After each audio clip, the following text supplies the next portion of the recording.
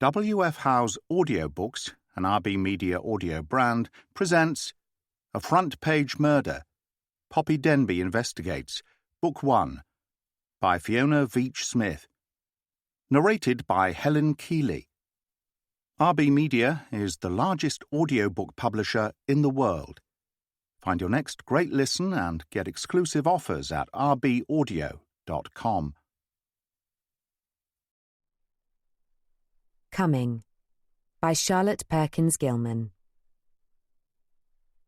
Because the time is ripe, the age is ready, because the world her woman's help demands. Out of the long subjection and seclusion, come to our field of warfare and confusion, the mother's heart and hands. Long has she stood aside, endured and waited, while man swung forward, toiling on alone. Now for the weary man, so long ill-mated, now for the world for which she was created, comes woman to her own. Not for herself, though sweet the air of freedom, not for herself, though dear the newborn power, but for the child, who needs a nobler mother, for the whole people, needing one another, comes woman to her hour. From Suffrage Songs and Verses by Charlotte Perkins Gilman, 1860 to 1935, New York, The Charlton Company, 1911. Chapter 1. 5th of November, 1913.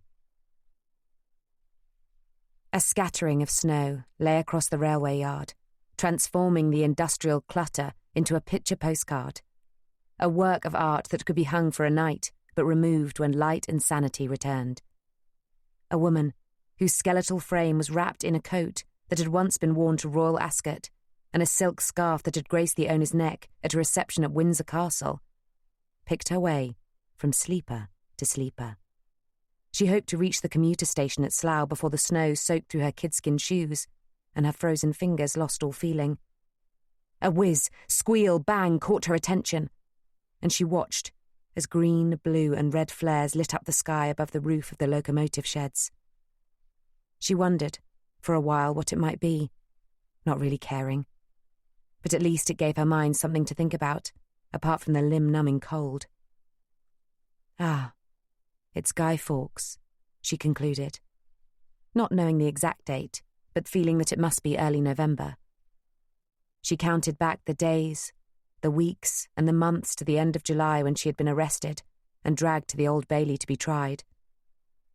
If she'd have known then that she would be kept in the same clothes for the whole of her 3-month sentence, she would have worn something more appropriate on the day she joined her sisters to firebomb the members' stand at Lord's.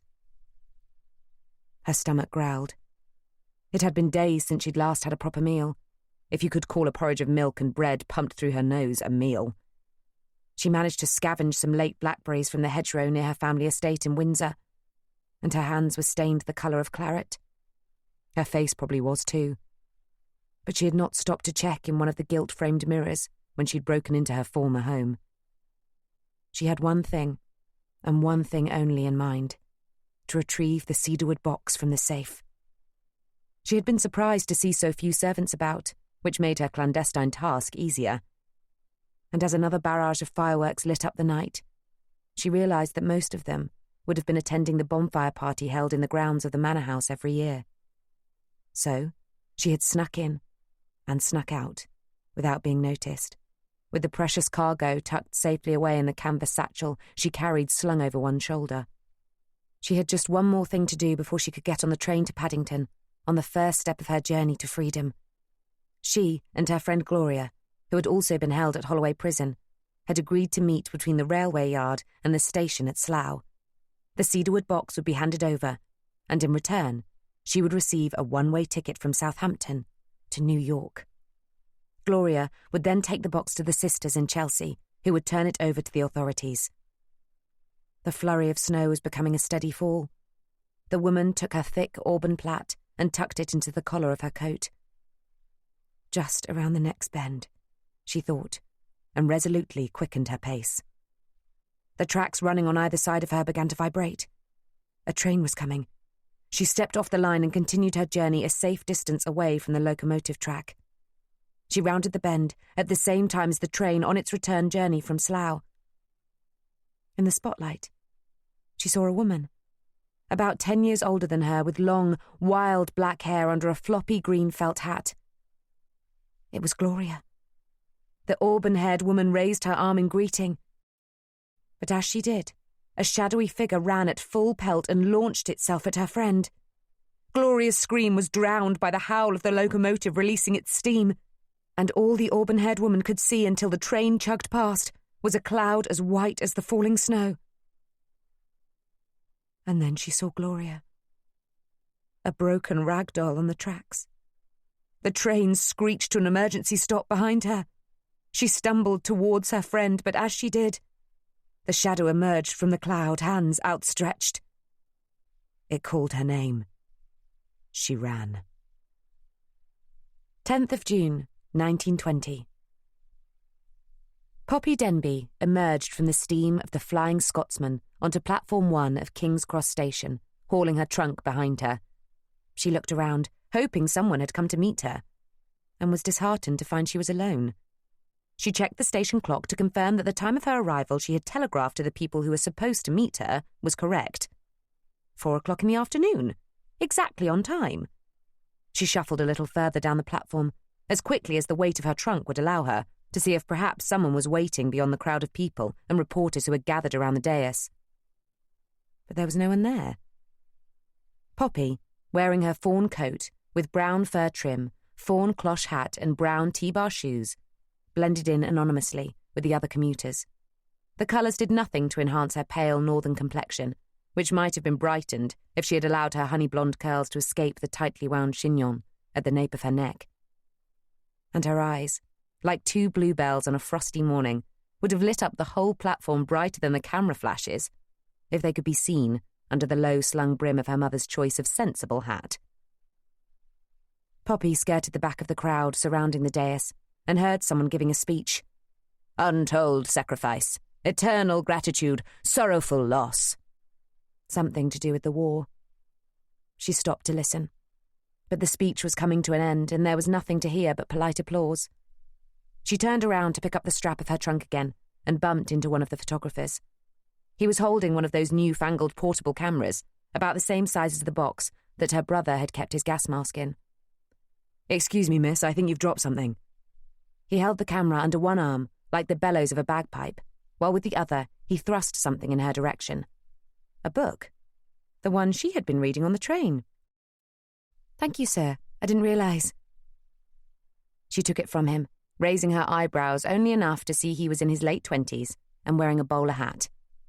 That's a nice accent you got there, he observed in his own London lilt. He sounded educated, but not high society. What is it, Scots?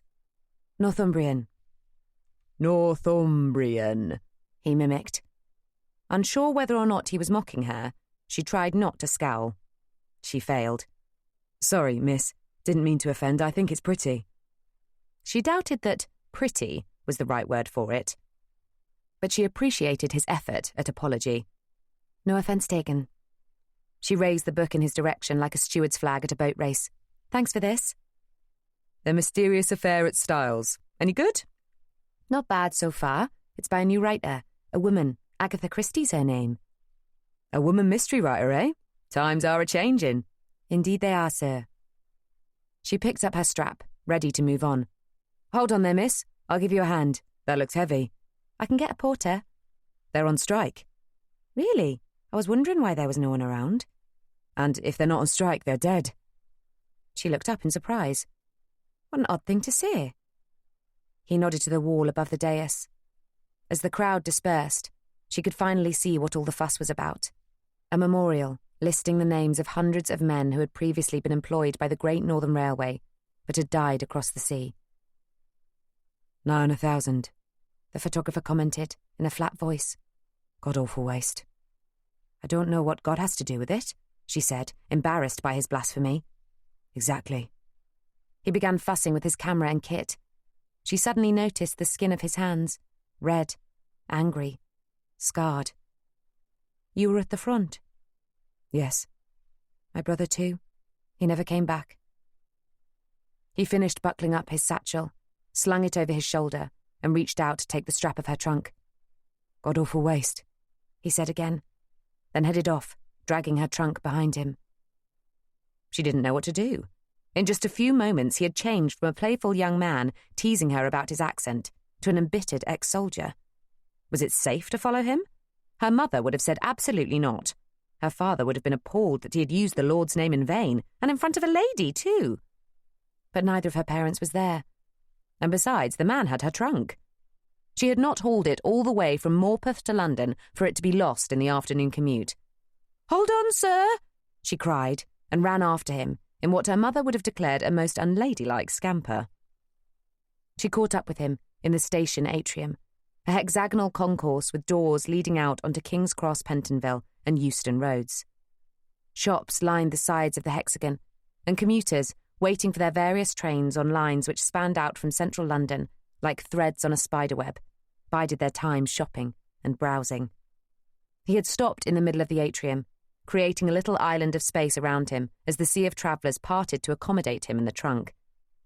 Poppy didn't seem to have the same effect on the crowd, and she had to zigzag her way through, with apologies to left and right. When she reached him, she was greeted with, "Is someone coming to meet you?" "I thought so. My aunt and her friend. My aunt's in a wheelchair, but her friend drives." "I don't see any wheelchairs. Perhaps the friend came on his own." "Her own." "She drives?" "Lots of women drive." "So they do. Well, miss, it looks like they might have forgotten you. Did you telegraph your arrival time?" "Of course." Poppy's voice sounded more high-pitched than she would have liked. She didn't want to give the impression she was in a panic. She wasn't. Well, not yet, anyway. But it was a bother being stuck at King's Cross without anyone to meet her. "Perhaps I could telephone." "They have a telephone?" Poppy raised her eyebrows at him. He took the bait and grinned. I know, lots of women have telephones." Poppy laughed. "We don't, back in Morpeth. But they do have one at the post office. When Aunt Dot first had her telephone put in, she rang the Morpeth Exchange and asked to be put through to us. She was most put out when they told her there was no listing for anyone called Denby. So then she sent a telegram instead, like any normal person would have done in the first place." He was looking at her and smiling. "What?" "You are very pretty when you laugh, Miss Denby?" Poppy flushed, embarrassed by his brazenness but delighted by the compliment. "Yes, Denby, Poppy Denby." "From Morpeth in Northumberland?" "That's correct, sir. You seem to have learned an awful lot about me in a very short time, and I know nothing about you." He grinned. "Sorry, it's the job. Bad habit. I start interviewing people before I even realise what I'm doing." "And before you even introduce yourself either. How rude," she said in mock chastisement. He looked chagrined and pushed out his hand. "Pardon me, Miss Denby. My name is Rokeby, Daniel Rokeby, from Hackney. I work for the Daily Globe." "You're a press photographer?" "I am." "Oh, how exciting. I've always wanted to be a journalist." "You have? Well, there are not too many women doing that job." "No? Then it's time things changed." He laughed again. She was beginning to enjoy hearing it, and she would have carried on with their chit-chat if she hadn't the vexing problem of not having anyone at the station to meet her. She looked around her again. Still no Aunt Dot or her friend, Grace Wilson. Grace was a tall, slim woman with grey hair. No one fitting her description was in sight. But a post office was. "Do you think they will have a telephone in there?" She nodded in a general direction. Daniel Rokeby's eyes widened. "Better than inside. There's one outside. I covered the opening back in March. Over there, that funny-looking kiosk that looks a bit like a skinny garden gazebo with a Kaiser's helmet on top." "There's a phone in there?" "There is." "But how do we pay for it?" "There's a little slot you can put a penny into." "Well, I never. What a splendid idea, Mr. Rokeby." And with that, Poppy zigged and zagged her way back across the concourse with Daniel and her trunk in tow. In the gazebo, Poppy reached into her purse and found a penny. She didn't have much money left after paying for her lunch on the train, which was far more expensive than she had anticipated. She would have to go to the bank tomorrow. But for now, she hoped Grace or Aunt Dot would be home. If they didn't come to fetch her, she doubted she would have enough for the tram or bus fare to Chelsea. She opened the folded-up telegram and found Aunt Dot's telephone number. She put her penny into the slot and picked up the earpiece. Suddenly, a voice came through. "London Exchange, can we connect you?" Delighted at the novelty of it all, Poppy gave the telephonist Aunt Dot's number and waited to be connected. It only took a few moments before her aunt's theatrical voice answered. "Poppy, my darling, whatever are you doing here? We were expecting you tomorrow." "Tomorrow? No, it's today. I sent you a telegram." "Indeed you did, but the date was for tomorrow." "But it said," obviously a mix-up. "No harm done. Just get the bus to King's Road or a cab." Aunt Dot, can you come and fetch me? I don't have very much money." "Well, that was very short-sighted of you, wasn't it?" "I'm sorry, I didn't realise. I'm teasing, Poppy, teasing. I see you have your mother's sense of humour. But there is a teensy-weensy bit of a problem. We won't have the motor back until tomorrow. It's having a service, and as we weren't expecting you until tomorrow—" Poppy sighed. There was no point reminding her that she had most definitely told her today, not tomorrow, and she had a copy of the telegram she'd sent to prove it. What was done, and new circumstances required a new plan. "What if I get a cab, Aunt Dot? Will you be able to lend me the cab fare when we get to your house?" "But of course, what a marvellous idea. Tell the driver it's 137 King's Road, just opposite the Electric Cinema Theatre. And don't worry, it will be quite safe. The newspapers greatly exaggerate the dangers to women travelling alone. They're run by men, you see, and— 10 seconds! I'd better go, Aunt Dot. I'll see you shortly. About an hour?" "Yes, that should—" They were cut off. Poppy came out of the booth all smiles. "Sorted," she announced. "I'm to get a cab to Chelsea." "On your own?"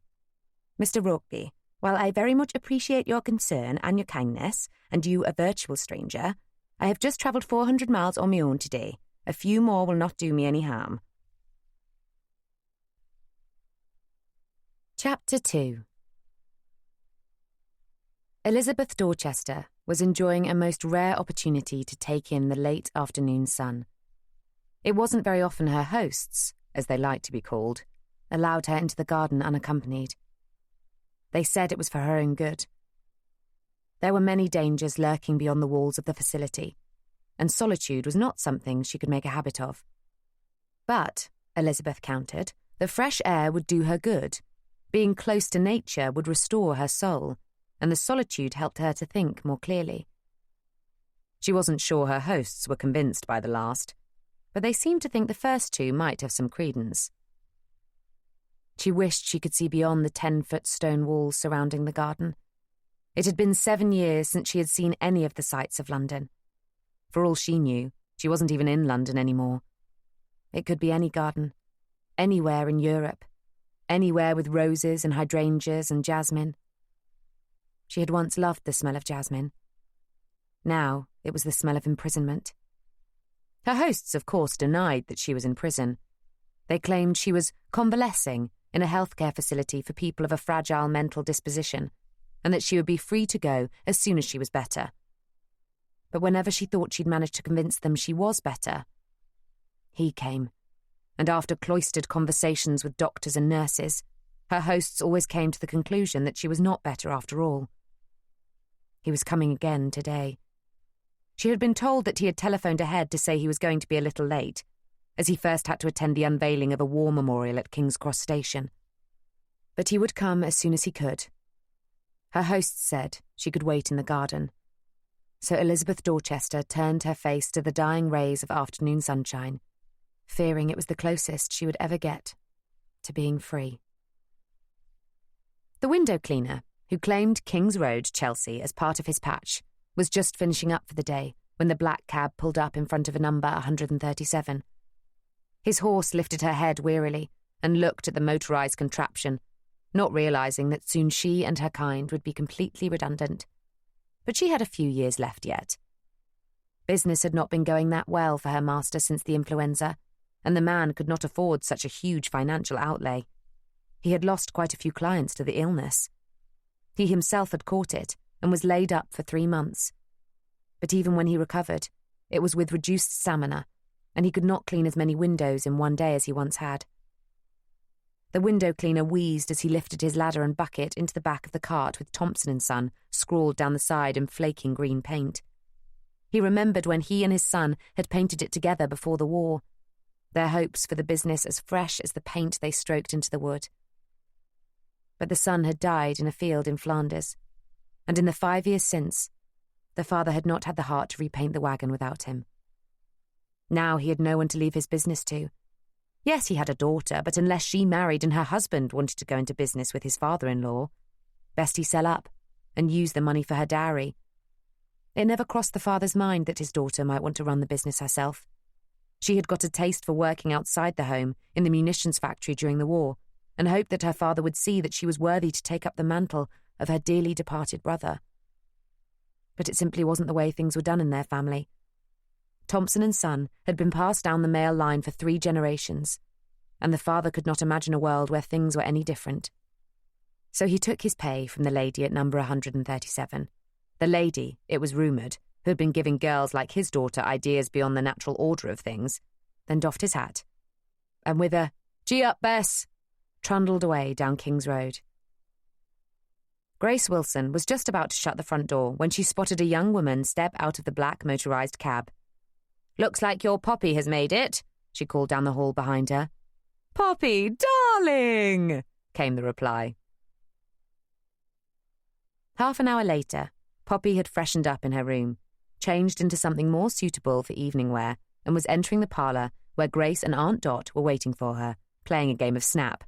"Snap, snap, snap!" cried Dot and giggled like a schoolgirl. "Ah, there you are, Poppy. Come and give your old aunt another cuddle." Aunt Dot had always been a full-bosomed woman, and Poppy had memories of being suffocated in her ample chest as a small child, fearing she would never be able to clamber out.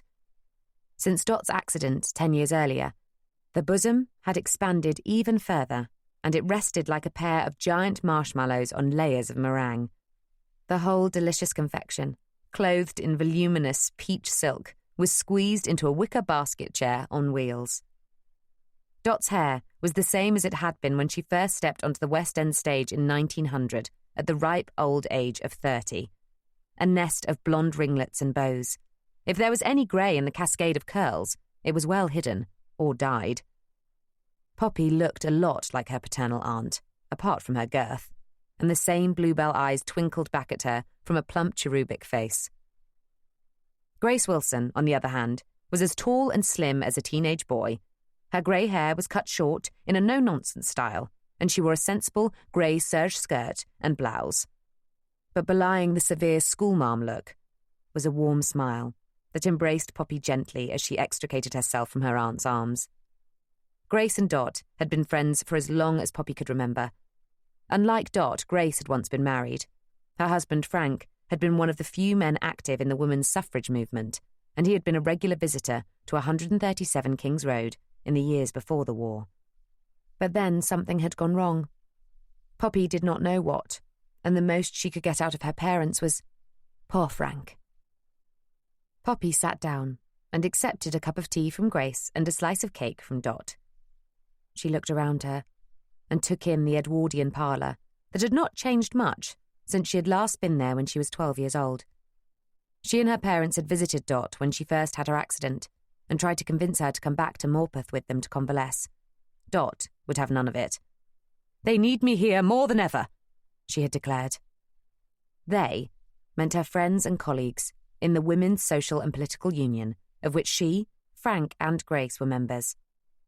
On the sideboard, bedecked with a purple and green runner in the colours of the WSPU, Poppy noticed a photograph of Dot when she could still walk. She was standing with a group of friends, including Emmeline Pankhurst and Emily Wilding Davison, under a WSPU banner. Dot noticed her looking at it. "That's the only picture I have of dear Emily, and some of the others." Dot's hand shook as she passed the sugar bowl across the silver tea tray to Poppy. "Poor Emily," said Grace quietly, and she looked out of the window, across the courtyard garden, lost in thought. "She was a heroine. They all were," said Dot fiercely, the cherubic face galvanised with a strength Poppy knew was always just under the surface. Poppy reached out and squeezed her aunt's hand. Dot patted hers in return. "I'm all right, pet." Then she shook out her curls, brightened her smile, and asked, So, how are things with the family? I'm surprised your mother let you come. Let's just say it took some convincing, said Poppy wryly. Dot's eyes twinkled, and she knew her aunt was imagining the scenario when Poppy took the letter to her parents in which she was being offered formal employment as a companion and nurse to her invalid relative. Father had to keep reminding her that I am now 22, so legally I can do what I like. Dot giggled again. The schoolgirl was back. And, of course, he couldn't help mentioning that I had so far failed at securing a husband and needed to start earning my own keep unless I was to remain living off them for the rest of my life. Grace's mind had returned from wherever she had wandered to a moment earlier. But weren't you helping them at the mission? She was referring to the charity shop and food kitchen run by the Methodist Church in Morpeth, of which her father was the minister. I was, running the shop and doing the bookkeeping, but I was never good at figures, and they both knew it couldn't last long. You take after me, darling, a woman of words, not figures. Thank heavens I have Grace, or His Majesty's Customs and Excise would have had me in Holloway years ago. So I really am grateful to you, Aunt Dot, for offering me this job. Job? What job? She giggled again. There's no job, darling. I just wrote that so they would let you go without too much of a fuss. Poppy had a sinking feeling in her stomach. What do you mean, there's no job? You said you needed a companion, and you would pay for it. Whatever could you do for me that Grace does not do already? She squeezed her friend's hand warmly, but Grace pulled away and stood up, glaring down at her. Don't be so cruel, Dorothy. I told you it was not a very good joke, and just like I predicted, no one finds it funny except you. This is so typical of you. Dot patted the chair beside her. Oh, do sit down, Grace. I'll explain it all to Poppy, like I told you, and I will tell her it's for her own good. Grace was only slightly mollified, but she did as she was bid. As you say, Poppy, you are 22 and not getting any younger. But I don't want to get married. I'm not talking about marriage, I'm talking about starting a career. A career? Poppy could not mask the surprise in her voice. Oh, do stop repeating my words like a parrot, it's very annoying. Yes, a career. There aren't too many work prospects in Morpeth for a bright young woman, and Newcastle isn't much better, but London. In London, you will have a chance. I just needed to get you away from your parents, good as they are, and show you the opportunities that are available for you here. Grace, pass the paper. Grace again did as she was bid. Dot opened the newspaper to the Situations Vacant section and showed Poppy a cluster of red pencil circles. Look here, Secretary, wanted, Central London Law Firm, Assistant Manager, Oxford Street Stationers, Editor's Assistant, The Daily Globe. The Daily Globe? Let me see. Poppy took the paper from her aunt and ran her finger down the column until she came to the correct circle. That's a newspaper, isn't it? It's this newspaper, answered Dot. And you think I would have a chance if I applied for this job? More and more women are working these days, agreed Grace. I would be, if I didn't have your aunt to look after.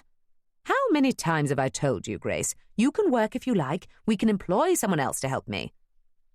Grace reached out and took her friend's hand. But you know they wouldn't look after you like I do. And besides, no one else would put up with your nonsense. Dot laughed in agreement. That's true. Then she turned to her niece. Would you like to have a career, Poppy? Poppy's heart was racing. A career? Earning her own money? Making decisions for herself? It was all a bit too much to take in. I don't know, Aunt Dot. What would Mum and Dad think? They only let me come because they thought I'd be working for you. Dot sighed, then raised her hand to her forehead. Grace, I think the wrong Poppy Denby has arrived. This is not the young girl who spent her days here reading women's suffrage tracts and writing letters to newspapers. She nodded to the dresser. Top drawer, please, Grace. Grace seemed to know exactly what Dot wanted, as she opened the drawer and pulled out a small pile of letters tied with a pink silk bow. Poppy gasped. You kept them? Of course I kept them, darling. I was so proud of you for writing them. Only 12 years old and already seeing the injustice in the world. But you didn't post them. Only the first one. I didn't dare post the rest after your mother saw your name in the Times. Grace laughed. Oh yes, Poppy, her expression was priceless. Dot was all set to send off the rest under the nom de plume, a 12-year-old suffragette, but I managed to talk her out of it. Poppy smiled, remembering the delight at seeing her name in print for the very first time. She had sworn then that she would one day be a journalist. But as the years passed, and the war, and her brother's death, and the worthy but dull work of the Methodist mission had taken over her life, she'd almost forgotten the dreams of her 12-year-old self. But then, when she'd met that photographer at the station, was it possible? No, she chided herself. Her parents would be furious. Grace's brown eyes stared intently into hers. "Don't throw your life away, Poppy. Your aunt's right. You have a chance here. Why don't you take it? I'm sure we can get your parents to agree once you've got the job, and if they don't—" "But they will!" piped in Dot. Poppy wasn't sure they would, but she couldn't take her eyes off the pile of letters, wrapped in the pink bow. "All right, I'll give it a go. But don't tell Mum and Dad yet, please. I don't want them to worry." "Of course not, darling. My lips are sealed." Dot zipped her lips with her finger and forethumb, then pushed the newspaper over the table to Poppy. "It's decided then. Tomorrow you will reply to these advertisements and see if anyone calls you for an interview. And in the meantime, all this talk of work is making me hungry." Grace smiled at her plump companion. "I can get started on dinner." "No, don't do that. Let's go out. We'll go to Oscar's." Then to Poppy, "It's a new restaurant at the bottom of the road. They even play jazz." "Jazz?" Poppy echoed. "Oh yes, jazz.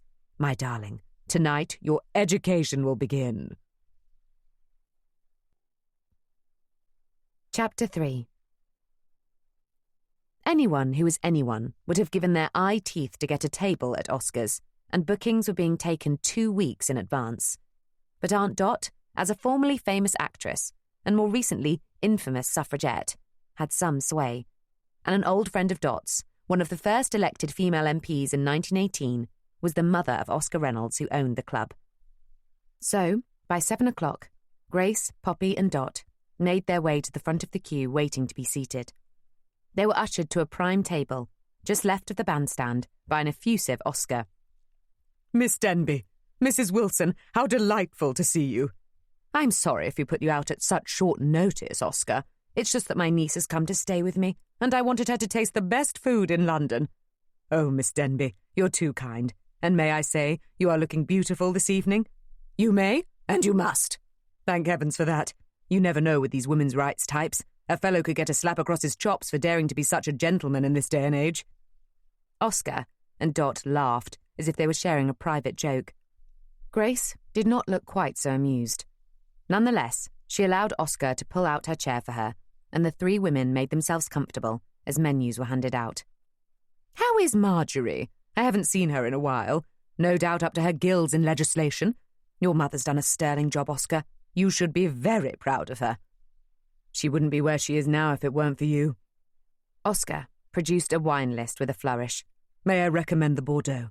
Or, if you're in a party mood, the Champagne, a particularly good vintage." "Oh, definitely the bubbly. What do you say, Poppy?" Poppy, who had never had bubbly in her life, was not quite sure what she was agreeing to, but she did so anyway. However, when she opened the menu, she balked at the prices. There was no way she could even afford a starter. But Dot told her not to be so silly, that she and Grace were treating her. Poppy wasn't sure where Dot got all her money, but it was rumoured that when she was an actress she had been the favourite of the Prince of Wales and had been on the receiving end of extravagant gifts. She had converted them to cash, and on the advice of her good friends Frank and Grace, had invested it in shares. Now it seemed Grace managed her portfolio for her. It provided a tidy income for the pair, as well as helping to bankroll WSPU campaigns. So not only did Poppy have champagne for the first time, but oysters and sea bass too. She felt a little guilty eating so much when she knew the people at the mission in Morpeth would be having bean stew at best, but she reminded herself that Dot made substantial donations to the mission every year, and that she could do the same when she started working. She was going to start working. She was going to have a career. She felt positively giddy from excitement and champagne, and whatever guilt she might have had about her parents was disappearing in a bubbly haze. And then just when she thought the night couldn't get any better, the band struck up a tune. So this was jazz. Poppy had never heard anything like it. Back home at the Methodist chapel, her mother would plonk out old Wesley hymns on the honky-tonk piano that had lost most of its felts. But she could never do anything in F major because B-flat above middle C was missing. But nothing was missing tonight. Joining the pianist was a drummer, a clarinetist, a trumpeter, a trombonist, a double bass player, and a dapper chap in a pinstripe blazer playing what Poppy believed was called a banjo. Aunt Dot told her the joyful, toe-tapping tune was called the Tiger Rag. If I wasn't in this wretched chair, I'd get up to dance. As if on cue, couples tossed down their napkins, leapt out of their chairs and began cavorting across the dance floor. It's called the Black Bottom. Dot clapped and laughed, and even Grace cracked a smile. As the band brought the Tiger Rag to a close and moved into another upbeat number, a young woman spun out of her partner's arms and started dancing alone in the middle of the floor, her arms spinning like a windmill, her knees turned inwards and her legs kicking out to the sides. The other couples formed a semicircle around her and started clapping and cheering. Poppy was itching to get up to dance herself, but she didn't know how. But then people started forming a train behind the solo dancer, and she led them around the room in a quirky little dance with legs kicking to left and right. As the train passed her table, Poppy jumped up and joined the end. The train got faster and faster as it snaked its way in and out of tables, then, at one point, over a table. And Poppy's head started spinning. The whole room became a blur. The dancers, the music, the lights. Poppy let go of the person in front of her, lost her balance and spiralled to the floor. But the train went on, circling around and around her. Poppy pressed her forehead to the floor. The cool of the tiles was soothing. The music faded. The dancers began to clear, and suddenly, above her, someone came into view. It was the solo dancer, smiling and reaching out her hand. Poppy took it and was hauled up. The young woman laughed. Are you all right? I think so. She laughed again and led Poppy back to her table. Too much champagne, I think, said Grace, and passed her a glass of water. Poppy drank it gratefully. Delilah, darling, I didn't know you were coming tonight. I would have booked a table for 4. Poppy, feeling a little better, focused on her rescuer.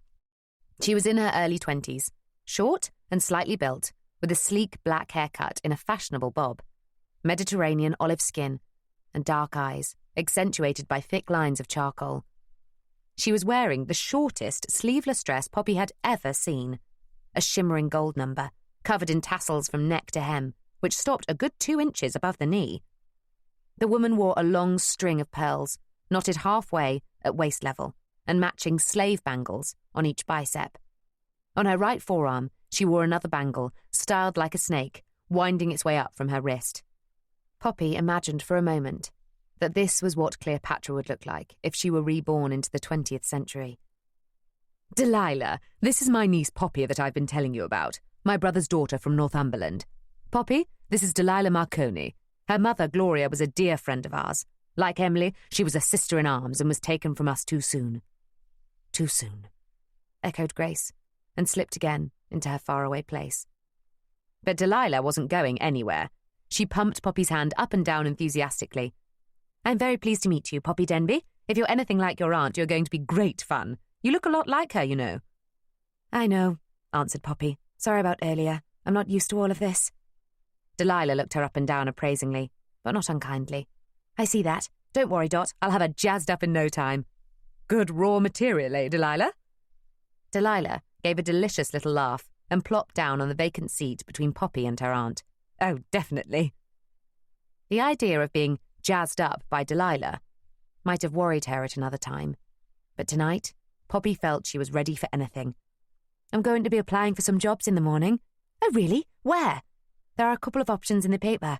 One of them's at the Daily Globe. I've always wanted to be a journalist. The advertisement said they were looking for an editor's assistant. I'm hoping to work my way up. It's the only way to do it. I'm hoping the same in my job. What do you do? Delilah is an actress, just like me. How did it go at the audition? Delilah's face lit up. Poppy had never seen someone so exotically beautiful. I got the part. Titania? No, One of her fairies, but at least it's a named part. Cobweb. Cobweb today, Titania tomorrow, I'll drink to that. Dot raised her glass, and the other women did the same. To bright futures for us all. Elizabeth Dorchester readjusted her position on the bed, trying to ease the pressure of the straps on her wrist. She would have put up with them for at least another night. She always did after one of her reassessments. A doctor would come and see her tomorrow and explain yet again why it was for her own good. If she could control herself enough and not lash out at him, as she had done at her visitor earlier, she would be spared the medication. She wanted to keep a clear mind, and she needed to be free of her bonds so she could write the letter she needed to write. No one could know her plan. She had to play it cool. She had to keep on the sweet side of the person who was beginning to show some sympathy to her. At the appropriate time, she would pass on the note and pray that it would be delivered to the right person out there in the world.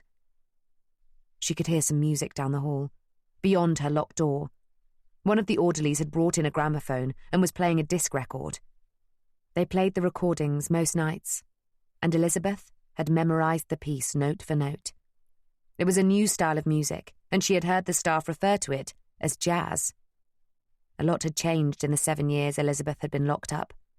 Apparently, there'd been an entire world war. She wondered if she would even recognise what was left of the world when she finally got out. Chapter 4. Poppy got off the bus at the bottom of Fleet Street. The bus had been full, and she had been forced to sit on the top deck open to the elements. On a sunny day she wouldn't have minded, as she would have been able to take in the sights of London between Chelsea and Blackfriars, Buckingham Palace, Pall Mall, Marble Arch, Trafalgar Square, the Royal Opera House at Covent Garden. But today was overcast and drizzly, and whatever view she would have had was blocked by a curtain of umbrellas. However, she was grateful for them, and she got off the bus relatively unscathed, with both her hair and her new outfit dry and uncrumpled. She had bought the navy blue drop-waisted dress and matching jacket with white trim on Oxford Street the previous week. It had been a compromise between Grace's suggestion for sensible office wear and Aunt Dot's insistence on something with a bit of flair, something to make you stand out. The blue had been Poppy's idea, a halfway house between Grace's grey and Dot's scarlet. Grace had taken one look at Dot's proposed outfit and declared, "She's going for an interview at a newspaper, not an audition for Carmen." It had taken Poppy nearly 3 weeks to secure the interview, despite Dot's declaration that finding a job would be easy peasy. It had turned out to be far more problematic than anticipated. She had written a dozen letters in response to situations vacant, but only received replies to 5 of them. It had taken 10 days for the first reply to reach her, and she was getting very anxious that Dot's great career plans might not work out at all. She was also feeling guilty because she had to lie to her parents. They had written and asked her how her new job with Dot was going. She was as vague as possible about the specifics and just said she was learning lots of new skills and that Dot was very encouraging. Both were true, but not in the way she knew her parents would understand it. She hoped she could get a real job soon and be able to tell them the truth. Surely they would forgive her. And Dot, if she actually had a decent, well-paid position. But that was proving trickier than she would have thought. The first 2 replies said that, regretfully, the positions had already been filled. The third was from a law firm looking for a secretary. It asked her to send in her curriculum vitae, listing previous experience in the legal sector. She had none. Dot wanted her to make something up. "Darling, you just have to get your foot in the door. You're like me, a quick learner. You'll impress them in no time." But Poppy was not prepared to live a lie. What she was doing with her parents was worry enough. But that was just temporary, and surely it was illegal to falsify references. Grace agreed with her that it was. The 4th reply proved more promising, and she was invited to an interview for an assistant manager's position at an Oxford Street stationer's. When she got there and announced she was there for the interview, she was given a quizzical look by one of the counter assistants. He asked if she was in the right place. She said she was. He ushered her into a smoky back office, announced that a Miss Denby had arrived, and quickly withdrew. Through the cloud of smoke, Poppy made out a very austere-looking gentleman with facial hair to match Lord Kitchener's. He didn't bother removing his pipe before asking, "Denby? P. Denby?" "That's correct, sir. Poppy Denby." "You should have said." "Should have said what?" "That you're a woman, girl, a woman!" Poppy sucked in her breath and exhaled slowly, giving her time to formulate her response. "The application form did not ask me to specify," she said carefully. "But it did specify that we are looking for an assistant manager, did it not?" The man ran his tongue along his teeth. Then, appearing to have found something, he picked at it with his fingernail. Poppy suppressed a shudder. "It did, sir, and I have some experience helping to manage a charity shop in Morpeth. I have kept books, I have managed stock, I have—" The man slammed his fist on his ink blotter like a judge's gavel. "You have lied about your gender." "I have not lied." "If we wanted a woman, we would have asked for a manageress. We did not ask for a manageress. Good day, madam." The man moved his pipe from one side of his mouth to the other and waved her towards the door. Poppy was incensed. She had prepared herself for pertinent questions that she may have been asked, and had even read up on the history of stationery at the British Library. She had not prepared herself for this blatant discrimination. "But, sir—" "What?" he spat, spraying flakes of tobacco over his ink blotter. "I am quite capable of doing this job." "I doubt that. We need someone the staff can look up to, whom they can respect, who can motivate them. We need someone customers can come to for advice and trust that what they are being told has authority, someone with an agile brain who will not tire easily or be emotionally overcome, who will not be frequently in the family way and have to take extended leaves of absence. In short, madam, we need a man. Good day to you." This time, he took the pipe out of his mouth and prodded it towards the door. Poppy turned on her heel and walked out. She fumed all the way back home to Chelsea, rehearsing what she would have said if she had the chance to do it over. She got herself so worked up that by the time she opened the door of number 137, she was in tears. After hearing what had happened, Dot was just as incensed. "Grace, get the motor!" Poppy expected Grace to try to talk her out of it. But she didn't. Instead, she grinned and declared, "Into the breach once more," and grabbed her hat, scarf, and motoring goggles from the hat stand. On the drive back to Oxford Street, while bumpily applying her makeup in a little vanity mirror strapped to the dashboard, Dot regaled Poppy with a history of their lives as political activists before the war. The demonstrations, the arson attacks on sporting venues, the chaining of themselves to the railings outside number 10 Downing Street. "Those were the days, eh, Grace? We didn't do all of that so that my niece could be humiliated at a job interview." Grace's eyes narrowed behind her goggles, and she shouted over the roar of the engine. "Nor did our friends go on hunger strike, get tortured in prison, and get run down by horses. You do know that your aunt's accident was nothing of the sort, don't you, Poppy? A policeman deliberately ran his horse at her, and to this day, he's never been charged." Dot paused, lipstick in hand. "Let's leave that story for another day. Shall we, Grace?" Grace looked across at her friend and nodded in agreement. When they got to Oxford Street, Grace found a parking spot as close to the stationers as she could. Then she and Poppy offloaded Dot's wheelchair that had been precariously strapped to the back of the motor, balanced on the spare wheel, and helped her into it. The veteran suffragette fluffed her hair, tossed her scarf, and pointed her umbrella up the street. "Into the breach, sisters! Into the breach!" Their advance was slowed by a flight of 3 steps leading up to the front door of the stationers. Poppy had forgotten about them. Grace, however, was not surprised. "It's either the tradesman's entrance around the back or the old heave-ho." She grasped one side of Dot's chair and nodded for Poppy to do the same. Dot was no lightweight, and it took all of Poppy's strength to hold up her side of the contraption. But they managed with Dot cheering them on. Back on solid ground, she pushed open the door with her umbrella and announced to whoever was on the shop floor, "Take me to the manager." The same assistant who had taken Poppy into the back room was still on duty. He nodded at Poppy in recognition, then turned his attention to Dot. "I'm sorry, madam, but the manager has left early." "A likely story. Show me the way, Poppy." Flushing with embarrassment, the assistant stood in front of the wheelchair and blocked the women's advance.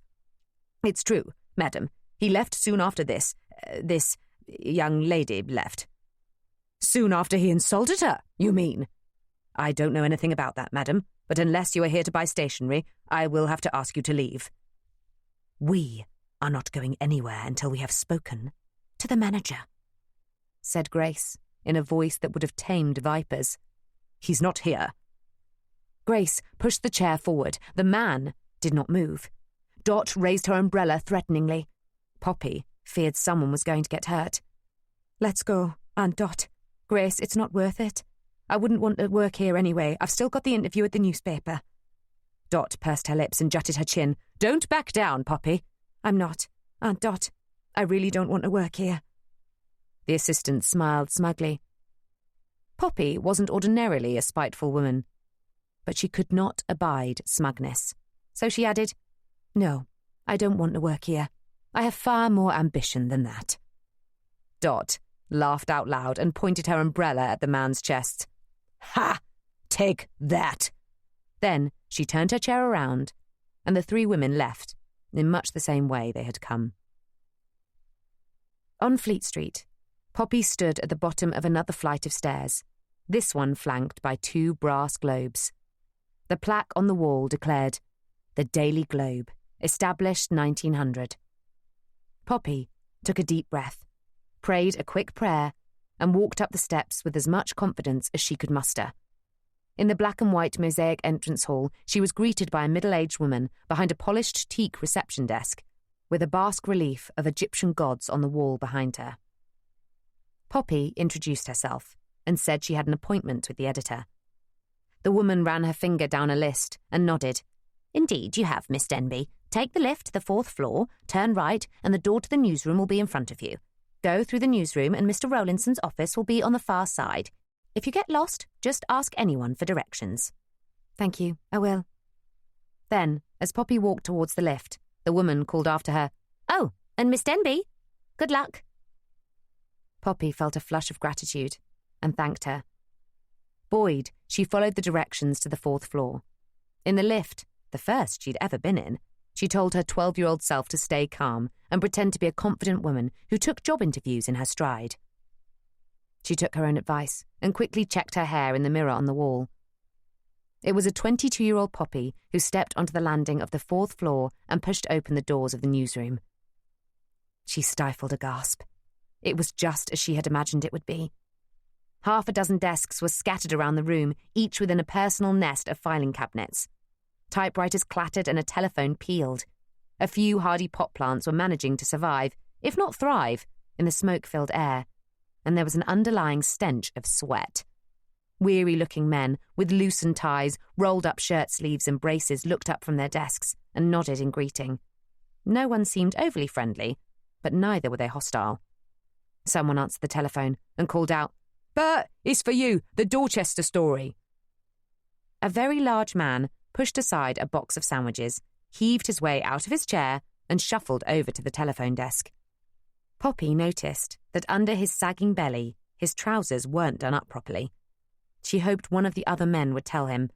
They didn't, but one of them did clock that she'd noticed and winked at her. Poppy ignored him as she arrived at the door at the far end of the room marked Rollo Rowlandson, editor. She took a calming breath and knocked. "Come in." A distinctive accent. Transatlantic? Possibly Canadian, maybe American? Poppy opened the door. At first she didn't see him.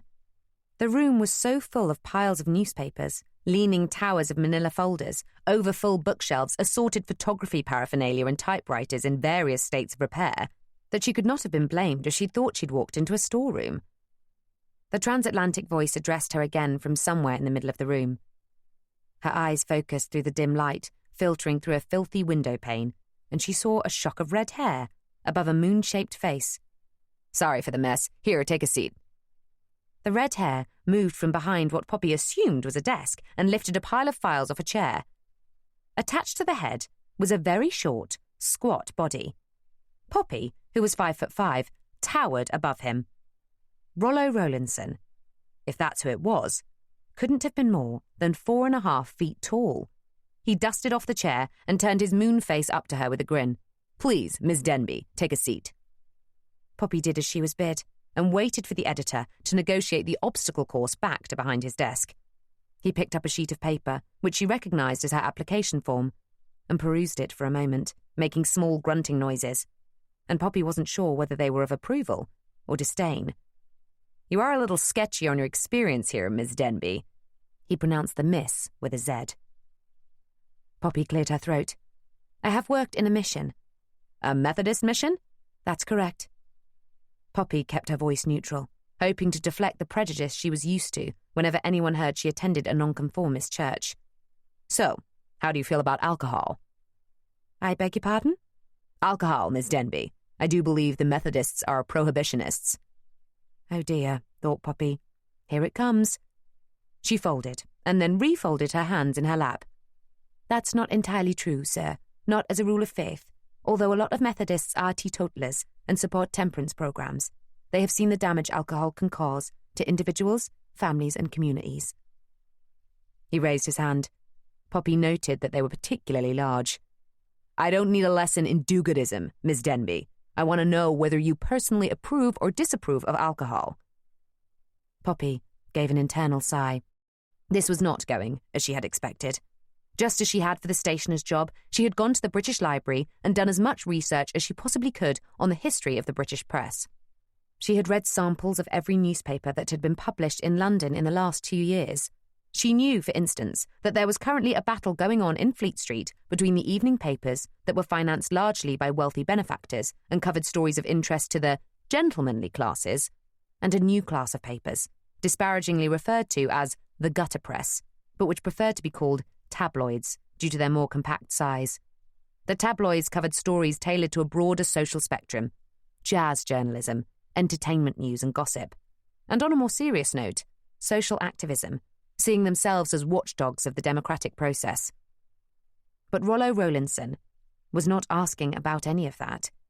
He was asking about her views on alcohol. Poppy cleared her throat and chose her words carefully. "Well, sir, I don't have a problem with it in principle. I've even been known to have a glass of champagne myself." "Excellent!" Rollo threw his hands in the air and brought them crashing down on his desk. A precarious pile of files wobbled. Poppy reached out a hand to steady them. Rollo grinned. "And that, Miss Denby, is why I need an assistant. Your first job will be to organise this office. Can you do that?" Poppy looked around at the clutter that threatened to engulf them both. It reminded her of the donation room at the mission. It was not quite the cutting-edge job in journalism that she had hoped for, but it was a start. She nodded, decisively. "Yes, Mr. Rawlinson, I can do that." "Excellent," he said again, but this time he stopped before he slapped down his hands. Instead, he reached one over the desk. "Welcome to the Globe, Miss Denby." Poppy shook it vigorously. "Thank you, sir. I'm delighted to be a part of the team." Chapter 5. There was a knock on Rollo Rowlandson's door. He let go of Poppy's hand and called, "Come in." The door opened. "Sorry to disturb you, Rollo, but I thought you might like to see—" "Miss Denby! Mr. Rokeby!" Without the bowler hat, Poppy noticed his brown hair and soft grey eyes. They twinkled in delight. "You two know each other?" Daniel Rokeby stepped into the office. He was holding a pile of photographic prints and smiling wildly. "I met Miss Denby when she first arrived in London. A month ago, was it?" 3 weeks, Poppy corrected. "Well, I'll be. Miss Denby has just joined us at the Globe, Dan," Rollo remarked, shaking his head in disbelief. "You said you'd always wanted to be a journalist," Daniel said, smiling. "You want to be a journalist?" Rollo raised his shaggy eyebrows. I... Poppy blushed. "You're in the right place, then. But don't go getting ideas above your station. I need an assistant, not a reporter. I've got plenty of them out there." He cocked his thumb towards the newsroom. "What I don't have is someone to help me sort this lot out." "Ah, the editor's assistant job," said Daniel wryly. "It is, and Miss Denby here is all too pleased to take it. Aren't you, Miss Denby?" "I am, sir. Very much, sir," Poppy replied, relieved that she still seemed to have a job despite her deception. "Less of the sir. It's Rollo. We're all mates around here, aren't we, Danny boy?" Daniel and Poppy smiled at Rollo's attempt at a Cockney accent. "Most of the time," said Daniel, and raised a conspiratorial eyebrow towards Poppy. "What have you got there then, Dan?" "Just the pics for tomorrow. Show me at the briefing, after you've given Miss Denby the grand tour." Daniel gave Rollo a mock salute, then gestured towards the door. "Shall we, Miss Denby?" "Thank you, Mr. Rugby. I would like that very much." She tried to ignore Rollo's knowing laughter as they left the office, and the equally suggestive looks from the reporters in the newsroom as she accompanied the handsome photographer towards the lift. Half an hour later, Daniel and Poppy had finished their grand tour. First, they had taken the lift down to the basement where the printing presses droned away day and night. On the ground floor was the foyer where Poppy had first entered the building.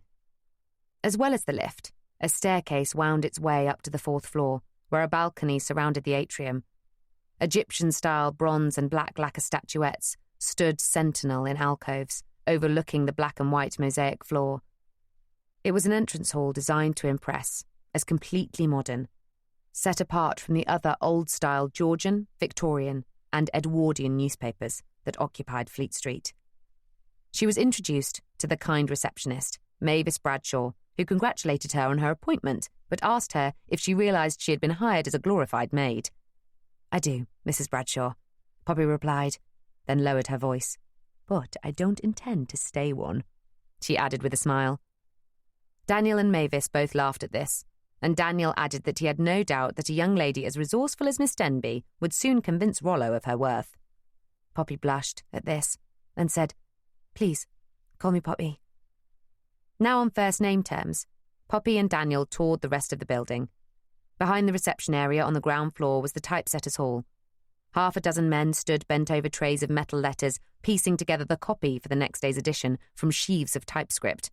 The next floor up, which they mutually agreed to access via the stairs, housed the advertising department and the accounts department. "This is what keeps the whole thing running," said Daniel. "If our advertisers want us to run a story, it's hard to say no. Someone has to pay the bills." On the walk up to the 2nd floor, which housed the photography and art department, Daniel warned her to stay clear of the balustrade. It was a little loose and awaiting repair. Then he asked her if she had finished the mystery novel she had been reading on the train. "What was it called? The Mysterious Affair at Styles?" "That's the one," replied Poppy, surprised that he remembered such a small detail. Well, he had remembered her name. And she his. She flushed. "Yes, I have." "And?" He smiled and looked directly at her. Poppy was not used to such a direct gaze from a man, particularly one with such lovely grey eyes. She felt something flutter in her stomach. It was good. I enjoyed it. I enjoy most mysteries," she answered, hoping Daniel would not be able to read her thoughts. "Oh? Why's that?" His gaze was averted as he guided her towards a set of doors off the landing. Poppy exhaled, hoping he would interpret her erratic breathing as due to the ascent of the stairs. "I suppose it's because I enjoy puzzles. I love to figure out who did it. I'd like to think journalism's a bit like that too. Following leads, finding out the who, what, where and why." He laughed. Sometimes, though, it's just writing, or photographing, what you're told to." Poppy looked a little disappointed, and he was quick to add, "Oh, but I'm sure you'll enjoy it, and as soon as you've had a chance to show Rollo what you can do." "You mean beyond my filing and cleaning skills?" He grinned. "Yes, beyond that. Once you've written something." He stopped and turned to her, his face alight with a new idea. "Books would be a good start." "Books?" she asked. "Yes, books. You should consider writing some book reviews. Our arts editor struggles to produce enough copy for each edition. I'm sure he'd be delighted to receive some submissions." Poppy was touched that he was taking so much interest in furthering her career. "Are you sure Mr. Rawlinson won't think I'm trying to rise above my station?" Daniel laughed. "That's just his sense of humour. He's American. It takes a while to get used to him, but he's a decent fellow." "What's he doing over here?" "Came over as a war correspondent and won this paper in a poker game." Poppy gasped. "He won it in a poker game?" "He's very good." "Oh, very lucky." Daniel's grey eyes twinkled. "Oh, luck has nothing to do with anything Rollo does. It was strategic. He knew the previous owner wanted to sell, but he didn't like the price being asked, so he offered to play for it. He won." Poppy laughed, all interest in the grand tour gone. This conversation was far more interesting than how many filing cabinets were in each department. My, I suspected he was eccentric, but... Because he's a dwarf? No, because he gave me this job in light of my views on alcohol. Daniel threw back his head and laughed, eliciting amused looks from a pair of men exiting the art department. When they were gone, chuckling to themselves and casting knowing glances at the young couple, Daniel lowered his voice and asked, "So, Miss Denby, what exactly are your views on alcohol?" Poppy straightened her spine and said with affected primness, "Everything in moderation, Mr. Rugby." "Ha! He'd be relieved to hear that. He threatened to give up his American citizenship when they brought in prohibition over there earlier this year." Daniel took his watch out of his pocket and checked the time. He put it back in and then turned his full attention back to Poppy. If he had somewhere else to go, he did not seem intent on getting there. "So, what got him onto the subject of alcohol in your job interview?" "He heard I was a Methodist and jumped to conclusions about my views on the devil's brew." Daniel grinned, then leaned towards her. She did not feel the need to pull away. "I'm an Anglican myself," he said. "At least I was. I don't go to church anymore. Not since the war." Poppy didn't need to ask why. Thousands of men had lost their faith in the trenches. Her brother one of them. She had hoped he would get it back after the war. But he didn't last that long. Daniel noticed her silence. He took a step back. "I'm sorry if I offended you. About God, I mean. I did the same at the station and—" "No offence taken, Mr. Rugby," Poppy interrupted, hoping he would close the gap between them again. "We each have our own roads to travel." She smiled and cocked her head towards the double door. "Now, perhaps you can show me what you do here in the photography department." But Daniel looked at his pocket watch again and declared they had run out of time and needed to get back for the briefing. Poppy noticed the scarring on his hands as he put the timepiece back in his pocket.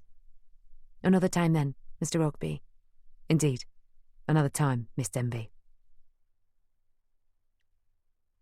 Rollo Rowlandson was standing in front of a blackboard with a piece of chalk and a baton. He nodded to Daniel and Poppy as they came in and briefly introduced her to the team as his new editorial assistant. This was greeted with a knowing chuckle from the assembled men. Pulling out a chair, Daniel whispered to her to ignore them. She smiled at him thankfully and took the seat at the back of the room. "Let's get started then," said Rollo. "Ms. Denby, get yourself a notebook and pencil. An editor's assistant should take notes of all meetings and type them up afterwards. Do you type, Miss Denby?" Poppy, who had been preparing for the job not just by researching at the British Library, but by practicing on Grace's typewriter at home, was truthfully able to say that she did. She declined to point out that should have been one of the questions he asked at the interview, and instead took a notebook and pencil from one of the reporters with a thankful smile. "Righto, how are we doing for tomorrow's lead, Bert?" The large man Poppy had noticed when she first walked in was sprawled in a chair with crumbs down his shirt front. He wiped the back of his hand over his mouth before answering. "It's either the X-ray machine contract or the sex disqualification bill." "Which one's stronger?" Rollo asked. "Probably the bill. Got more on it at the moment," Bert answered, taking a loud slurp from his coffee cup. "And what's your angle?" Poppy thought she detected a roll of the eyes as Rollo spoke. Bert put down his cup. "For tomorrow's story, simply that we will soon be having female lawyers and accountants." "Lord help us all," someone muttered. "And you have comment from the Old Bailey?" Rollo asked. "Uh-huh. And that Reynolds woman?" "I do. I haven't been able to get a comment from Dorchester yet. Should be this afternoon. Just had a telephone call about it. I'll follow up after this."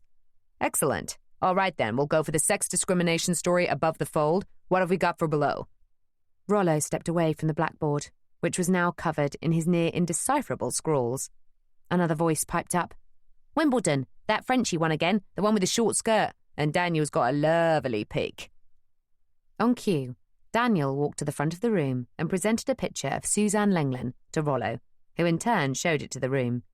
It was met by wolf whistles. No one bothered apologising to Poppy. "Can we tie this into the aeroplane story, Joe?" Rollo addressed his question to a young, dark-haired man Poppy had met earlier on their tour. "Advertising have been on to us to give Instone Airline more column inches." "I suppose I could mention that she flew in from Paris with him," Joe replied. "They did open the Paris to Hounslow route a few months ago. And I've heard they're also about to transport a racehorse over for the Grand Prix Paris later in the year, and Lengland's bound to make a bet or two on it, so I can do a follow-up. A flying horse, that'll do it. Excellent. Now, arts and entertainment. Where's Lionel? Off sick. Rollo's thick red eyebrows met in the middle of his forehead. Sleeping off a night at Oscar is more like it. Did he post a story yesterday? Throats were cleared, and everyone suddenly appeared interested in their notes. I'll take that as a no, then. Have we got anything to fill it? Rollo asked his disinterested audience. Again, he was met by silence. He swore. Poppy was startled, but managed to hide her surprise. Daniel looked apologetically at her. She mouthed, "Don't worry." "Then what the hell are we going to do?" Rollo started to pace. He was getting redder and redder. "He's gonna blow," someone muttered. I can get you a story on Midsummer Night's Dream at the Old Vic." The whole room spun around to look at Poppy. I know one of the actresses. I can get an interview." Rollo stopped pacing. "Can you get it today?" "I can try." "Good, then get on it. Joe, if she can't get it, have you got something about Ms. Lengland appearing at some jazz club or restaurant or something? I could whip something up." "Excellent. But let's give Ms. Denby a chance first, shall we?" He poked the baton in her direction. "It's over to you now, Poppy. Let's see what you've got." Chapter 6. Mr. Thompson was very grateful to his friend, Mr. Jones, for passing on the tip that Willow Park Asylum in Battersea was in need of a new window cleaner. Just south of the river, from his usual patch in Chelsea, he and Bess could make it there and back in an afternoon. But today, he had finished his cleaning in double time and left the asylum early because he had something to deliver to an address in Fleet Street. It had taken him a while to agree to the delivery. He had been told when he first got the job that he should not engage with any of the residents. That was easy enough. He found the men and women wandering around in their nightgowns disturbing. In the men's wing, there were young ex-soldiers, shell-shocked and staring, that reminded him of what his son had been through. He didn't want to engage with that at all. Better he stay on his side of the glass, and they on theirs. But then, one day, in the women's wing, he had seen a woman who didn't seem like the others. She would sit quietly by herself and read. She had some flowers on her windowsill that she tended, and she would stare out of the window, past him and his ladder, looking longingly at the horizon. From her second-floor window, she could not see much beyond the walls of the grounds, as the towers of Battersea gasworks blocked her view. But she looked, nonetheless. She was in her mid to late 30s, with pallid skin and long auburn hair worn in a plait down her back. She had large grey eyes that on another face, living another life, might have been described as intelligent. On hers, they simply looked haunted. Mr. Thompson thought her face familiar, and it took him a good few visits before he realised where he had seen her before. 137 King's Road, Chelsea. Prior to the war, she had been a regular visitor. After this realisation, the woman started to become a real person in Mr. Thompson's mind, not just a white-robed spectre. And before he knew it, he was trying to catch her eye. Then one day, he did. And she noticed. Nothing happened that first day, other than she stopped looking through him and looked at him. But it was enough. In the following months, Mr. Thompson and the woman continued to notice each other and gradually became comfortable with it. Last month she had even looked up and smiled when she heard the scrape of his ladder and the clatter of his bucket. He had smiled in return. Smiling did not come easy to Mr. Thompson, but nor, he supposed, did it come easy to her. But today he was surprised when she waved at him to catch his attention and held up a piece of paper to the window, asking, "Can you help me?" He did not know how he could help her, but he nodded anyway. Then she got up, went to her door to check no one was coming, and scratched around in a corner. She emerged with an envelope. As it was a warm day, the window to her room was slightly open. Bars blocked her from escaping, and nails had been hammered into the sash window frame, so it could never be opened more than a crack. But there was enough space for her to slip the envelope through. He wiped his hands dry on his overalls and took it. Mr. Thompson had had no more than a few years of schooling, but it was enough to read the address. Mr. Isaacs, The Globe newspaper, Fleet Street. Near the window, she again spoke the words she had written. "Will you help me?" "I will," he mumbled back. Poppy got the bus to King's Road, ran in to tell Dot and Grace her wonderful news, then jumped on the next bus she could get to Waterloo, where her aunt told her Delilah would be in rehearsal at the Old Vic. Poppy had never been in a real theatre before. The only theatrical performances she had ever attended were Sunday school plays where, inevitably, because of her blonde curls, she was cast as an angel. Poppy hated acting and could barely hold a tune. But as a child who loved making up stories, she did fancy herself as a playwright. She used to secretly write plays to be performed by her two dolls, necessitating the pair of them playing multiple roles. And when that failed, she would make temporary paper stand-ins. One year, she had suggested writing a modern version of the Nativity to be performed in the Methodist chapel, but her suggestion was pooh-poohed by her brother, and she feared her parents would agree with him, so the script for the Three Wise Men of Morpeth was shelved. Despite having a famous actress in the family, or perhaps because of it, the world of the arts was treated with suspicion by the Northumberland Denbys. Reverend Denby and his wife did not come from the branch of the church that believed creative activities to be inherently immoral or evil, but they did share the view that unless the arts were employed to teach the Bible or exhort people to faithful Christian service, then there was not much use for them. So, when Dotty Denby flounced off to London to make her debut on the West End stage, they were more puzzled than scandalised. They simply did not understand it. Art for art's sake or pure entertainment, or as an expression of a creative impulse, did not have any place in the world of Reverend and Mrs. Denby, so Poppy had wisely kept her compulsions to herself. Poppy felt a thrill of excitement as she stepped over the threshold and into the foyer of the Old Vic Theatre, just down the road from Waterloo Station. Her aunt had delighted in telling her the place was run by a Christian woman, Lillian Bayliss, who didn't share Reverend and Mrs. Denby's view of the arts, although she did share their views on temperance. The Old Vic had started as a mission to the working-class men of Waterloo to give them a wholesome alternative to drinking every night in the pub. Due to Lillian's background in theatre, she started staging plays and gained a reputation for being a serious alternative to the elitist froth on offer in the West End. She soon expanded into opera and ballet, and in the same year that Poppy walked through the door to interview the young up-and-coming actress Delilah Marconi, a full-time Shakespearean director had been appointed, Robert Atkins. In fact, unknown to Poppy, the flustered-looking man she bumped into in the foyer and from whom she asked directions to Delilah was the great director himself. "She'll be in the chorus dressing room. That way!"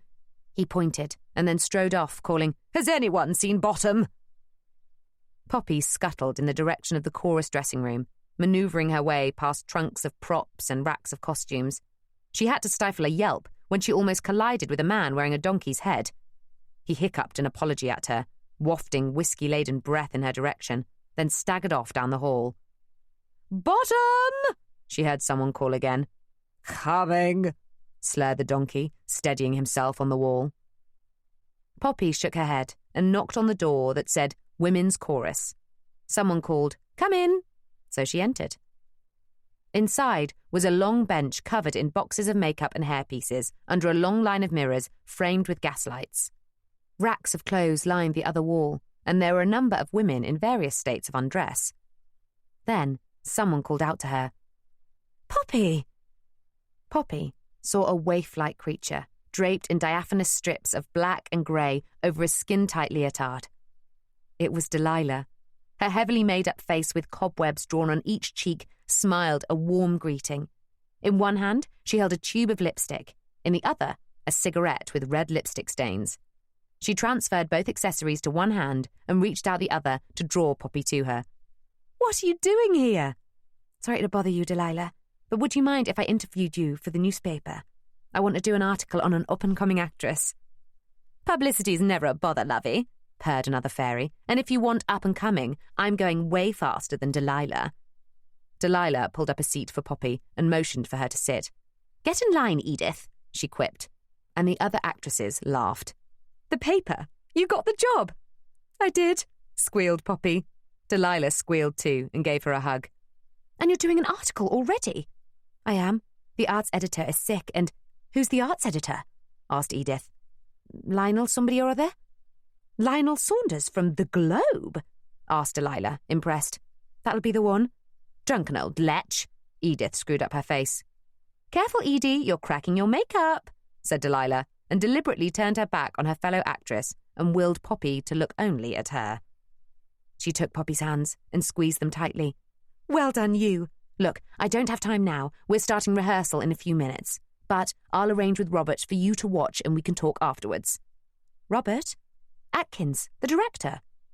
"You haven't done your research, have you?" "Well, it was all rather sudden. I didn't expect to get an assignment the first day and, well, I just sort of thought of you and—" "It's all right," interrupted Delilah. "I'll get you up to speed. You have at least read the play, haven't you?" "Well," Edith sniggered. Delilah sighed. "Here, read mine." An hour later, Poppy was sitting in the auditorium completely entranced by what she was seeing on stage. The director had given his permission for her to watch when he heard she was the niece of Dotty Denby. Dotty Denby, the most entrancing Titania I have ever had the pleasure to work with. I was her Oberon in 1905 at Drury Lane. Now her daughter's an arts editor. Niece, and I'm not an arts editor. I'm a— "Bottom! Where is that ass?" Atkins rushed off, leaving Poppy to watch the rehearsal. She followed in the script and noted each time Cobweb spoke. There weren't too many occasions, but it didn't matter.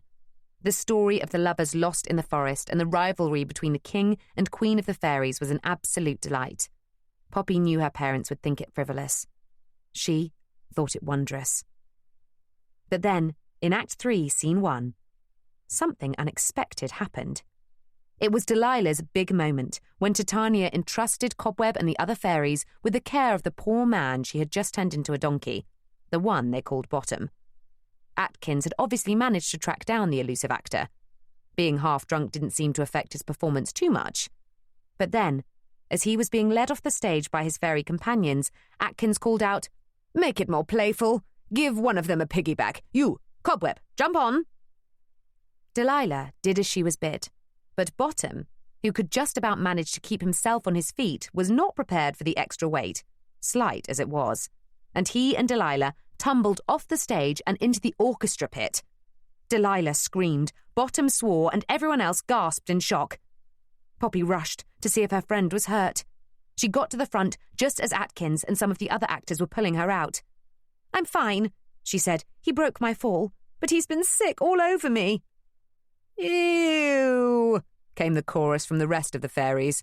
"Lord, give me strength," said Atkins, then took control, marshalling his troops like a general on the battlefield.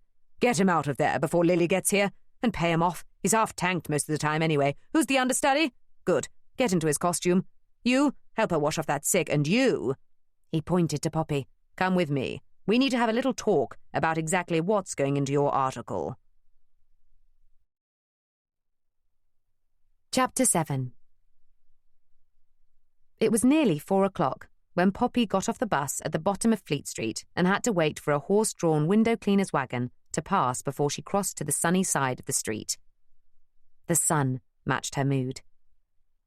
She had spent a fantastic afternoon with Mr. Atkins, although she felt at times he had been directing her instead of her interviewing him. But for her very first article, she didn't mind. She had been going over her notes first on the train and then on the bus, and she was wavering between angles.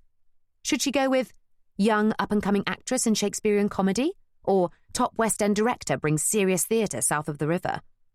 The former was what she had intended, and what she knew Delilah was hoping for, but she instinctively knew Rollo would want the big name.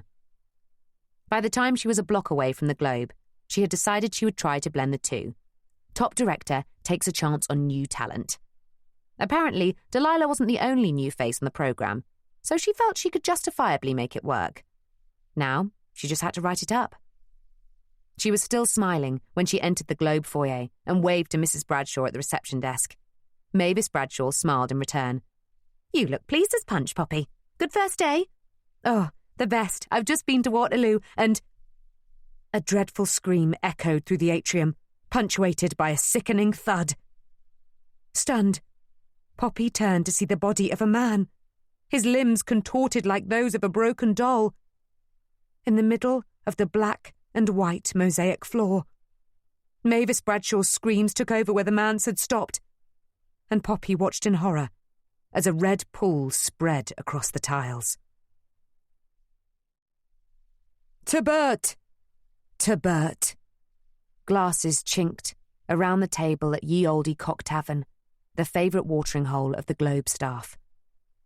Bert Isaacs, the best political correspondent I've ever worked with, either side of the pond.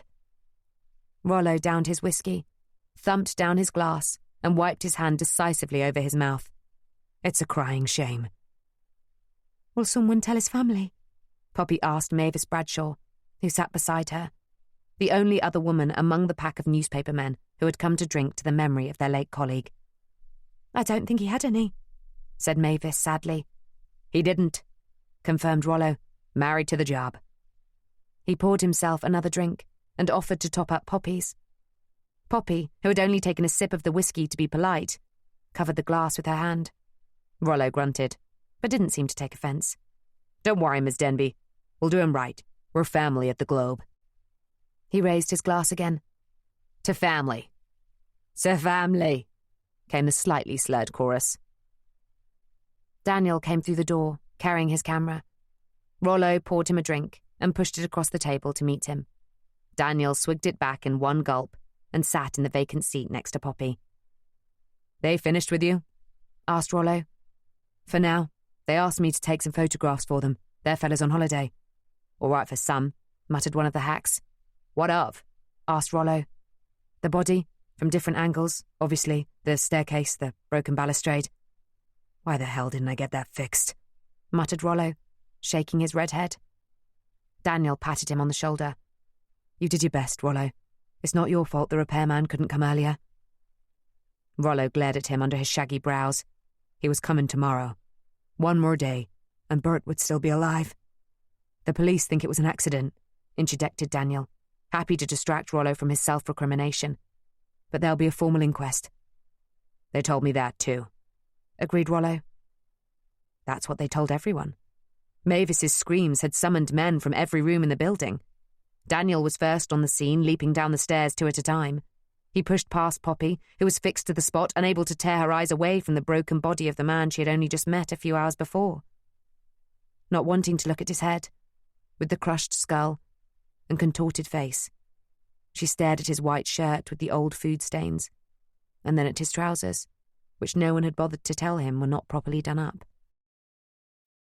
Daniel confirmed quickly that Bert was dead, and asked Mavis to call the police.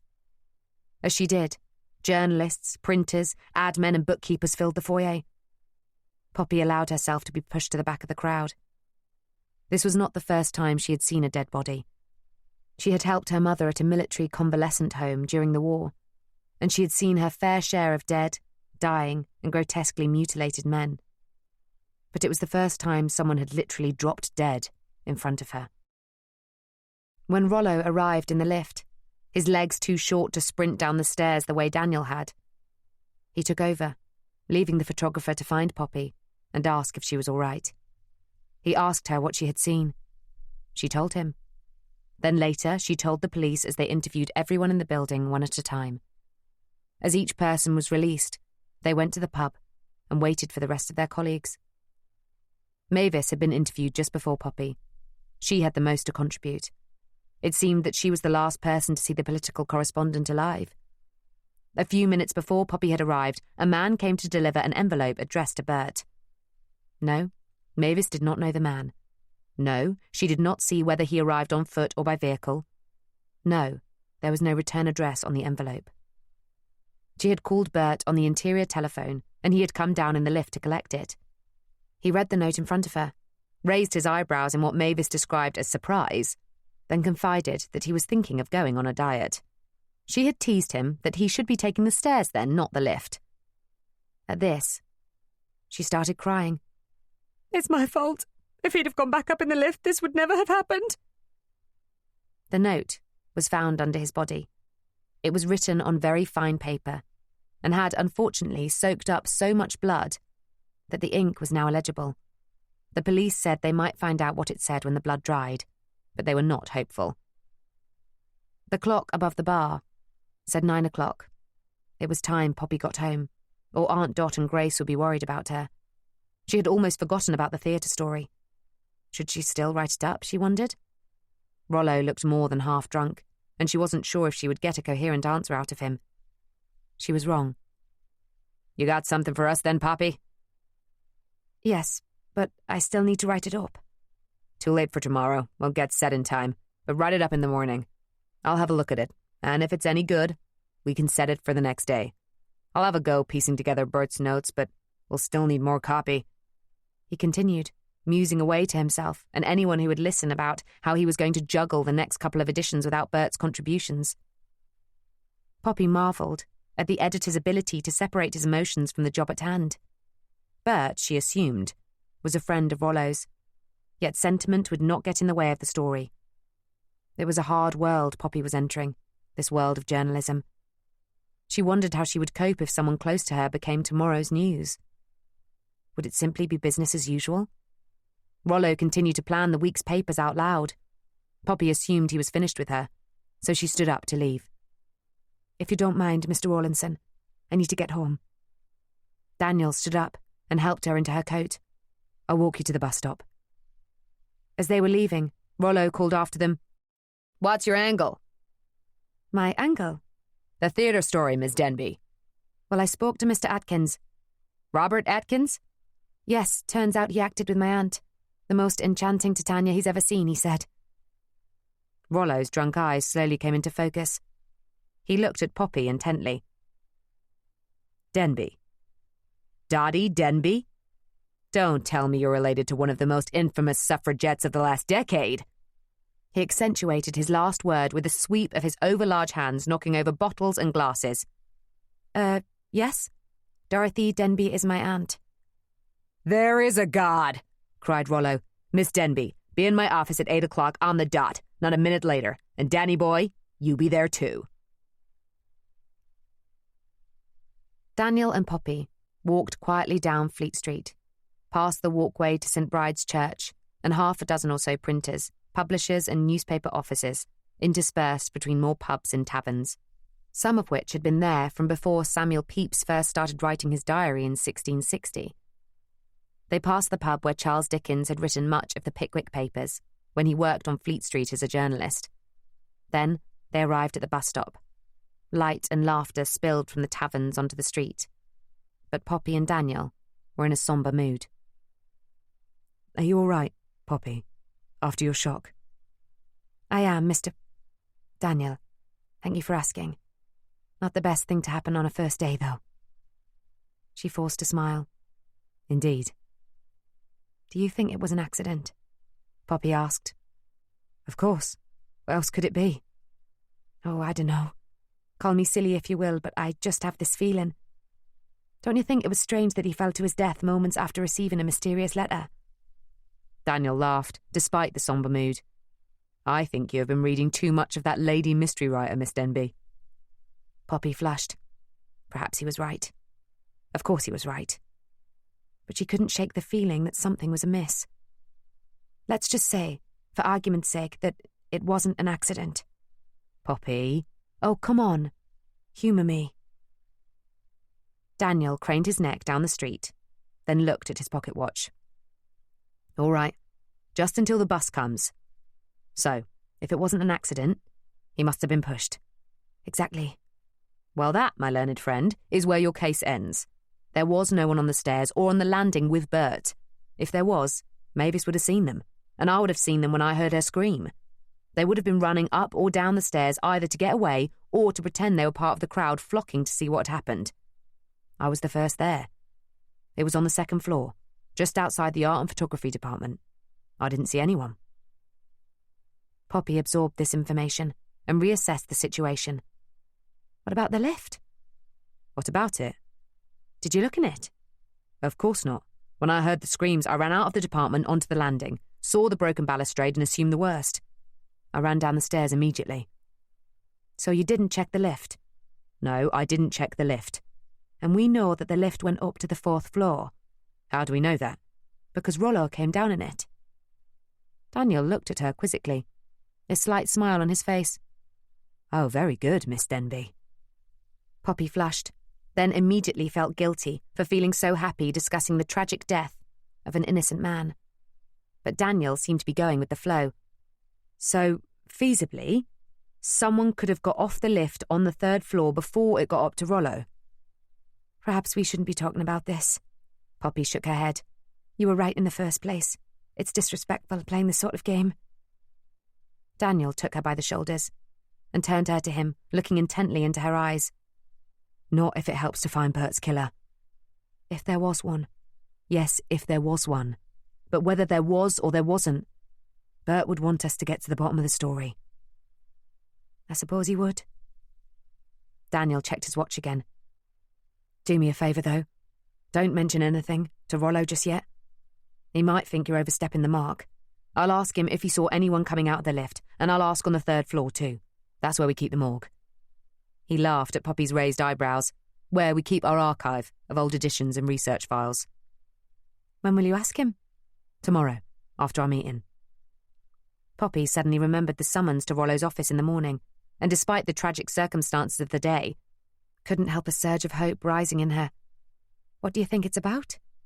I'm not entirely sure, but I think it's to do with the story Bert was working on before he died. It had some kind of suffragette women's rights angle, and Rollo got excited when he heard who your aunt was. So, he may want to use your connections in that area to flesh out the story. Golly, and I thought I was just going to tidy his office. The day Rollo's office gets tidied will be the day he dies. Headlights flashed as a bus turned the corner at the bottom of the street. An unfortunate turn of phrase, Mr. Rugby. A slip of the tongue, Miss Denby. Good night. Travel safely. Chapter 8. Elizabeth awoke with the strangest feeling. One so alien she almost didn't recognise it. But as she turned over and looked towards the barred window, the first ray of sun pushing through, she felt it wash over her. The possibility that she could soon be free. The hope that she had a future. She wondered how long it would take the journalist to notify the police and for them to come and free her. Surely not long. But perhaps he might want to see her himself first, or send someone else to do it. The last time he'd come had not been so successful after all. It had been about a month ago, just before the last visit by the window cleaner, and she had heard a commotion in the hall outside her locked door. She had crawled along the floor so she wouldn't be seen through the glass panel and pressed her ear to the keyhole. She heard a man's voice claiming to have been given permission to see her. The nurse on duty said she needed to speak to her superior before she could let him in. Elizabeth knew that meant she would have to telephone him. The man appeared to assume the same, and told the nurse that he, in fact, had been the one who had given permission in the first place and offered to make the telephone call himself. Elizabeth could not hear what the nurse said in response, but she assumed it must have been positive, because she heard them walking towards her door. She retreated to her bed, lest they realised she'd been listening, and waited to hear the key turn in the lock. But just as she saw the outline of a large man in the glass pane, she heard another man shout. "What are you doing here? Step away from that door." "He's here to see Elizabeth Dorchester, Doctor. He says he's a solicitor. He has permission." "Solicitor, my eye. He's a reporter, aren't you? We met at the Marie Curie fundraiser at Great Ormond Street. Abrahams, isn't it?"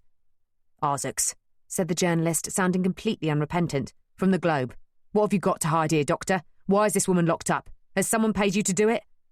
"Elizabeth Dorchester is a very sick woman, and that is as much as I can tell you. Patient confidentiality, Mr. Isaacs. Surely even a yellow journalist like yourself has heard of that." Isaac's reply was stifled by what Elizabeth assumed was the arrival of some muscle to escort him away. She lay on the bed and listened until she heard the last door slam. And then she cried. She was desperate to make contact with another human being, a sympathetic human being, someone who might see her as she really was, not the fiction created by her medical file. When she stopped crying, she started to think. Why was this Isaacs coming to see her? How had he heard about her? She wondered if it had something to do with him.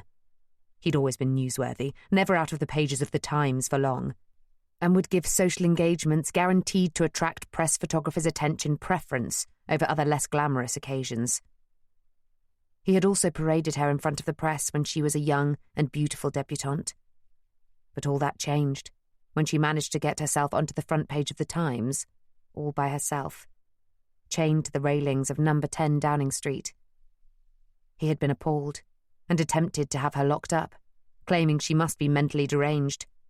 He hired 3 different psychiatrists to testify to her instability in front of a judge. But the judge did not accept it and dismissed the case. That time. Elizabeth no longer knew what he was up to out there in the world, but she doubted he was any less prominent than he was before the war, before he'd finally succeeded in having her sectioned under the 1913 Mental Deficiency Act, after that most terrible of affairs. Elizabeth shook her head. She did not want to think about that now. She did not want images of feeding tubes and tortured women filling her waking hours as they filled her dreams. She did not want to see the broken body of her friend on a railway line.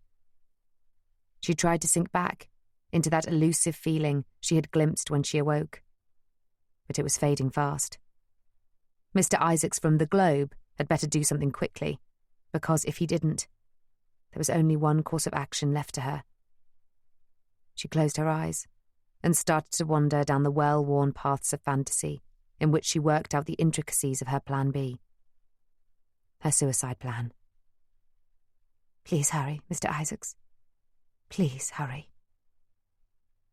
When Poppy arrived in Rollo Rowlandson's office at 8 a.m. sharp, she found him staring moodily into a cup of thick black coffee, wearing the same shirt, bow tie and braces as the previous night. Poppy doubted he'd had a wink of sleep. "Miss Denby," he growled and motioned for her to sit. "Dan will join us in a minute. He's just sorting out his equipment." Poppy looked around at the piles of files, in danger of crushing the diminutive editor at any moment. "Do you want me to get started on the clean-up?" Bleary-eyed, Rollo looked up from his coffee. His unshaven top lip glistened with droplets of the brew. "Later. Got something for you to do first. You and Dan. Your aunt is Dottie Denby, right?" "That's right." "And has she ever mentioned a Melvin Dorchester to you?" Poppy thought for a moment. Dorchester. Melvin Dorchester? No, she couldn't say she had. But then, suddenly, Poppy remembered her aunt slamming down the Globe newspaper a week or so ago and clattering the tea tray. Grace had looked up from the accounts she was doing on the other side of the room. She had asked what was wrong. "The Dorkmeister," Dot declared. "Lord Snake-in-the-Grass Dorchester. Who would have thought that Curie woman would fall for it?" "Perhaps you should speak to Marjorie Reynolds about it," Grace mumbled before returning to a column of figures. "Perhaps I shall," Dot had fumed. When Poppy asked her about it, she said she would tell her later. She didn't want to give herself indigestion so late in the afternoon. But she had never got around to telling her. Poppy told Rollo what had happened. "Good. Just what we need. You can get the details from her later, Poppy, and see if she's prepared to be quoted. For now, all you need to know is in here." He pushed a file across the desk. "The highlights are, Lord Melvin Dorchester, Tory peer and business tycoon, was a very vocal opponent of the women's suffrage movement before the war. There were even suggestions that he put pressure on the Home Office to get the police to use strong-arm tactics on some of the women." Poppy immediately thought of her aunt's accident. Strong-arm tactics? "Ask your aunt and read the file, but nothing's been proven." Poppy absorbed the information. "Are you taking notes?" Poppy whipped out a notebook and pencil from her satchel. "Yes, sir." She started to scribble. "That's just background. There's more to it, and we will get to the bottom of it. But for now, the story Bert was working on is that Dorchester has just been awarded a contract to supply London hospitals with X-ray equipment. He's in some kind of partnership with the Radium Institute in Paris." "Marie Curie."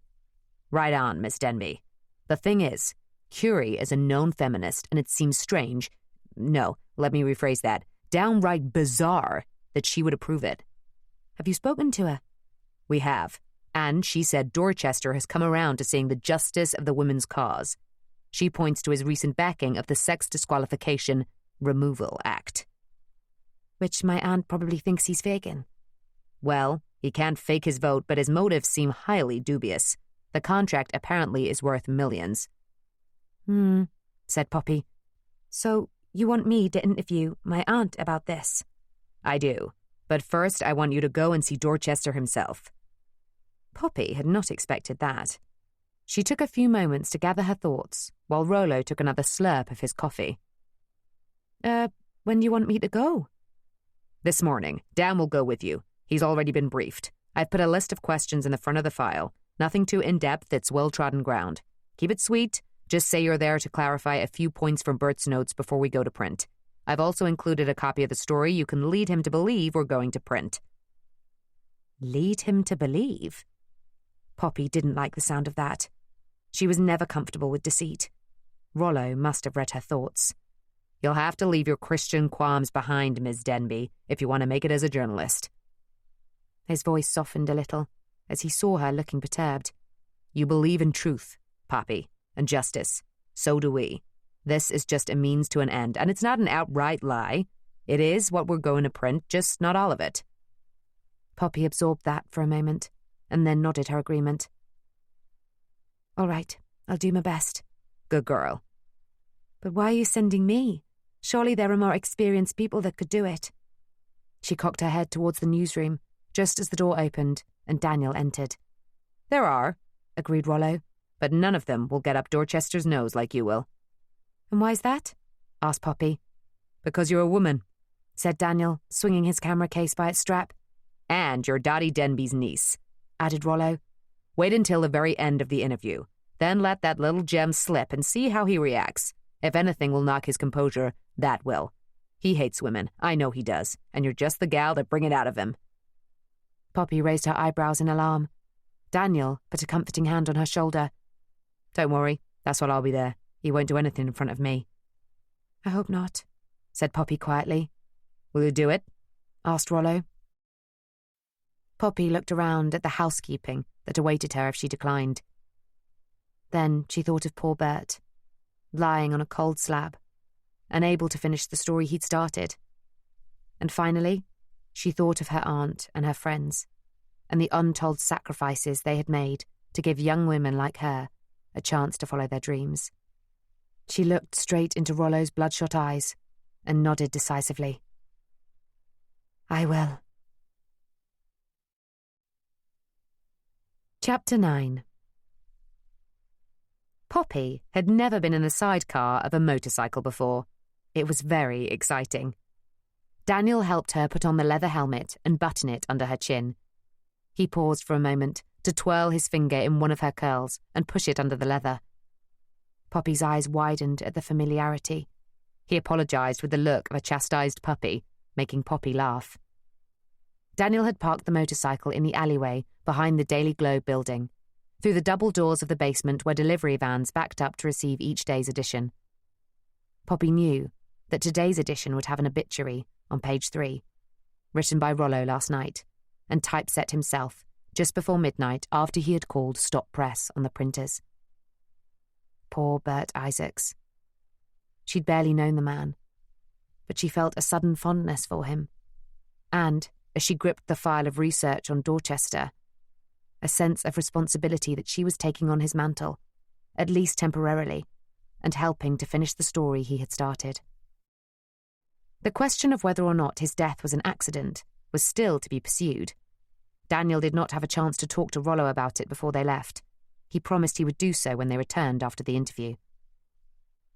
Daniel lent Poppy his scarf, a hand-knitted one in purple, orange and blue stripes. She wondered who had knit it. His mother? His wife? No, not his wife. She hadn't seen a wedding ring on his finger. She inhaled the smell of him and smiled to herself, remembering the touch of his finger as he fastened her helmet and the weight of his hands on her shoulder in Rollo's office. Good heavens, what was she thinking? She had a job to do and could not be distracted mooning over a man she had only just met. But then he helped her into the sidecar and covered her legs with a rug, tucking it tightly down the sides of her legs. Oh, that was too much. She pushed his hands away. "Thank you, Mr. Rugby. I can manage." He looked at her askance, shrugged, and then straddled the motorcycle.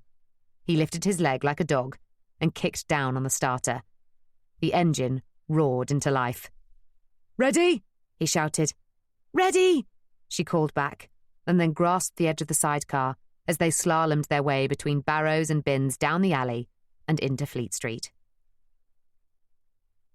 Dorchester lived out west in Windsor. It took Poppy and Daniel just over an hour to get there from central London. Once out of the gridlock of the city and on the open road, Daniel pulled back the throttle and pushed the motorcycle towards its full potential. Poppy had never felt anything so exhilarating in her life. She smiled and laughed at Daniel, which he took as a cue to go faster. She laughed again and threw back her head, wishing she could take off her helmet and allow her hair to fly in the wind. All tension between the two of them was gone, and they were united in their love of speed and the open road. She was disappointed when he finally slowed down on the outskirts of Windsor and joined the traffic skirting the edge of Ascot.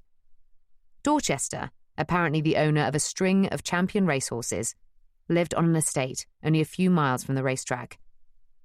Outside the imposing wrought iron gates marked with the family crest of a crow and a rose, Poppy and Daniel had a last-minute discussion about the approach they were going to take. Rollo had telephoned ahead and given Dorchester the bad news of Bert's death, and asked him if he minded if the Globe sent someone over to clarify a few points before going to print. They also wanted a photograph. Dorchester was notoriously vain and could never say no to a picture that might get him on the front page of a daily, even if it was a tabloid. Rollo had, of course, failed to mention that the person he was sending over was a woman. The cycle advanced slowly up the gravel drive to the imposing facade of a 16th-century manor house, set amid perfectly manicured gardens. A butler was waiting for them on the steps at the front door, and he took Daniel's camera and tripod from him as the photographer helped Poppy out of the sidecar and unstrapped her helmet. Then he swapped the helmets for the camera, and they followed the butler up the granite steps and through the front door. They were quickly ushered into a large library, which was bigger than Poppy's parents' entire 2-story house in Morpeth. But before Poppy could take in the grandeur of the book-lined room, they were met by a pencil-thin man striding towards them, wearing a steel grey morning suit and navy blue cravat. He was in his early 60s, but had the gait of a much younger man. His dark blonde hair had only the slightest suggestion of grey, and his sharply trimmed sideburns none of it. "Mr. Rokeby and Miss Denby from the Globe, sir?" intoned the butler before backing out of the room. "Ah, Rokeby, you did a splendid job on those King's Cross Memorial photographs. Everyone's been commenting on them." "Thank you, sir," said Daniel, and took the gentleman's hand.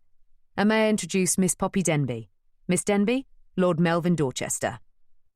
Dorchester did not extend his hand, but gave a stiff little bow, punctuated by a twitch of his mustachioed upper lip.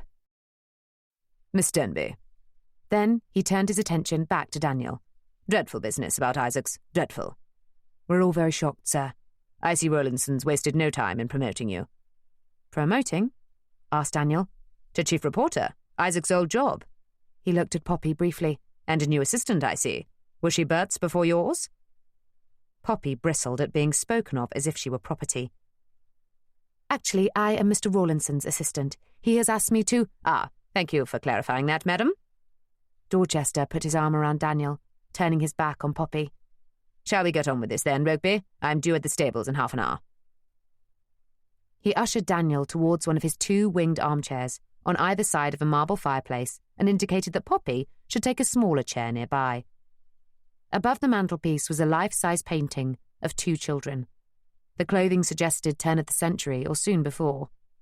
The boy, about 10, looked like a child version of Dorchester. The same blonde hair, the same aquiline nose and cool grey eyes. The girl was a few years older, with thick auburn hair falling loosely over her shoulders. She was fleshier than her brother, and although she had the same colour eyes, they were larger and set further apart. They were clearly related, but perhaps cousins rather than siblings, or maybe one took after the father and the other the mother. "My children, Alfie and Lizzie, when they were younger," said Dorchester. "Now let's get on." Poppy suddenly realised that she had been standing staring at the painting, and neither man felt he could sit until she had done so first. She made her way towards her allocated seat, but Daniel redirected her to the armchair and then pulled up the other chair for himself. "Miss Denby," he smiled. "Thank you, Mr. Rokeby." She smiled back. "May we please get on now?" said Dorchester crisply, flicking out his jacket tails and then turning his attention to Daniel. Daniel nodded at Poppy. She reached into her satchel and took out her notebook, where she had transcribed the questions Rollo had written out for her. She left the file out of sight, in the bag. "Lord Dorchester," she started. With a sharp intake of breath, he pursed his lips and looked down his nose at her, clearly frustrated by what he considered another interruption. "Madam, do you mind, Rokeby? Can you ask your assistant to—" "She is not my assistant," said Daniel lightly. "In fact, if anything, I'm hers. I have not been promoted, as you assume, Lord Dorchester. I am a photographer, not a reporter, and am happy to remain so. Miss Denby here is the Globe's newest journalist, and she— Rowlandson Centre. Poppy was sure he had been about to say woman, but he pulled himself back just in time. "Novice? To interview me?" "Well, started Poppy. Daniel interrupted her. "Sorry, Poppy, if I may?" She nodded. "You are not Miss Denby's first assignment by any means. She has most recently interviewed Robert Atkins and is highly connected in certain— how should I put it? Political circles. In fact, she comes highly recommended." "Well, tried Poppy again. "Does she indeed?" droned Dorchester, once again not even looking at her. Poppy remembered suddenly the Lord Kitchener look-alike at the stationer's, and what she had wanted to say to him if she had the chance to do it again. Well, this was her chance, and while she appreciated Daniel defending her, as she had her aunt, what she really wanted— no, what she really needed was to do it herself. "Thank you, Mr. Rokeby. Lord Dorchester, may we please get started?" She said it with the forcefulness of a school headmistress, and before the two surprised men could comment any further, she poked her pencil at the first question on her list and asked, "Could you confirm, sir, that you have won the contract to put new X-ray machines into London hospitals and that the first hospital to receive one will be the Royal London?" Dorchester looked for a moment, as though he were going to question her authority once more. But then, with a terse look at his pocket watch, appeared to decide against it. "Yes, I can confirm that. And can you confirm that—" For the next 20 minutes, Poppy went through Rollo's list of questions, as well as a few of her own. That essentially clarified the article Bert was writing before he died. "Well, that just about covers it, thank you, Lord Dorchester." With another quick look at his pocket watch, Dorchester stood briskly and smoothed down his jacket. "Right, where do you want me for the photograph, Rokeby?" "However," said Poppy, looking at her notes, "I have one more question." Dorchester bristled. "Well, I have no more time, madam." "It shan't take a moment, and in case you've forgotten, the name is Denby, Poppy Denby. Is the name familiar to you?" "No. Should it be?" "We have a mutual acquaintance. Dorothy Denby is my aunt." Dorchester's thin nostrils flared, ever so slightly. "And it is she who has inspired me to ask this. Have you now changed your mind about women in the professions? Women such as Madame Marie Curie, one of the world's leading scientists?" "I do not know what you mean, madam," said Dorchester, glaring at Daniel with a look that suggested he should get his filly under control. Poppy was flicking through her notebook, and then stopped at a particular page. "Is it not true that in the House of Lords in 1910 you declared that, and I quote, 'women do not have the mental capacity to fulfill the roles that have been rightfully reserved for men for millennia, and that you would, and I again quote, withdraw from the House if ever women were given the right to vote?'" "Well, Did you or did you not say that?" "I did, and it is on record, but you misquote me. I hope you're not going to make a habit of this so early in your journalistic career.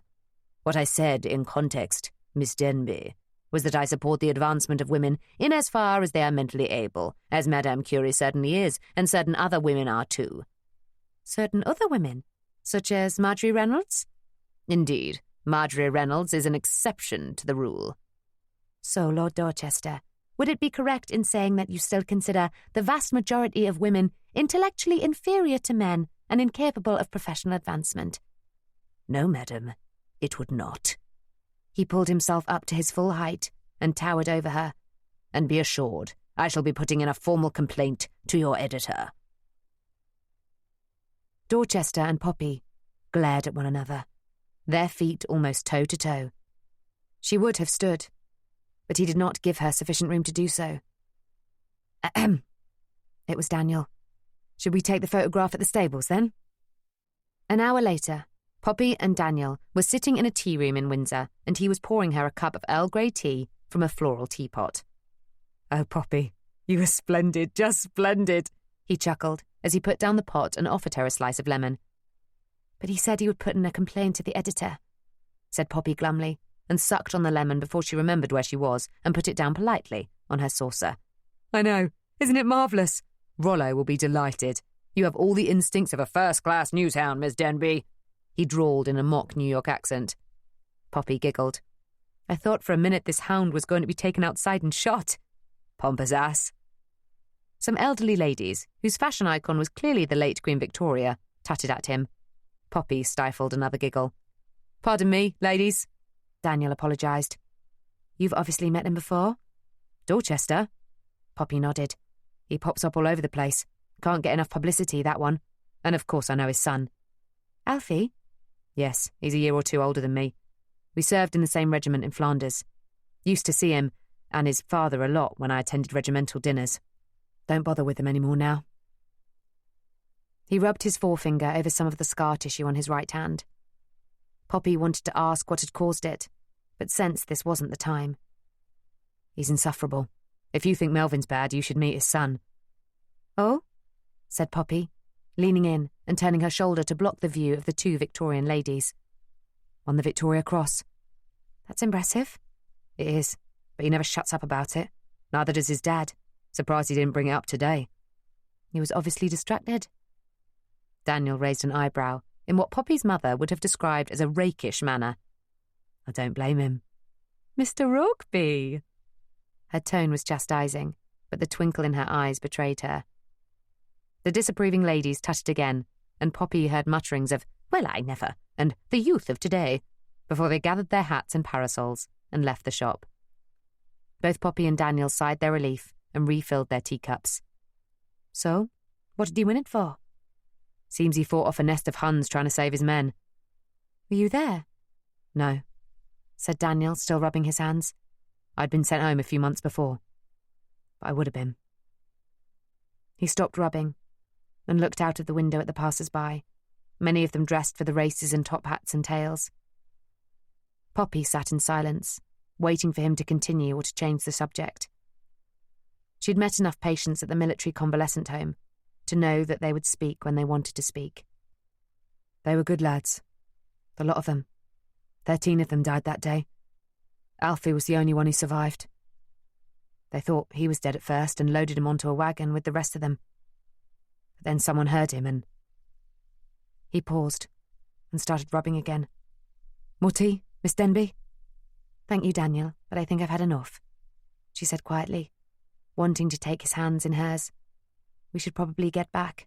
I've got to write up these notes and finish the theatre story. Daniel laughed, the ghosts of the past once again at bay. Only 2 days on the job, eh? Poppy laughed too. I know. Can you believe it? Daniel stood and held out his hand for Poppy. She took it. They stood for a moment, their hands linked over the table. Embarrassed, Poppy grappled for something to divert their attention. You said you knew Alfie. Did you ever meet the daughter? What did he say her name was? Lizzie? Daniel shook his head. No. Apparently she's ill. Some kind of long-term mental condition. Oh? Daniel helped Poppy into her coat. She's been in hospital since before the war. I heard Alfie mention it once. Not sure what it's about. You should ask your aunt. My aunt? Asked Poppy, surprised. She was a suffragette. Tied herself to the railings of 10 Downing Street and then firebombed Lord's cricket ground. Was sent to Holloway, I think. Dorchester was mortified. His wife had been a feminist too. She'd left him. Why am I not surprised? Indeed. I think she died on the Titanic or something. Oh, how tragic. Yes, it is. But they say Dorchester never batted an eyelid. Delightful man. Daniel grinned. Let's get back to the office, Miss Denby. There's work to be done and deadlines to keep. Stop press! Cried Poppy, and they both laughed. Chapter 10. Poppy spent the rest of the day writing up her notes from the Dorchester interview and then finishing off the Midsummer Night's Dream story. She showed both to Rollo, who seemed to have caught his second wind after lunch and a spell in Ye Olde Cock, and was looking much brighter. He declared the theatre piece to be a good first effort, and after a few minor edits, sent it to be typeset. This will be your first byline, Miss Denby. Well done. Poppy flushed in delight.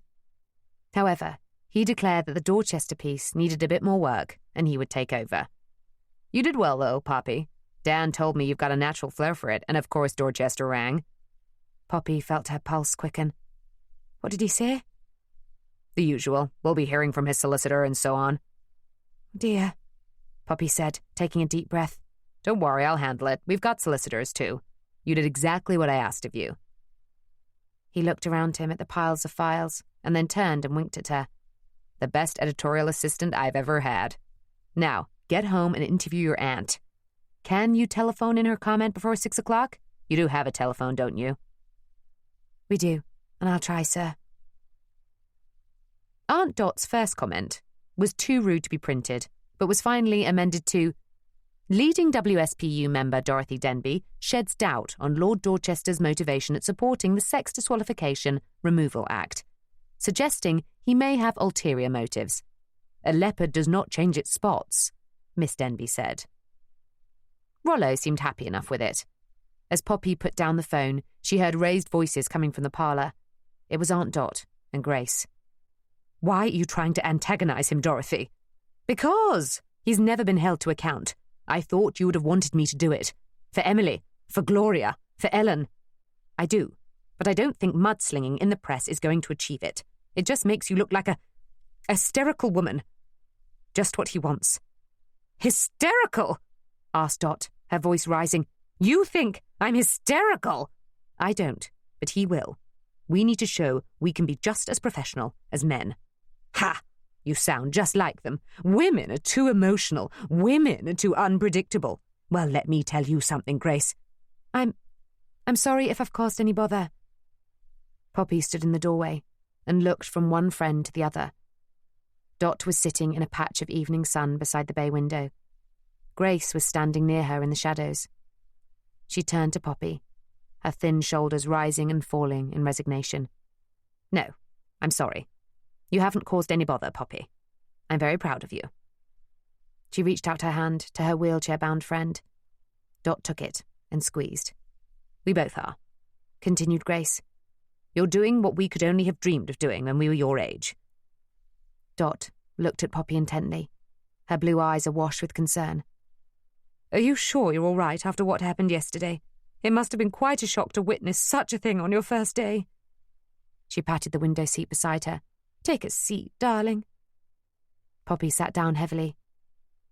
Yes, it certainly was a shock. She shook her head. I didn't even know Mr. Isaacs, but seeing him that way was awful. Dot took Poppy's hand and squeezed it warmly. Poppy smiled gratefully. But I'm fine, really, Aunt Dot. She released her grip from Dot's hand and flexed her fingers. It's made me more determined to see his story through. She looked at Grace, then Dot, wondering if she dare stoke the fire further. But she didn't have a choice, not if she wanted to do the story and Bert justice. She took a deep breath and asked as nonchalantly as possible, So, what can you tell me about Melvyn Dorchester?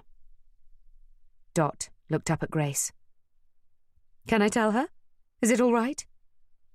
Grace nodded and took a seat. Poppy, positioned between the two women, suppressed the urge to take out her notebook. I think we need to see the photograph and the medal, please, Grace, said Dot.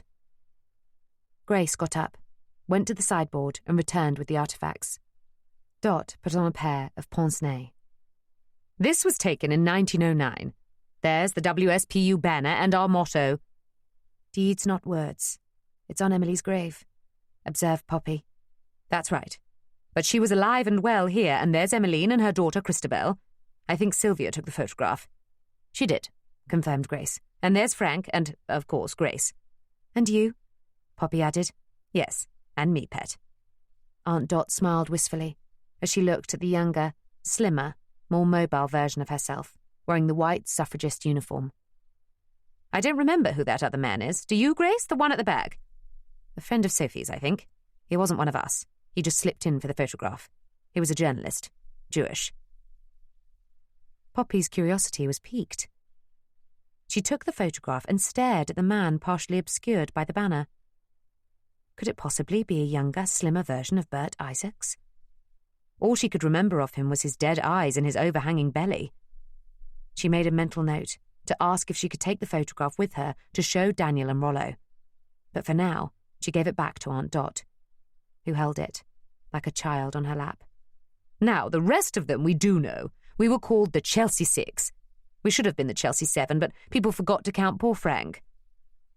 There was a sharp intake of breath from Grace, and Poppy made another mental note to finally get around to finding out what happened to poor Frank.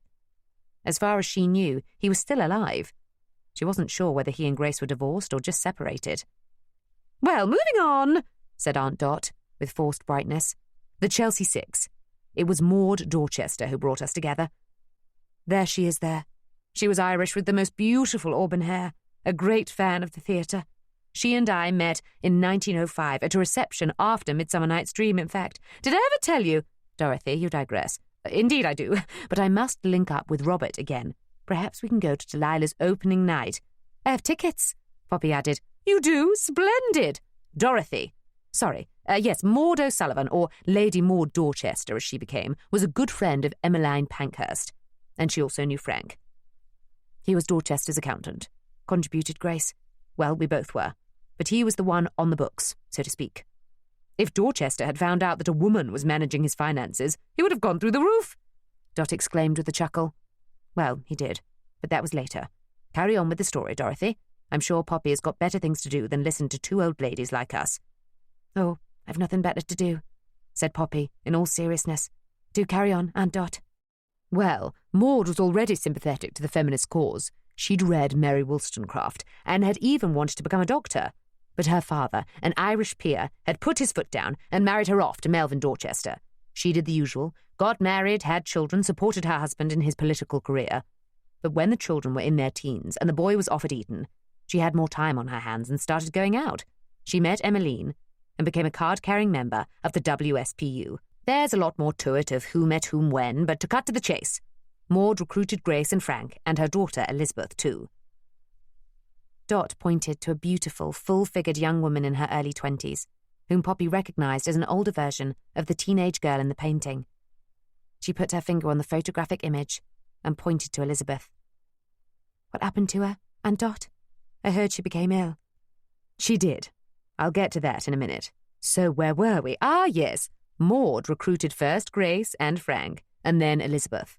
Soon afterwards, I joined, and then I recruited Gloria Marconi.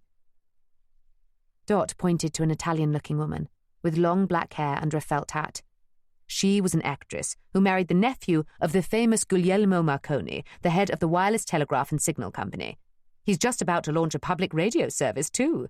Apparently he needs voices. Delilah told me all about it. I think I might audition. What do you think, Poppy? Dorothy, Grace reprimanded. Oh, you're incorrigible. Let me finish the tale. Dot squinted through her pince-nez at her friend and sniffed. Oh, all right, if you must. Grace pushed back a strand of hair that had strayed onto her forehead and slicked it down as smoothly as the rest.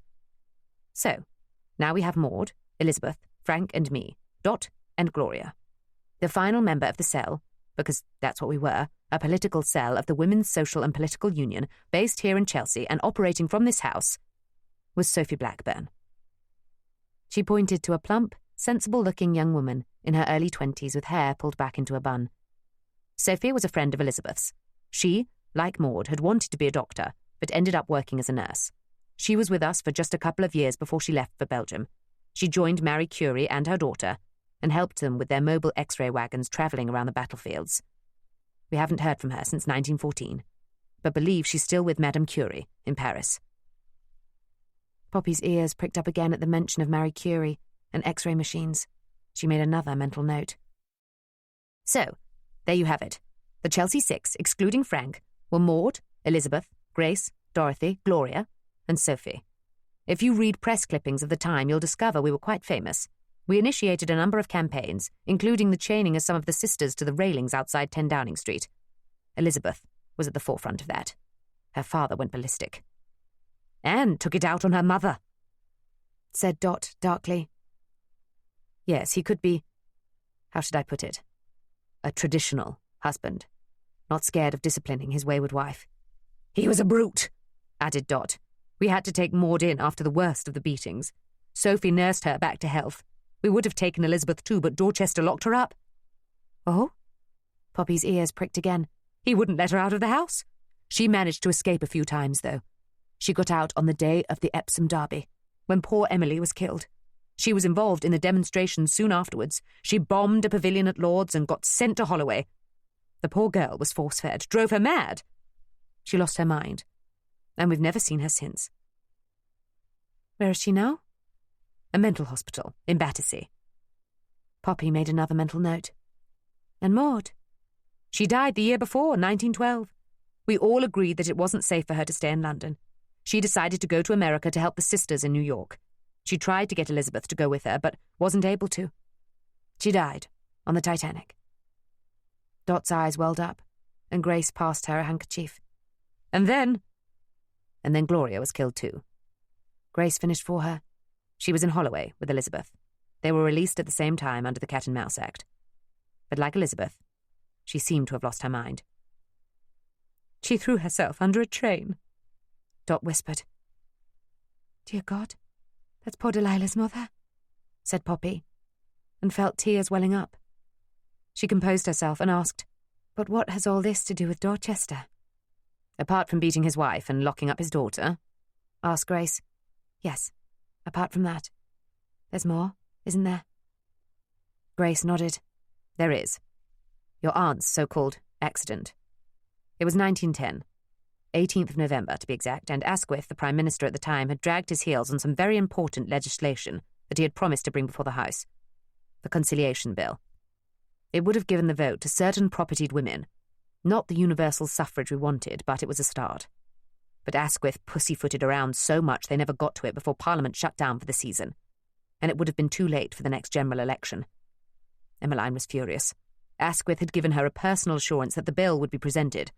So she went into Westminster to confront him. In the meantime, continued Dot, about 300 of us sisters, and some brothers, yes, some men too, congregated outside. The police set up a cordon to keep us out. We pushed, they pushed back, then all hell broke loose. It was brutal, continued Grace. They called it Bloody Friday. There were pictures in the press of women being beaten. They were manhandled intimately, too. Some people were seriously injured. One of the sisters, Ellen Pitfield, God rest her soul, Dorothy added, solemnly, died later of her injuries. She was injured at the same time as your aunt. At least a dozen witnesses saw a policeman deliberately ride his horse into a crowd.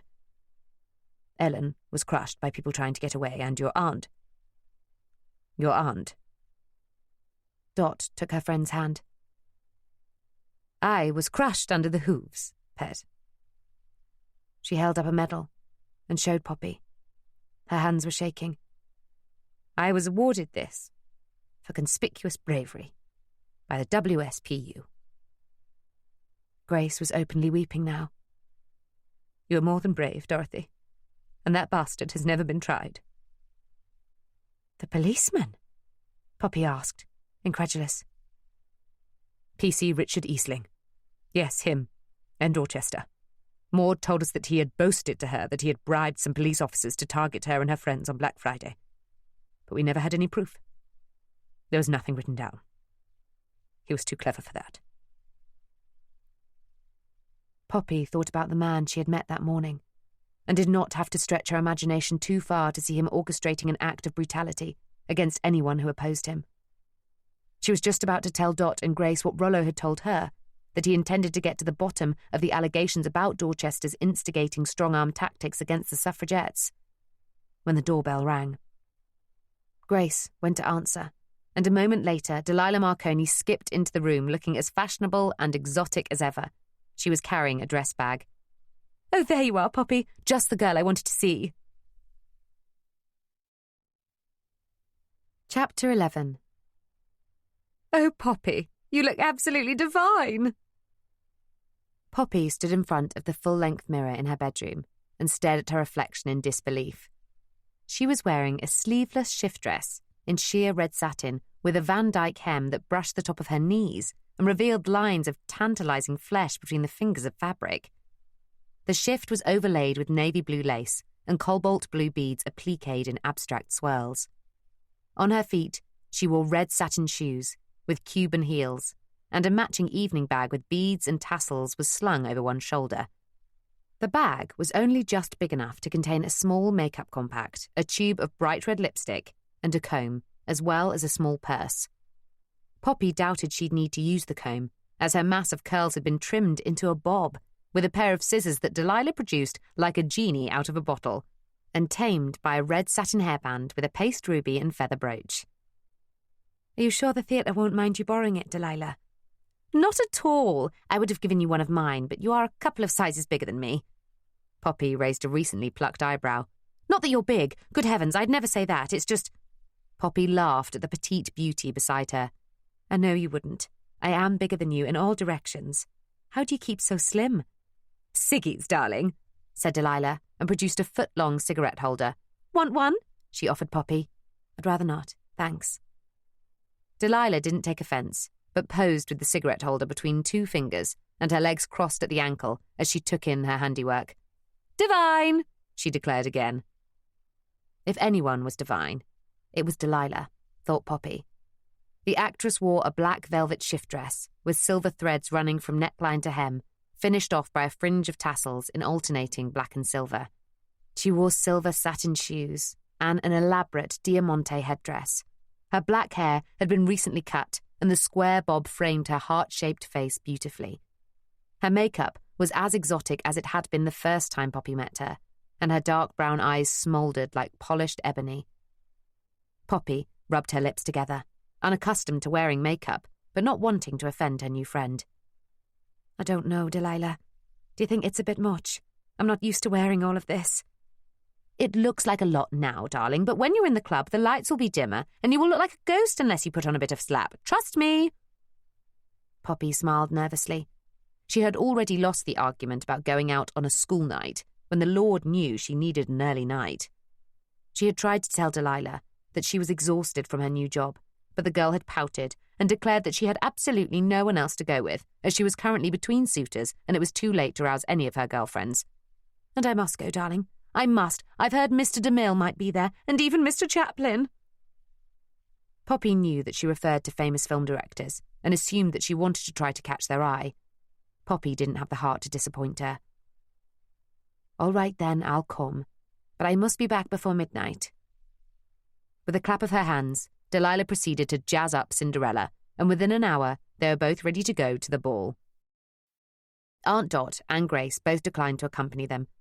They were subdued after their emotional recollections and said they would both go to bed early. Grace checked that Poppy had her key and then locked the door behind them as they left. Out on the street, Delilah looked longingly across the road at the Electric Cinema Theatre and declared that one day she would grace the screens like Mary Pickford and Clara Bow. Poppy had no doubt that she would. Oscar's was thrumming. The music burst out of the club in spurts as the double brass-plated doors opened and closed. As usual, the queue to get into the hottest spot in town went halfway around the block. Delilah made her way to the front with Poppy in tow and caught the eye of the doorman, who winked at the two girls and ushered them in. Inside, the roar of the partygoers duelled with the raucous ragtime of the band. Dinner was over, and the dancing had begun. But instead of taking to the floor, Delilah made her way to the bar. "Can I get you anything?" she shouted at Poppy. "Champagne?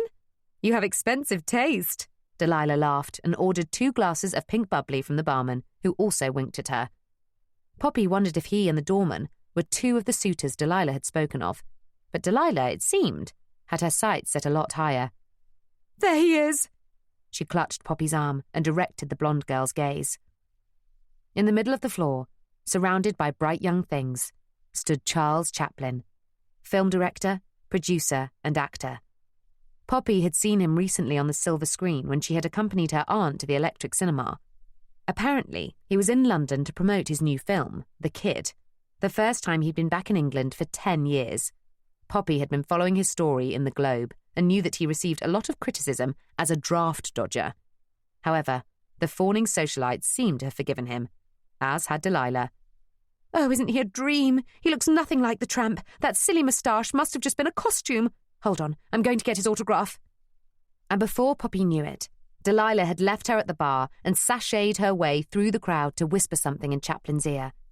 Chaplin looked down at Delilah and gave her one of his most dashing smiles, then kissed her on the cheek and signed the napkin she proffered. She knows how to make an impression, doesn't she? Poppy turned at the sound of the upper-class male voice to see a man in his early 30s sporting a tuxedo, white bow tie and black and white snakeskin jazz shoes. He had slicked down blonde hair and light grey eyes, and held a cigarette in one hand and a glass of whiskey in the other, which he raised to Poppy. If you didn't already have a drink, I would offer to buy you one. Thank you, Poppy said, flushing. She wasn't really sure if it would be considered fast to accept a drink from a strange gentleman in a club, so was grateful she didn't have to make the decision. I haven't seen you here before. He leaned in closer. Poppy could smell the whiskey on his breath. She wondered if he was squiffy. I've been once before. She clutched the stem of her glass tightly. I'm sure I would have noticed if you had. Poppy shifted slightly, but did not want to make a scene. The man did not take the hint and moved in closer still. He put an arm around her shoulders and whispered in her ear, You look swanky. She ducked from under his arm, spilling some of her drink down the front of his shirt. Oh, you little slapper! I beg your pardon, sir, that was an accident.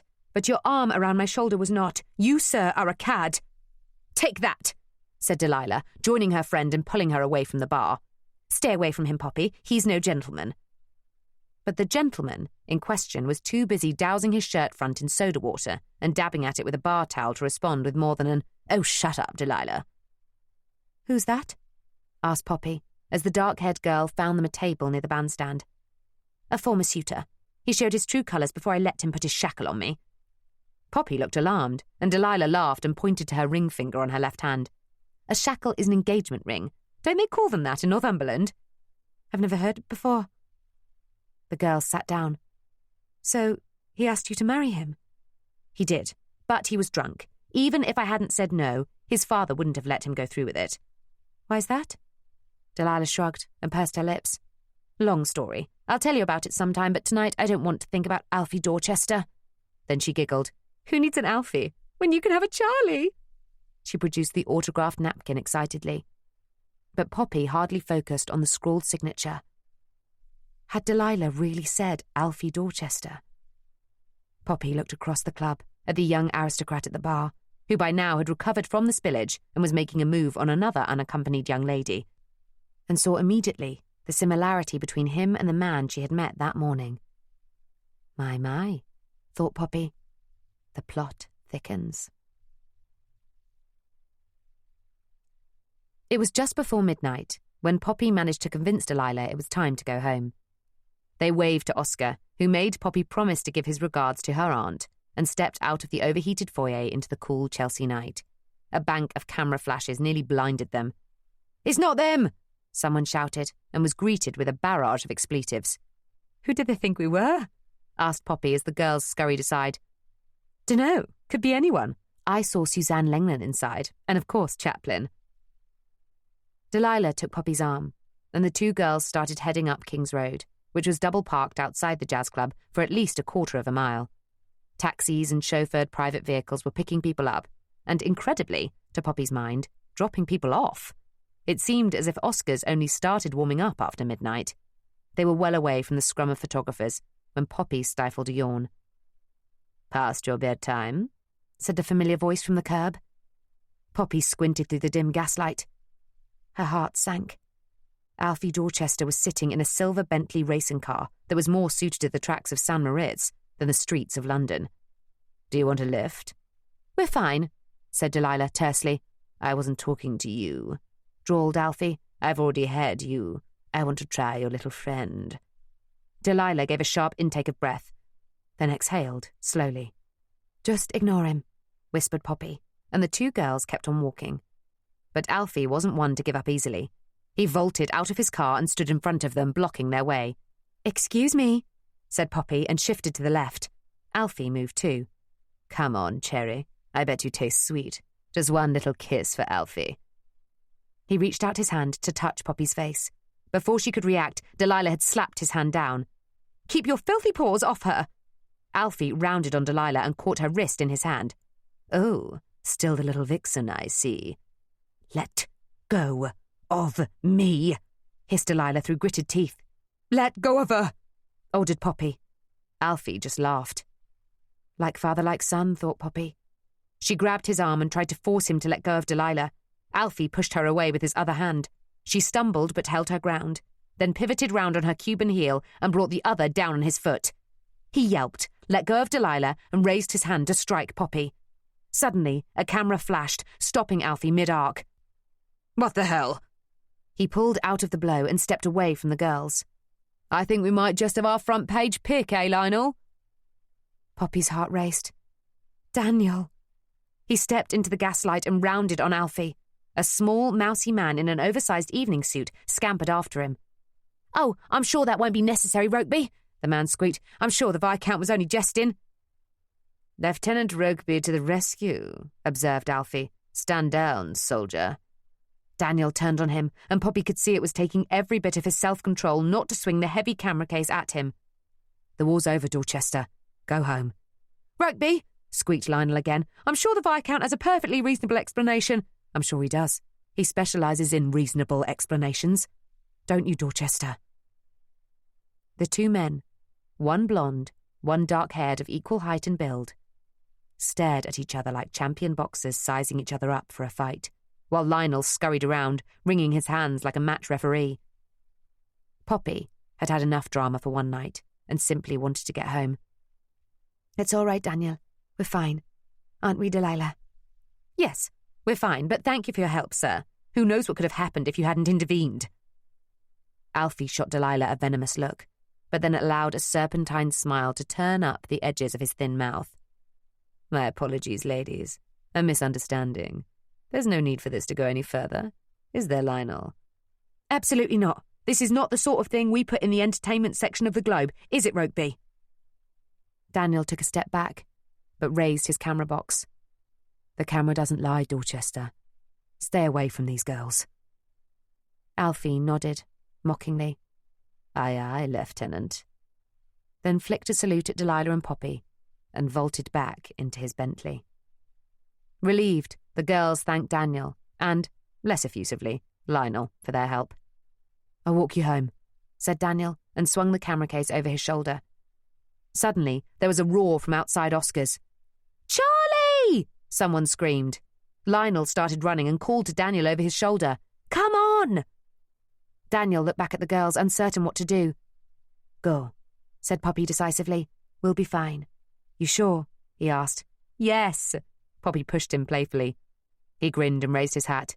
"Good night then, ladies," he said, and then ran to catch up with Lionel. Poppy and Delilah watched him go. My, Poppy, who is your knight in shining armour?" Delilah took Poppy's arm, and they continued up the street as nearby church bells struck 12. "Oh, just someone to work with," said Poppy, nonchalantly. Chapter 12. The next day at work, Poppy could barely keep her eyes open. It didn't help that she spent most of the morning in the fusty atmosphere of Rollo's office, where she finally started to tackle the mountain range of files. Rollo left her to it as he was organising Bert's funeral and fielding some follow-up questions from the police. He instructed her to leave anything that was either on or within 2 feet of his desk. Everything else was to be sorted first by date, then alphabetically by slug. A slug, Poppy learned, was a short code name for a story that appeared on each piece of copy and on the back of related photographs. So, for instance, her Midsummer Night's Dream article was slugged Midsum, and the publicity photographs and the poster she'd been given by the theatre were called Midsum Pick 1, 2, 3, etc. Another code she learned was coined by Rollo and specific to the Globe. JF. It stands for Jazz Files, said Rollo. It's what we call any story that has a whiff of high society scandal but can't yet be proven. We've got a whole filing cabinet of them downstairs going back 20 years. We hang on to them because you never know when a skeleton in the closet might prove useful to a story we're working on now. Downstairs was the morgue archive on the 3rd floor. After a few hours of sorting, Poppy piled her files onto a wheeled trolley and took the lift down to the 3rd floor. The lift bell clanged, and she pulled back the concertinaed iron grille gate. She held it open with one hip and pulled the trolley backwards onto the landing. "Need a hand there?" It was Daniel. Her heart skipped a beat, but she kept her voice casual as she said, "If you can keep the gate open, that'll be a help, thanks." Daniel did as he was asked, then closed the gate. The lift bell clanged again, and the arrow above the door moved from 3 to 2 to 1 to G, then to B. Basement. Suddenly, Poppy was reminded of Bert's accident and the query she had regarding the lift. Daniel must have thought the same. "I've asked Rollo, by the way, and he said he didn't see anyone getting in or out of the lift on the 4th floor. I was on the 2nd, so that just leaves this one. I was just heading in to see Ivan." "Who's Ivan?" "Hasn't Rollo introduced you yet?"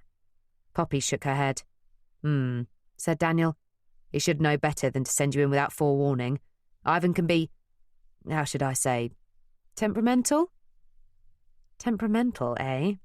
If Poppy hadn't been so tired, she would have been intrigued by this mysterious Ivan. But this morning, she didn't really care. She just wanted to offload the files, then have a cup of coffee before the editorial briefing scheduled for midday. "All right, I'll do it then," declared Daniel. And like the day she first met him at the station, he took the trolley from her without asking and pushed it through the double doors, expecting her to follow. "Why should I?" she thought grumpily. "He has a habit of pushing me around, doesn't he? And just because he's charming and good-looking, he thinks he can get away with it. Well, let me tell you something, Mr. Daniel Rokeby. I can look after myself. I can—" But she didn't have the energy to make a feminist statement, and meekly followed. "What do you think you're doing?" someone bellowed in a thick Russian accent. Poppy stopped in her tracks. I, not you, him." A large bear of a man with shaggy grey hair and an unkempt beard stood, arms akimbo, in the middle of the morgue. "Calm down, Ivan. I'm just dropping off some files." "Dropping off? Dropping off? How many times have I told that Yankee? There is no dropping off. Appointments must be made. Applications submitted. I have a system. I have had enough."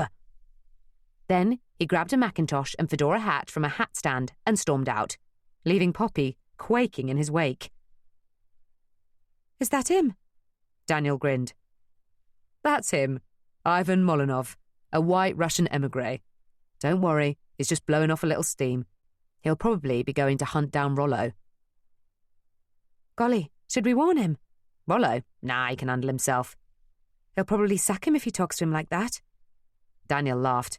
"Rollo sack Ivan? Hell'll freeze over before that happens. No, they're old sparring partners.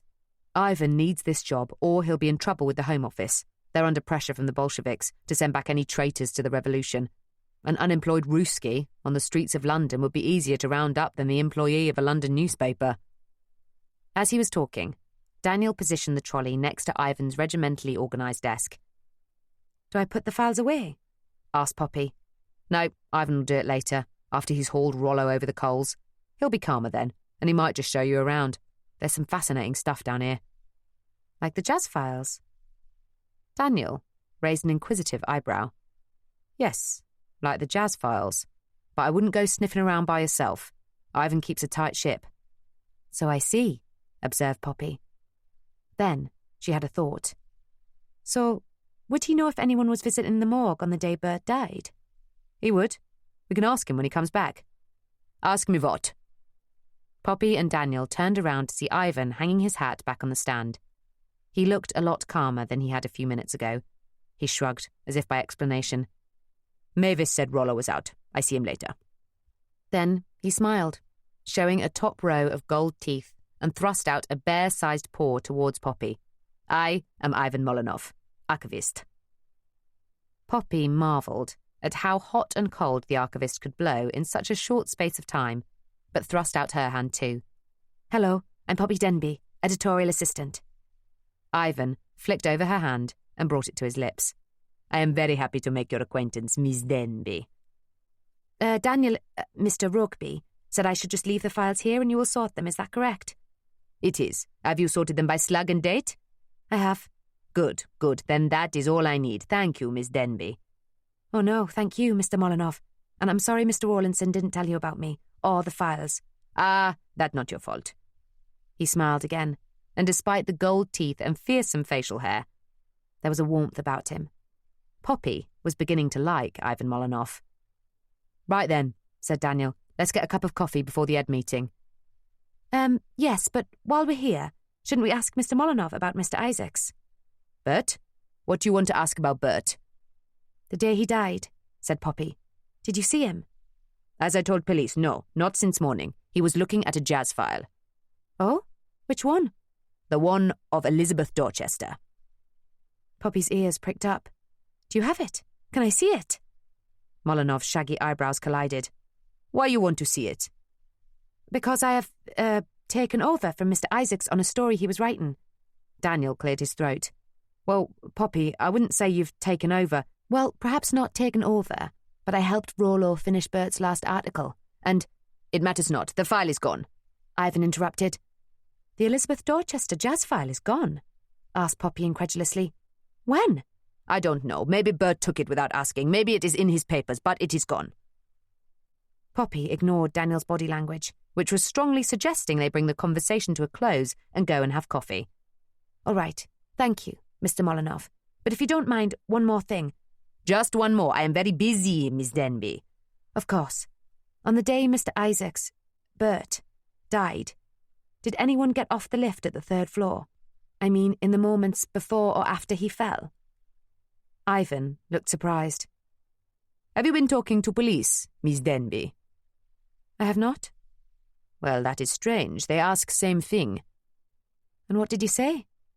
"I said I did not see anyone, but I hear them. I hear bell on lift, but no one came in here. I did not see them." Poppy absorbed this information. Daniel was now looking interested. "I saw you in the foyer, Ivan, just after Bert's fall. Did you run down when you heard the screams?" "I did, like everyone else." "Everyone perhaps except the man in the lift?" "What man in lift?" "The one you heard but didn't see," said Poppy.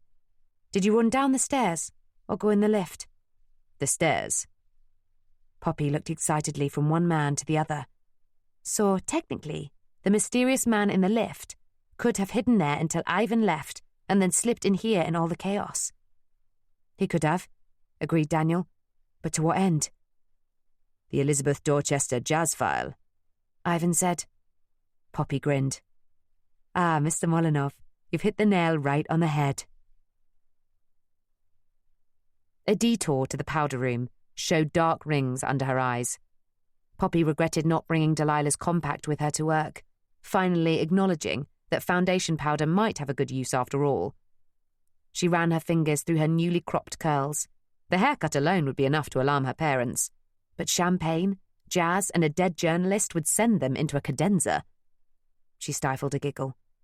Well, what else did they expect, sending her to live with Aunt Dot? The former actress was renowned for her party lifestyle, but it wasn't just her social life she was hiding from them. Poppy sighed. She knew she would have to tell them about her new job sometime, but she had enough to think about for now. She would send them a telegram at lunchtime saying all was well and that she would write a proper letter in a couple of weeks. That would hold back the tide for a while. And hopefully, when she got her first paycheck and was able to send some money home to help the mission, they would see the wisdom in her taking a more highly paid job. And it was a respectable job. She splashed water on her face, pinched her cheeks to bring up some colour, and left the powder room. Poppy returned to the canteen, where Daniel was chaperoning a pair of coffee cups. His face lit up.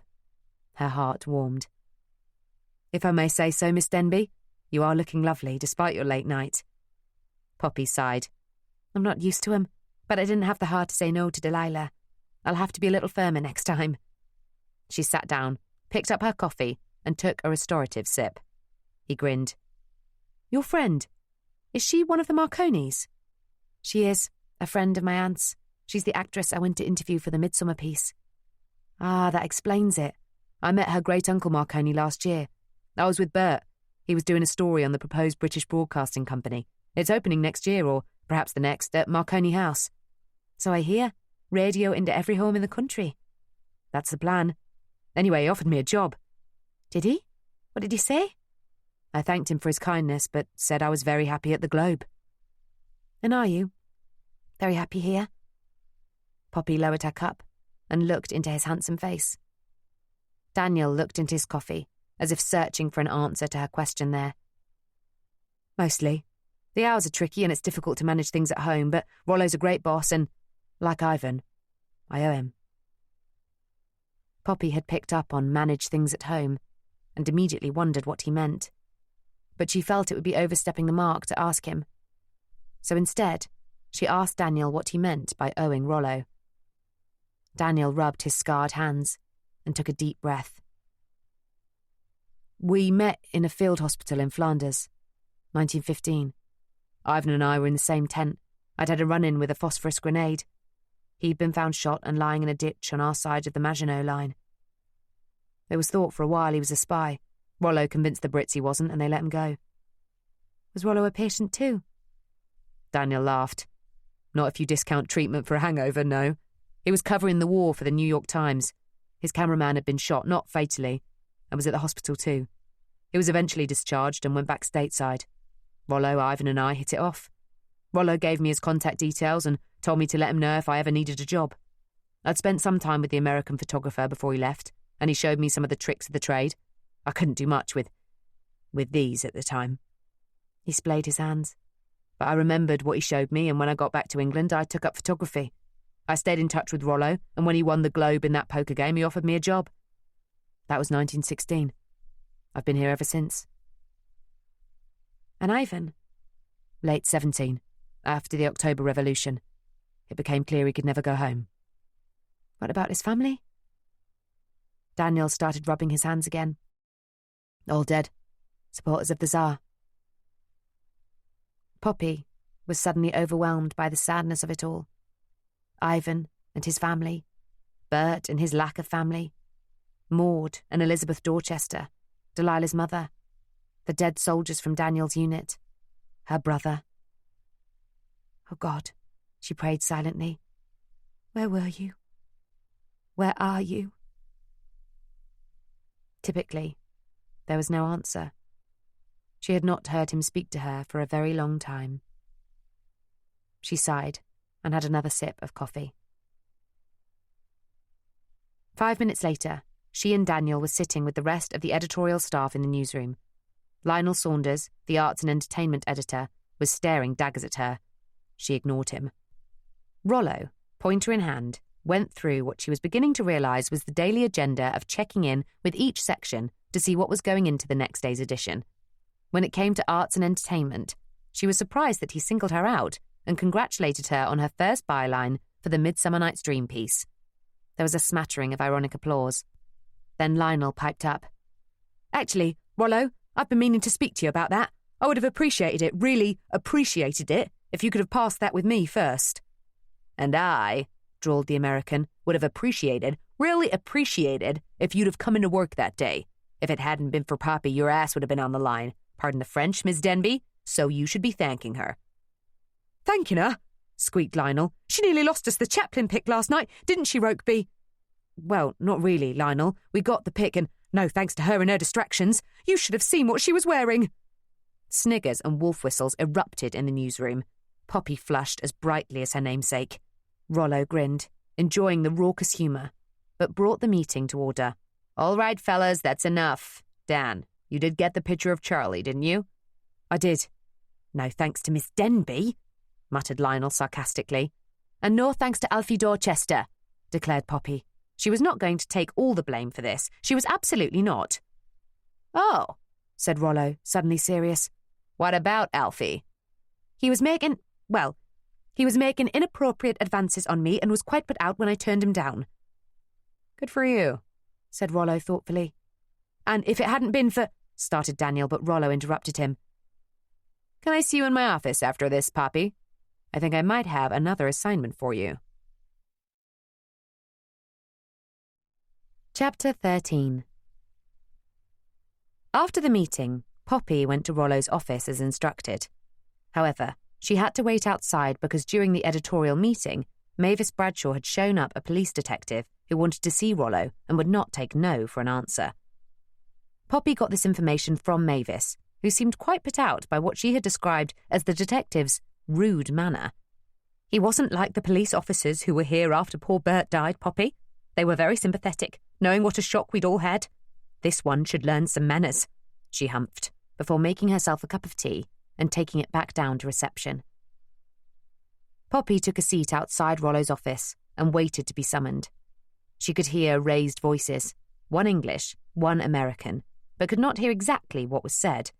Obstruction of justice and freedom of the press were two phrases that popped out, but she couldn't make much sense of the in-between.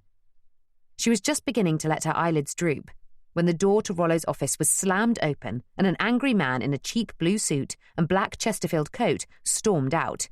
He rammed a black bowler hat onto his head and glared at Poppy. "Do I know you?" "No, sir," he growled and blasted his way out of the newsroom. Poppy turned to see Rollo leaning wearily on the doorframe. He ran his hand over his thick red hair and sighed. "God help us, Miss Denby. God help us." Then he gestured for her to come in. He stood in the middle of his office, raised his hands as though he were about to fly, and turned slowly round. "Space. Good job, Poppy." "Still a way to go, sir." "Rollo." "Still a way to go, Rollo. I took a trolley load down to the morgue. There's at least 5 or 6 loads more." "Yes, Ivan nabbed me on the way up, gave me a good rollicking about the files, but he seems to be quite taken with you." "Oh?" Poppy flushed. "Don't worry, you'll be quite safe with Ivan. He's not the romantic sort." Poppy remembered the chivalrous kiss to her hand, which from another man might have been construed as lecherous or rakish, but a gentleman, nonetheless. "Ivan's been described as many things, but I'm not sure a gentleman is one of them." He gestured for Poppy to sit. "Do you know who that man was?" Rollo asked. "The man that stormed out? No, I've never seen him before." "That is Chief Detective Inspector Richard Easling of the Metropolitan Police. He's investigating Bert's death. He's convinced it was suicide and wants access to Bert's files to prove it." Richard Easling? Hadn't Poppy heard that name before? "Do you think it was suicide?" Poppy asked. "I don't, and neither do you from what Ivan's been telling me." I, Poppy stuttered. Rollo raised his hand. "It's all right, Poppy. I know you were going to tell me eventually." "It was just a theory, really. But now that Ivan has said he heard someone in the lift—" "It's a good theory. It could still, of course, have just been an accident, but I'm not prepared to rule out foul play just yet." "But now the police think suicide." "No," said Rollo, templing his fingers and flicking them back and forth under his chin. "DCI Richard Easling thinks it's suicide. PC Plod and his pals are happy to call it an accident." "Why is Easling so keen to call it suicide, then?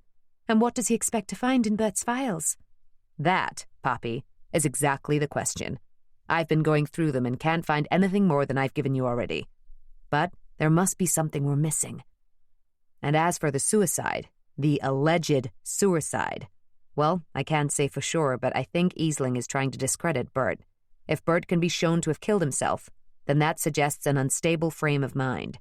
And if he was unstable, that would discredit any theories he might have had or articles he might have written." "But why would a police detective do that?" asked Poppy, completely flummoxed by this whole line of thinking. "Because it's Richard Easling. Have you heard the name before, Poppy?" "It sounds familiar, but I'm not sure." "Well, he seemed to think he had seen you before. Or someone quite like you." Rollo sat back in his chair and looked at her over his templed fingers. "My aunt." "Well done, Miss Denby. You're a little slow today, aren't you? Must be your late night fighting off advances from Alfie Dorchester." He grimaced. "Richard Easling was the police officer who rode the horse that crippled your aunt. He was a plain mounted police constable back then. Now, let's see how awake you are. What is Richard Easling's connection with the Dorchesters? Poppy screwed up her eyebrows and tried to think. He was supposedly in Lord Dorchester's pay. Give the prize to the little lady. Correct. But nothing was ever proved. Nor was it likely to have been if Bert hadn't dug up the old jazz file on it while he was looking for background material for the Dorchester Mary Curie story. Poppy was suddenly awake. You have evidence that Dorchester paid to have my aunt attacked? Rollo dropped his hands and pursed his lips. I don't, and neither did Bert, but I think he was onto something. Here. He pulled open a drawer and took out a thin manila folder. He opened it to reveal a single sheet of blood-stained writing paper. I got this from one of Easling's colleagues last night.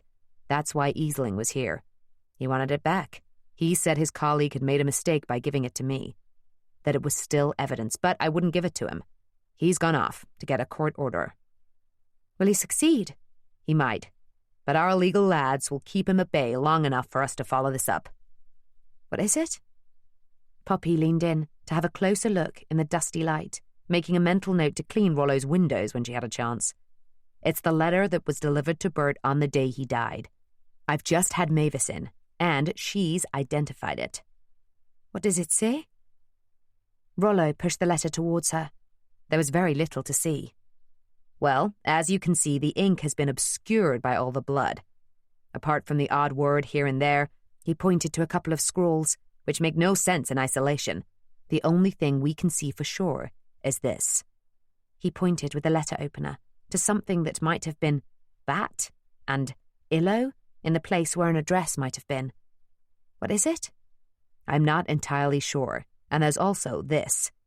He pointed to part of a word in the place where a signature might have been. Lizaby. Is that Elizabeth, do you think? Rollo nodded. Indeed, I do. Elizabeth Dorchester is in a mental hospital in Battersea, finished Poppy, and she told Rollo what her aunt had told her. Rollo nodded with interest, but didn't say whether any of this was new to him. Instead, he said, Don't you think it's strange that Bert received a note from someone who might have been Elizabeth Dorchester on the day he died? I do, agreed Poppy, and add to that the missing jazz file that Ivan told us about. And the sudden appearance of Richard Easling on the case. And the sudden interest of Alfie Dorchester. Well, no, Poppy, that's probably just a coincidence. Alfie's simply a cad. But his father isn't. No, he isn't, said Rollo thoughtfully, his fingers forming a pyramid. He's far worse than that. It was a glorious late afternoon in early July, and Battersea Park was full of picnicking families, footballing youths and young couples walking arm in arm. From the top of the bus, Poppy watched as a nursemaid picked up a screaming toddler who had fallen face first into his ice cream, and an old man nodded off to sleep on a nearby bench, while his aging Labrador kept watch beside him. The bus skirted the park and past the gaswork towers. Rollo had told her the bus stop she needed was the one just after the towers, and according to the map they had looked at in his office, the Willow Park Asylum was a 15-minute walk south from the stop. It had been her idea to visit the asylum.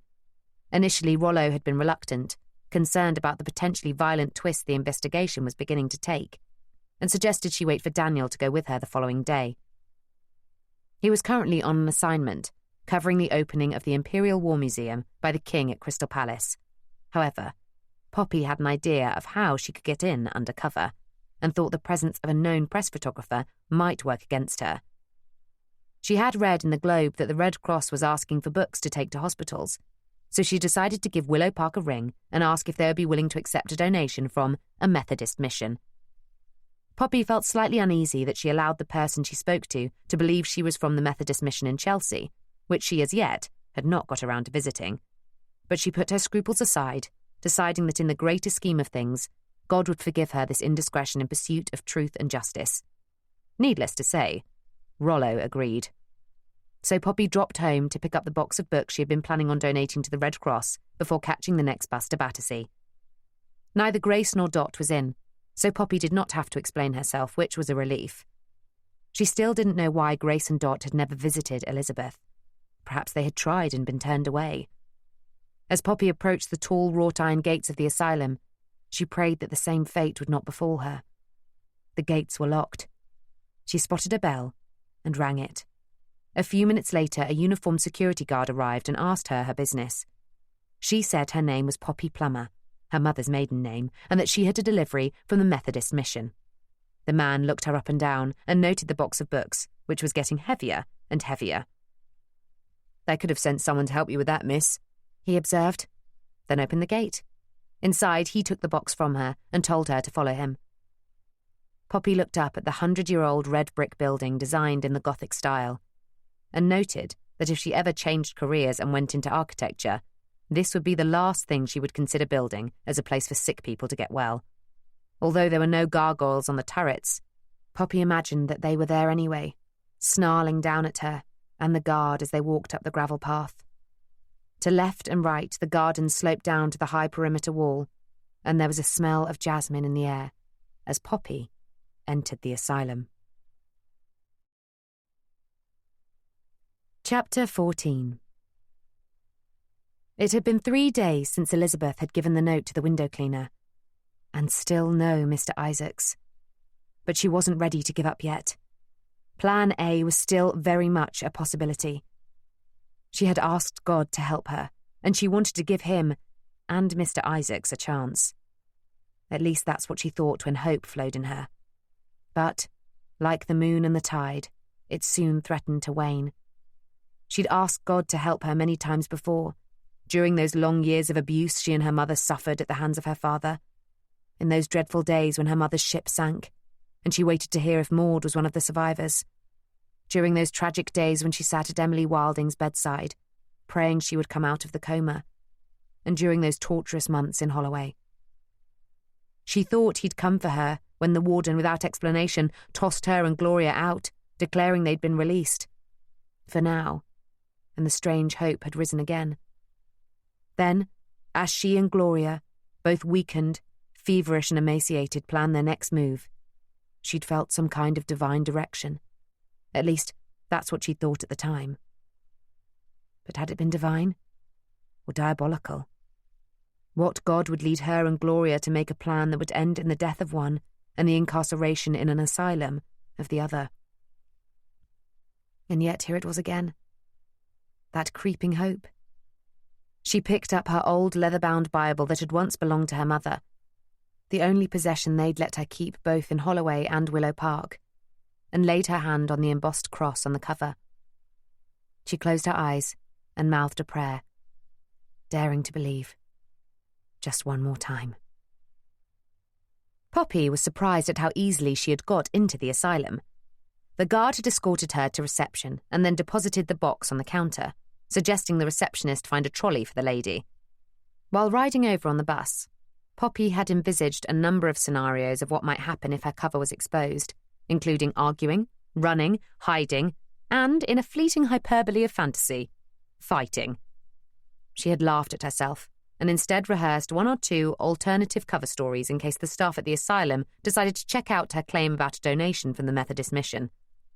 It turned out she needed none of them.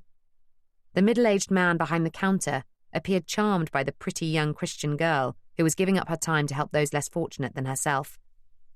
Poppy had a twinge of guilt, but suppressed it, and, taking inspiration from Delilah, flashed him her most endearing smile.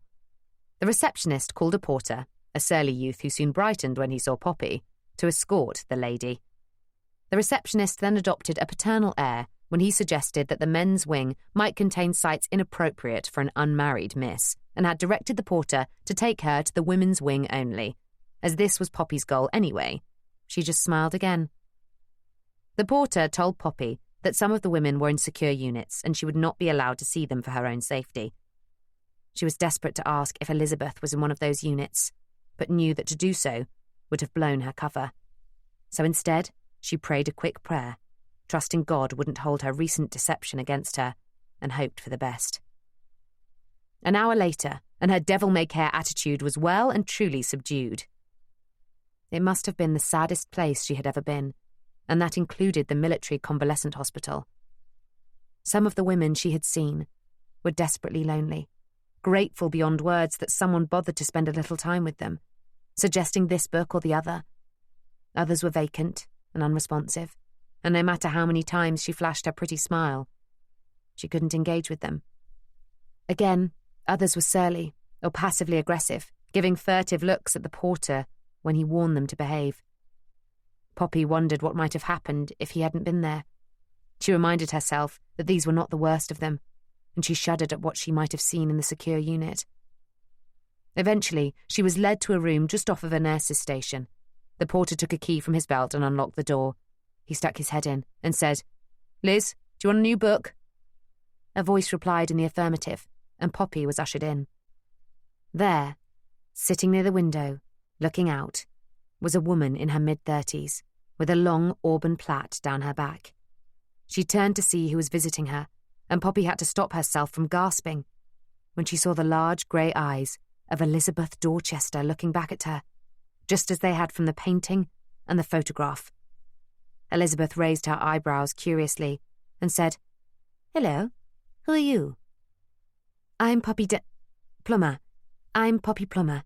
I was wondering if you wanted a new book." "I do. What do you have for me?" Poppy wheeled the trolley over to her. She looked back at the porter standing at the door. She wanted to speak to Elizabeth privately. Her mind whisked through a few options until she settled on, "Excuse me, would it be possible to get a cup of tea? I'm parched. Would you mind awfully making a cuppa while I speak to Liz, is it?" Elizabeth nodded. The youth looked uncertain. Well, miss, I probably shouldn't leave you alone with the patient." "Oh, I'm sure it'll be all right," said Poppy in her most soothing voice and blinking her blue eyes in a way she hoped was particularly charming.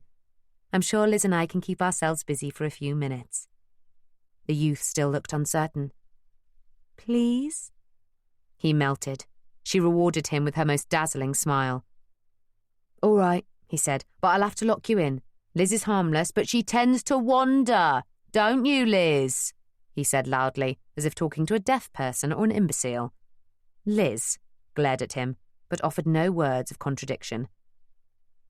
Poppy waited until the door was locked. Then she noticed a nurse pop her head up to look through the glass pane. It was clear that although they might be out of earshot, they were still being watched. Poppy exhaled nervously, then busied herself with the trolley. She ran a hand along the shelf and picked up Jane Eyre. She thought of Mrs. Rochester in the attic and stifled an impulse to giggle. She offered the book to Elizabeth, who took it wordlessly, while staring intently into Poppy's eyes. "Do I know you?" she whispered. "You don't," whispered Poppy in return, "but I think you know my aunt, Dot Denby." Elizabeth's eyes widened in recognition. "Dot!"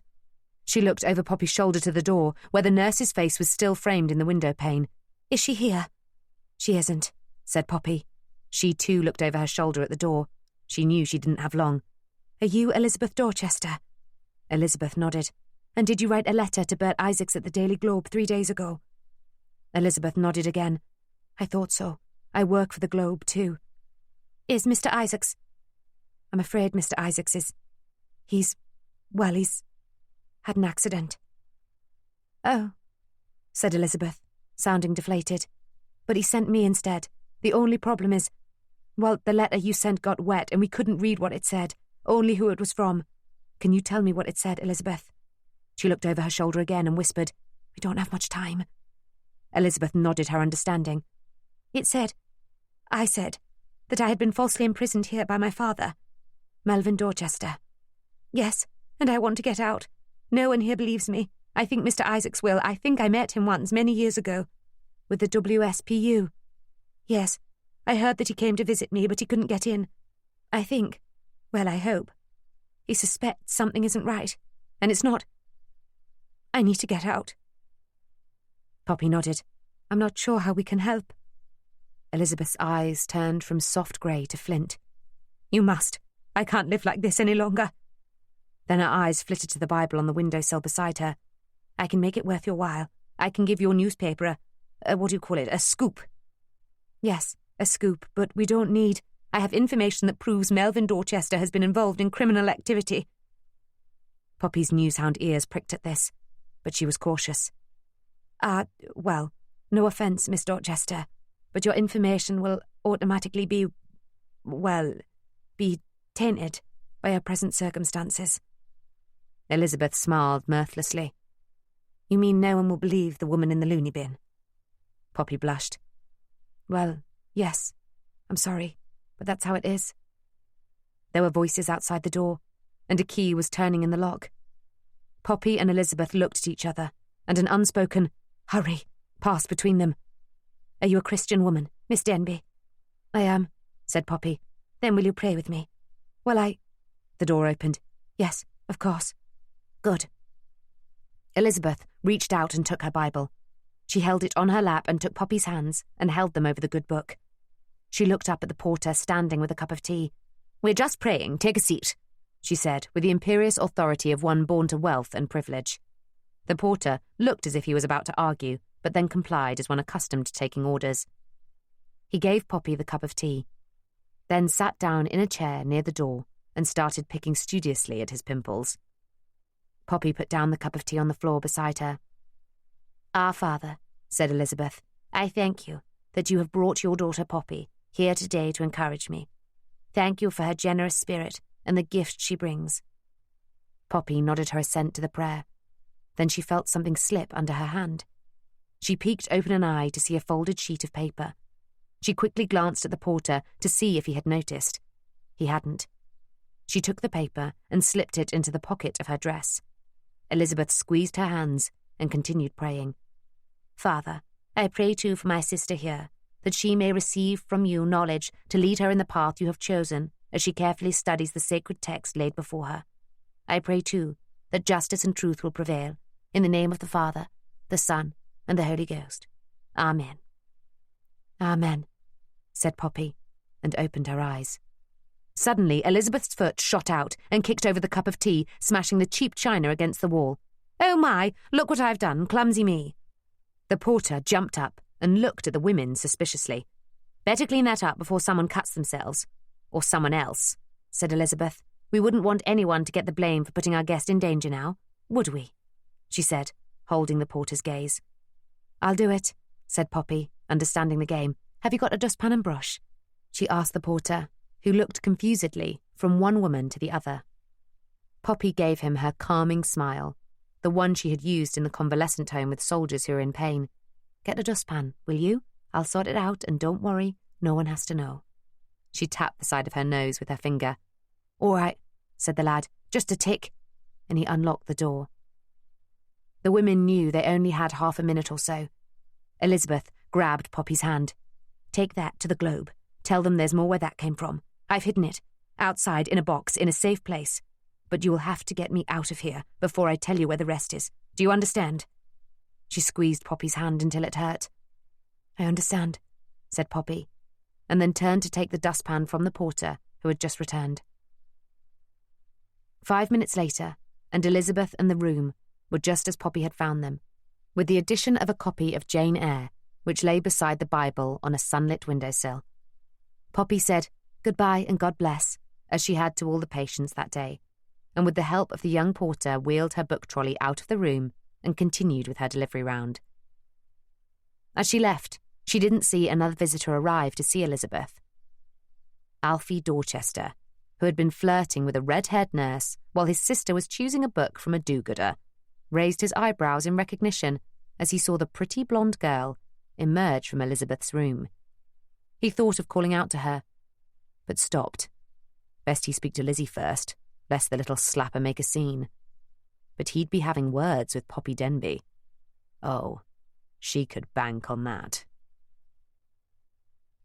Half an hour later, and Poppy thanked the guard with a sunny smile as he locked the gate of the asylum behind her. She had left the trolley of books in a common room and promised to come back in a few months with more. She'd meant it. Elizabeth or no Elizabeth.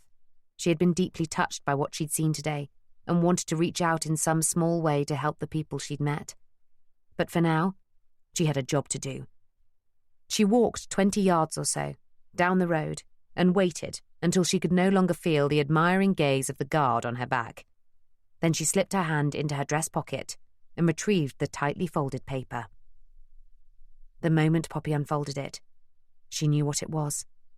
The columns of figures names and dates were an extract from a ledger, much like the one she had kept at the mission in Morpeth. The jagged edge down one side suggested it had been torn out in a hurry. An asterisk and a squiggly line in the middle of the page caught her attention. It underlined an entry for the 3rd of October, 1910, to one R. Easling. The sum of £50. Poppy stopped dead in her tracks, almost causing a man with a barrow of vegetables to career into her. She waved an apology, and then focused again on the page. A chill ran down her spine. Was this evidence of a bribe to Police Constable Richard Easling? She scoured the page, front and back, to see if Dorchester's name was on it anywhere. It wasn't. But she was almost certain it had come from one of Dorchester's ledgers, and that Elizabeth had somehow managed to acquire it before she was taken into hospital. Perhaps she had smuggled it in her Bible. Had she been waiting all these years to show it to someone? And she said there was a box somewhere with more of the same. Could she finally have proof that Dorchester had paid Richard Easling to run down her aunt and the other suffragettes? She needed to get this page to Rollo as quickly as possible. She looked up and saw the clock tower in Battersea Park marking 10 minutes to 4. If she hurried, she could catch the 4 o'clock bus back to Fleet Street. She refolded the ledger page and slipped it into her satchel, then looked quickly to left and right before she crossed the road. There was a silver motor car coming towards her from the direction of Willow Park, but she could easily make it to the other side in time. But suddenly, the motor sped up and swerved onto the wrong side of the road. Poppy sprinted to get out of the way, but it was too late. The vehicle rammed her from behind and hurtled her into the air. The last thing Poppy remembered was the crack of her skull as her head hit the cobbles. Chapter 15. Poppy was swimming in the sea at Whitley Bay. Her brother was with her. The waves lifted them up and down, their legs kicking frantically under the water to keep them afloat. Their mother called to them from the shore. "Be careful! Don't go too far out!"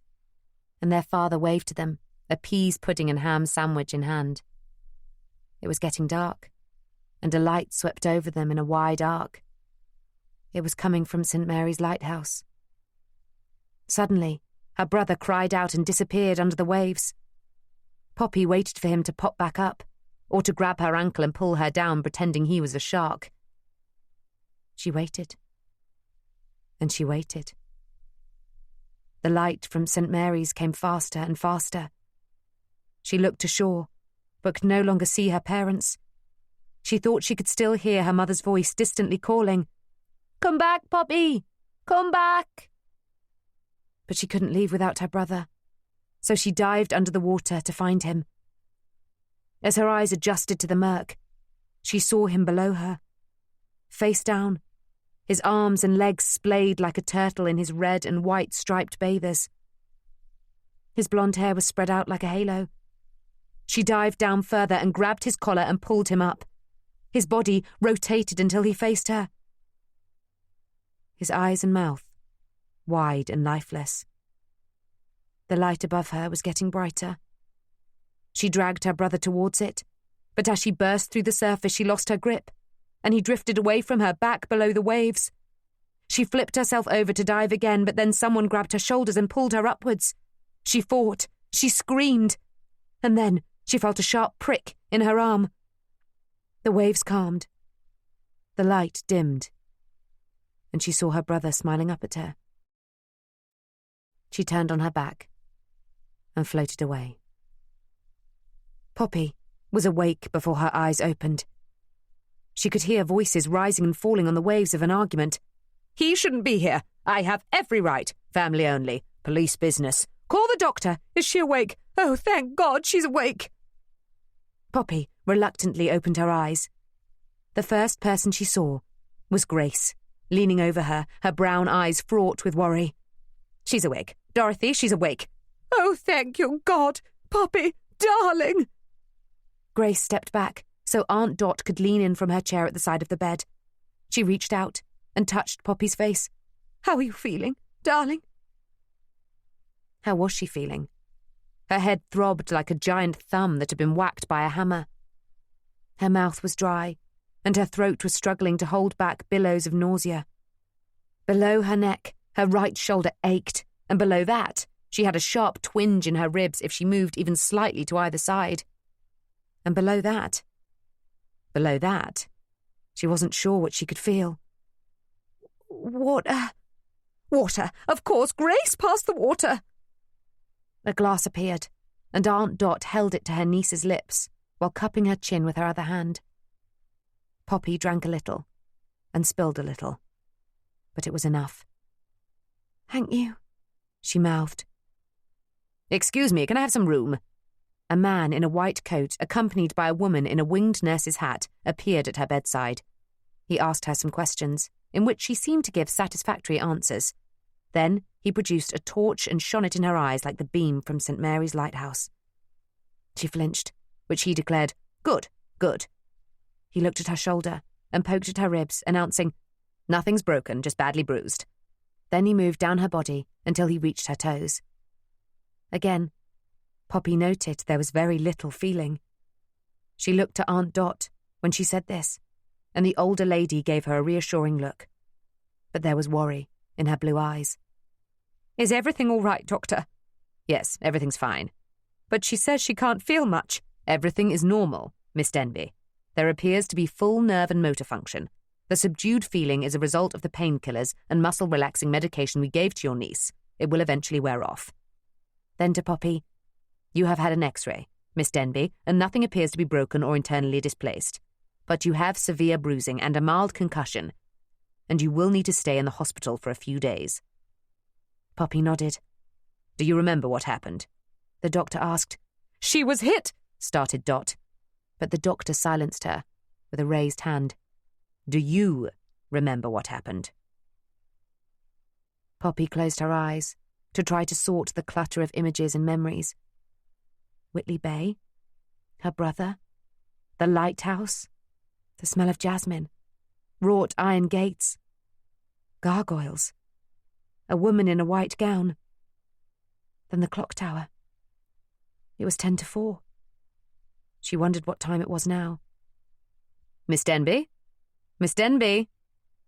"I think she's had enough for now. We'll let her rest. I'll tell the inspector to come back later."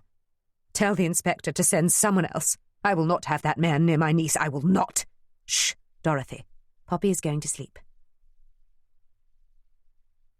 The next time Poppy opened her eyes, it was nearly dark. Daniel and Rollo were talking quietly together near the window. Daniel leaning on the windowsill with both elbows so that he didn't tower above the editor. She attempted a cough. They both turned. "Poppy." Rollo walked over to the bed and peered intently into her face. "You know how to make a statement, Miss Denby. You really do." He chuckled, but there was a note of worry in his voice. Daniel leaned in towards her. "How are you feeling?" "Like I've been run over by a bus," she whispered. "Funny you should say that. Do you remember what happened? Your aunt said you didn't answer when the doctor asked before." "Aunt Dot?" "She and Mrs. Wilson have gone to the cafe for a cup of tea. They asked us to keep an eye on you until they get back," Rollo said. "So do you, Poppy? Do you remember?" asked Daniel, scouring her face as if he could find the information there. I think I was run down by a silver motor car. Outside the asylum, it swerved on purpose and hit me." "Oh, I don't think it was on purpose, Miss Denby." Poppy, Rollo and Daniel looked up and saw the silhouette of a man in a bowler hat standing in the doorway. "Is that—" "Detective Chief Inspector Richard Easling. We met briefly outside Mr. Rowlandson's office yesterday. I don't know if you remember." "I remember," whispered Poppy. And she also remembered the ledger page. She looked around, trying to spot her satchel. Easling continued. "A witness says you weren't looking where you were going, and you stepped out right in front of it. The poor driver didn't have a chance to avoid you." "What witness?" asked Daniel, his voice filled with scorn. "Alfie Dorchester. Don't you think he's a little biased, Inspector?" "No? Another witness, a vegetable vendor who has corroborated Viscount Dorchester's version of events. I don't know if you know yet, Miss Denby, but you owe your life to the Viscount. After you stepped in front of his motor— I didn't step in front of his motor. He deliberately— After you stepped in front of his motor car, Easling repeated, more forcefully. He immediately administered first aid. As an army captain who has won the Victoria Cross, he has experience of such things. Rollo gave a derisive snort. Easling glared at him. And then he picked you up and brought you here in his Bentley. If it hadn't been for his quick thinking— Quick thinking? He deliberately ran me down! Poppy's voice was getting stronger. Hear that? Said Daniel. He deliberately tried to run her down. I demand that you arrest him. Easling sucked in his cheeks and then puffed them out like a blacksmith's bellows. You demand? You have no authority to demand anything. Rowlandson, keep your man in order. Daniel launched himself at Easling and grabbed him by the lapels. Unhand me, sir, or you will be arrested. Cool it, Danny, cool it. Rollo wheedled his way between the two men, put a hand on each of their bellies, and pushed them apart. Daniel continued to hold onto Easling's lapels until a whimpered, Please, Daniel, from Poppy, convinced him to let go. Can you all please go? Asked Poppy, sounding as if she was about to start crying. The men looked at each other, daring the other to go first. Not you, Rollo. I need to speak to you. But Daniel, can you come back later, please? And Inspector, can this wait until the morning? I've had a dreadful shock. Easling grunted, but then nodded his assent. All right, but Rowlandson, talk to this young buck, or he'll be taking photographs inside a prison cell. Daniel looked as if he was about to retort, but didn't. Easling gave a sniff of victory, then turned and left. He stopped in the doorway. I'll take your statement in the morning, Miss Denby. I suggest, Inspector, you make sure Miss Denby's aunt isn't here when you do. I don't mind stopping Danny Boy here from decking you, but I wouldn't dream of denying a lady the opportunity. He grinned and winked at Poppy. Easling's eyes narrowed and he pointed a quivering finger at Rollo, saying, You're on borrowed time, Rowlandson. Then he left. Daniel flopped down in a chair and swore. Sorry, Poppy. It's all right, Daniel. Thank you for defending me, but I really need to speak to Rollo alone. Daniel looked offended. Go on, Dan, said Rollo, tossing his shaggy red head towards the door. All right, I'll see if your aunt and Mrs. Wilson need anything. That's a fella. Poppy waited until Daniel had left the room before saying to the editor, Do you know where my satchel is, Rollo? Rollo looked quizzically at Poppy. Hang on, I'll look for it. He had a scout around the room, opened a cupboard or two, and returned with Poppy's satchel. Look inside, she said. There should be a folded piece of paper. It's a page that's been torn out of a ledger. Rollo had to dig around inside the bag but shook his head. Nothing. Are you sure? Rollo emptied the contents of the satchel onto the bed and sorted through them so that Poppy could see. Nothing. What is it? What are you looking for? Elizabeth Dorchester gave it to me. It's a page from a ledger. She then went on to tell Rollo what had happened when she went to visit Elizabeth and the deal she had made with the woman to try to get her out. So, do you think you can still do it, even without the ledger page? I'll take your word for it, Poppy, yes, and I'll speak to our legal team about overturning the sectioning order. But I don't imagine it'll be easy. You say there's a box of evidence somewhere?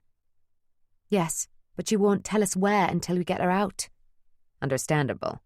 The problem is, Alfie is now likely to know about it. If he's got the ledger page, he'll be showing his father.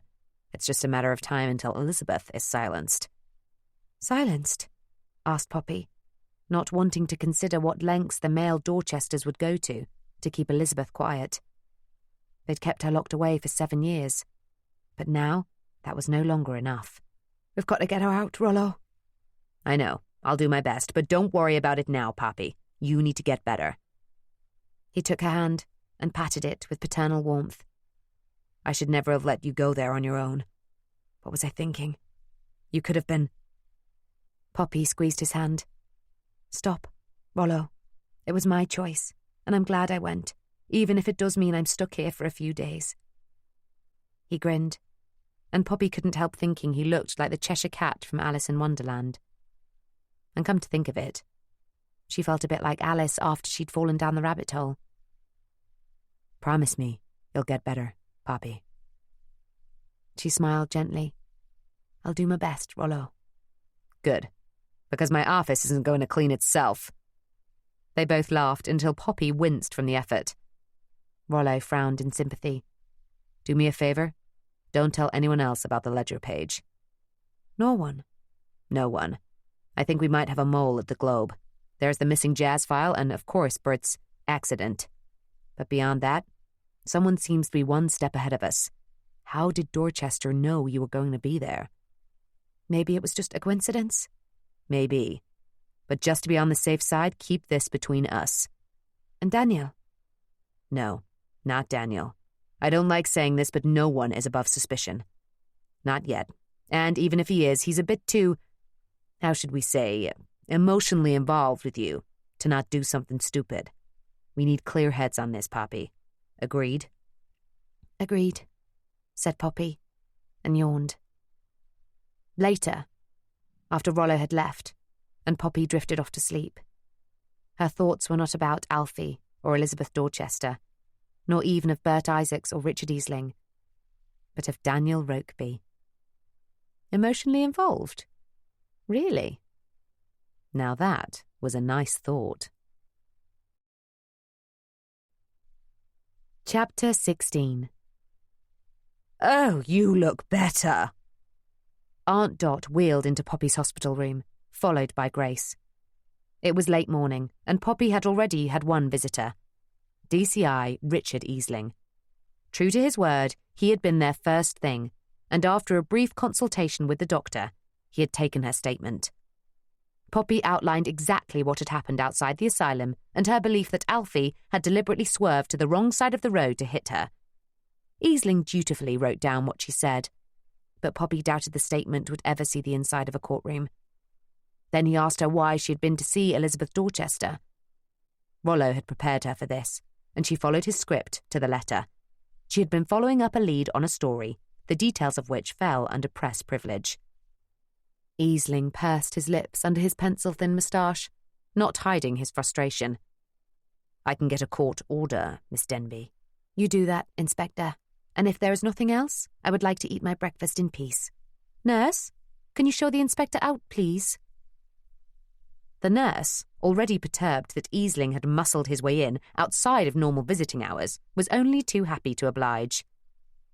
By the time Aunt Dot and Grace came to visit her, she had eaten her breakfast, been examined by the doctor, who declared her to be pleasingly on the mend, and received a bed bath. A bouquet of flowers had also been delivered.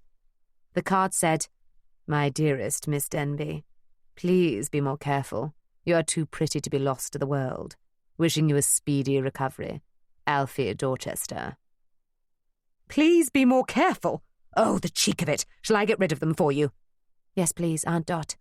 Perhaps you can give them, without the card, to another patient who needs cheering up." "Good idea, darling. You are always so very thoughtful, even at times like this." "How are you feeling?" asked Grace, pulling up a chair to the bedside. "I've been better," said Poppy, gingerly fingering a throbbing lump on her head. "But the doctor says there's no permanent damage, and I can leave in a few days." "Oh, that's such a relief," declared Dot. "And the feeling in your legs, has it come back?" "It has, just like the doctor said." "You had one of those newfangled X-rays, didn't you?" "I wonder if I'd had one. They would have been able to save my legs." Grace laid a hand on Dot's knee. "I don't think so, Dorothy. An X-ray can only take a picture of what's already there, not reverse any damage. Isn't that right, Poppy?" "That's right," agreed Poppy. "But it might have helped doctors see where the damage was, so they could treat it more effectively." Aunt Dot sighed and shook out her curls. "What's done is done. No one can undo the past, can they, girls?" Grace agreed that they couldn't. But Poppy wondered whether it would be possible to at least reverse some of the damage. If not physically, then emotionally. She thought again of Elizabeth Dorchester and the secret she carried, and wondered what the two women in front of her knew. She had promised Rollo not to tell anyone about the ledger page. But surely Grace and Aunt Dot would have put two and two together and realised where she had just come from when Alfie knocked her down. "Do you know where I was yesterday, when I had the accident?" Dot and Grace looked at each other, and a wordless message passed between them. "Well, darling, we didn't want to bring it up until we knew you were on the mend, but the truth is, we're not very happy, are we, Grace?" "No, we're not. If you were going to visit Elizabeth, you could at least have told us. She was our friend, you know." "Then why have you never visited her?" "Oh, darling, we tried, didn't we, Grace? We really tried, when we heard she'd had a breakdown, and who wouldn't, after seeing what happened to poor Gloria? Apparently she was there, when Gloria jumped in front of the train. Did you know that?" "I surmised as much." "She got such a shock, she ran off. They didn't find her until the next morning, nearly frozen to death she was. They took her to the hospital. But even when her body was better, her mind wasn't." "How do you know? Did you see her?" "No, they wouldn't let us in, would they, Grace? We tried, here and at Willow Park, but they said we were on a forbidden visitors list. There was nothing we could do." "Then how do you know what state of mind she was in?" "Well, Gloria told us. She came to see us, you know, before she died, to ask for a ticket for Elizabeth to go to America. When they got out of Holloway, Elizabeth was too scared to go home. She thought her father would try to have her locked up again. And he has, yes, but this is different. I've no doubt he's the one who's driven her mad, but mad she is. Poor woman." "Well, I wonder about that." "She was," interjected Grace. "You asked how we knew, Poppy. Well, apart from what Gloria told us, it was confirmed by Sophie. She was a nurse and she worked in this very hospital." "So Sophie saw her?" "No," conceded Grace. "She was also on the list. But some of Sophie's colleagues told her Elizabeth was hysterical and needed more specialised treatment." "In Willow Park?" asked Poppy. "It's one of the best mental hospitals around," offered Dot, with a plaintive look that begged Poppy not to judge her too harshly for not visiting her friend. Poppy lay back on her pillows and absorbed this. "All right," she said after a while. "So she was hysterical after she'd seen her friend killed by a train, but that doesn't mean—" "Who wouldn't be, darling? Oh, poor Gloria. If only we'd stopped her going back, or if one of us had gone with her." "Then why didn't you?" Dot and Grace looked at each other again. A steely, almost accusatory tone inflected Dot's voice. "Well, I wasn't there when Gloria arrived, was I, Grace?" Grace elongated her neck, sniffed and looked down her nose at her friend. "I thought we'd laid this to rest, Dorothy." "Laid what to rest?" asked Poppy. "Well, Grace." Grace raised her hand to silence Dot. "I'll tell her. On the day Gloria came home, your aunt was at the hairdresser's. Only Frank, Sophie and I were home. We didn't know Gloria had been released from Holloway. She still had another month on her sentence. So it came as a shock when she arrived on the doorstep. She'd been on hunger strike, like most of the sisters, and looked like a half-starved waif." "Haunted, you said, Grace. You said she looked haunted." "Yes, she did. That's the very word to describe her. When we heard later she had done what she had done. None of us were that surprised. But I'll never forgive myself for letting her go on her own. Your aunt knows that, Poppy. And even though she says she's forgiven me, I'll never forgive myself." "So why didn't you go with her?" "She begged me not to. She said Elizabeth was disturbed, paranoid, was the word she used, and she thought that if I went with her, Elizabeth would get spooked. She saw her father's agents behind every bush. And not without reason," observed Poppy. "So true," agreed Dot, and tears welled up in her eyes. But Poppy was not ready to let up. "So, to summarise, Elizabeth and Gloria were released suddenly from Holloway. Elizabeth feared her father would try to have her locked up again, so she asked Gloria to book passage for her to America." "That's right," agreed Grace. "Frank, Sophie and I agreed that this was probably the safest course of action. So after she'd had something to eat, I took Gloria to the shipping agent. We got the ticket, and then I dropped her off at Paddington Station. She said that once she delivered the ticket to Elizabeth in Slough, she would come back. But she never did." "Poor Delilah." "I'd got back by then, and heard what had happened. I sent a message to Delilah's father. They came round to wait with us. But Gloria never came. Oh, you should have seen the look on the little mite's face when the policeman arrived. She thought it was her mother, but it wasn't. It was the most dreadful news. Aunt Dot was now openly crying. A nurse popped her head around the door and asked if everything was all right. When she was assured it was, she tapped her fob watch and said that visiting time was nearly over. Aunt Dot and Grace both got ready to go, but Poppy wasn't finished yet. Did Gloria mention a box, Grace? A box? No, I don't believe she did. Dorothy, did Frank or Sophie say anything about a box? Dot dabbed at her eyes with a frilly handkerchief. I don't recall. I don't think so. Why do you ask, Poppy? Nothing. I was just wondering. And I'm not feeling too well again, Aunt Dot. Do you mind if I get some sleep? Of course not, darling. We'll come back to see you tomorrow. Thank you. And don't forget the flowers. Dot grimaced at the ostentatious display as Grace picked it up and deposited it on her lap. Then, as they wheeled out, Dot raised her hand to stop Grace. She looked over her shoulder and said, You can tell us more tomorrow, darling, but how was she? How was Elizabeth? Quite sane, said Poppy. But before she could expand further, the nurse came and announced that visiting time was now, most definitely, over. At the mid-afternoon visiting time, a large bunch of yellow roses appeared in her doorway, held by a grinning Daniel. Glad to see you on the mend, Poppy. Oh, how lovely. Are they for me? No, they're for Rollo, but he didn't like the colour. Poppy laughed, and then winced. Daniel rushed to her side. Are you all right? Do you need the doctor? No, I'm fine, just bruised ribs. You will need to be exceedingly dull today, or I shan't survive it. Don't joke about it, Poppy. I've been beside myself with worry. You have? She sounded pleased. And he looked pleased that she was pleased. He grinned like an overgrown schoolboy and announced, Right-o, let me get a vase for these. He popped out and returned a few moments later with the flowers in a cheap white china vase. He put them on the table that Alfie's expensive bouquet had previously occupied. Poppy thought they looked much better. They really cheer the room up. Thank you, Daniel. He pulled up a chair. So, when you getting out? Not really sure. The doctor said a few days yet. Just as well.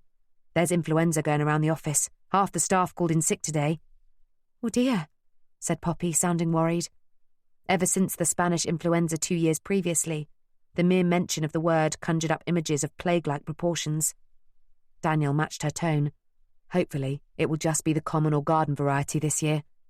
I'll be praying. Daniel didn't respond to that. Instead, he absent-mindedly started pleating the bedspread with his scarred hands. After a while, he asked, So, what were you doing in Battersea? Visiting Elizabeth Dorchester. You didn't tell me you were going. I didn't have time.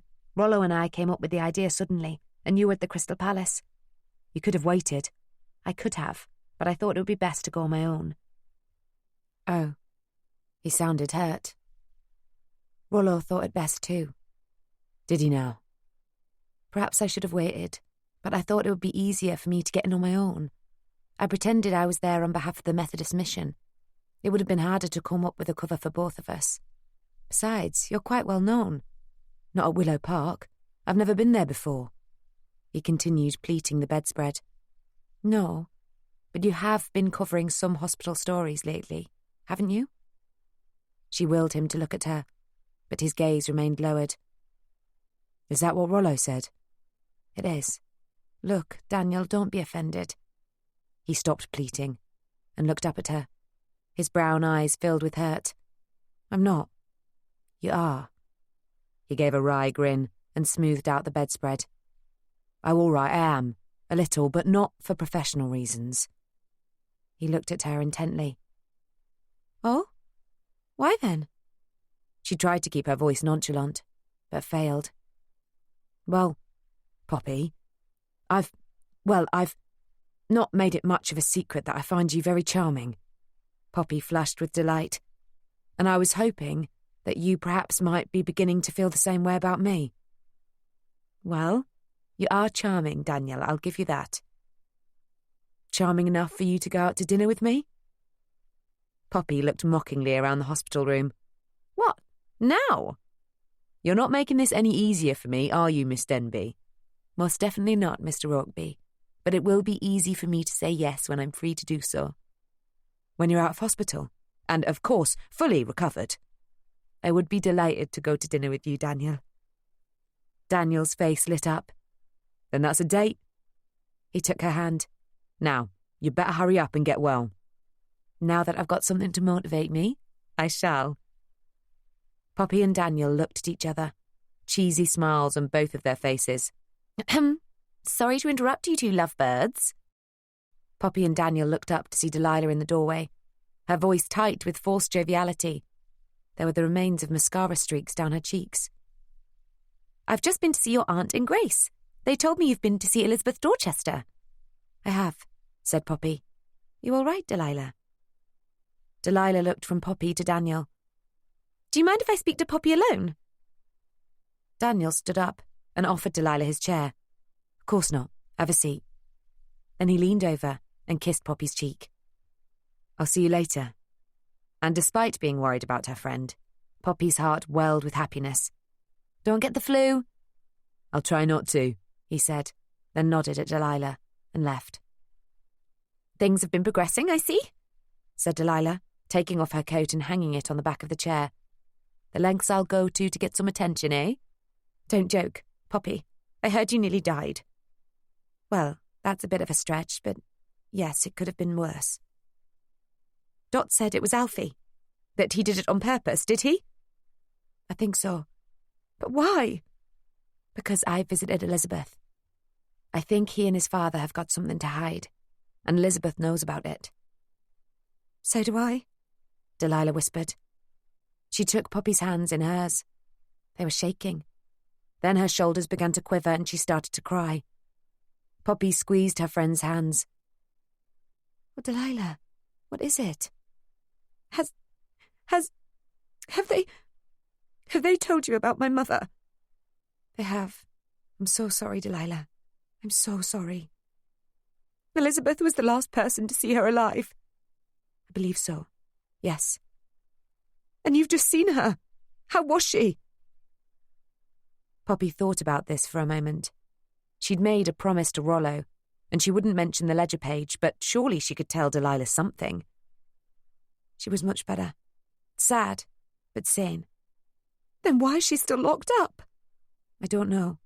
She believes her father's behind it. Do you?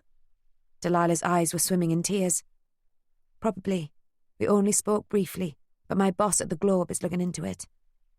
Delilah wiped the back of her hand over her eyes, spreading black streaks over her olive skin. Do you think I could see her? I've got so much I want to ask her. I was told she was mad, that you couldn't get any sense out of her, but you say she isn't. No, she isn't. But I'm not sure how you could get in to see her. Apparently there's a forbidden visitors list, made up of the people Elizabeth used to know from her WSPU days. You're probably on it. But even if you're not, there'll be open security on her after what happened yesterday. Oh. Delilah looked crestfallen. Poppy reached out her good arm, the one that wasn't hit by the motor, and put it around Delilah's slim shoulders. Don't worry. We'll make a plan. I'll speak to Rollo and we'll see if he can arrange something. But it might take a while. Delilah's eyes lit up with renewed hope. I've waited 7 years. I can wait a few days more. Chapter 17. The next day, there were no visitors. The administrators had made a decision to shut the hospital to outsiders as a precaution against the influenza. Although no one was officially saying this was a return of the Spanish variety, the memory of 250,000 people in Britain alone, 250,000 people who had been celebrating the end of the war with friends and family and soldiers who had miraculously survived the trenches, was not easily laid to rest. Poppy spent the day quietly reading a new book that Aunt Dot had brought in for her. It made her cry, and she wondered if Dot had actually read it before giving it to her. In every line of Wilfred Owen's poems, published 2 years after his death in 1918, she saw her brother, Christopher. He was the youth in the anthem for doomed youth, He was the unnamed soldier losing his faith in exposure. She thought of Daniel and wondered if this too had been his experience. Since we believe not, otherwise can kind fires burn. Now ever suns smile true on child, or field, or fruit. For God's invincible spring our love is made afraid. Therefore not loath, we lie out here. Therefore were born, for love of God seems dying. Tonight, his frost will fasten on this mud and us, shrivelling many hands and puckering foreheads crisp. The burying party, picks and shovels in their shaking grasp. Pause over half-known faces. All their eyes are ice, but nothing happens. Poppy laid aside the book and stared at the blank wall opposite and listened to the sounds of the hospital around her. Nothing happened. The next morning she received a visit from the doctor, who declared her fit to go home. She was instructed to call someone to pick her up, because she was not yet ready for the rigours of public transport. At the nurse's station, she used the telephone to call Grace and Aunt Dot. There was no answer. Then she tried the Globe. Mavis Bradshaw informed her that both Rollo and Daniel had called in sick. "I'm sure it's just a common cold, Poppy, nothing to worry about. Would you like me to arrange a taxi for you?" "No thanks, Mavis. I'll do it myself." Poppy hung the earpiece in the cradle and held the telephone like a goose with a wrung neck. She was just about to ask the nurse for a number for a taxi when she thought about Delilah. She rang the operator and asked for the number for the Old Vic Theatre. The receptionist there informed her that the cast were currently having a tea break, but managed to call Delilah. Delilah said she wouldn't be needed for a few hours, as the director wanted to polish some scenes with the lovers. She would come and pick her up. Half an hour later, Delilah carried Poppy's overnight bag to the hospital car park. "I've borrowed a friend's motor car," she announced. "He's playing Demetrius. Quite a dish." She flashed a smile at Poppy, who was glad to see that her friend's spirits were buoyant again. "How long have you been driving?" asked Poppy as she gingerly climbed into the passenger seat, trying to ignore the painful twinge in her ribs every time she moved. "I've just started," declared Delilah blithely. "It's really not hard, though. I got stuck on Waterloo Bridge, but some friendly gentleman helped me get it started again." Poppy wondered if it was too late to call a taxi. "It's really quite simple." She took hold of the crank lever, turned it a few times, and then leapt into the driving seat, pulled out a few stops, swore briefly when the exhaust let out an almighty belch, then laughed uproariously when the contraption shuddered forward. "See? Simple!" Poppy, who was used to Grace's subdued driving style, saw her short life flash before her eyes at least 3 times during the journey from the hospital to Waterloo. It was only when they were halfway over the bridge that she realised they were going the wrong way. "Home's the other way, Delilah." She pointed westwards and winced at her aching shoulder. Delilah shouted over the engine. "I hope you don't mind, but I need your help first. Would you mind coming with me to the theatre? It won't take long." Poppy reluctantly agreed. They pulled up outside the theatre a few minutes later, and Poppy sent up a quick prayer of thanks that they'd made it in one piece. Delilah cut the engine and turned to her friend. Her dark eyes behind the circular motoring goggles made her look like a bush baby. "I've been thinking about what you said, about us being on a forbidden visitors list at Willow Park. Well, I've got a plan. Delilah, I don't think this is wise." Delilah's bush baby eyes started filling with tears. "Please, Poppy, I need to see her. I'll go on my own if I have to, but it would be so much better if you could come with me. Of course, if you're really not up to it, I'll understand." Poppy looked at her and sighed. Delilah nodded. "I'm sorry, Poppy. I should have thought you've just got out the hospital and—" She glumly reached for the crank. Poppy stopped her. "It's not that I don't want to help you, Delilah. I will, of course, be happy to go with you." Delilah's face lit up. "Oh, will you really? Are you sure you feel up to it? I can go on my own if you like." "No, I'll be fine. I'm a bit sore, but nothing I can't handle. But that's not the point.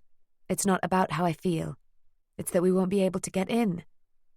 Delilah cast her a mischievous glance and said, "Ah, but that's where you're wrong." An hour later, Poppy and Delilah were standing outside the wrought iron gates of Willow Park. They were wearing nurses' uniforms and wigs, borrowed from the costume department at the Old Vic. Delilah was now a plump, mousy blonde and Poppy a brunette. As an added precaution, Poppy was also wearing spectacles. Poppy froze when she saw the guard who had let her in a few days ago. She held her breath and let Delilah do all the talking. One of Delilah's many former suitors worked as a junior doctor in the men's wing of Willow Park. Delilah had asked him to arrange passes for her and a fellow actress as they were doing research for a new role. The young doctor had been reluctant at first, but when Delilah promised him dinner and a chance to woo her back, he had come up with the goods. Their cover story was that they had been sent by the agency to fill in for staff off sick with the flu. The guard, who was sneezing into an already drenched handkerchief and muttering that he could do with someone filling in for him, didn't think twice about letting them in. So, for the second time in 3 days, Poppy walked up the gravel path towards the Gothic asylum. Inside, Poppy was relieved to see a different receptionist. They showed their passes, repeated their cover story, and were waved in the direction of the women's wing. Poppy had told Delilah that she thought it best to get hold of a linen trolley and change bedding. She doubted their ability to answer medical questions if they claimed to be administering treatment. She got her bearings and led Delilah up to the second floor and area where Elizabeth was held. She remembered seeing a linen cupboard near the nurse's station. True enough, there it was. Delilah boldly walked past the nurse's station and headed straight for the cupboard. She had told Poppy, during the drive over, that the key to inhabiting a role was to believe you really were that person and not to feel you had to convince anyone of it. She had explained her theory of method acting. If you don't question yourself, no one else will. So the two girls headed straight for the linen closet, and each armed themselves with a pile of clean bedding. The nurse at the station did not look up from her magazine. Then Poppy led them to Elizabeth's room. She looked through the glass pane and saw the auburn-haired woman in bed. Good, thought Poppy. She hasn't been moved to the secure unit. She turned the doorknob, but it was locked. The nurse looked up. What are you doing? Matron told us to change the bedding, said Delilah. Matron told me no one was to go in there, said the nurse. When did she tell you that? Asked Delilah. About an hour ago. Well, she told us to change the bedding 10 minutes ago. Should I go and get her to confirm it to you? A flicker of fear flashed in the nurse's eyes, no doubt considering what Matron would say if it was known her authority was being questioned. But she wasn't going down without a fight. Who are you? I haven't seen you before. The agency sent us. Flu cover. Then they produced their passes. The nurse peered at them intently. Poppy was convinced they had been caught out. But then the nurse pulled up suddenly and sneezed. They blessed her. She thanked them, then came and unlocked the door before blowing her nose and returning to her magazine. Poppy and Delilah approached the bed. Elizabeth appeared to be asleep. Poppy shook her gently by the shoulder. Excuse me, miss. We need to change the sheets. Elizabeth opened her eyes and stared blearily at Poppy. Sorry to wake you, said Delilah, her voice quivering. Poppy and Delilah helped Elizabeth up and moved her to an armchair. The older woman moved sluggishly. As she slumped into the chair, Poppy looked into her eyes. They were vacant and staring. I think she's been drugged, she whispered to Delilah. You change the bedding and I'll talk to her. Delilah started stripping the bedding, but kept a close ear on what was being said. Poppy flicked a glance through the door to the nurse's station. They weren't being watched. Elizabeth, she said softly, it's Poppy Denby. I came to visit you a few days ago, remember? I'm Dot Denby's niece. Dotty? Elizabeth's eyes focused for a moment. You still look so young. No, said Poppy. I'm not Dotty. I'm her niece, and I've brought someone else to see you. This is Delilah Marconi, Gloria's daughter. Poppy took over making the bed, while Delilah kneeled down beside the drugged woman. Gloria? Gloria? I thought you were dead. Her voice was raised. The nurse looked up. Poppy made a big deal of flapping out the sheets. The nurse returned to her reading. Shh, said Delilah. We need to whisper. Can you whisper? I can, said Elizabeth, but there was still a note of excitement in her voice. Is it a secret? It is, said Delilah. Elizabeth, do you remember me? I was about 14 the last time I saw you, before you went to Holloway. Holloway, repeated Elizabeth. Yes, Holloway. You were there with my mother. Do you remember? Gloria. Yes, Gloria. I thought you were dead. No, I'm not Gloria. Just go with it, said Poppy as she stuffed a pillow into a fresh pillowcase. We don't have much time. Delilah nodded her understanding. Yes, I'm Gloria. I need to ask you what happened that night in the train yard. But you were there. I know, but I don't remember. I lost my memory. I'm trying to get it back. You don't remember? No. Do you remember the box? You were going to give it to Dottie and the rest of them. I was going to give it to you. Delilah looked confused. What box?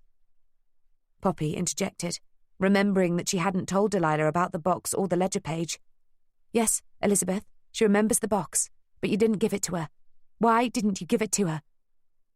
Elizabeth's eyes widened and she looked past Delilah. The shadow, she whispered. What about the shadow? Pressed Poppy, indicating with a flick of her head that Delilah was to take over making the bed, while she knelt beside Elizabeth. The older woman turned and fixed her eyes on Delilah. It pushed her under the train.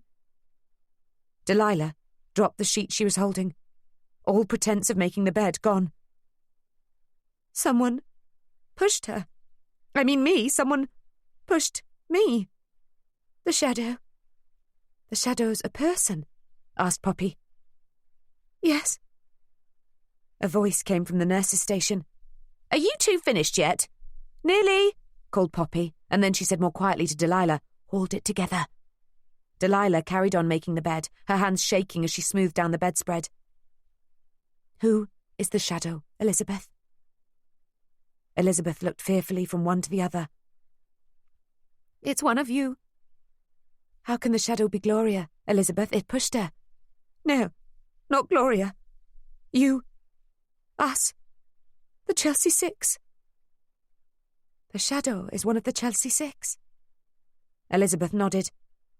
How do you know? Asked Poppy. Quick, she's coming, mumbled Delilah through gritted teeth as the nurse got up from her station. Poppy repeated her question as she picked up the pile of dirty laundry from the floor. Because no one else knew about the box, said Elizabeth. Then suddenly her eyes came into focus and her voice became more lucid. She stared again at Poppy. It's you, the journalist. That's right, said Poppy. You promised to get me out of here. We will, said Poppy as the nurse strode into the room. What do they teach you in the agency? She cast a critical eye over the bed and then at Elizabeth. Are you just going to leave her there? No, of course not. Here. Poppy took Elizabeth by the arm. Oh, get out of here, said the nurse. I'll do it myself. Come on, Liz. Back to bed. Delilah and Poppy stood with their arms full of dirty linen. Don't just stand there gawping. Out.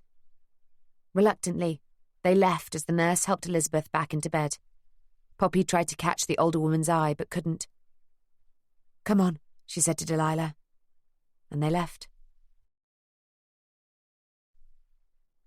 Chapter 18. I thought you said she was sane. Delilah and Poppy were sitting in the motorcar overlooking Battersea Park, well out of sight of the asylum. She is. She was completely lucid the last time I saw her. She's been drugged. Today, at the end, she knew who I was. At the end? It's the bit in the middle that worries me. All that about the shadow. Delilah reached up a shaking hand, removed her blonde wig and tossed it on the back seat. If it's true, then all these years when I thought my mother had killed herself have been a lie. Delilah turned to Poppy, tears welling in her eyes. Do you know what it's like to lose someone, Poppy? Poppy thought of Christopher. I do. I lost my brother. But he didn't choose to kill himself, did he? He didn't decide that you, his family, weren't worth living for, did he? No, said Poppy quietly. He didn't. But we don't know if what she's saying is true. You said she was sane. I did, and she is. I really believe that. But that doesn't mean everything she tells us is the gospel truth. I mean, if it was, that means my aunt or one of her friends is a murderer. Your aunt couldn't have done it. She's in a wheelchair. No, but Grace isn't. Or Frank, or Sophie. But I can't imagine any of them hurting my mother. They all loved her. Everyone did. She stifled a sob. If Elizabeth's sane, could she simply be lying? Poppy nodded thoughtfully. She could be. She wants to get out of that asylum and who knows what she will say to make sure that happens. Or she could simply be confused. She's been locked up for 7 years. And that night at the train yard, she was definitely confused. Everything I've heard suggests she was half-starved and sick. She could have hallucinated the whole thing. But what if she didn't? Asked Delilah. What if what she's saying is true? What if one of the Chelsea Six is a murderer? Then we'll need to prove it. How? We only have her word for it. There's no physical evidence. Well, actually, there might be. Delilah grabbed Poppy's shoulder. Poppy winced, but Delilah didn't notice. What do you mean? What aren't you telling me, Poppy? And what was all that about a box? It's something that the newspaper's following up, but I promised my editor I wouldn't tell anyone. An edge came into Delilah's voice. My mother may or may not have been murdered, Poppy. I think I have a right to know. All right, but you must promise not to tell anyone about it, particularly my aunt. You know she can't keep quiet about anything. Delilah nodded gravely. I promise. Poppy went on to explain about Bert Isaacs and how they found the letter that led to the asylum, and then the ledger page. Richard Easling, Alfie and Melvin Dorchester, and the alleged box. What's in the box? Asked Delilah. I don't really know, but whatever it is, it might corroborate Elizabeth's version of events. If it exists. Yes, if it exists. Neither Grace nor Dot remembers anything about it. The Battersea Park clock struck 5 o'clock. Delilah looked up. Crikey! Robert's going to kill me. I promised I'd be back to go over a scene with him. She jumped out of the motor car and grabbed hold of the crank lever. I'll drop you home. No, it will take too long. You're on the right side of the river. Just go to the theatre. I'll get home by myself. Poppy got out, opened the boot and took out her overnight case and satchel. Are you sure? Asked Delilah. Yes, just go. Delilah smiled her thanks. And Delilah, don't worry. We'll get to the bottom of this. I'll tell Rollo about it. I'm sure he'll know what to do. Delilah finished cranking the engine, gave her a brief hug, jumped in the driver's seat and pulled down her motoring goggles. All right, we'll talk about it tomorrow. Toodles! Toodles, said Poppy, and waved her friend goodbye. An hour later, and Poppy was carrying her satchel in a little suitcase up Fleet Street. Her whole body was beginning to ache, but she knew she wouldn't be able to rest until she had had another look at Bert's files. According to the clock outside Barclays Bank, it was after 6 o'clock, so she wasn't surprised that the front door to the Globe was locked. She went around the back in hope that the service doors from the alleyway were still open. She wasn't disappointed. Printers worked in shifts at the Globe, and the new crew was setting up the presses for the next day's edition.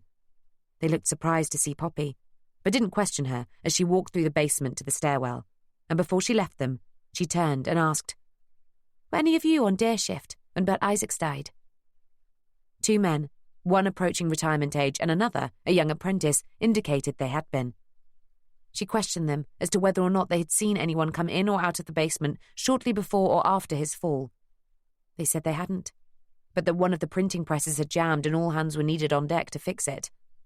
They admitted that someone could have slipped in or out without anyone noticing, as they were all distracted by the broken printer at the time. Why are you asking, miss? Asked the older man. Do you think Bert's death wasn't an accident? Well, the coroner hasn't given his report yet, so Mr. Rawlinson and I are just considering some options. She used Rollo's name to give herself some authority, in case the men questioned her right to ask, or even to be there. They didn't. She thanked them and went up the stairs. She stopped on the ground floor and went and stood in the middle of the deserted foyer, where she had been when Bert fell to his death. She looked up into the high-ceilinged atrium and noted that the balustrade on the second floor had finally been fixed. Could Bert simply have leaned on it, exhausted after his efforts to climb the stairs and fallen through? Or was he pushed? She mentally recapped the layout of the building. In the basement, the printing presses. On the ground floor, reception and the typesetting hall. On the first floor, the finance and advertising departments. The second floor was art and photography. The third floor was the morgue archive. And finally the fourth, editorial. But it was the second floor that interested Poppy. She went up there in the lift. The art and photography department was the only part of the building she had not yet visited.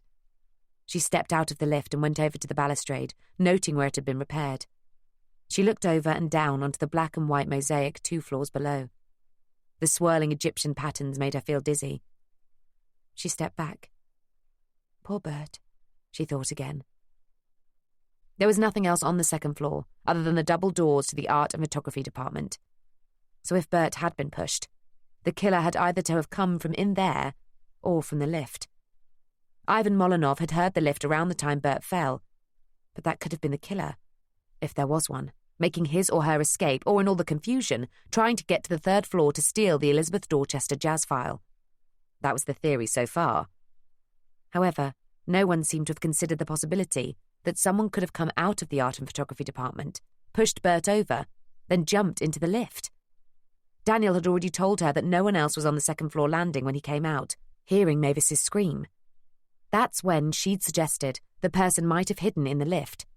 But until now, she had never considered that the assailant might have gone back into the department. She walked the few steps across the landing and pushed open the double doors. Inside were half a dozen or so desks, some light tables, easels, and a long central table with various mock-ups of illustrations. A door at the back of the room was marked "Dark Room." She assumed that was where the photographs were developed. She went in. It was indeed dark, and she felt around for a light switch. As the light came on, she saw a number of trays filled with liquid. She didn't know what any of it was, but by the acrid stench in the air, there was obviously some chemicals in use. Across the small room was strung a clothesline with pegs, but instead of clothing, photographs were hung out to dry. A quick perusal told her they were linked to various stories the paper was working on. But then one of them caught her eye. 2 young women, dressed to the nines, coming out of Oscar's jazz club. It was her and Delilah. It must have been when Daniel and Lionel were trying to get a shot of Charlie Chaplin. Gosh, that dress was short, thought Poppy, and chuckled to herself. She really didn't know what she was looking for, so if something was out of place, she wouldn't know. She turned out the light and closed the door. Back in the main office, she wondered which desk was Daniel's. It was impossible to tell. Some desks had framed photographs of family members, wives and children, she assumed. Some didn't. Some desks were tidy, others messy. She didn't know Daniel well enough to know which one his might have been. She pulled herself up. Stop thinking about Daniel. But then, a thought occurred to her. Daniel had said he was the first out of the department when he heard Mavis scream. She walked towards the doors, as if retracing his steps, and pushed them open. But what if he hadn't come out of the doors and had been on the landing already? What if... Good heavens, what was she thinking? Impossible. And yet... What did she really know about Daniel? She let the doors swing shut again and paced up and down on the landing. Rollo had suggested that perhaps he was not to be trusted with the information about the ledger. Why not? What possible connection could he have to the story? Well, for one thing, he had a history with Alfie Dorchester. They had been in the same regiment, and there was no love lost between them. What was it that Daniel knew about Alfie that made him question his version of events on the day he won the Victoria Cross? And how had he been injured? And why had it led to an early discharge? And finally, why was he so evasive about it all? There was a lot she didn't know about Daniel Rokeby and his relationship with Alfie. Could Bert have uncovered something? All the more reason to take another look at his files. The editorial office was 2 floors up. She thought of taking the stairs, but her aching body prompted her back into the lift. She went in and pressed the button for the 4th floor. However, on the way up, it stopped at the 3rd floor. Someone must have pressed the button. But no one opened the gate to come in. Curious, she pushed the gate open herself and had a look out. There was no one on the landing, and the doors to the morgue remained firmly shut. She shrugged and went back into the lift and pushed the button again for the 4th floor. 1 floor up, she stepped out onto the landing. She suddenly thought that whoever had pushed the button for the lift on the 3rd floor might have changed their mind and decided to take the stairs instead. She quickly looked down the stairwell, but it was empty. Perhaps they were up here already. She looked at the doors to the editorial department, her throat tightening, her palms sweating, and considered backing down and returning tomorrow when more people were in the building. Rollo might be back by then, and she could talk it all through with him.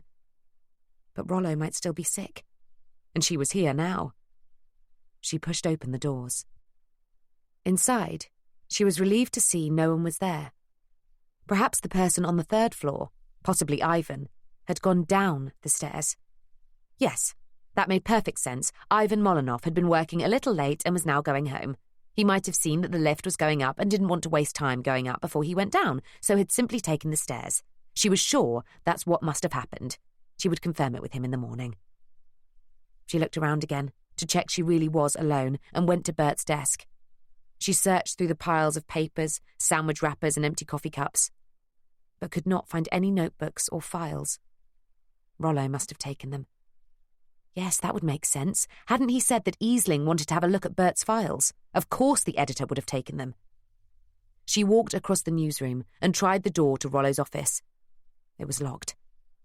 However, on the day Rollo was out arranging Bert's funeral and had left her alone to sort out his office, he had given her a key, which she was to return to him when she had finished. That was the same day she had gone to the asylum, the same day she had been knocked down and taken to hospital. She had not had a chance to return the key. She scratched around in her satchel and found it, still attached to the house keys for 137 King's Road. To the casual observer, Rollo's office was a war zone. However, in the hours she had spent there, she had come to realise that despite the apparent chaos, there was a loose filing system, and she had an idea of where to look for Bert's files. A few minutes later, she had located them.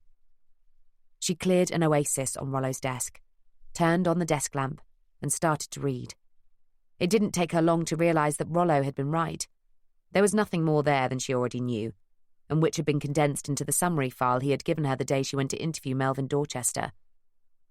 There was also very little on Elizabeth Dorchester, but she did find a note in red pencil. See EDJF for more.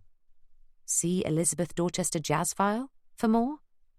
Ah, but that was the file that was missing. Would that have given her any more clues as to who the Chelsea 6 mole was? Or in fact, if there even was a mole? Why had Bert been trying to gain access to Elizabeth in the days before his death? What did he think she knew that he didn't? And how, if at all, was this connected with his death? Her head throbbed. She lay down for a moment with her forehead on her arms, stretching out her neck and lower back. She should probably get home. If Grace and Dot had telephoned the hospital to see if they could visit, they would know by now that she had already been discharged and would be worried as to where she was. She sat back up. But as she did, she realised something was stuck to the inside of her arm, an envelope smeared with what looked like the remains of one of Bert's jam sandwiches. She peeled it off.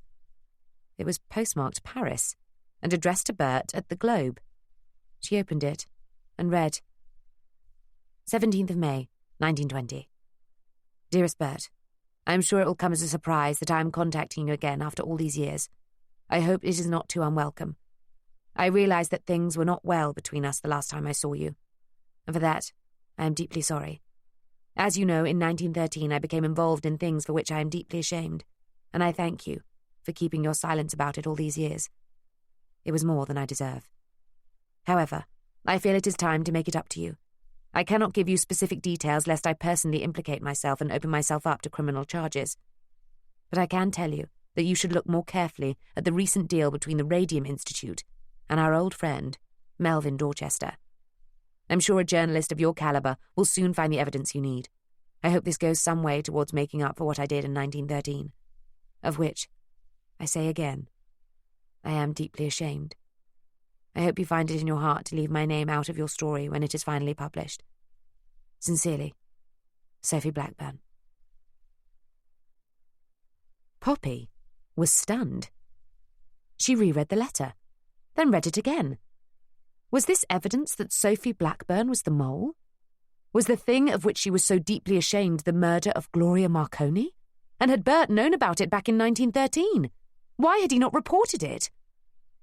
And now that it had resurfaced, would he really have been prepared to keep her name out of it for the sake of a scoop about Melvin Dorchester and the Radium Institute deal?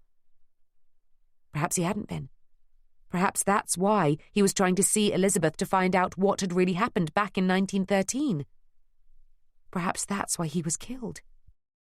A shadow appeared in the frosted glass pane of Rollo's door. Poppy looked up. It was too tall for Rollo. Poppy quickly slipped the letter into her satchel, slung it over her shoulder and looked for a place to hide. But there was no point.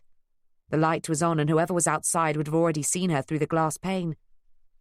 She stood up and waited. The doorknob turned. "What are you doing here?" The skinny arts editor stood in the doorway, striking a melodramatic pose with an accusatory finger pointed at her. "I am Mr. Rawlinson's assistant. I'm picking up some files to take to him at home. He's got the flu." She closed Bert's file and slipped it into her satchel. Lionel Saunders sneered. "A likely story. I thought you were still in the hospital." "They discharged me this afternoon. And the first thing you did was to come here and rifle through Rollo's files? Who are you working for, Miss Denby? The WSPU, or—" His eyes widened. "The Courier. That's it. You work for the Courier. They're setting a honey trap." "A honey trap? I have no idea what you're talking about." "Oh, don't play the innocent with me, missy. That outfit you wore the other night proves otherwise. And now here you are in a foxy little nurse's uniform." Drat, Poppy had forgotten she was still in costume. "Well, you won't get far seducing me. Rollo, on the other hand, is a sucker for anything in a skirt, and Danny's out to find a replacement." "Replacement? What on earth do you mean?" She held up her hand. "Actually, I don't want to know. I'm tired, Mr. Saunders, and I want to get home. I'll drop this over at Rollo's on the way back." Lionel strode towards her, holding out his hand. "Hand it over." "What?" "Bert's file." Hang on. How do you know it's Bert's file?" There was a fleeting look of panic on Lionel's face before he regained his composure, but it was enough for Poppy. She straightened her shoulders and put a protective hand on the satchel. "Excuse me, Mr. Saunders, I'm leaving, and I'm taking this with me, as per Rollo's request. You can ring him if you like." She indicated the telephone. "Or perhaps I should. I'll tell him you're here harassing me." She reached out to take the phone by the neck. Lionel grabbed it from her. She refused to let go. They grappled for a moment, then she let go, taking him by surprise, and he fell backwards, knocking over one of Rollo's stacks of files. The pile, which nearly reached the ceiling, toppled onto him. She wondered for a moment if he was hurt, but judging by all of the swearing coming from under the avalanche, he was fine. She took her chance and ran. Chapter 19. Poppy did not stop running until she was well down Fleet Street. She didn't stop when the printers called to her, and she didn't stop when she nearly ran into a group of choir boys heading to Temple Church for Friday night choir practice. She only stopped when the pain in her ribs was so acute she could hardly breathe. She pulled up in the doorway of a pub and took in sharp, painful breaths, looking down the street to see if Lionel was following her. If he was, she planned to go into the pub and ask for help. A damsel in distress in a nurse's uniform was sure to elicit sympathy from the male clientele. But Lionel was nowhere in sight. She had heard him running after her down the 4 flights at the Globe, but by the time she got through the basement, she could no longer hear him, and when she got onto the street, she was too scared to look back. As her breathing evened out, she realized she felt sick. Physically sick. She leaned her forehead against the stone lintel and closed her eyes until the feeling passed. "Are you all right, miss?" 2 men and a woman were looking at her concerned. "I'm feeling a little ill. Do you want a glass of water?" "No, thank you, but can you call me a taxi?" "Of course." Poppy sank down to the step. The woman sat beside her while one of the men hailed a taxi. "Are you sure you're all right to travel, love?" asked the woman. "Yes, thank you," said Poppy, who could think only of her bed. Half an hour later, Poppy was shakily paying the taxi driver outside 137 King's Road. Aunt Dot and Grace were waiting for her in the hall, beside themselves with worry. They demanded to know where she'd been, why she hadn't called, if she was all right, and why on earth she was wearing a nurse's uniform. Poppy waved them off and said she was sorry about everything and she would tell them all about it in the morning. But for now, she was going to bed. Good night. The next morning, Aunt Dot and Grace brought Poppy breakfast in bed. Poppy had already decided that she couldn't tell them much. There was too much up in the air, and she wanted to thrash it out with Rollo first. But she had to tell them something. So, as she munched on her toast and marmalade, she told them a series of half-truths. She had been unexpectedly released from hospital. Her own clothes had somehow got lost in the hospital laundry, so she'd borrowed a nurse's uniform. Delilah had come to pick her up after she'd called home and discovered they weren't there. But then Delilah's motor car had broken down. She made a quick mental note that she would need to square this with Delilah in case Dot asked her. And then she had made her way back on public transport. There had been a traffic jam in central London, highly plausible, as everyone knew, and it had taken her hours to get home. She had not been able to telephone because she could not find a public booth. Dot seemed to take this at face value, but Grace gave her a curious look. Poppy sipped her tea. And then Delilah arrived. Poppy cursed her timing. However, thanks to Dot's effusive greeting of, "Delilah, darling, thank you so much for picking Poppy up yesterday. How's the motor, by the way? Call our mechanic, he's marvellous. He'll have it fixed in no time." Coupled with a warning look from Poppy, the young actress quickly picked up the script. "Thank you, Dot, but my friend, the one I borrowed it from, has already got it sorted." "I didn't know you drove," observed Grace dryly. "Well, I'm just learning. Apparently I flooded the engine. Silly, silly me. I'm just sorry Poppy had to get back using public transport." "Ah, yes," thought Poppy. "She doesn't know that I didn't come straight home. Best leave it like that." "Well, it did take it out of her," said Dot. "A day in bed, methinks. Are you staying for breakfast, Delilah? Or you could come over later for lunch. I'm sure Poppy would enjoy the company." "I'd love to, Dot, but Robert went through the roof yesterday when I missed my rehearsal, so I've got to get in extra early today and stay extra late. I'll come and see you as soon as I can, Poppy." She gave the blonde girl a knowing look. "Rest up." So Poppy did. Until about 11, when Grace came to tell her she and Dot were going to lunch with Marjorie Reynolds, and they wouldn't be back until later that afternoon. "Is there anything you need?" "No, thank you, Grace. I'm feeling much better. I think I'll get up and make a few phone calls, if that's all right." "Of course." Grace kissed her on the forehead. Poppy was taken aback. Grace was not one for physical affection. The older woman seemed to have surprised herself too.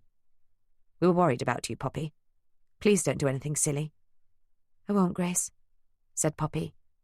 But even as she said it, she knew it was a promise she would soon break.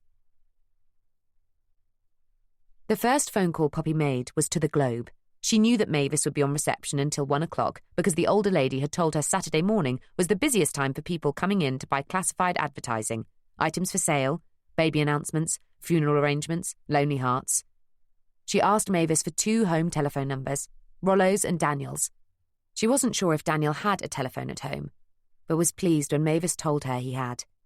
She felt terrible about accusing him of Bert's death, if only in her mind. And now she was convinced that the mole at the Globe was Lionel Saunders.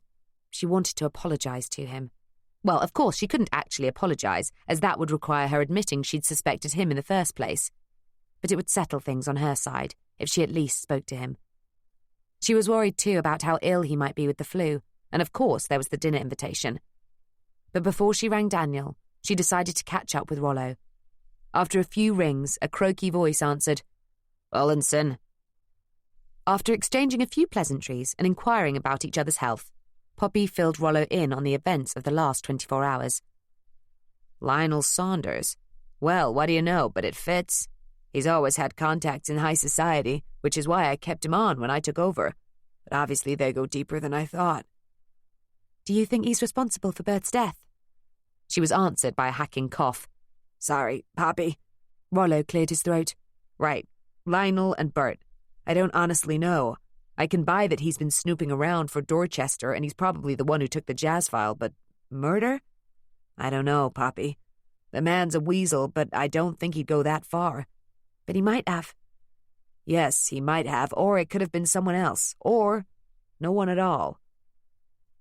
A shiver went down Poppy's spine as she thought about what might have happened to her last night in Rollo's office. "Even so, is there some way you can suspend him so he doesn't come into work until all this is sorted?" Rollo wheezed out a sigh. "I don't know. Possibly. But there's no evidence of anything. But, hang on, I didn't say I didn't believe you, but the legal department will want to know more than that before they approve his suspension. He'll be lawyered up, suing us for unfair dismissal in no time, and that can get expensive." Poppy was irked that Rollo was thinking about money at a time like this. but he was, first and foremost, a businessman. But I can understand you not wanting to be around him. Perhaps it's better if you take a few days off. I've had a few days off. I'll be ready to get back to work on Monday. I'm ready today. Hold on there, Missy, I haven't finished. What if I send you away somewhere on assignment? Poppy relaxed a bit. What do you have in mind? Paris is lovely at this time of year. Paris? You mean? Yes. I want you to go and speak to Sophie Blackburn. I'd go, but I'm in the middle of reapplying for my visa, and I can't leave the country. But I don't have a passport. You don't? Rollo was quiet for a while, mulling this over, punctuating the silence with an occasional sniff. Take down this address. Poppy did so. There's a guy called Bobby Smith who owes me a few favors. He's got connections in the passport office. I'll give him a call now and get him to arrange a temporary travel document for you. You can pick it up this evening. This evening? Yes, there's a ferry leaving for Calais tonight. I want you on it. But I... Don't worry, I'll arrange a ticket and some spending money. You can pick those up from Bobby too. But my aunt, she'll be worried. What am I going to say to her? This silenced Rollo for a while, as he sniffed and thought. Is she in? No, she won't be back until late this afternoon. Then, leave her a note saying you're off on an assignment, doing a feature on a getaway in Leamington Spa. I'll give her a call to confirm it. I'll tell her the paper was offered a few days there in return for a review, which is true, but we haven't taken them up on it yet, and that I sent a motor for you. I'll pitch it to her as a convalescence. All right, she might buy that. But when can I expect the motor? Rollo hacked out a laugh. Who do you think you're working for, the Times? No, Miss Denby, we're not made of money. You can get the train to Dover, get a ticket from Charing Cross, and keep the receipts. They finished their conversation with a discussion of the angle she would take with Sophie Blackburn, and Poppy promised to telegraph him from Paris when she got there. See you in a few days, Poppy. And be careful. As Poppy put down the telephone, she was assailed with worry. Was she really fit enough to travel? What if she missed this Bobby Smith and couldn't get the document she needed? She'd never been out of the country before. Would she know what to do? She only had school French and had never actually spoken to a real live French person before. Would they be able to understand her? Would she understand them? Poppy suddenly felt very young and very small. Only a month ago she had been leaving her parents in Morpeth. They had only agreed to let her go because she was going to be staying with her aunt, who was supposed to look after her. Now here she was, working as an investigative journalist, on a story that may involve 2 murders, having survived at least one attempt on her life, and she was leaving the country. And she couldn't tell her parents any of it. Aunt Dot had told her that she telegraphed them to say she'd had a little accident, and that they said they would come down to see her. But that would take a few days to arrange, and the earliest they could be here was Tuesday. How long would she be out of town? The last thing she needed was for them to arrive in London while she was still in Paris. She would send them a telegram when she got to Charing Cross, telling them they shouldn't bother coming, as she was now out of hospital and feeling fine. She would tell them she was going to Leamington Spa for a few days with a friend, and that they should book a telephone call with the Morpeth post office, and she'd speak to them when she got back. Oh, how she wished she could speak to them now and tell them everything. She yearned for someone to confide in. Delilah was in rehearsal, Grace and Dot were out, and besides, they were possibly implicated anyway. So that only left one person. Daniel. Rollo had told her not to tell him about the ledger page. But now that it was almost 100% certain that Lionel was the mole, surely that no longer applied. There was lots he already knew. What harm would there be in telling him more? Poppy unhooked the earpiece and dialed Daniel's number. Hello? Hello? It was a child's voice. Let me! A second child. Hello? Is this the right number? I'm looking for Daniel Rugby. Daddy! Daddy can't come to the phone right now. A woman's voice. Who is it? Hello? Can I help you? Hello? I'm not sure if this is the correct number. I'm looking for Daniel Rugby. This is the Rugby residence. May I inquire who's calling? My name's Poppy Denby. It's to do with work. I'm from the Globe. Well, Miss Denby, Daniel is sick. He's sent in a sick note. I'm sure if you check your files, you'll find it. Good day to you. She put down the phone. Poppy looked at the earpiece, not believing what she had just heard. Then she quietly put it down. She leaned against the wall in the hall for support while she steadied her breathing, then slowly slid to the floor. As her bottom hit the tiles, she began to cry. Great, wrenching sobs that hurt her ribs with each breath. But she didn't care, and she cried until there was nothing left in her. Chapter 20. Poppy mounted the gangplank of the Fleur-de-Lis with the upper-class passengers, while some motor cars were being winched onto the ferry by a crane. Unlike most of the travellers, who were accompanied by valets and maids, Poppy carried her own suitcase. She had to borrow one of Aunt Dot's, as she had left hers in Rollo's office when she fled from Lionel. Yet another thread that, if pulled, would rapidly unravel her story. How long she could keep this up? She had no idea. But the desire to pursue the truth took the edge off her guilt. She was surrounded by cut-glass accents in English and French, and ladies who looked as though they were on a Parisian runway, not a Dover gangplank. Poppy was conscious of her dull travelling clothes, the same ones she had arrived in from Morpeth, and wished Delilah had been on hand to give her a makeover. She was not dressed for the company she would be travelling with, and had not been prepared for it. Knowing Rollo's predilection for doing things on the cheap, she was surprised when Bobby Smith handed her a first-class ticket. All he could get at short notice, he told Poppy, and Rollo would have to like it or lump it. At the top of the plank, she gave the steward her ticket, and he called a porter to take her suitcase, announcing in a French accent that a lady should not carry her own luggage. On the way to her cabin, the porter pointed out that the main attractions on board, the bar, the dining room, the games room, the library, and a small shopping emporium. It consisted of a parfumier, a tobacconist's, a barber's, and a hairdressing salon, a gentleman's outfitter's, and a ladies' boutique. Her cabin, although small, was luxurious. It seemed a bit of a waste, as the trip over would only take a few hours, and she would have to transfer to the Blue train for an overnight run to Paris. Thanks to Bradshaw's Illustrated Traveller's Handbook that she had borrowed from Grace and Dot's library, she knew that the ferry would be leaving Dover at 10 o'clock and arriving in Calais at midnight. A light supper would be provided, and for first-class passengers, evening dress was required. This seemed a little silly to Poppy, as they would be transferring to a train in a few hours. Many of the toffs didn't bother getting changed again in Calais, and Poppy had heard that some of the younger set started their party in the ferry bar and finished it in Le Train Bleu cocktail coach when it arrived in Paris at 7 o'clock the following morning. Poppy intended to get some sleep on the train, but did still want to be appropriately dressed for dinner on the ferry, so after tipping the porter, she decided to do a bit of shopping. The boutique, like everything else on the first-class deck, was small but luxurious. The shop assistant looked on her with pity in her fawn outfit and brought out the cheaper dresses in their range. Even these were more than Poppy had hoped to pay, but it was too late to back out now.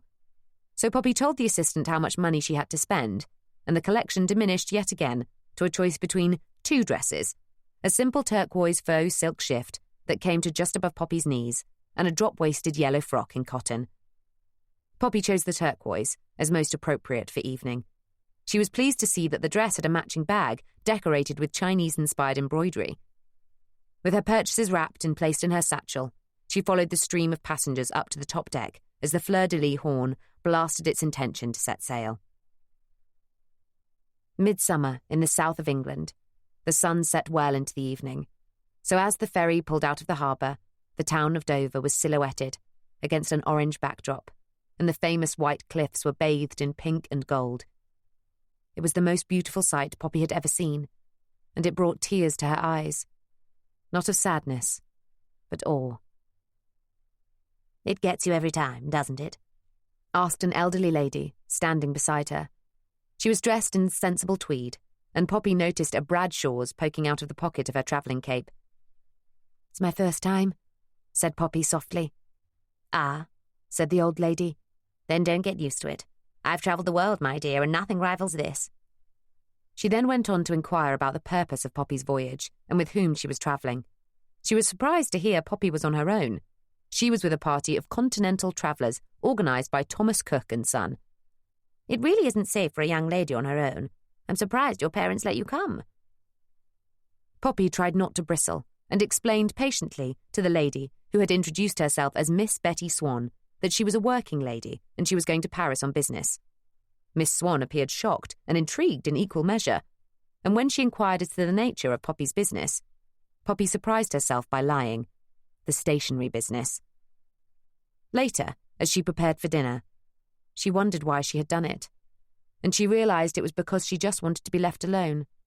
Although she had worked at the newspaper for only a week, and 2 days of that had been spent in hospital, she had already discerned that the moment anyone heard you were connected with the press, they were either on their guard, worried that you were going to splash their affairs across the front page, or the opposite, desperate that you would. After Poppy's recent ordeal and the shock of learning that Daniel was married, she did not have the emotional energy to deal with either. Lying just seemed easier. She would deal with the spiritual consequences later. Supper was a shellfish bisque, followed by a buffet of continental meats, cheese and fruit, topped off by a strawberry pavlova. Miss Swan invited her to sit with the Thomas Cook party, and she made polite small talk about the stationery business, which everyone appeared to find fascinating. Poppy prayed that there wouldn't be a real stationery expert in the party, then repented for praying that God would endorse her lie. As soon as she could, she headed for the bar. Not that she was desperate for a drink, but at least there she didn't have to continue with her charade, as Miss Swan and her companions announced that they were going to take coffee on the deck. She balked at the price of pink champagne, which was the only drink she knew of, and took the advice of the barman to try a light Chardonnay, which, apparently, was cheaper but still suitable for a lady. For the second time that night, Poppy wished Delilah was with her to help her navigate the complexities of high society. Glass in hand, she looked for a place to sit. There were mixed groups of bright young people and separate groups of older gentlemen. The older men were obviously not an option, but she wasn't sure how to attach herself to a mixed group without actually knowing anyone. She lurked for a while, hoping to catch someone's eye and be invited into a group, but nothing happened. So instead she took her drink out onto the deck and leaned on the railing, watching the lights of Dover flickering dimly in the distance. She sipped her drink and found it less zingy than the champagne, but still pleasantly fruity. "Why, if it isn't Miss Denby, you do get around." Poppy nearly dropped her glass in shock. She turned to see Alfie Dorchester leaning on the railing with a whiskey glass in hand. "So they let you out of hospital? Did you get my flowers?" "Yes, and yes. Excuse me." Poppy turned to walk back to the bar, but Alfie blocked her path. "Where are you going? Paris?" "That's none of your business." "That's rich from a girl who makes a habit of poking her nose into other people's business." Poppy opened her mouth to retort, and then decided against it. It was pointless getting into an argument with Alfie Dorchester. She tried to get past him again. He laughed coldly and took a step towards her. She took a step backwards and felt the railing press into the small of her back. "Did you know that 6 people fall off ferries every year in the United Kingdom? A strange statistic, that. It never seems to vary. You would think that some years it would be more or others less, but apparently not. It's as if the sea requires its quota." He leaned towards her. "I wonder how many have died this year." Poppy prepared herself to scream, but was cut short by a bellow from the bar. "It's Alfie Dorchester! Alfie, come join us! Viscount Dorchester won the Victoria Cross, you know." This was met by a cheer and a round of, "For he's a jolly good fellow." Alfie straightened up and smiled. "If you'll excuse me, Miss Denby, my public awaits. I shall see you later." Then he raised his glass in mock salute before turning to embrace the applause. Poppy felt sick. She poured the rest of her wine over the side and put the glass down on a nearby table. Then, while Alfie's blonde head bobbed above a throng of admirers, she hurried back to her cabin. She planned to stay there, behind locked doors, until they docked in Calais. However, when she opened the door, she was greeted by an upturned room. Her suitcase had been emptied out onto the floor and its contents rifled. There was only one person who could have done this. She knew, however, that he was upstairs in the bar. But what if he had paid someone to do it? And what if that person was still in the room? She took a step backwards. "Miss Denby, are you all right?" Poppy's heart leapt at the sensible voice of Miss Swan. She and 2 other ladies were walking towards her down the hall. As they reached her, they poked their heads in to see what she was looking at. "Good heavens, what's happened? Has there been a robbery? We must call the captain at once." Poppy imagined having to explain this to the captain, with Miss Swan and her friends listening in. She would then have to admit she was a reporter on assignment and not a stationery rep. She might also have to tell them why she was heading to Paris, and she did not want to do that.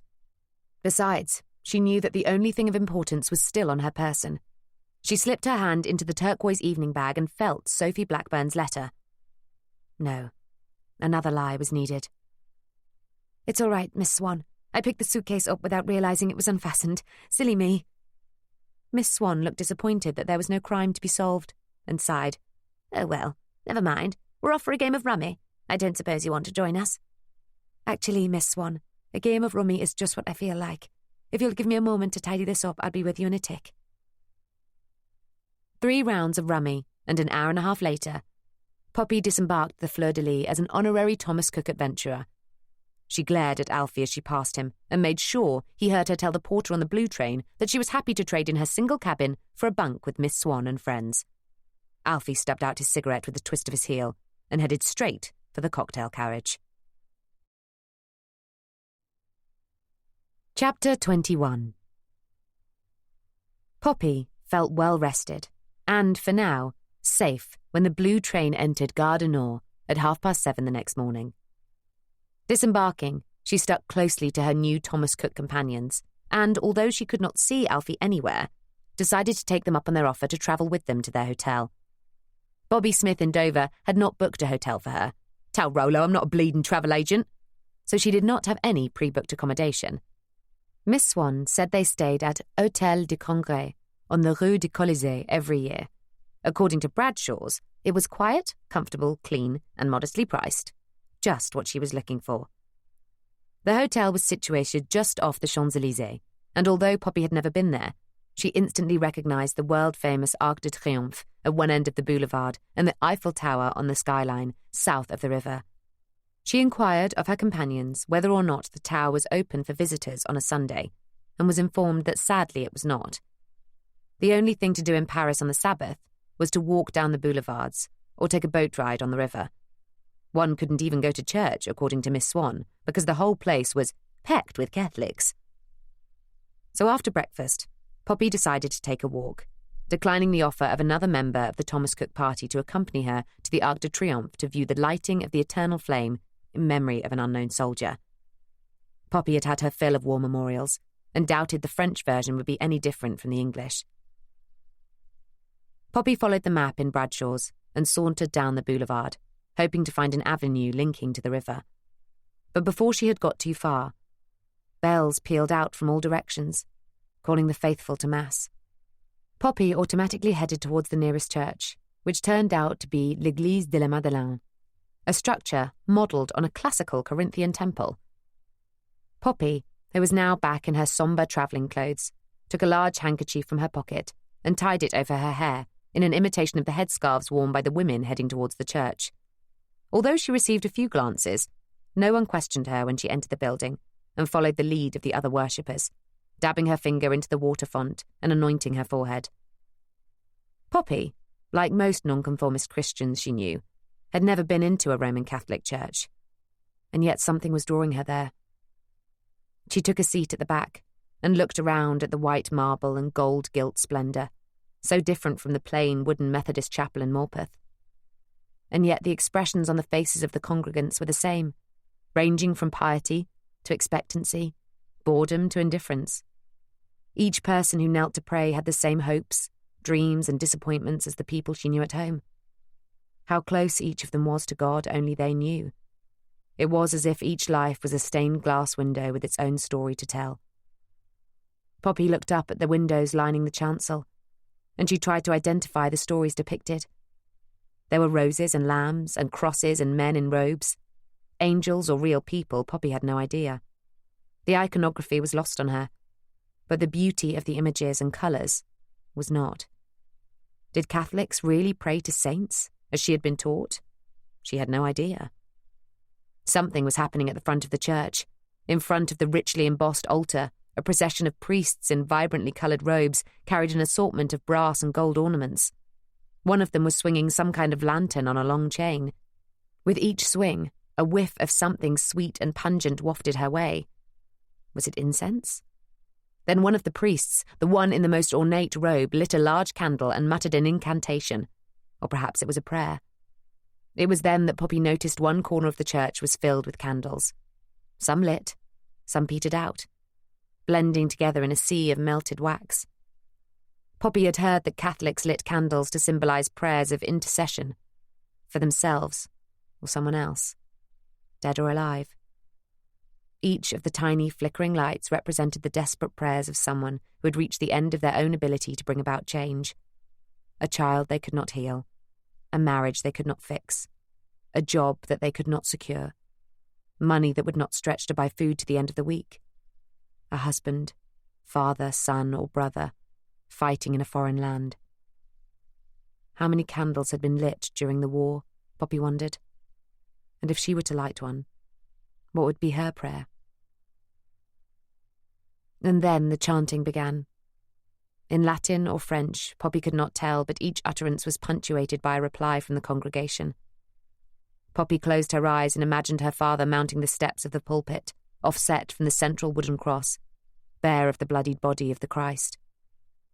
And as the people around her began to chant their liturgy, she whispered to herself the only liturgy she knew. Our Father, who art in heaven, hallowed be thy name.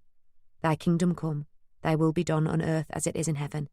Give us this day our daily bread, and forgive us our trespasses. Forgive us our trespasses. Forgive. Poppy caught her breath and opened her eyes. The service was continuing around her. She looked at the faces of the congregants, wondering if they too were at the point of confessing their sins. Would they be honest? Or would they do it just because it's what they had been taught to do? Would she? What were her sins? The lies, the deception. But weren't they for a good cause? The pursuit of ultimate truth and justice? Did God see it that way? Or was she mired with sin that needed to be confessed? She didn't know. What do you want from me? She whispered, not expecting a reply. But then, as the priest intoned something at the front, she heard some words forming in her mind. My peace I give to you. My peace I leave with you. I do not give to you as the world gives. Do not let your heart be troubled. Do not be afraid. Do not be afraid. That was what she needed to confess. Her fears, her anxieties, her frustrations, and her pain. So she did, whispering name after name after name. Christopher, Mam, Dad, Aunt Dot, Grace, Delilah, Gloria, Elizabeth, Bert, Rollo, Lionel, Daniel. She opened her eyes at Daniel's name and looked at the men in the congregation.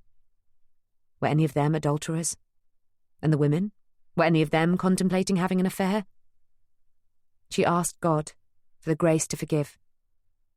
Forgive us our trespasses, as we forgive those who trespass against us, and lead us not into temptation, but deliver us from evil. Deliver me from evil. The faces of Alfie and Melvin Dorchester flashed before her. And something else. A shadow, whose face she could not see. Poppy emerged from the church before the service was ended, as the Catholics were lining up to receive Holy Communion. She could not bring herself to go that far. It was a gloriously sunny day outside, and the handiwork of the God she had just been talking to sparkled all around her. She continued her walk to the Seine, accompanied by choirs of birds and the incense of flowers in full summer bloom. Finally, the cobbled street she was on led to a riverside pathway. So this was the Seine. As Bradshaw's had said, a mere canal compared to the Thames. It was similar in breadth to the River Wansbeck that ran through Morpeth. Along both sides of the river, wide grassy banks provided picnicking spots for the Parisians who were not bothered about going to church or had already been. Ladies held parasols to keep the sun off their faces. Gentlemen wore boater hats and striped jackets. Children took off their stockings and paddled ankle-deep in the river or played with hoops, ropes and balls, while their parents chatted or snoozed. Rowing boats glided past and peals of laughter rose and fell with the oars. It reminded Poppy of a painting she had seen in one of Dot and Grace's books on art. Renoir? Seurat? She couldn't remember. She wondered if people could see any difference in her, since she had just unburdened herself of her sins. She wondered if she could see any in herself. A family walked towards her. A father, a mother and 2 children, with a small white dog on a lead. The children were eating ice cream and the dog cocked its head expectantly, waiting for any drips that might fall its way. The parents talked quietly to themselves, and although not touching, shared an intimacy that Poppy could only dream of. She wondered what Daniel and his wife were doing that very moment. Or were Mrs. Rokeby and the children at church while Daniel read the paper at home? Forgive us our trespasses. A surge of bile rose in her throat. She swallowed it and forced herself to look away. Chapter 22. The Radium Institute in Paris, built in 1914 by the University of Paris to house the groundbreaking work of Marie Curie into radioactive materials, now housed a team of 24 scientists working under the direction of the Nobel laureate. Curie herself divided her time between supervising the research at the institute and raising funds to keep it open. Radium was in short supply and exorbitantly expensive, but without it, and the funds to buy it, the life-saving research of the institute could not continue. This was as much as Poppy had found out about the institute and its connection to Dorchester. The bottom line was, Curie needed money, Dorchester had it. The question was, how far was she prepared to go to get it? However, Poppy and Rollo had both decided that that was not the purpose of today's visit. Today, Poppy was not to interview Madame Curie, who would no doubt have turned down the interview request anyway, but to talk to Sophie Blackburn about the events surrounding the Chelsea Six in 1913. They had also agreed not to telephone or telegraph ahead so that Sophie would not have a chance to fly the coop. If Sophie wasn't at work that day, Poppy had been instructed to stay in Paris until she could speak to her, if necessary, finding out where she lived and visiting her there. But Rollo and Poppy both agreed that it would be best to speak to her at work. If Sophie was the shadowy killer Elizabeth had witnessed, if indeed there had been a killer in the first place, it would be safer to have their meeting in public. Poppy entered the foyer of the institute and approached the reception desk. A mutton-chopped gentleman in his 50s greeted her. In slow, broken French, she inquired as to whether Mademoiselle Sophie Blackburn was in. The man said she was and inquired who it was that wanted to see Mademoiselle Blackburn. Poppy gave her proper name, and then wondered whether or not she should have lied. Would the name Poppy Denby mean anything to Sophie? Would she connect it with Dot? And if so, would that cause her to be intrigued or apprehensive? However, the receptionist said something that took her completely by surprise, and she wondered if something had been lost in translation. Yes, Mademoiselle Denby? Mademoiselle Blackburn is expecting you. No, I don't think she's expecting me. Come this way, please.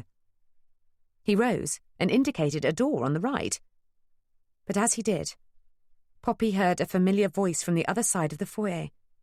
She looked up to see Alfie Dorchester coming down the stairs with a middle-aged woman whom Poppy recognised from press photographs. Marie Curie. Poppy froze. Alfie had got there before her. Alfie had warned them she was coming. Alfie, on the other hand, appeared engrossed in his conversation with Curie and had not yet noticed her. Poppy murmured an apology and turned to leave while she still had a chance. The receptionist grabbed her arm forcefully and pulled her towards the door, which he pushed open with his foot, dragged her through and then shut behind them. I must protest, sir, Poppy said in English. I am sorry, mademoiselle, but I have my instructions, he replied in French. Detain me, Poppy tried again in French. I can and I must. Please, don't make this any more difficult than it already is. Take a seat. He gestured to a chair in front of a desk with neat piles of papers. The receptionist leaned against the door with his arms folded, blocking Poppy's only means of escape. What do you want from me? Poppy asked. That is not for me to say. Poppy sighed and sank into the chair. Can you tell? The receptionist raised his hand and said in broken English, "If you please, no questions. I know no answers." From behind the door, Poppy could hear a loud guffaw from Alfie. She looked fearfully at the receptionist. Neither his expression nor his position changed. Poppy could feel the armpits of her blue suit jacket dampen with sweat. She ran a tongue along her dry lips and flashed a quick look at the window. It was blocked by a bank of filing cabinets. Alfie guffawed again. "Please, monsieur," Poppy pleaded. "Shh!" He held his finger to his lips as he cocked his head, listening. Then, finally satisfied, he straightened up, opened the door a crack and said something rapidly in French to whoever was on the other side. It was too quick for Poppy to decipher, and she was sure she heard her name. There was an incoherent reply in what appeared to be a female voice. The receptionist grunted a response. He shut the door and turned back to Poppy. In his hand he held a key. "You must wait here. I will lock the door." "But, monsieur," he held up his hand again to silence her. Then he quickly let himself out and shut the door. Poppy's heart clenched in time with the key turning in the lock. Poppy had given up trying to jimmy open the window, and because it opened into an enclosed courtyard with no visible exit, she had decided against smashing it to make her escape. The noise would alert her captors, and she doubted she would have long before they caught up with her. What was the worst that could happen to her? This was the Radium Institute, run by one of the world's most respected scientists. Surely the most she would get would be a good telling off. But what if Madame Curie didn't know she was there? What if Sophie Blackburn and the receptionist were in cahoots with Alfie Dorchester? Surely not. Hadn't Sophie been the one to alert Bert Isaacs that something was amiss? On the other hand, she wouldn't want what had happened in 1913 to be brought to light. Poppy drummed her fingers against the desk, pondering her options and weighing up the potential reasons for the locked door. And then it opened. The receptionist looked at her without emotion and stepped aside to make way for a woman in a white laboratory coat. She was in her mid-30s, with brown hair worn unfashionably long and pulled back into a tight bun. Poppy recognised her freckled face from the 1909 photograph in Aunt Dot's parlour.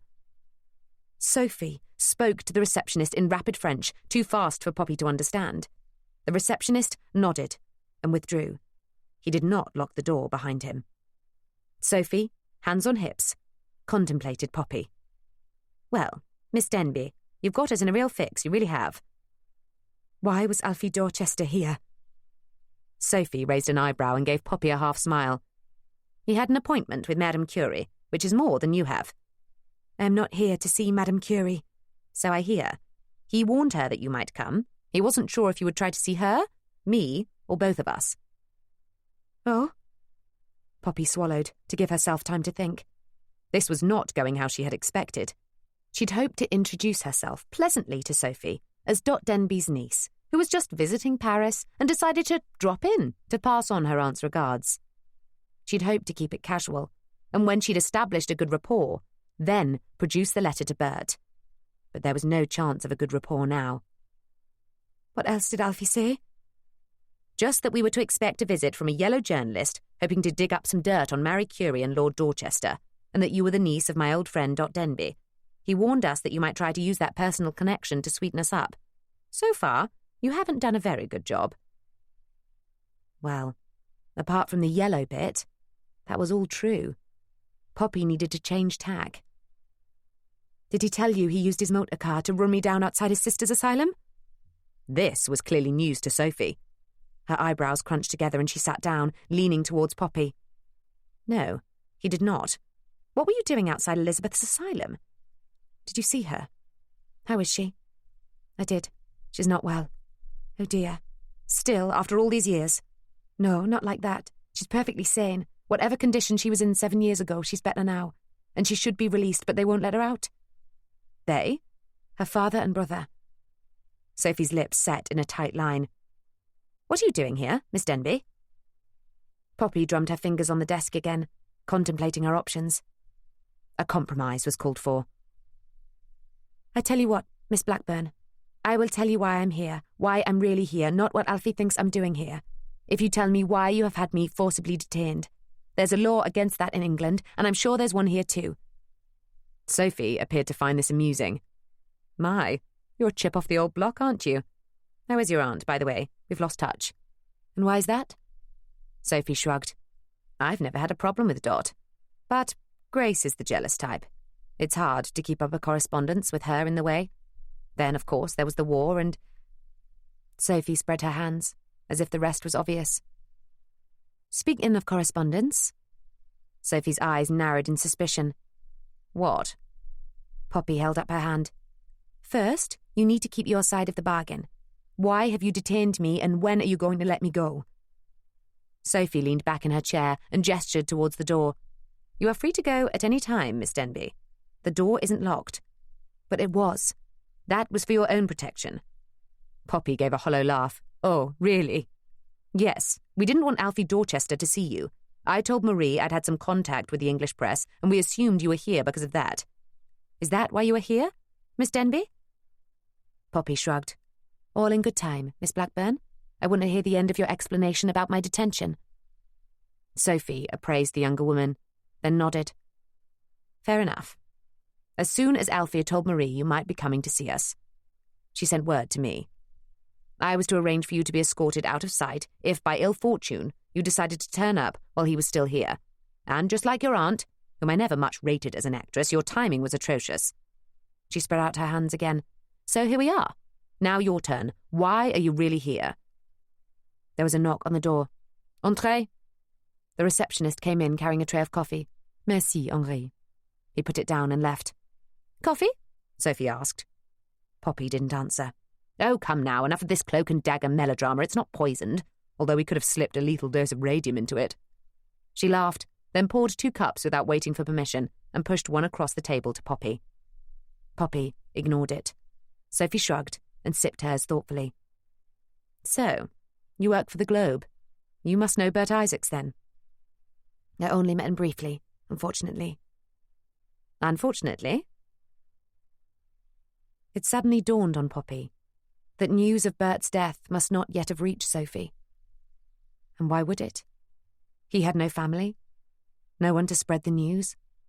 And unless she subscribed to the Globe, which was doubtful, there was no way Sophie could have found out about his death, unless Alfie had told her. Poppy took a deep breath and said quickly, I'm sorry, Miss Blackburn, but Bert is dead. Sophie went pale, bringing her freckles into stark relief. She put down her coffee cup with shaking hands. When? It was barely a whisper. Last Monday, a week today. It was my first day at work. He fell from a balcony. Dear God. Sophie's shaking hand covered her mouth. Her eyes widened and filled with tears. Is that why you're here? To tell me?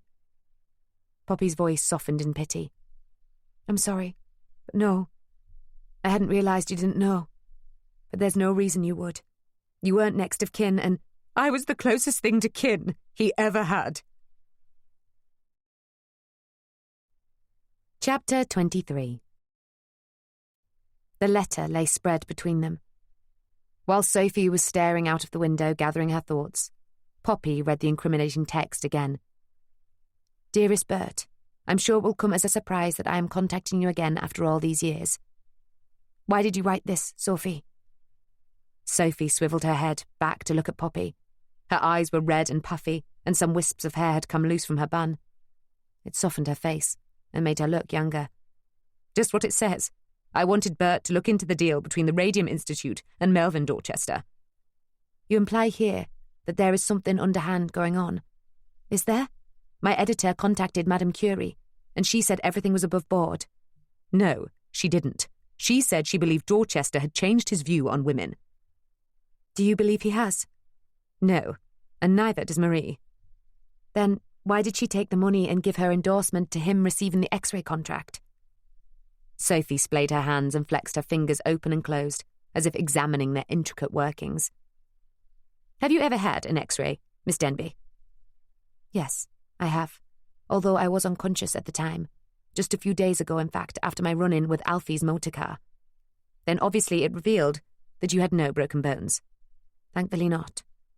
But if you had, perhaps a hairline fracture that at first would not impair your mobility, and you had not had an X-ray, you could have been walking around with a time bomb in your body. The bone could have become infected, or a nearby nerve lacerated. X-rays save lives, Poppy, and—" She gestured towards the door. "So does the research into radioactive molecular science that we conduct here." Poppy was intrigued and wished she could have come under different circumstances and received a tour of the laboratory. Perhaps, when this was over, she could come back and do a feature article on the work here. "Has anyone close to you died of the Spanish flu?" Sophie continued. "Some people from my hometown, yes. Did you know that the latest estimates believe 50 million people have died around the world in only 2 years? That's far, far more than were killed in the war, but is about the same as deaths by cancer. The thing is, flu comes and goes, and with quarantine measures and improved hygiene, can be contained. But nothing can contain cancer. The cause is not out there, but in here." She patted her chest, "and nothing can quarantine you from that." Poppy cleared her throat and picked up the letter. "Miss Blackburn, if you don't mind, can we—" Sophie's eyes flashed and she snatched the letter from Poppy. "I do mind. You asked me a question, I am giving you an answer." Chastened, Poppy nodded an apology. "Please, continue."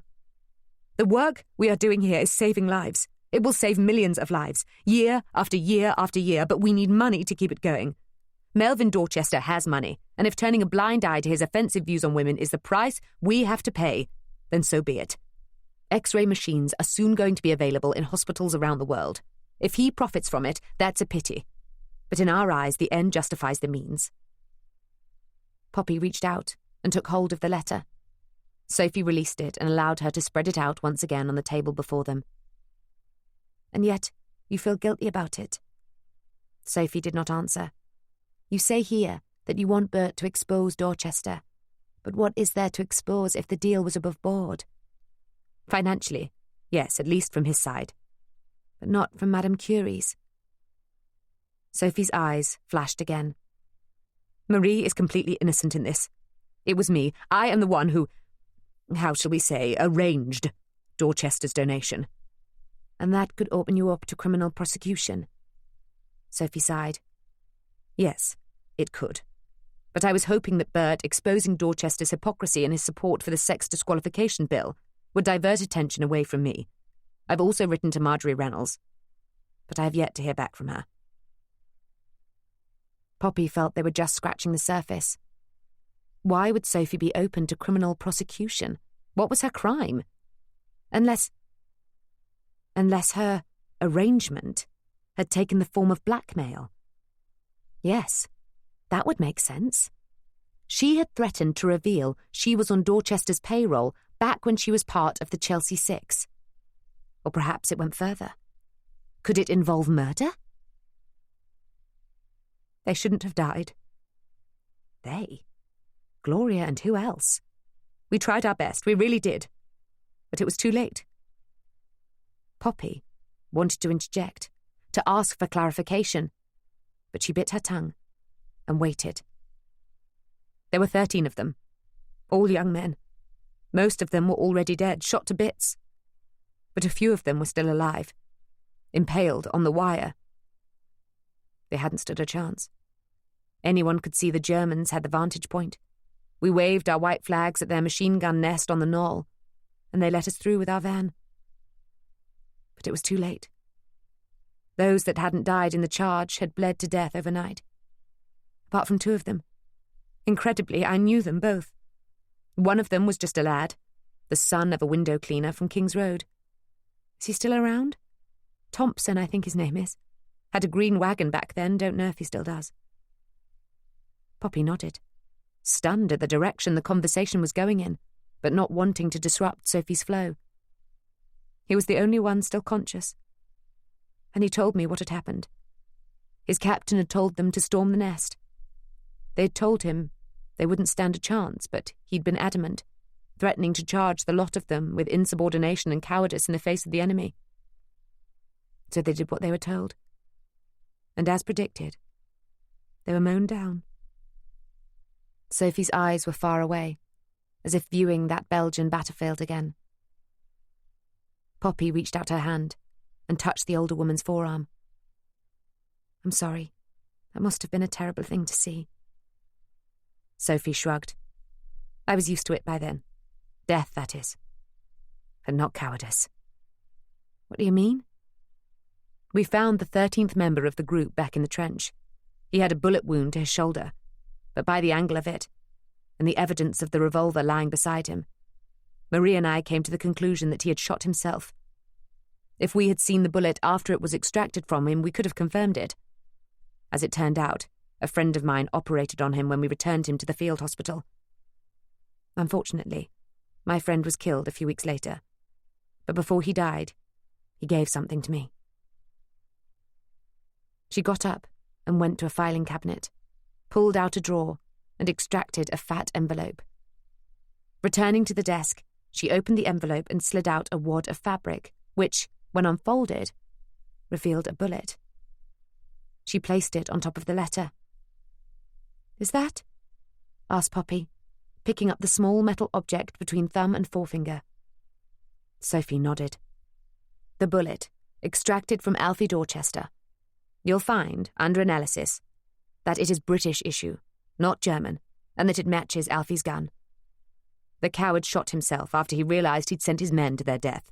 Then he came up with the cock and bull story about trying to save them, and won himself the Victoria Cross. But surely witnesses could have come forward. Who? All the troops died, including the Thompson lad. The Huns didn't care one way or the other, and as I said, the doctor who extracted the bullet was also killed soon after. But you knew. Sophie sighed and closed her eyes. When she opened them again, they were filled with something Poppy could not quite decipher. Was it remorse? Guilt? It was just one of many, many death scenes we came across. And I only found out about the VC a couple of years ago. When I did, I thought of going forward, but she splayed her hands again. I decided to use the information to our advantage. And you blackmailed him? Yes. I sent a letter to Melvin Dorchester, telling him what we knew about his son, and what we would go to the press with, unless he contributed to the coffers of the Radium Institute. Don't look at me like that, Miss Denby. There was nothing I could do to save the lives of those poor young men, but there was a lot I and Dorchester's money could do to save the lives of others. But you're turning him in anyway. The money's spent, and Marie had made some contacts in America who are likely to open up a whole new funding stream. Sophie's shoulders sagged, and she slumped further in her chair. But I didn't expect it to cost Bert his life. What do you mean? Come, Miss Denby, don't tell me you think Bert's death was an accident. No, I don't. I believe he was pushed because he was getting too close to the truth. But I'm afraid, Miss Blackburn, he wasn't looking in the direction you'd hoped. He was going back to 1913, to the secret the two of you shared. The secret witnessed by Elizabeth Dorchester. Whatever are you talking about? What has Elizabeth to do with this? Oh, surely you don't mean... She couldn't. She never knew anything about it. She was in Holloway at the time. It was just a mere few weeks, and... Poppy shook her head. What was this woman talking about? She held up her hand. Can we please just have some straight talk here? You said in your letter that you were deeply ashamed about something and that Bert knew about it and had kept your secret all these years. You also said it had something to do with Melvin Dorchester. It has. Have you not been listening? It's this business about his son. And Bert knew about that. No. She let out an exasperated sigh. Bert and I were in love. We were hoping to get married, but he was just waiting for the right time to tell his mother. He was Jewish. I'm not. His mother had wanted him to marry a Jewess. She died soon afterwards, actually. He was an only child, and his father was already dead. If only I'd waited. But I didn't. I got impatient, insisting he just tell his mother to like it or lump it. He wouldn't. So weeks turned into months, and I got frustrated. In the meantime, Frank and Grace were going through a rough patch, and Frank confided in me. Before we knew it, we were having an affair. I didn't love him, and I don't think he loved me. We were just two lonely, frustrated people finding comfort where we could. But Bert found out, and, well, we broke up. Not that we were ever officially engaged in the first place, and no one even knew about us other than Frank. But we ended it. And the secret, my affair with Frank, Grace never knew. She suspected, but no. She never had any proof. But she and Frank separated anyway. Yes, it was inevitable. Grace was obsessed with your aunt. Poppy was appalled by the insinuation and held up both hands. I beg your pardon, Miss Blackburn. I hope you're not implying that Grace is in love with Dot. Yes, I am. Surely you can see that for yourself. You live with them, after all. They are nothing but good friends. Sophie smiled pitifully. Oh, Poppy dear, you are so very young. Poppy smarted at the insult, but brought herself back under control. There was a lot more she needed to find out, and getting distracted like this was not going to help. She took in a deep breath and continued her questioning. Have you ever heard it suggested that there was a mole in the Chelsea Six? It was now Sophie's turn to look surprised. Why ever are you asking that? Well, have you? Well, if you must know, and I'm not sure why you need to, please answer the question, Miss Blackburn. If you want me to help you expose Melvin and Alfie Dorchester while keeping yourself out of prison for blackmail, then you need to give me something in return. Sophie straightened up and looked Poppy directly in the eye. A bit of backbone after all.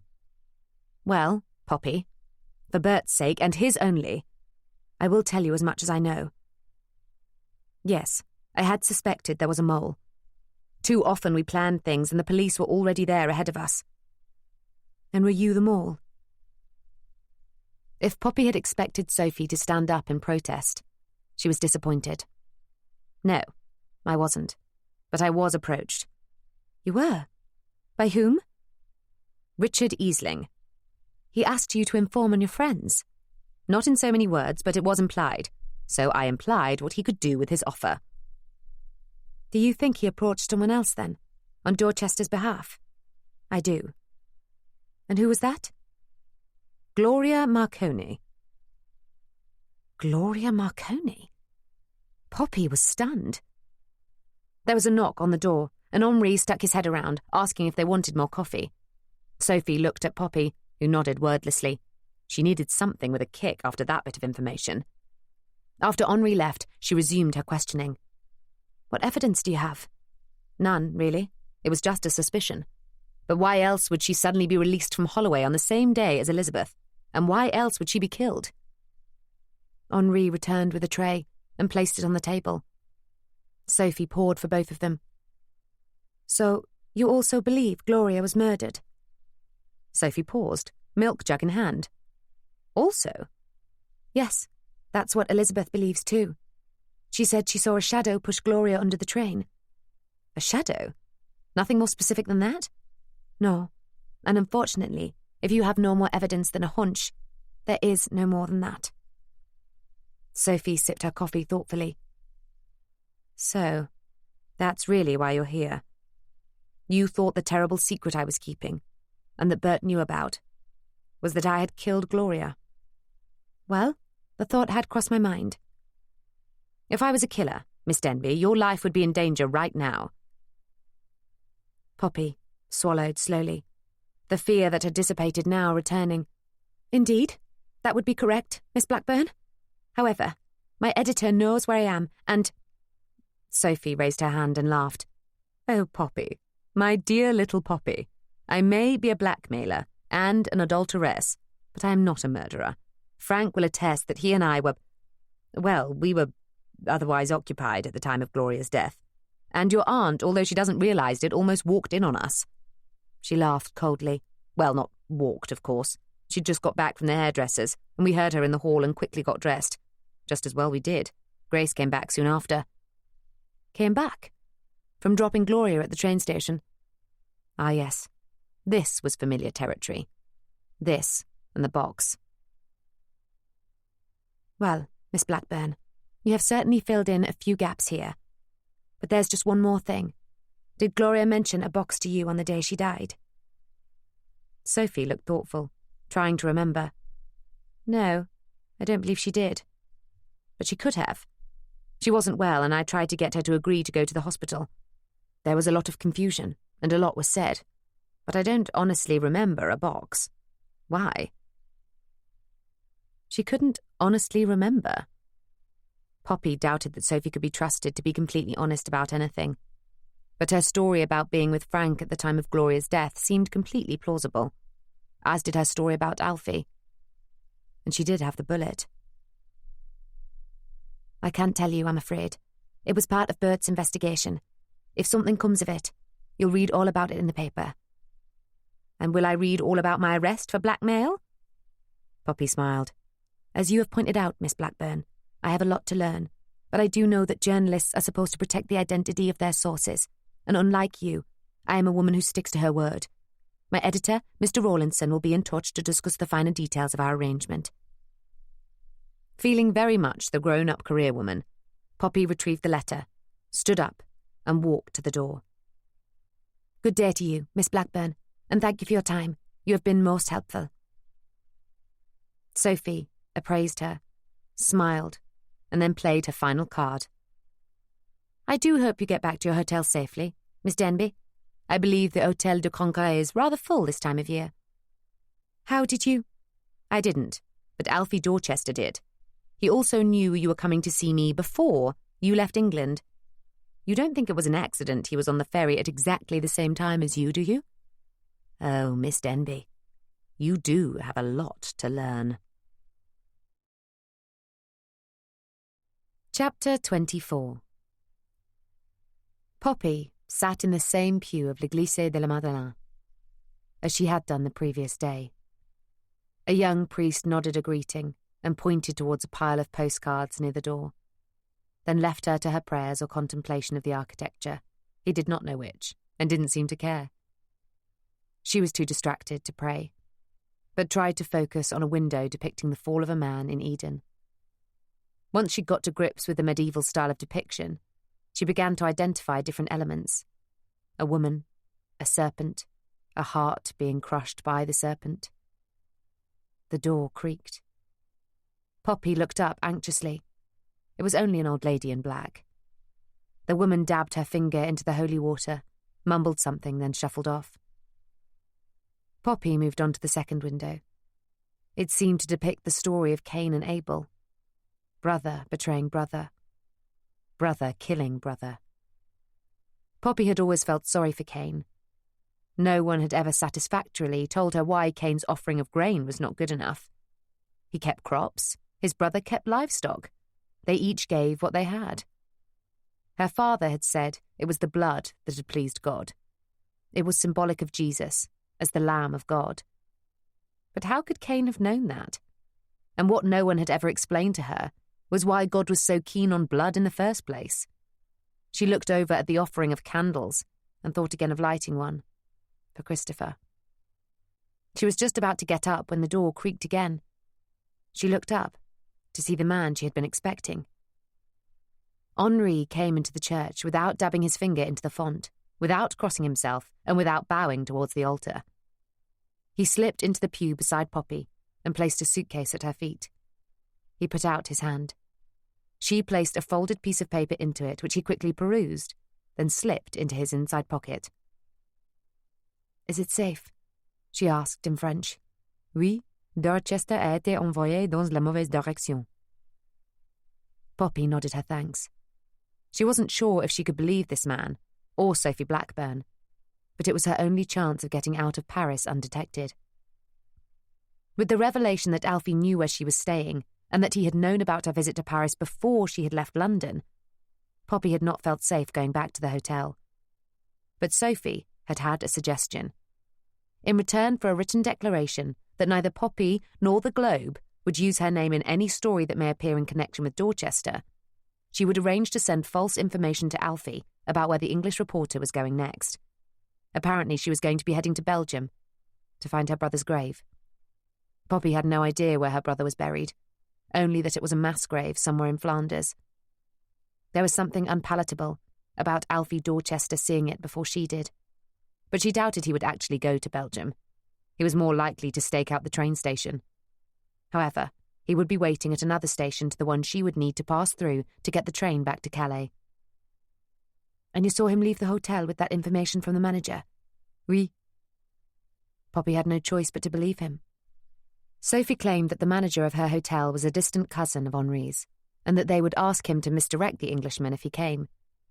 They would also arrange for Poppy's suitcase to be collected from her room and the bill paid. Sophie had already extracted the money from Poppy at the Institute to pay for the bill. As Poppy handed over the francs, she wondered if she was contributing to her own Judas purse. Poppy also had no idea whether or not Rollo would stick to the agreement, but she had written out a copy of the promise to show him anyway.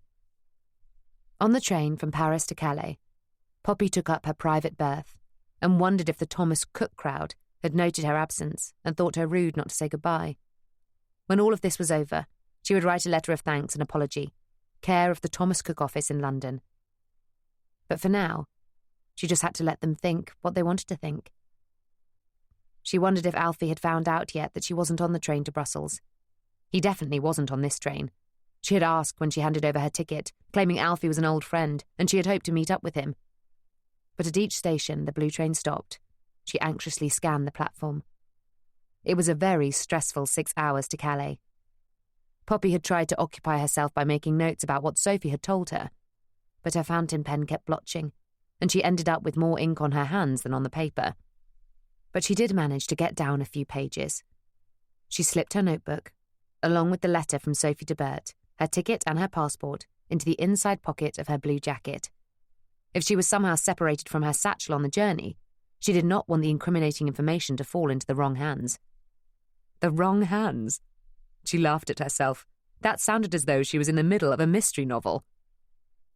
The rest of the journey from Paris to Calais, Calais to Dover, then Dover to London, was uneventful. At 9 o'clock, the next morning, she stood on the doorstep of 137 King's Road and noticed 2 days' worth of milk had not been brought in, and 2 newspapers were sticking out of the letterbox. She tried her key in the lock, but the door would not open. It was obviously bolted shut from the inside. What was going on? Both Grace and Dot were usually early risers. She rang the doorbell a few times, but again there was no answer. She looked up and the curtains of the upstairs rooms were still closed. There's been no sign of 'em for 2 days. Poppy turned around to see Mr. Thompson, the window cleaner, trundling past in his wagon. "Oh, hello, Mr. Thompson. I've been away for a few days. Poppy considered for a moment telling him about what she'd heard in France about his son, but this was not really the time and place. "Have you knocked?" "I have. Due to do the windows yesterday, I was. No answer. Might be away." "They might, but I think the door's bolted from the inside and I'm a bit worried. Would you mind awfully if I borrowed your ladder?" "My ladder?" "Yes, that's Mrs. Wilson's bedroom window up there. I think I need to take a look." "You mean—" "Oh, I'm sure there's nothing to worry about. It's just that, well, I'm worried." Mr. Thompson looked up at Grace's window, puffed out his cheeks and said, "Better safe than sorry, I suppose. Hold on." He tied off Bess's reins and unhooked his extendable ladder from the back of his wagon. He put his foot on, ready to climb up. "Could I go, Mr. Thompson? I don't think either of the ladies would appreciate a gentleman looking in on them if they're simply having a lie-in." Mr. Thompson thought about this for a minute and nodded his agreement. "I'll hold the ladder for you then, miss, but you be careful." "Oh, I will." Poppy climbed the ladder carefully, hoping that Mr. Thompson would have the decency not to look up her skirt. Grace's window was closed, but there was a small chink in the curtains. She peered through into the gloom beyond. She thought she saw some movement on the bed. She knocked on the window and called out, "Grace! And Dot!" To her relief, there was a shuffle of bedclothes and Grace stumbled to the window, peering out blearily. Her eyes widened in surprise when she saw Poppy. She pulled the curtains and pushed up the window. "Whatever are you doing, girl?" "You all right, Grace? There was no answer at the door and we're both down with the flu. Haven't had the energy to go downstairs."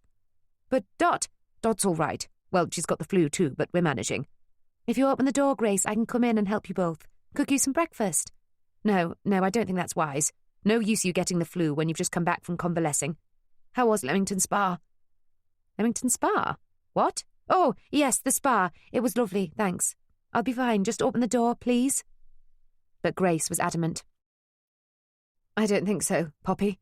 Look, why don't you see if Delilah can take you in for a day or two? Give us some time to get back on our feet." Poppy suddenly remembered Sophie saying that Grace was the jealous type. Was Grace trying to keep her away from Dot? Was Dot all right? Had something happened to her and Grace was trying to cover it up? But just as she was contemplating forcing her way in, she heard a croaky voice calling out, What's going on, Grace? It's Poppy. She wants to come in. But she'll get the flu. Tell her to go to Delilah's. I've... Grace broke off to hack out a series of coughs. She held up her hand to Poppy. Please, pet, come back in a couple of days. And tell her father called from the post office. Did you hear that, Poppy? Poppy's stomach clenched. I heard you, Aunt Dot. What did he say? He wanted to know how you are. I told him you were in Leamington Spa, and you'd be in touch when you got back. He was none too happy that I'd let you go on your own, so I said to him... Dot's explanation was broken off by a hacking cough. Poppy sighed. All right, Grace. Tomorrow. I'll come back tomorrow. Do you want me to bring you anything? Grace gave her a thin smile. I think by then we'll need some more bread, but we should be all right for today. You're sure you're all right? Right as rain. Now get off down that ladder before you do yourself an injury. Give my love to Aunt Dot, and if Dad calls again, tell him I'll arrange to speak to him from Delilah's. I'll telegraph him the number so he can book in the call. I will. Keep well, pet. And you get well, both of you. Grace waved, then pulled down the window and drew the curtains closed again. Everything all right there? Called Mr. Thompson. Poppy wasn't really sure. Hello, old thing. Whatever are you doing here? Delilah stood in her doorway, wearing a slinky black gown emblazoned with a red Chinese dragon. Suddenly, a man appeared behind her, gave her a kiss on the cheek, and said, I'll see you later at rehearsal. Adam, this is my friend Poppy. You know the one I needed to borrow your motor to pick up from hospital? Ah, yes, the intrepid reporter. Are you all right now? I am, thank you, but I need a place to stay. My aunt and Grace are down with the flu and have declared the whole house a quarantine zone. They suggested I come here, but... Delilah laughed. Oh, Adam was just leaving, weren't you, darling? He just popped around for breakfast. Adam, one of the most dashingly handsome men Poppy had ever seen, flashed a smile and said, and a scrummy breakfast it was too. Excuse me, ladies, I'll leave you to it. Poppy stepped aside to let him pass. He doffed his boater and then headed down the stairs and into the street, lighting a cigarette and whistling a jolly tune. Delilah gave a dramatic sigh. Didn't I tell you he was a dish? Demetrius, the very one. Come in and I'll tell you all about it. Do you want some coffee? I'd love some. Chapter 25. An hour and a half later, Poppy had been served a full English breakfast with a side serving of the highlights of Delilah's very complicated love life. In return, she had given Delilah a blow-by-blow account of her trip to Paris.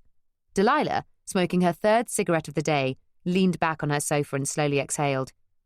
Good heavens, Poppy. So what are you going to do now? Poppy curled up her feet under her and sipped another coffee. Although Delilah's flat was luxurious, she clearly had a source of income beyond her meagre pay from the theatre. It managed to be comfortable and homely at the same time. Poppy felt the stresses and strains of the last week start to drain from her. Well, what I'd like to do is sleep for the rest of the day. But what I should do is try to find Frank Wilson. He's the only living member of the Chelsea Six I haven't spoken to yet. He might be able to fill in some of the gaps. Frank Wilson? Golly, I haven't seen him since my mother's funeral. Have you any idea where he is? Not really, no, but my dad might. Let me give him a ring. Delilah uncurled from the sofa like a sleek black cat and padded her way across the parquet floor to a black lacquer and marble-topped sideboard. She picked up an ornate bronze telephone, styled like an Egyptian goddess, and dialed the number for the international operator. She asked to be connected to a number in Valletta, Malta, then waited to be put through. Someone answered. Delilah launched into rapid Italian. Delilah's branch of the Marconi family hailed from Malta, which had a large Italian community. Delilah was born there and received her British citizenship, then moved to England with her family when she was 6. Her father, Victor Marconi, was the nephew of the Nobel laureate Guglielmo Marconi, known to the family as Uncle Elmo. Uncle Elmo was the son of an Italian father and an Irish Protestant mother, but he too settled in England and launched his world-famous wireless and telecommunications company. Now the first Marquess of Marconi, Uncle Elmo had opened doors to the best social circles for his extended family. But Delilah was quick to point out that the family money was all their own, from a string of hotels her father owned back in Malta. Delilah ended with an effusive, "Ciao, Papa," and put down the phone. She returned to the sofa with an address written on some notepaper and presented it to Poppy. Frank Wilson, Peckham. Is that far? Not too bad, we can get the bus. She pouted. Adam said he won't lend me his motor again until I've taken some lessons. Apparently I did something unforgivable to his clutch. She threw back her head and laughed at her own joke, then jumped up, pulling her friend with her. Come on, let's get dressed. Poppy and Delilah checked and double-checked the address as they stood outside a slum tenement building in North Peckham. Barefoot children used rain-filled potholes as paddling pools in the summer heat, and the stench of festering rubbish was overwhelming. Poppy and Delilah had to duck under a clothesline slung low with stained nappies and pick their way through piles of dog feces to get to the door. A woman answered, holding a screaming baby on her hip, while 2 toddlers clung to her filthy apron. The woman shouted over the baby's screams that Mr. Wilson rented the room upstairs.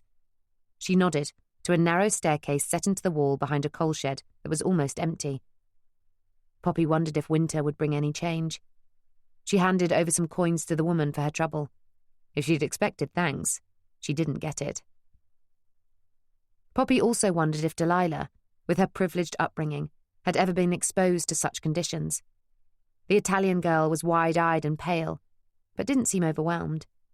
Poppy had seen as much and worse during her time at the Methodist mission in Morpeth, and knew that the prosperity hoped for by so many, now that the war was over, would only ever reach a few.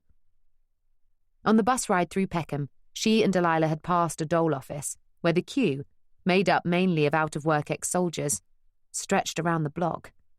None of them would think kindly to womenfolk taking the few jobs available to them, and Poppy knew that the woman she had just met would never have the chance of starting a career, if she even aspired to one. She thanked God for her blessings. When they got to the top of the stairs, they saw a door that had been patched together more than once with odd planks of wood. It was loose on one hinge and leaned heavily on its latch. Poppy wondered if it would fall over if opened. She knocked gingerly and waited for an answer.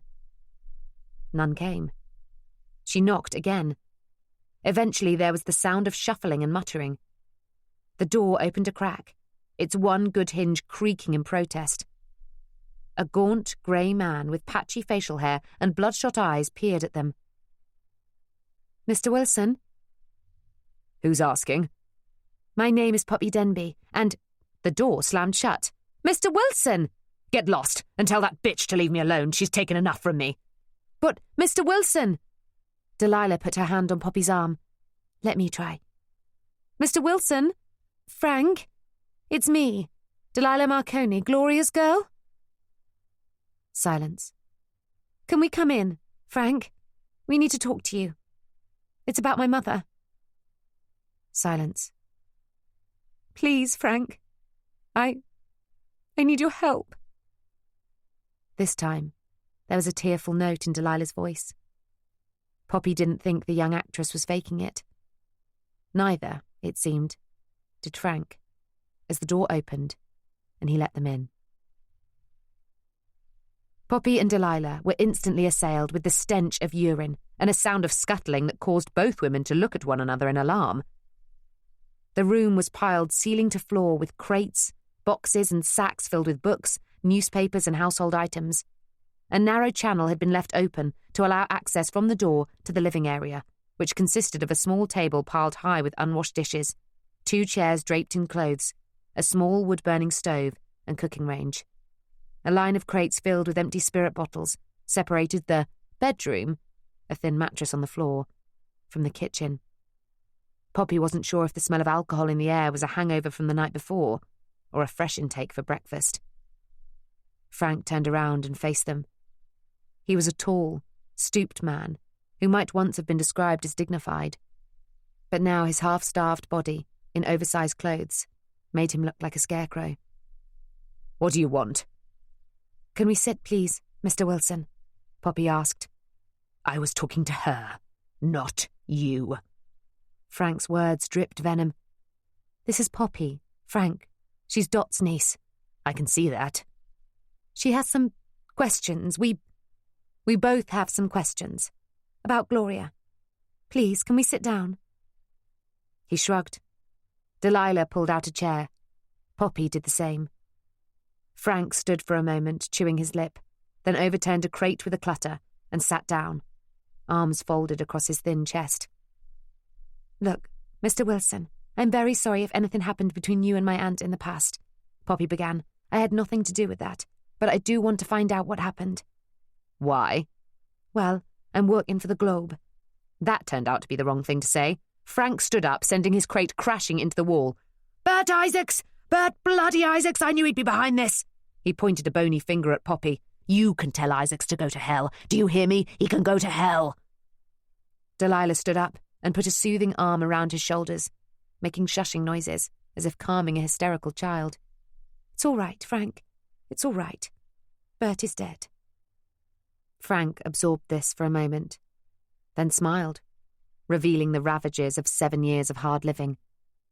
"Then justice has been served." "Actually, Mr. Wilson, justice has not been served. Not for Gloria or Elizabeth or—" she almost said Dot, but thought better of it, "or Delilah here, who deserves to know the truth about what really happened to her mother.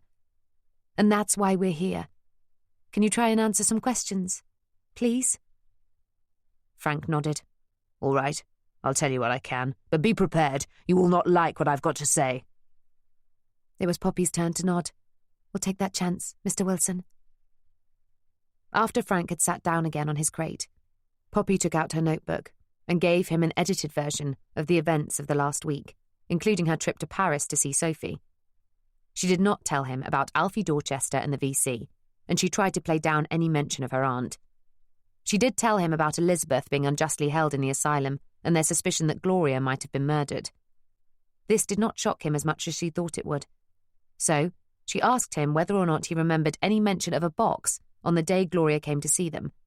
He said he didn't, but he did confirm Sophie's story that she and he were occupied, and so neither of them could have been at Slough at the time of Gloria's death.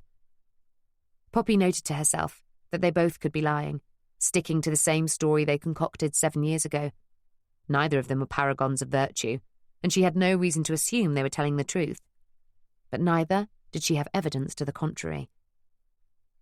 "Were you aware of rumours of a mole in the Chelsea Six?" Poppy asked. "You mean the 7? "Yes, sorry, the 7. Do you think there was a mole, Mr. Wilson?" Frank thought about this as he picked at the dirt under his fingernails. "Yes, I do. We all did. Too many times Easling and his men were ahead of us. That's how Gloria and Elizabeth got arrested. They were waiting for them at Lord's." "Do you have any idea who it was?" Frank looked intently at Poppy and leered. "You look a lot like her, you know." "So I've been told." "Do you also have unnatural inclinations?" He looked curiously, from Poppy to Delilah. "I do not, and whether or not my aunt does—" "Whether or not? Well, I can tell you it's a definite whether. That lesbian bitch ruined my life." "Frank, please, there's no need for that," said Delilah, using her most soothing voice. "I won't apologise." "You don't have to," said Poppy. "You're entitled to your opinion, but I don't want your prejudice against her or your ex-wife." "We're not divorced. I wouldn't give her one."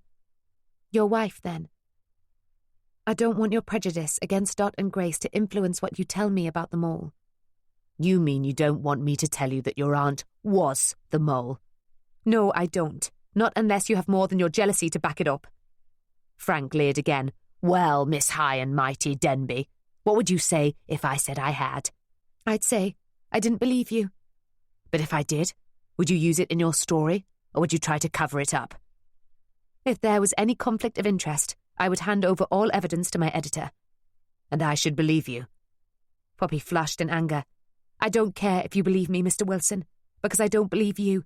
I am sorry for your situation, but all I see is a bitter man who has drunk himself into oblivion and is looking to blame anyone but himself. Marriages sometimes come to an end. It shouldn't happen, but it does. Whether my aunt was the cause of that or whether it was you and your adultery with Sophie, I don't know. But you and your wife both had a choice in the matter. How you lived your life then and how you live now. What I'm interested in is the truth. The truth about what happened to Gloria and Elizabeth, and yes, what also happened to my aunt, whether you care about her or not. So, if you've got nothing to contribute to that, then we will not waste any more of your time." She got up, Come on, Delilah, let's go. Just hold your horses. Frank stood up and shifted a few piles of newspapers until he emerged with a rusted old cigar tin. He held it before him, like a supplicant at an altar. What would you say if I gave you proof about who the mole was? Well, I'd look at it, and then have the newspaper's legal team look at it too. Oh no, you won't take it anywhere. This is my insurance. Your insurance against what? False accusations. I know people thought I was the mole, and that's why so many people turned against me. All my creditors, all my family, but they were wrong. He opened the box, took out a letter, and handed it over to Poppy. She opened it. It was dated 7th of October, 1910, and was addressed to Miss Dorothy Denby. Miss Denby, I cannot and shall not call you dear. I could call you a lot of things, but there will be time for that later. So to business. This is to inform you that the transfer has been made to your bank account as per arrangement. In return, I expect full compliance, as we discussed. Lord Melvin Dorchester. Poppy showed the letter to Delilah, and then turned her attention to Frank. What is this supposed to prove? That your aunt was the mole, obviously. No, not obviously. This could mean anything. Frank laughed mirthlessly. You sound just like Grace. You showed this to Grace? When?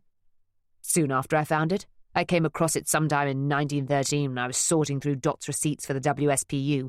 She could never keep anything in order. And what did Grace say? Just what you did. So I said I was going to confront Dot with it. And did you? No. Grace went through the roof, accused me of trying to discredit Dot. So what did you do then? I kept quiet about it. I didn't want to rock the boat.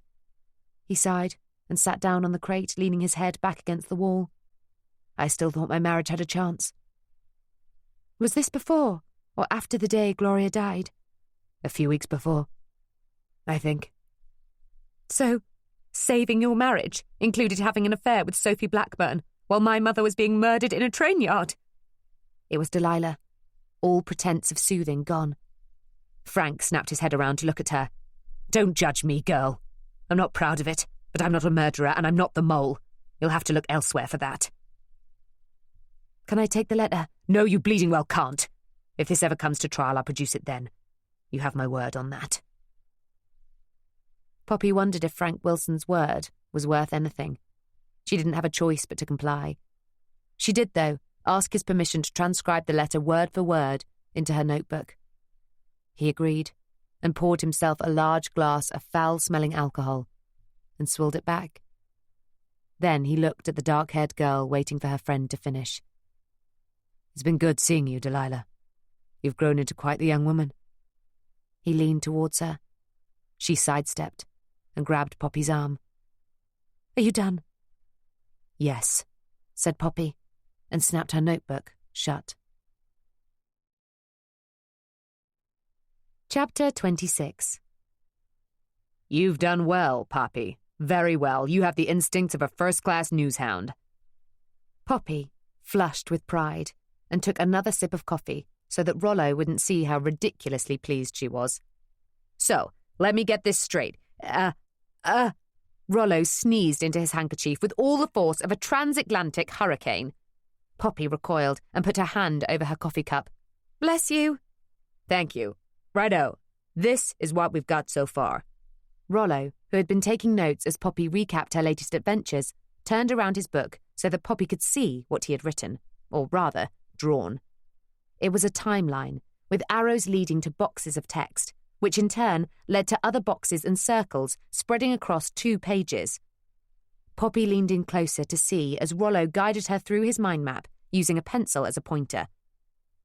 Sometime between 1905 and 1909, Lady Maud Dorchester, a friend of Emmeline Pankhurst, gathered together a group of women and one fella that became a militant cell of the Women's Suffrage and Political Union, the WSPU.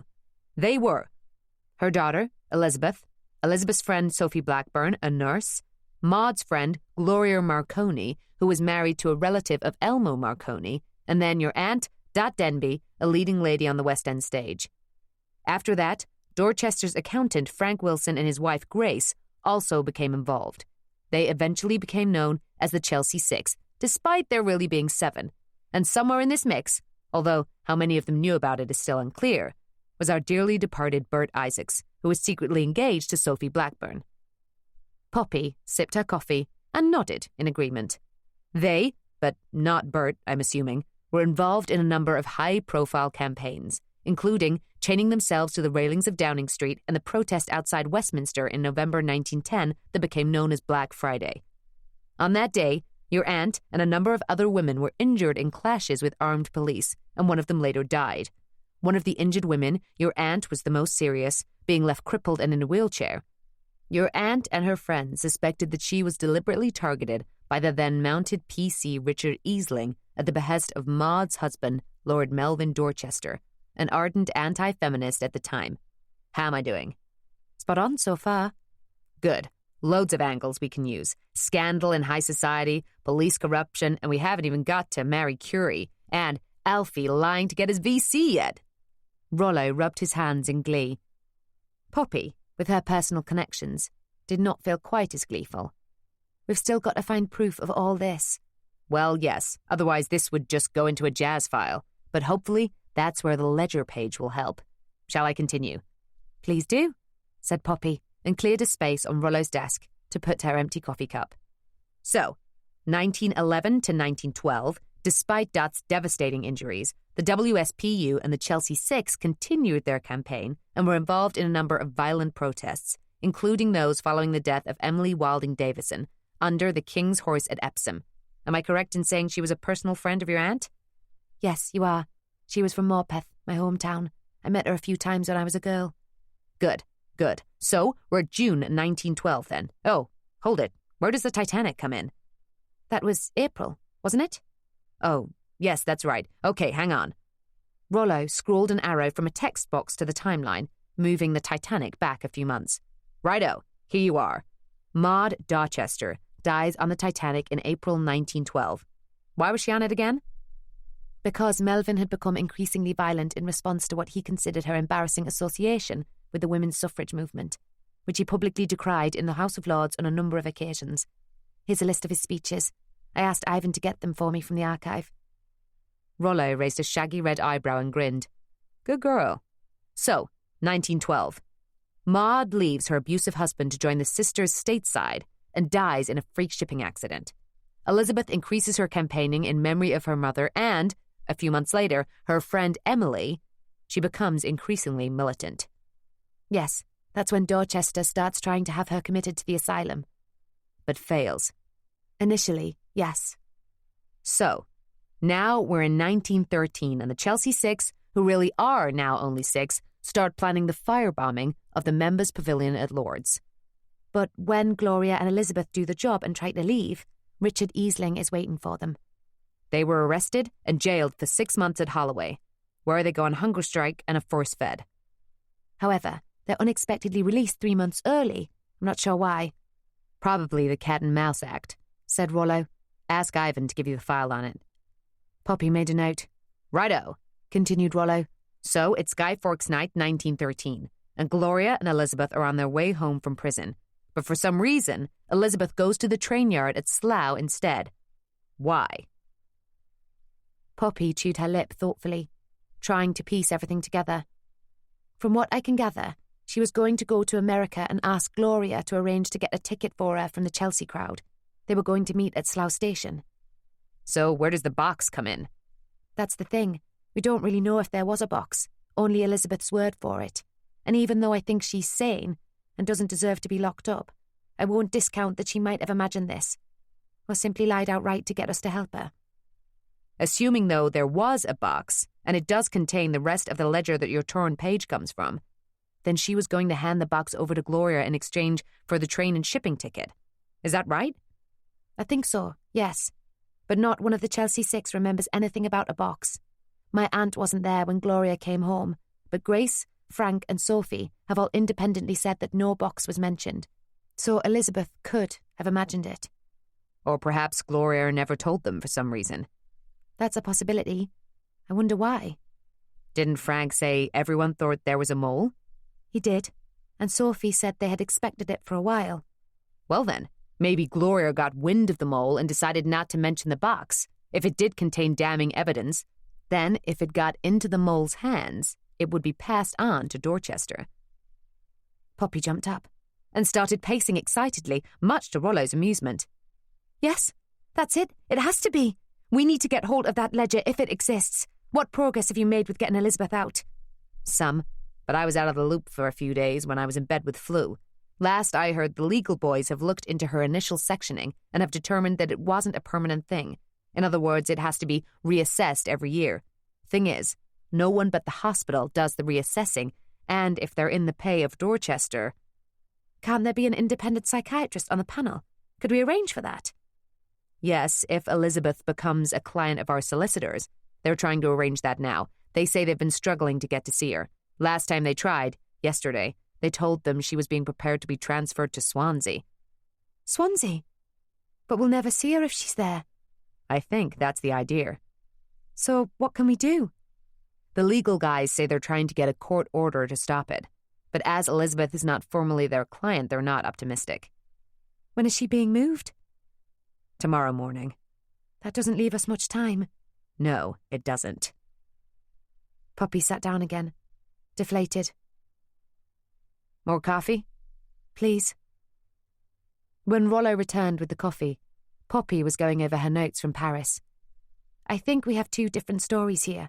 The 1913 murder and cover-up of the 1910 bribery of Easling, and then the 1915 VC fraud and the Radium Institute blackmail, leading to Dorchester's backing of the Sex Disqualification Removal Act and the award of the X-ray contract.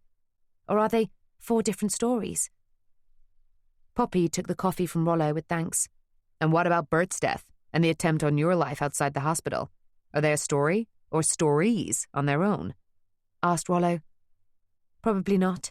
We're not important enough. Rollo laughed. Sad but true. It's yours and Bert's connection to these other stories, and the possibility that Alfie and Melvin Dorchester are trying to keep a lid on it all. That's the story there. Rollo stepped on a stack of books that he used as a makeshift stool and clambered onto his office chair.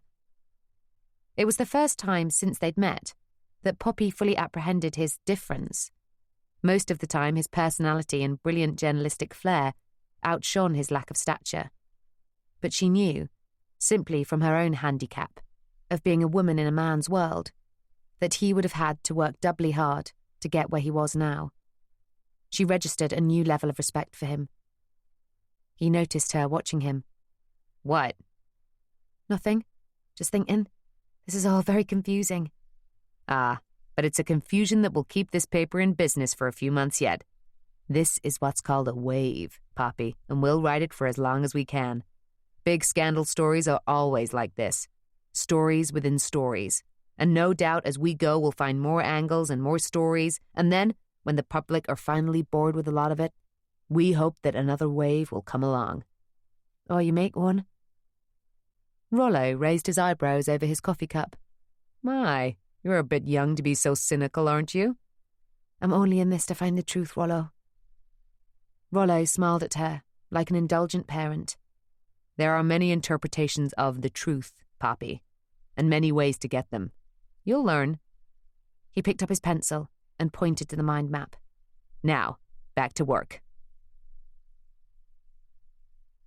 Poppy left Rollo's office, promising to check in with him later.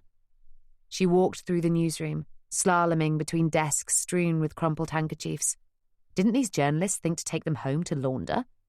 If she got through the next few days without catching whatever was going around, it would be a miracle. She was happy to see Lionel's desk chair was empty. Rollo had told her that he had called in sick the day after their encounter, and they hadn't seen him since. He said he was looking into the possibility that Lionel could be the Globe's mole. There was nothing for her to do in the newsroom, so she went downstairs to the archive, hoping to get some files from Ivan. It was locked. He's gone to lunch. Doesn't trust anyone in there without him. Poppy turned to see Daniel coming up the stairs. Her heart lurched, and then sank. She straightened up. Good day, Mr. Rokeby. Good day, Miss Denby. He smiled at her boyishly and leaned his shoulder on the wall. So, how was Leamington Spa? Leamington? Oh, yes, it was very restful. Nice of Rollo to arrange it for me. Daniel looked at her intently. Poppy turned away. You don't look very rested. Neither do you. Flu took it out of me. I'm fine, though, if you're worried. I wasn't worried. I telephoned your house to see how you were. You seem to be doing all right. Daniel straightened up. Oh, I didn't know you'd called. Who did you speak to? 2 delightful children that I didn't know you had. And then... Look, Poppy, I can explain. I was going to tell you at dinner. I really was. Hello, you two. Is there something I can do for you? It was Ivan, lumbering up the stairs like a great bear in a fedora hat. Poppy sidestepped around Daniel to face the archivist. Yes, there is, Mr. Molinov. I need to look at some files. Ivan put out his arm. Please, Miss Denby, call me Ivan. Poppy laughed and hooked her arm through his. And you, sir, must call me Poppy. Ivan unlocked the door and escorted Poppy into the archive. Neither of them gave Daniel a backward glance. Chapter 27. Poppy arrived at the Old Vic at 5 o'clock, the time that Delilah had said she would be getting out of rehearsal. She was to wait for her in the foyer. She explained her presence to the man in the box office, who was selling tickets for that evening's show, and took a seat behind a large potted fern. Delilah had explained that there were 3 shows on the go at the theatre: the current run of a ballet, the rehearsals of Midsummer, which would replace the ballet at the end of its run, and auditions for the show after Midsummer. On the wall were posters for the 3 shows: Coppelia, by the theatre's own ballet company, A Midsummer Night's Dream, directed by Robert Atkins, and Chekhov's The Cherry Orchard, directed by Konstantin Stanislavski. The name rang a bell with Poppy, and she made a note to do an article on it once this story had been wrapped up. Golly, she thought, I'm beginning to think like a journalist. This story was her life, and that of her friends and family, not just a source of column inches. But she realised she would not always be this close to the stories she worked on. At least she hoped not, as she repositioned herself to ease the ache in her ribs. Poppy watched theatre folk criss-crossing the foyer. Paper-thin ballerinas sucking on their cigarettes as though their lives depended on it. A flustered Robert Atkins asking all and sundry if they'd seen Puck. A wardrobe mistress pushing a rail of costumes. A gentleman with a silver-tipped cane talking animatedly to an anxious young man in an accent similar to Ivan Molinov's. Could that be Stanislavski? Through the glass panes of the outer doors, Poppy saw a silver Rolls-Royce pull up. A chauffeur, wearing a top hat, emerged and opened the door for his passenger. A pair of dazzling black shoes stepped onto the pavement, carrying Lord Melvin Dorchester. Poppy made herself as small as possible behind her fern. Dorchester swept into the foyer as if he owned the place, heading straight for the box office. He too carried a cane and he slammed it down on the box office desk. My tickets. And may I inquire in whose name they are, sir? Asked the clerk. Dorchester glared at him and rapped the cane in rapid staccato. Lord Melvin Dorchester. The clerk flicked through a file, and then flicked through it again. Then, in a very timid voice, said, I'm sorry, sir, but there is no record of any tickets being bought in your name. Is it for Coppelia? It is, and they were not bought. They are comps.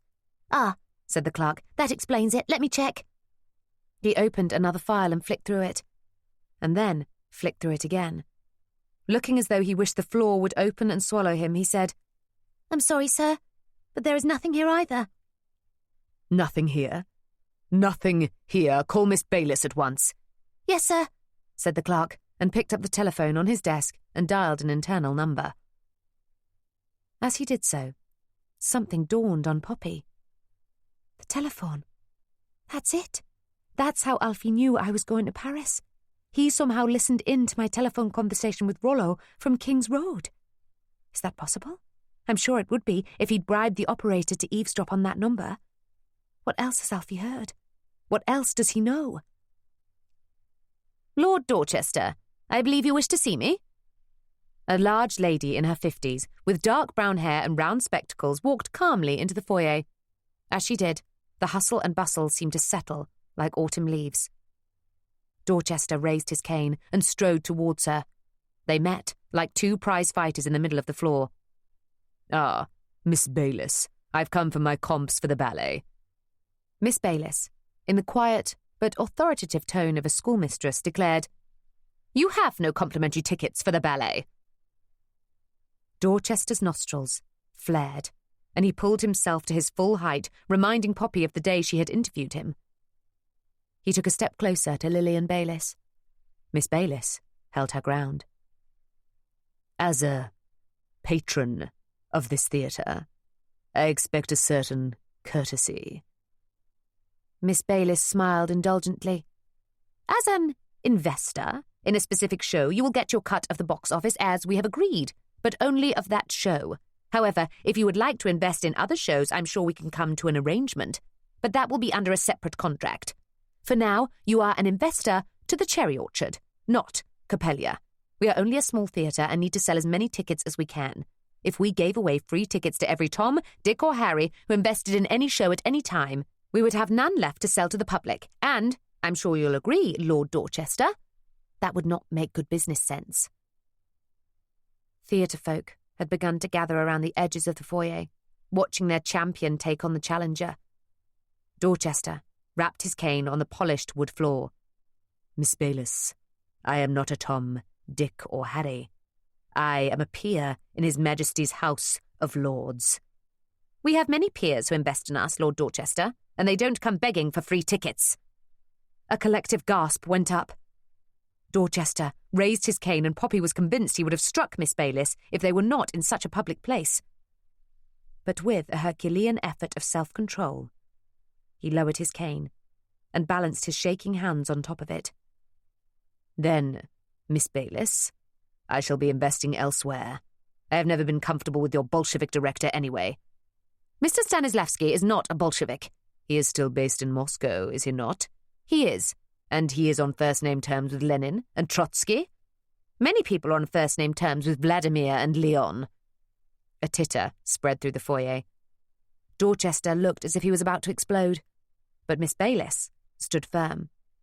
To Poppy's relief, he sucked in his breath, turned on his heel, and strode out of the foyer. However, as he did so, his eyes locked with hers. He stopped mid-stride and used his cane to part the fern. You! I thought you were... Poppy, like a trapped dog, snapped back. Dead? No, Lord Dorchester. Your son didn't manage to kill me when he ran me down. Another collective gasp went up. Dorchester's cane pointed between her eyes. I think it's time to leave, Melvin, before someone gets hurt. It was Lillian Bayliss. She pushed down Dorchester's cane with her hand. Behind her, the theatre folk gathered to see what was going on in the corner. Dorchester, still managing to retain his poise, turned to face her. Consider our contract terminated, Lily, and rest assured I will be having a word with the Lord Chamberlain's office about this theatre promoting revolutionary ideas. You do that, said Miss Bayliss, and with a raised finger pointed him towards the door. As Dorchester's rolls pulled away, a cheer went up in the foyer.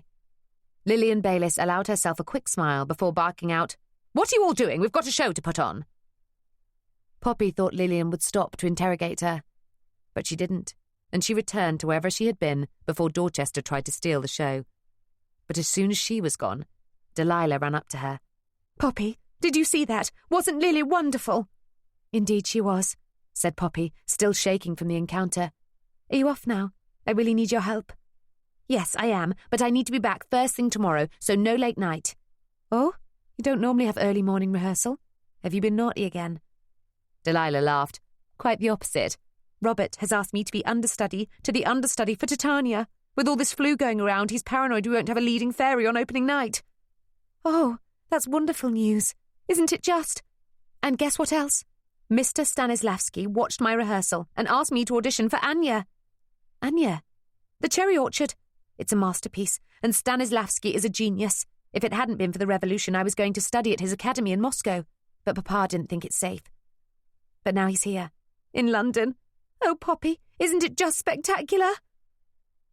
Poppy marvelled at her friend's ability to be crying over the possible murder of her mother one day and celebrating about her job the next. But she supposed that was how she survived.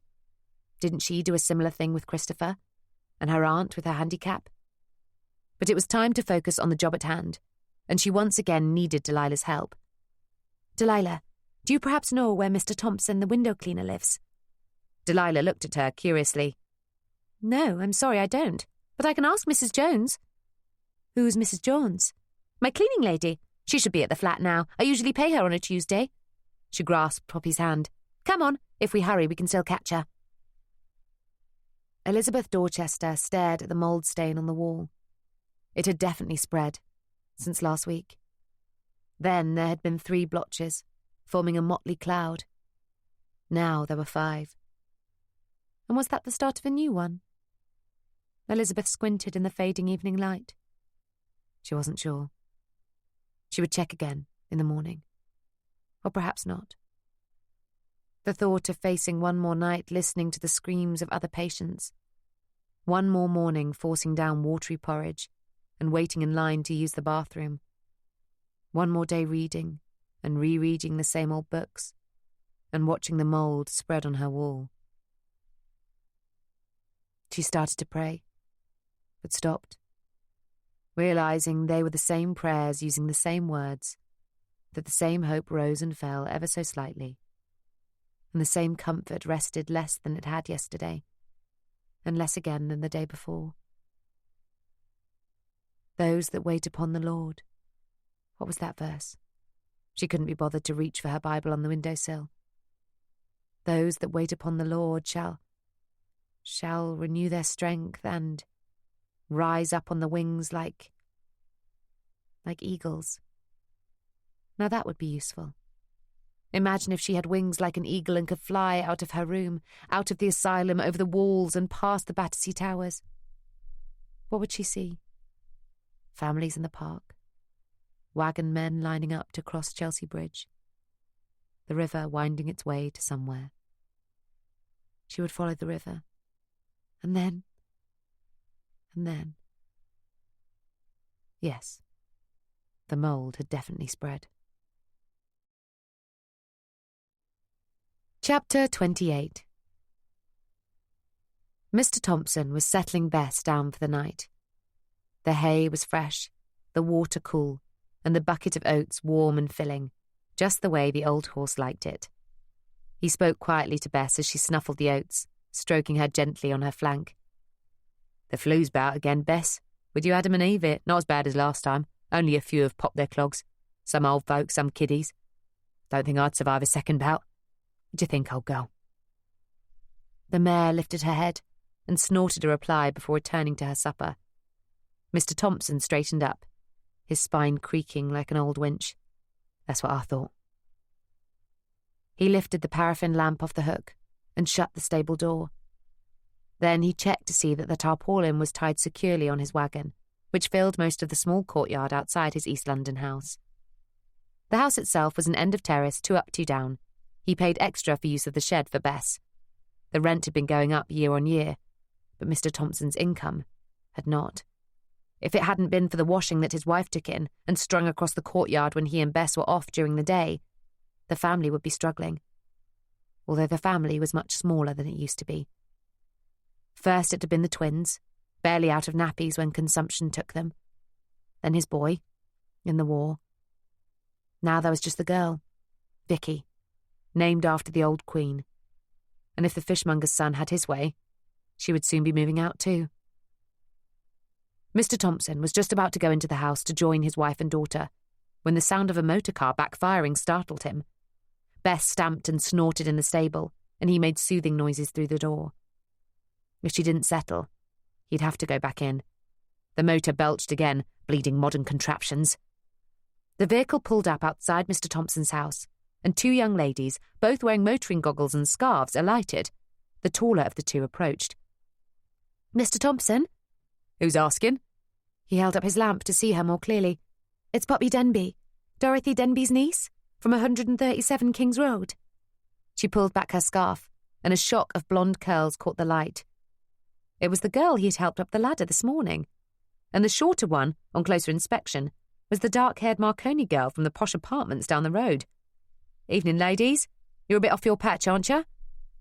"We are," said the Marconi girl, "and we're sorry to bother you, but Mrs. Jones told us where we could find you." "She did she?" He'd need to have a word with his pal Jonesy to tell his missus to mind her own business. Nonetheless, he was intrigued to hear why these two toffs were slumming it in the East End. "What can I do for you, then?" "Do you think we can come in?" asked the Denby girl. He looked over her shoulder, then leaned in and whispered, "It's of rather a private nature. It's about your son." Mr. Thompson felt the blood rise from his neck, as he did any time anyone mentioned his son. What did these girls know about it? What right did they have to scratch up old wounds? "No, you'll not be coming in. I'll clean your windows and keep my nose clean, and I'd be much obliged if you did the same." He spun around and caught his ankle on a loose cobble. He winced, but didn't falter. "But Mr. Thompson, I've just got back from Paris.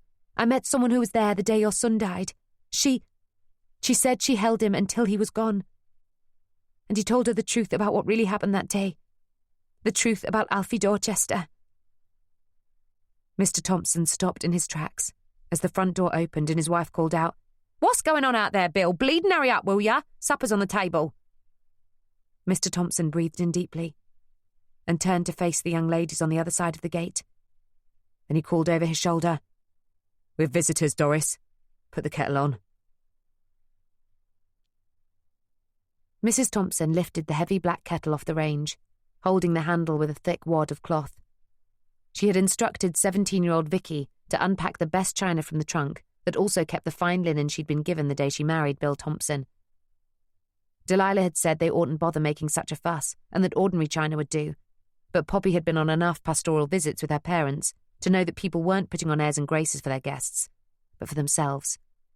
She told Mrs. Thompson that her great-aunt Gertie in Morpeth had a set very similar. Mrs. Thompson nodded in appreciation. When the tea was poured in the front room, they sat with teacups and saucers perched on their laps, while Mrs. Thompson offered each of them a lump of sugar with a pair of silver tongs. Mr. Thompson's stomach grumbled loudly, and he craned his neck to catch a glimpse of his supper growing cold on the kitchen table. "We're very sorry to interrupt you at supper time. We won't keep you long," said Poppy. "No bother at all," said Mrs. Thompson, sipping her tea as delicately as Queen May. Vicky nodded enthusiastically beside her. Young Vicky appeared to be in awe of the visitors and kept brushing her long hair self-consciously behind her ear as she took in their fashionable bobs. When Poppy explained that she worked for the Globe newspaper, Vicky nearly fainted in admiration. "Oh, miss, what a treat. A lady working for a newspaper. Are they still hiring?" Mrs. Thompson shot her a warning look. "Now don't bother the ladies with your silly questions, Vicky." "Oh, it's no bother at all," smiled Poppy. "What kind of job did you have in mind?" "Well, I can read and write and wouldn't mind doing a bit of office work. They had me in a factory in the war, but I reckon I could do better than that. I can—" "That's enough, girl." Mr. Thompson scowled at his daughter, and she lowered her eyes. He grunted his approval, and then turned to his unwelcome guests. "Let's get to it, then. What's this you've got to say about my boy?" Mrs. Thompson's hand went to her throat. "They're here about Billy Jr.? "That they are. They've got some information for us, haven't you?" Poppy smiled sympathetically at Mrs. Thompson. "We have. As I explained to your husband outside, I've just returned from Paris.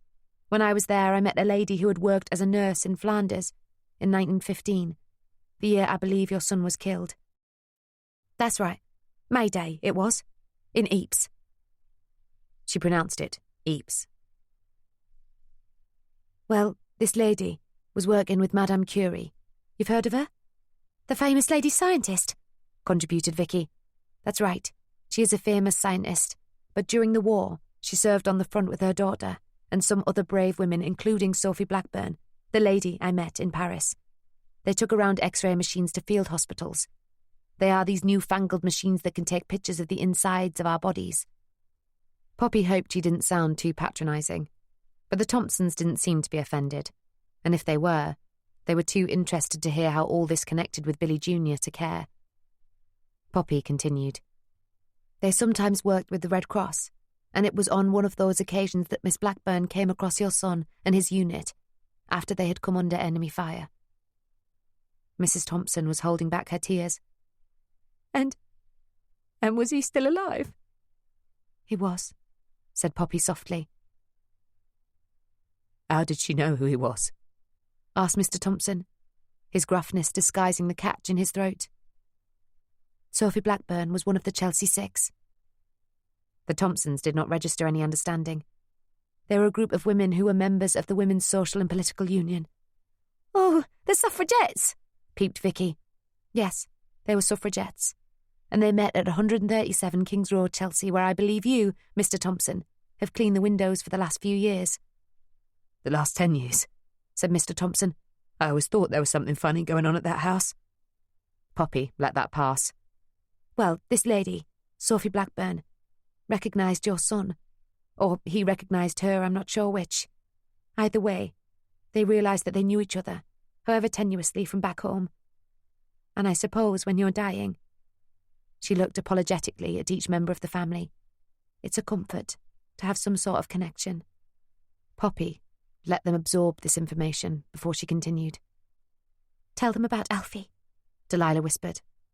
Poppy smiled tightly, hoping to communicate that she had not forgotten and was just allowing the family time to digest the information they already had. Again, she drew on her experience of visiting families with her parents, including bereaved families, and knew that these situations had to be handled very delicately. Finally, when she thought they were ready, she continued. I also mentioned to Mr. Thompson that this had something to do with Viscount Alfie Dorchester. Do you know who that is? Mrs. Thompson and Vicky nodded. Mr. Thompson grunted. Captain Dorchester was how we knew him. Didn't even come to see us after we got the news. That's because he was in hospital, said Mrs. Thompson. He got out soon enough. Not like our Billy. Not like those other boys. That's right, said Poppy. He had relatively minor injuries. He won the Victoria Cross, didn't he? He must have been very brave trying to save our Billy.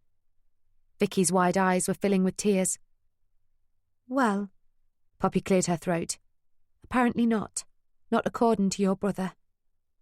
The Thompsons sat bolt upright, as though they were one body. What do you mean? Asked Mr. Thompson, his voice barely louder than a whisper. Poppy braced herself and said, according to Billy, Alfie, Captain Dorchester, had told them to storm the machine gun nest, even though the men told him they didn't stand a chance. He threatened to shoot each of them for cowardice if they didn't, so they obeyed. And Alfie, Captain Dorchester, remained behind. Mrs. Thompson's hand went to her throat again. Poppy thought she might faint, but she didn't. So, are you telling us that Dorchester knowingly sent those boys to their death? Well, I can't say for sure that it was knowingly. Perhaps he just didn't think it through properly. But whatever his understanding of the matter, the men knew it would be a suicide mission. And they went anyway. It was Delilah, and she was openly crying. Poppy passed her a handkerchief, hoping she would pull herself together. Yes, they went anyway. They didn't have a choice. Alfie said he would shoot them if they didn't, or at least have them up on charges of disobeying a direct order. They would have faced a firing squad. The bastard! Mr. Thompson's face was a mask of fury. But he was shot too, wasn't he? He must have gone with them. Not according to your brother, Vicky, and not according to some evidence Sophie found. What evidence? Asked Mr. Thompson. The bullet taken from Alfie's shoulder was British issue, from an officer's revolver, the same revolver Alfie used. Sophie believes he shot himself to pretend he had been in on the action too. That's what he told the VC committee. And that's what they believed. But he didn't.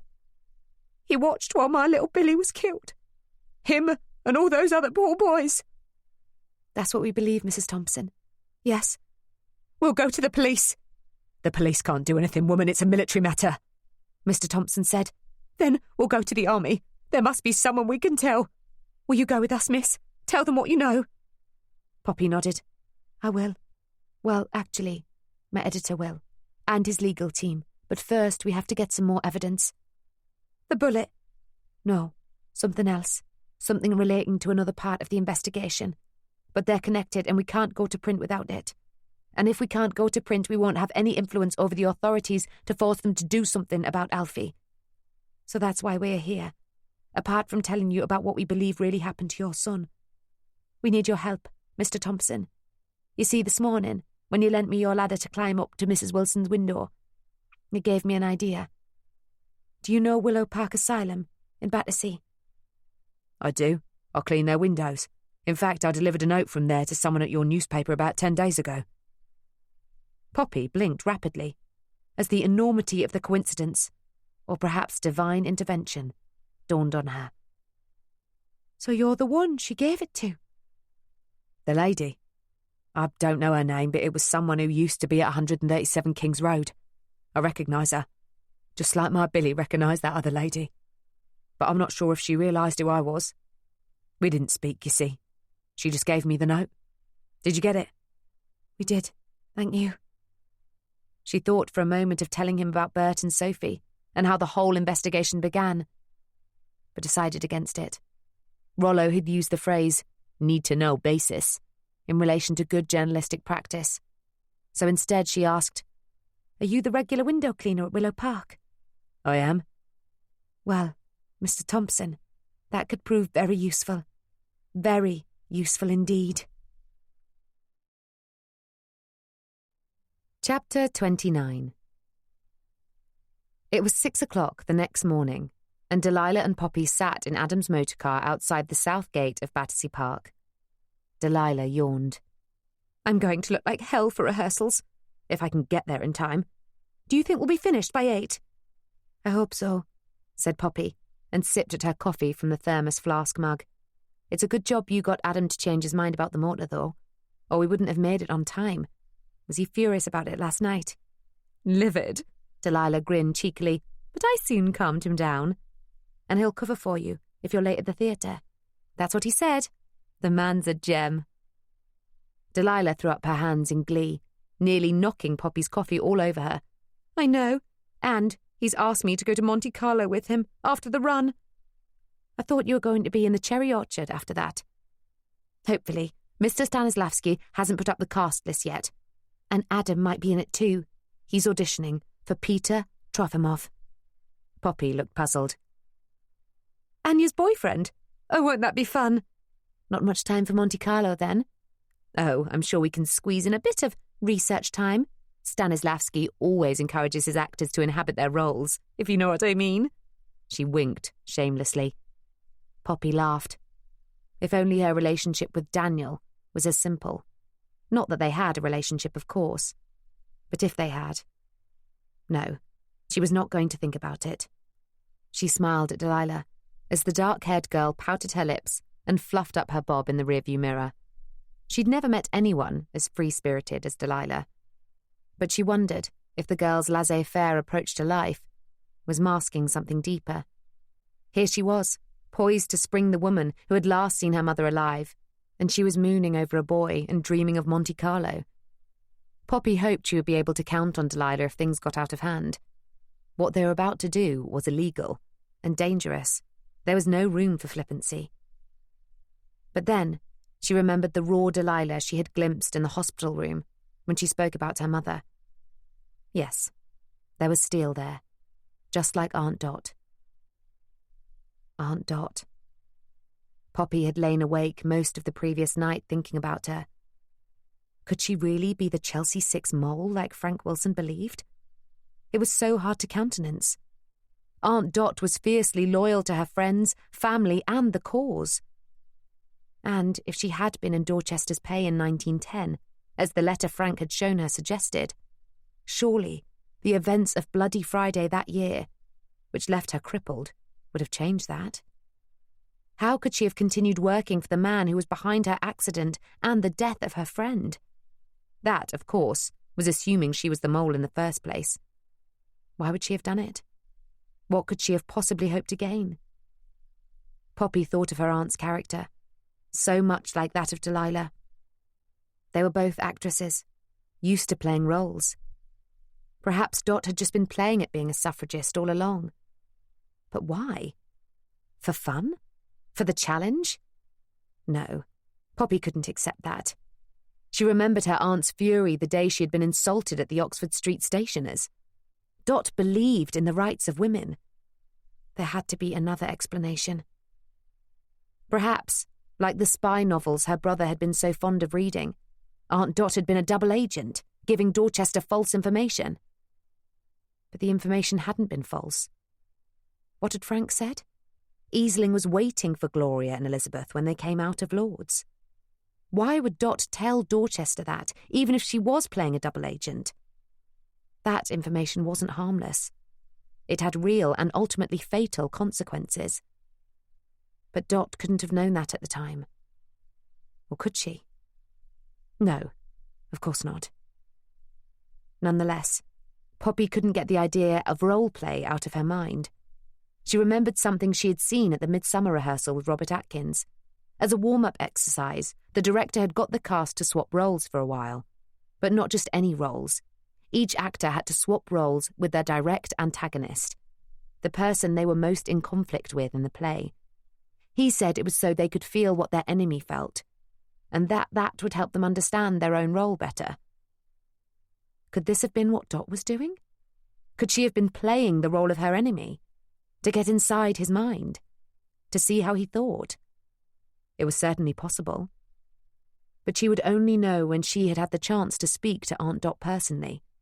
If it hadn't been for the flu, she would have done so already. There was a bang on Delilah's window. The girls jumped in fright. Looking at them, in the dim morning light, was a man wearing a bowler hat.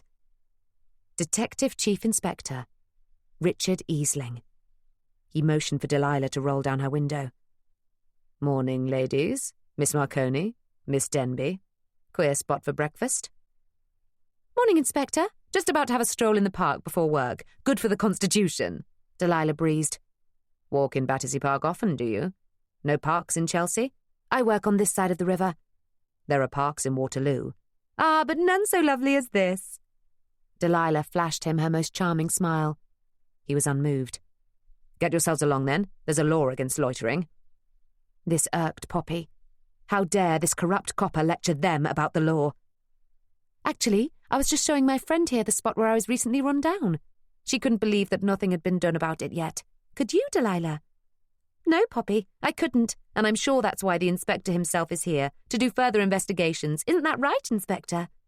She smiled again, and this time added in some batting of eyelids. "I'm sure an officer of your calibre will not leave a stone unturned." Flirtation won't work with this one, Poppy wanted to say to her. But surprisingly, Easling smiled back. "No harm done, ladies, but best you don't hang around here too long. There have been some muggings in the park. That's why I'm here." "Nothing to do with making sure no one gets near Elizabeth Dorchester before she is transferred to Wales this morning, then?" But before Poppy could formulate a more appropriate reply, a horse-drawn wagon trundled past. The driver looked curiously at the policeman and the two ladies in the motor car.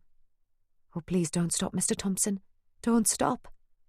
And to the girls' relief, he didn't. But where he was going, they had no idea. The arrangement had been to meet at the south gate of the park. Damn Easling. "I'll give you a hand with the engine, then." Easling reached out his hand, clearly expecting to receive the crank lever. Delilah smiled tightly, then reached behind her seat and gave it to him. As he bent down in front of the car, she whispered to Poppy, "What are we going to do now?" "Drive around the park. Follow Mr. Thompson. We'll catch up with him." A few cranks later, and the engine roared into life. Delilah waved her thanks. Poppy glared. Easling doffed his hat. A few minutes later, they were out of sight of the police officer and came across Mr. Thompson and Bess, waiting for them near a line of weeping willows. "Better just slow down and let me out," said Poppy. "Don't stop the engine. This time of the morning, sound will travel across the pond. He might be listening to see if we've really gone. But how will I meet up with you again?" "Go to your flat after rehearsal. I think it'll be better if I do this on my own. You at rehearsal will give us an alibi if Easling decides to check up on us." "Are you sure, Poppy? It could be dangerous."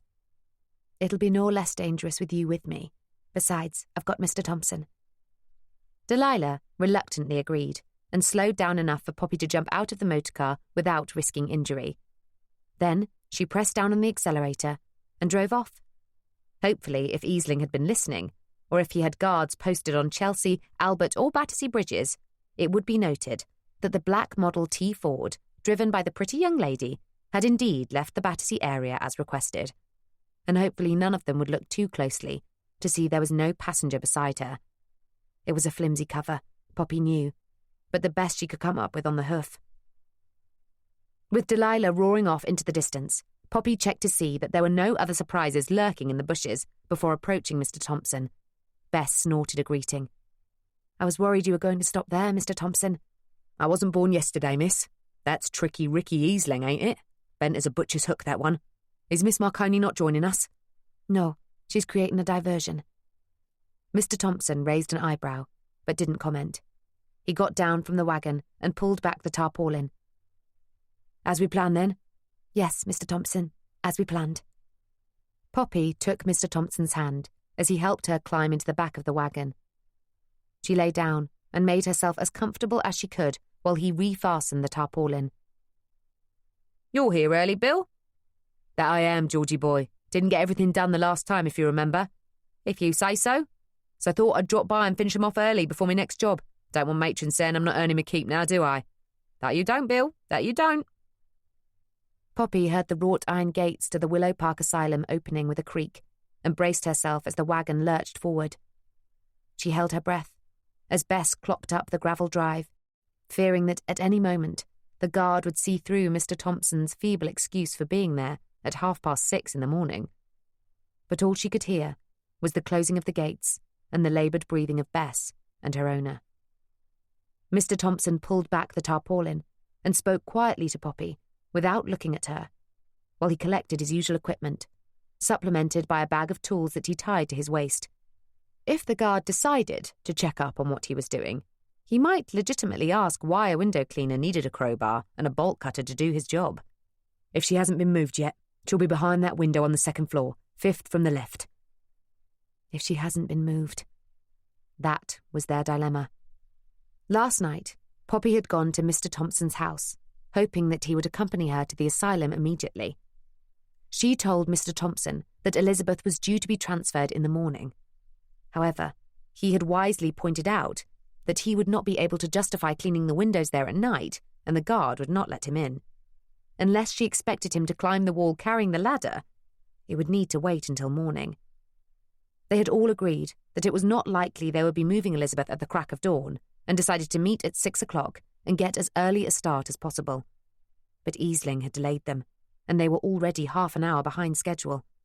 It also worried Poppy that they didn't actually know what time the patients got up, had breakfast and so on, but there had not been time to find out. Oh, there were so many variables, and it was all out of Poppy's control. But it wasn't out of God's, and no matter what her current strained relationship with her Creator was, she decided to ask for his help to save a woman who had been unjustly imprisoned for 7 years. So, as Poppy prayed, Mr. Thompson took his ladder and climbed up to the second floor. He decided to wash a few windows to the left of Elizabeth's room first, in case anyone questioned why he had made a beeline for her window. The curtains were drawn on the first room, and Mr. Thompson assumed the patient was still asleep. The second room had a gap in the curtains, and he saw someone moving around. The third window was Elizabeth's. The curtains were open. The bed was made. And all signs that Elizabeth Dorchester had ever been there were gone. Chapter 30. Elizabeth was shaken awake. She squinted at the filtered light seeping through the curtains and realised that it was too early to get up. She hunched up and pulled the blankets back over her head. "Get up! Get up!" The blanket was pulled off her. Above her stood a woman with short, spiky black hair, just beginning to grow in again after being shaved. She was wearing a nightgown. "Leave me alone," said Elizabeth, and tugged again on the blanket. "Leave me alone, leave me alone. Lady La-dee-da wants me to leave her alone." That was greeted with an alternating chorus of "Belt up, Bertha," and "You tell her, Bertha." Elizabeth was encouraged that the belt-up Berthas seemed to be in the majority, so she tugged on the blanket more forcefully and wrenched it out of Bertha's grip. She held Bertha's eyes, trying to dominate her, but the stockier woman was not going down without a fight. Elizabeth did not enjoy fighting, but her years as a militant suffragist had equipped her to do so when necessary. She had had to fight on more than one occasion back in Holloway when she and Gloria had been put in with the ordinary prison population, despite their demands to be treated as political prisoners. After a particularly bad scrap, she and Gloria had decided to go on hunger strike, as many of their sisters before them had. And although the force feeding was hell, at least it got them into an isolation cell, away from the women who hated them for simply being posh. At Willow Park, she was grateful, if such a word could be used, that her father had paid for her to have a private room. But that was until yesterday. Yesterday, without warning, the matron and the young orderly who had been in the room the day the Denby girl had come to see her had told her to pack her few things and go with them. They told her she was being moved, transferred to Swansea. Elizabeth had demanded to see the head doctor. She did not want to move. No one had asked her. Surely she had rights. But her protests fell on deaf ears. And then, to add insult to injury, she was going to have to spend her last night in a general ward with 11 other women. Apparently her new room had already been allocated to someone else, and the new patient was arriving first thing in the morning, and they needed to clean it, as if she had somehow contaminated it. Bertha was still looking at her, weighing her up. Elizabeth braced herself for the assault, preparing to defend herself. But instead, Bertha grinned, showing a line of crooked yellow teeth. Elizabeth grinned back, and the two women laughed. Then the rest of the women joined in, some chortling, some shrieking. This brought a nurse in, who shouted at them all to belt up, or they wouldn't get breakfast. The threat did the trick, and the women all settled down. But it was too late for Elizabeth to get back to sleep. She was awake now, and soon she would have to get ready to move to Swansea. She pulled a shawl over her shoulders and padded, barefoot, over to the window. This was going to be her last morning here. She opened the curtains a crack, to the half-hearted grumblings of the other patients, and looked out over the gardens, over the wall, and to the Battersea gas towers in the distance. Her stomach clenched. It was over. Her hopes, dreams, and prayers of being released had come to nothing. The Denby girl and her newspaper had not been able to get her out. So plan B it would have to be. It would have been far easier to do so in her private room. She would not manage it in here. Perhaps she could do it in the bathroom. Yes, that was a possibility. There were pipes and things in there, strong enough to hold her, and she could use her shawl, or tear a strip from her nightgown and fashion a noose.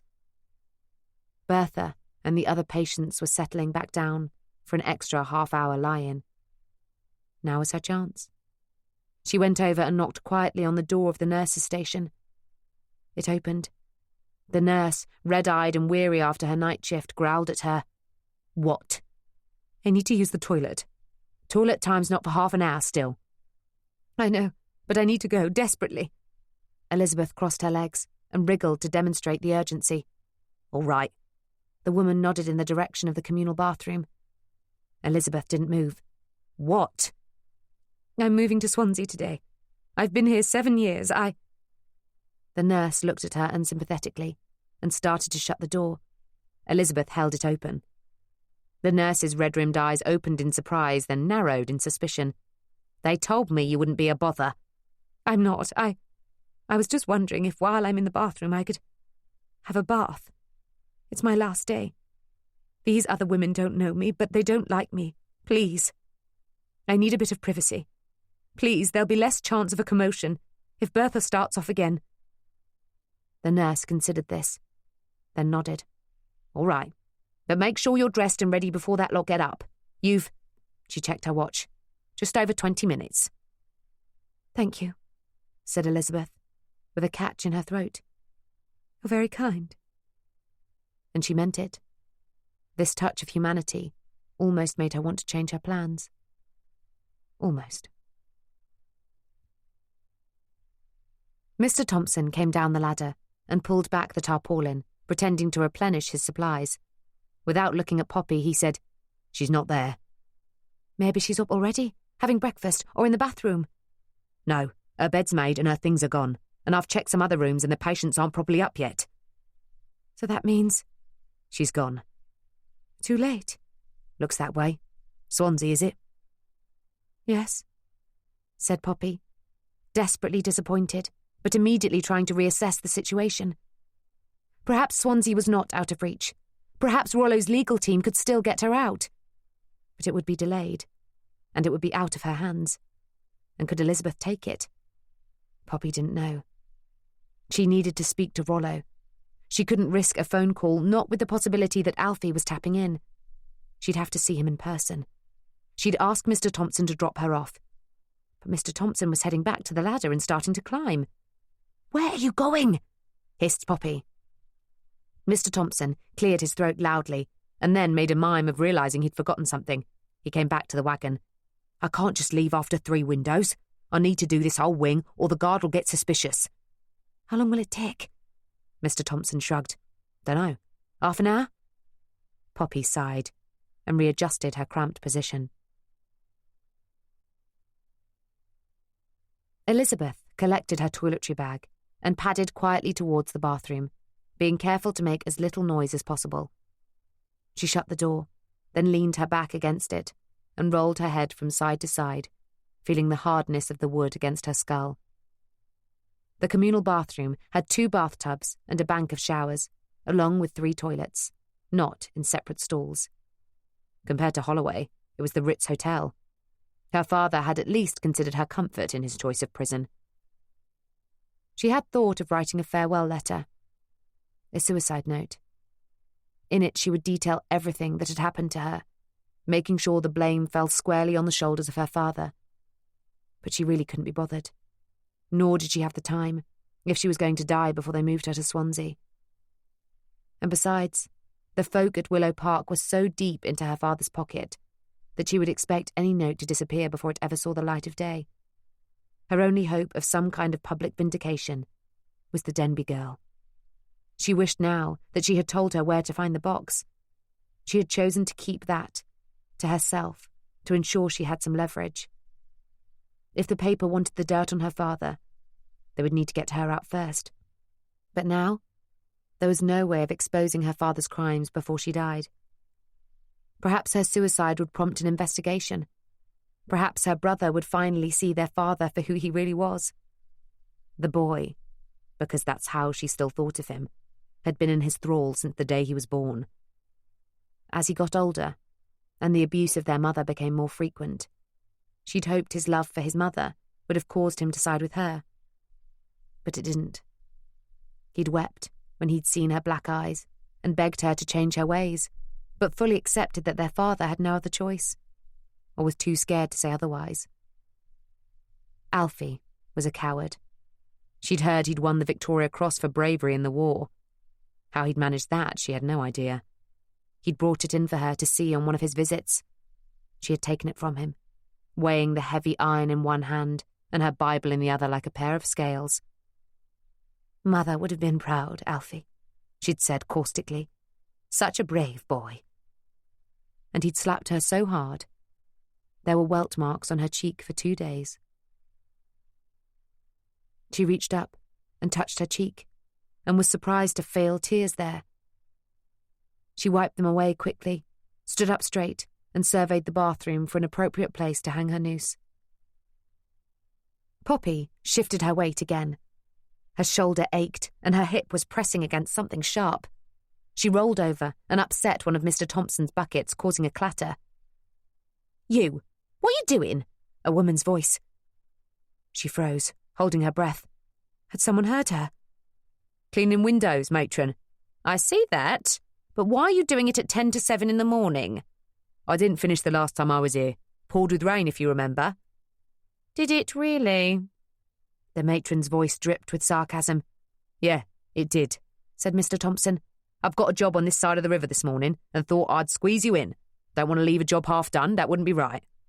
"Thought you'd be a peeping Tom more like it. That's the women's bathroom you're in front of. Get yourself down, you filthy scoundrel, and come into my office. I want a word with you." Poppy heard Mr. Thompson start to say something, but it was drowned by the clatter of a bucket hitting the wall. Then the tarpaulin was pulled back. She froze again, but was relieved to see it was just Mr. Thompson putting his tool belt in the wagon. "How long is this going to take?" he asked the matron. "As long as it needs to," she said.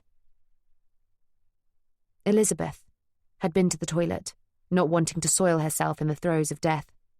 Then she ran the bath to mask the sound of what she would be doing next.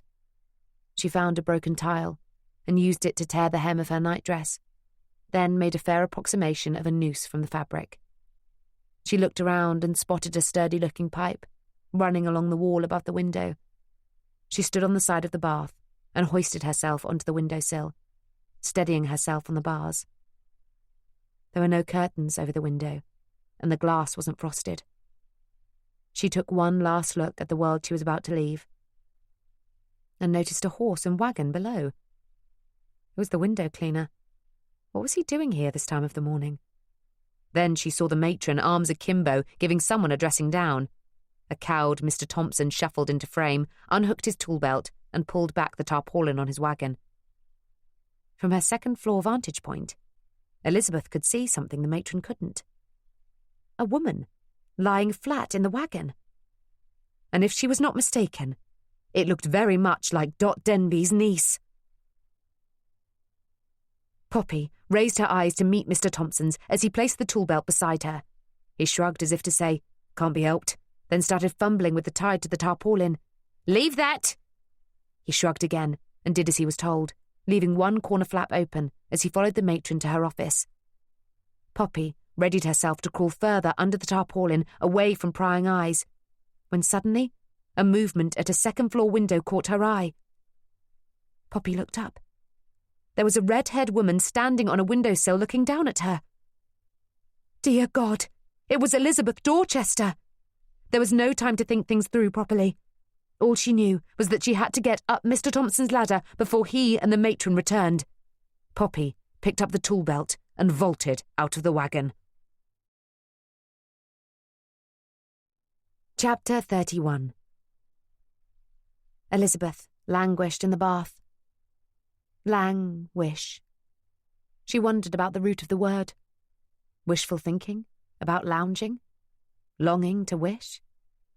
She scooped up some bubbles and held them on the palm of her hand before blowing them into a soapy mist. Probably not. Probably something French. She lay back and rested her head on the edge of the black marble tub and allowed both wrists to hang over the side. She noticed her fingernails, stubby and chewed. She bet the woman who usually languished in this bath would never allow her nails to get into such a state. Delilah Marconi, Gloria's daughter. How old would she be now? 21? 22? Did she realize the sacrifices her mother had made for her? Elizabeth remembered the last time she had seen Gloria, her black hair billowing in the snow and the wind, standing beside the railway track, and then there was a knock on the door. "I've put out some clothes for you. They might not fit very well, but it's the best we can do at such short notice." It was the Denby girl. "Thank you," called Elizabeth. "I'll be out in a minute." The girl sounded far more provincial than her affected aunt, but Elizabeth didn't care two hoots about breeding. She and that Cockney window cleaner had got her out of the asylum. She wasn't dreaming it. She wasn't. She was free. Poppy laid the set of clothes on the back of the chair, outside the bathroom door. Elizabeth was a tall, big-boned woman, and nothing of Delilah's would fit properly. The loose caftan and slacks was the best she could find, and a pair of men's deck shoes, Adams, finished off the outfit. It was a crime against fashion, but Poppy couldn't leave the woman in the torn, sodden nightgown she had found her in. Back at the asylum, when she had got up the ladder, she used Mr. Thompson's crowbar to prise up the window, then the bolt cutters to break through the bars. Between them, Elizabeth and Poppy had created a big enough hole for the older woman to squeeze through. Only a few moments after she and Elizabeth had climbed into the wagon, Mr. Thompson returned from his dressing down with the matron. He contained his surprise admirably when he noticed two women hiding under his tarpaulin instead of one, and simply retrieved his ladder and headed back down the drive with Bess. Once through the gates, he geed the mare into a steady trot and headed as fast as he could to Chelsea Bridge. The whole way, Elizabeth and Poppy wondered if anyone would apprehend them. But they didn't. When they got to King's Road, as per instruction, Mr. Thompson took them into the alley around the back of Delilah's apartment building. As soon as she'd got Elizabeth up the fire escape and through the back door, as arranged with Delilah, Poppy came back out and thanked Mr. Thompson, promising to be in touch with him as soon as possible to tell him what was going to happen next. I'll be out working all day, but leave a message with me missus or Vicky. I will, Mr. Thompson, and I'm sorry you've lost your job at the asylum. So am I, miss, but it'll be worth it when Dorchester gets his comeuppance. Poppy hoped she would not disappoint the grieving father. She was playing a dangerous game, and she wasn't quite sure what her next move would be. The Art Deco clock on Delilah's mantelpiece struck 10. Poppy and Elizabeth were sitting down to a full English breakfast, as per the older woman's request. Poppy watched her as she savoured every morsel of the egg, bacon, sausage, tomato and toast. Apparently all she got in the asylum was porridge, sometimes with prunes and toast. Scrambled egg was a once-a-month treat. More coffee? Thank you, yes. Another thing they denied us. Got us too worked up, they said. Poppy smiled and poured the coffee. Delilah should be home soon, later this morning anyway. She said it was only a morning rehearsal. She's an actress. Poppy nodded. Just like her mother. And my aunt. Of course. Elizabeth blew on the coffee to cool it, then sipped tentatively. So what then, when Delilah gets back? I'm not sure. I need to see my editor. I can't phone him, because I think your brother is tapping the telephones. That sounds like him. So I will need to go in person. I'm just not sure it will be safe for you to come with me. You're a fugitive now. We need to find somewhere safe for you to hide. Why not here? Because a police officer we know, Inspector Easling, spotted Delilah and me this morning, lurking in the vicinity of Willow Park. I'm sure it won't be long before they start coming around asking questions. Elizabeth stood up, her napkin falling to the floor. Then we should go. Probably, but I want to wait for Delilah. She shouldn't be long. There was a knock on the door. Ah, that'll be her now. She stood up and started towards the door, but Elizabeth caught her arm and whispered, Why would Delilah be knocking on her own door? Poppy raised her eyebrows in alarm. Elizabeth was right. Hide in the bathroom then, she whispered in return.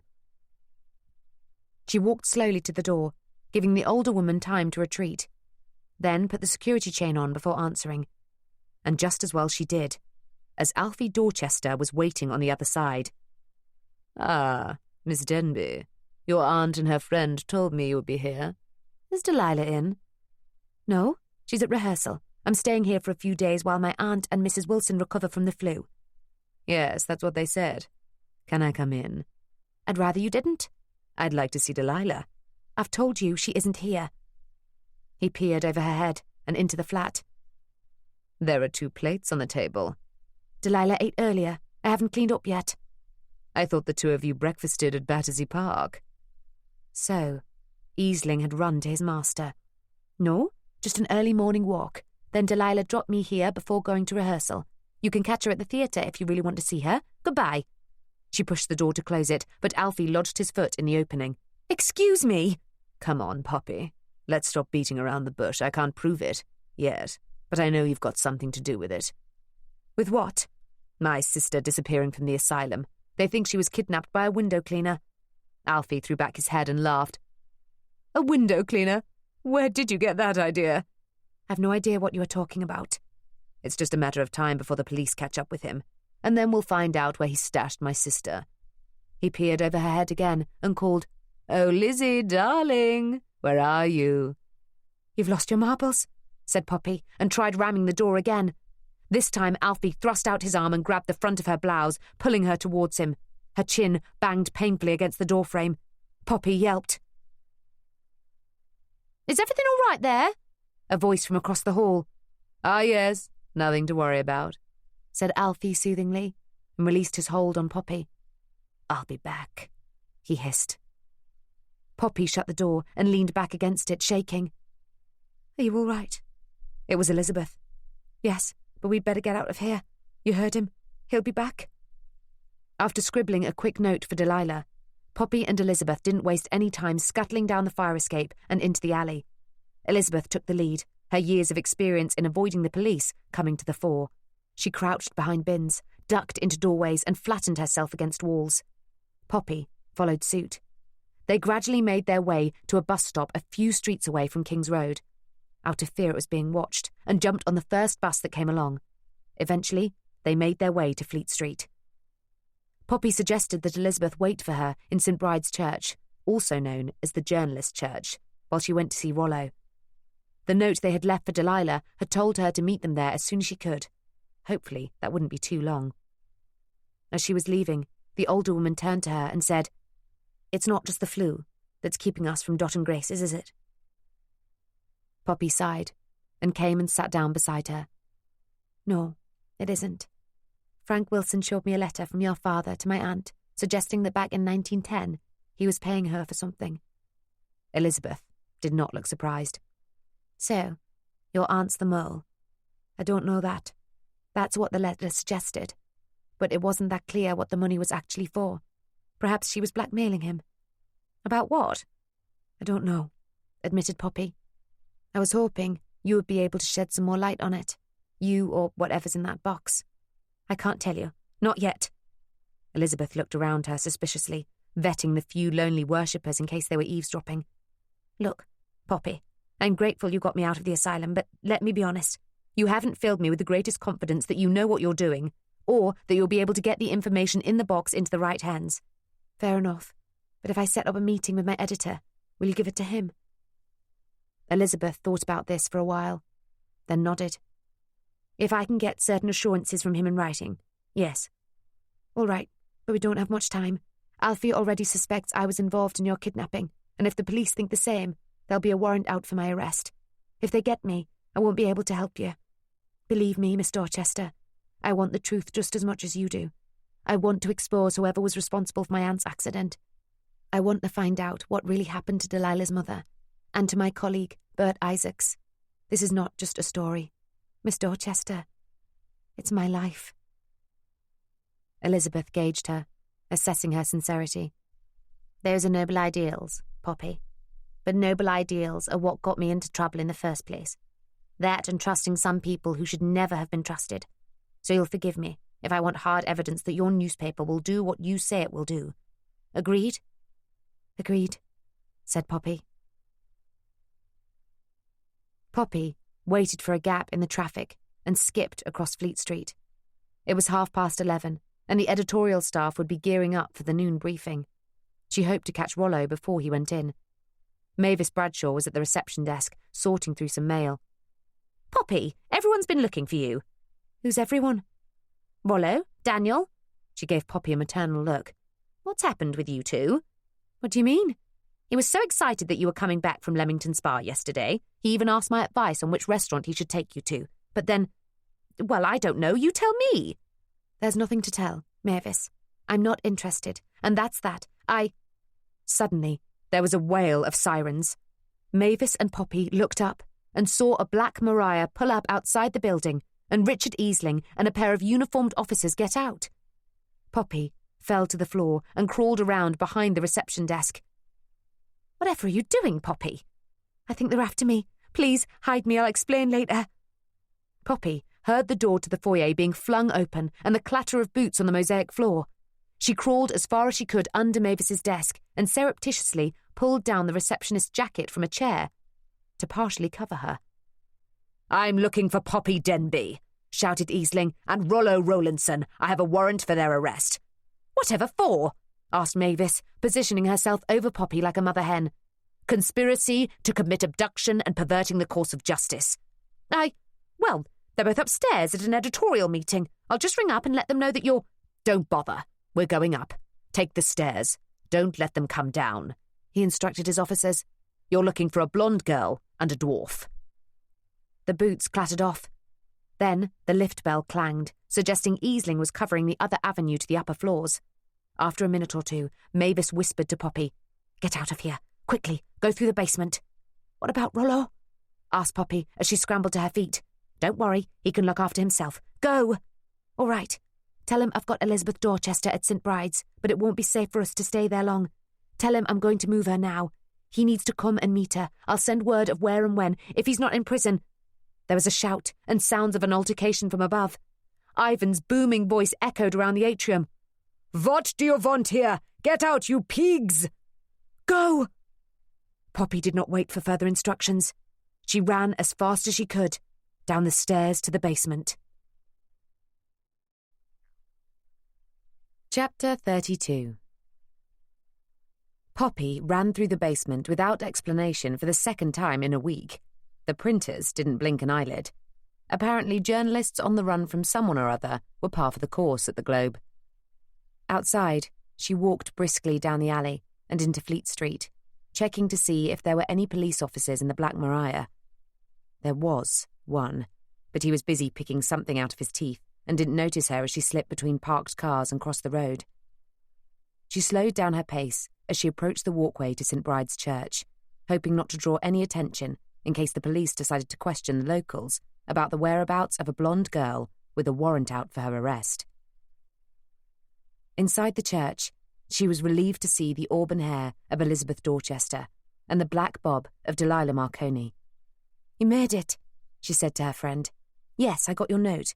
Good heavens, Poppy, I think the police might be after you. They came and questioned me at the theatre." "What did you tell them?" "That I hadn't seen you since I've dropped you off at the flat after our breakfast walk this morning." "Good. That's what I told Alfie." "Elizabeth told me he'd been round."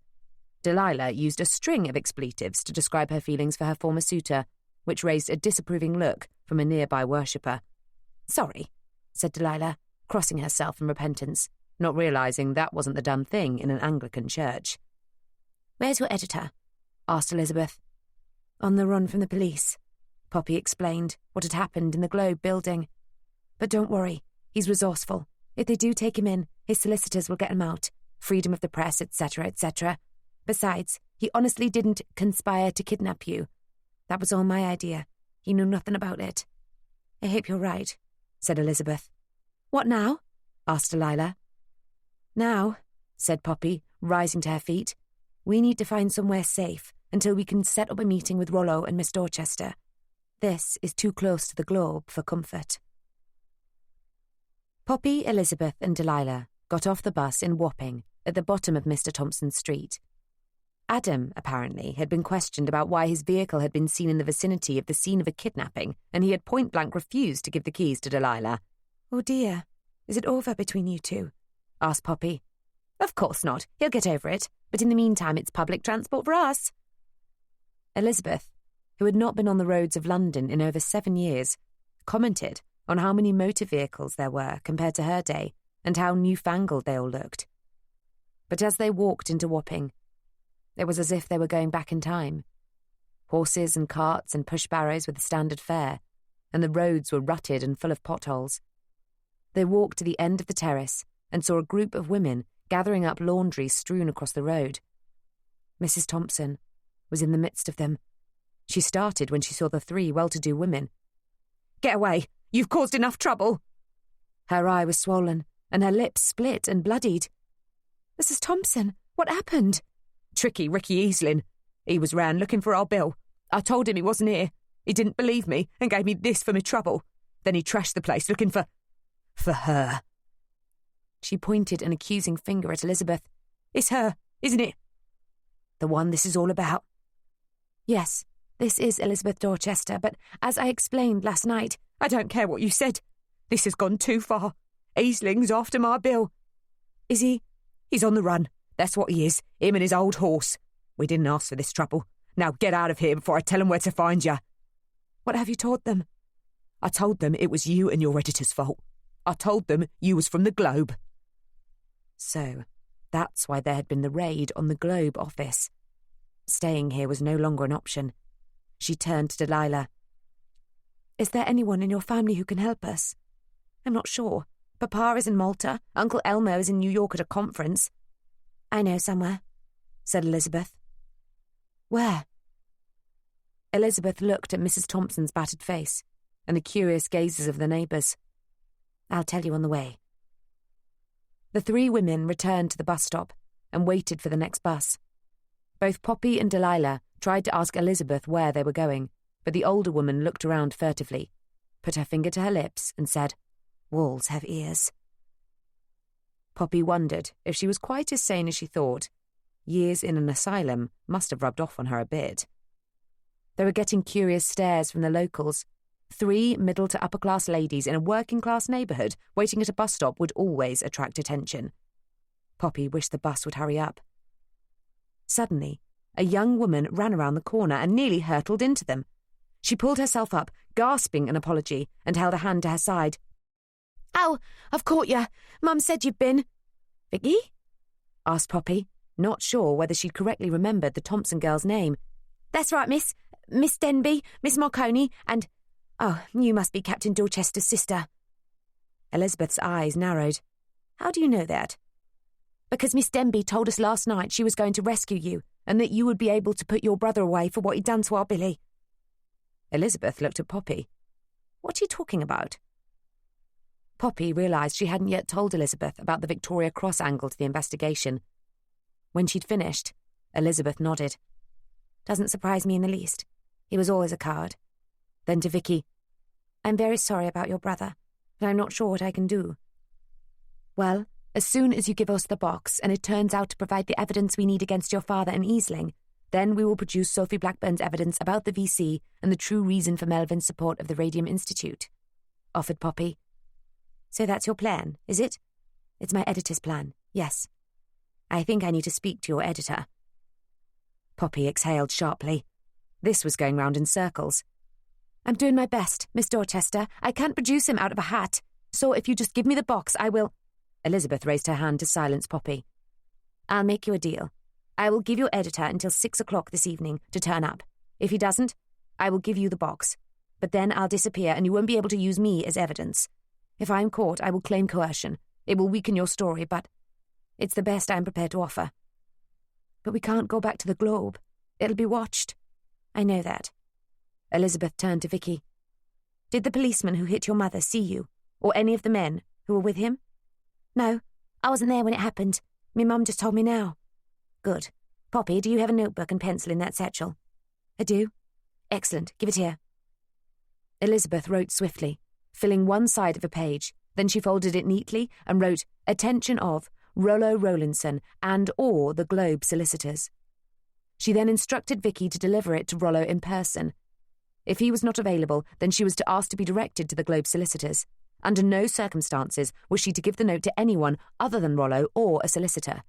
If she was unable to do so, she was to destroy the note and come home and not say a word to anyone. Vicky nodded vigorously as she received her instructions. "I won't let you down, miss. I promise." "Good girl," said Elizabeth, then instructed Vicky to go to another bus stop. "And where are we going?" asked Poppy. "That is on a need-to-know basis," said Elizabeth. Poppy sighed. When the bus came, Elizabeth asked the bus driver for 3 tickets to the nearest tube station, which turned out to be Liverpool Street. At Liverpool Street, Elizabeth asked for 3 tickets to Paddington Station. It was only then that Poppy realised where they were going. Chapter 33. 5th of November, 1913. Elizabeth Dorchester ran. She ignored the cries of the engine driver behind her. She ignored the screams of the passengers who had got off the train to see why they had stopped so suddenly. She ignored the thought that she really should go and see if Gloria was still alive.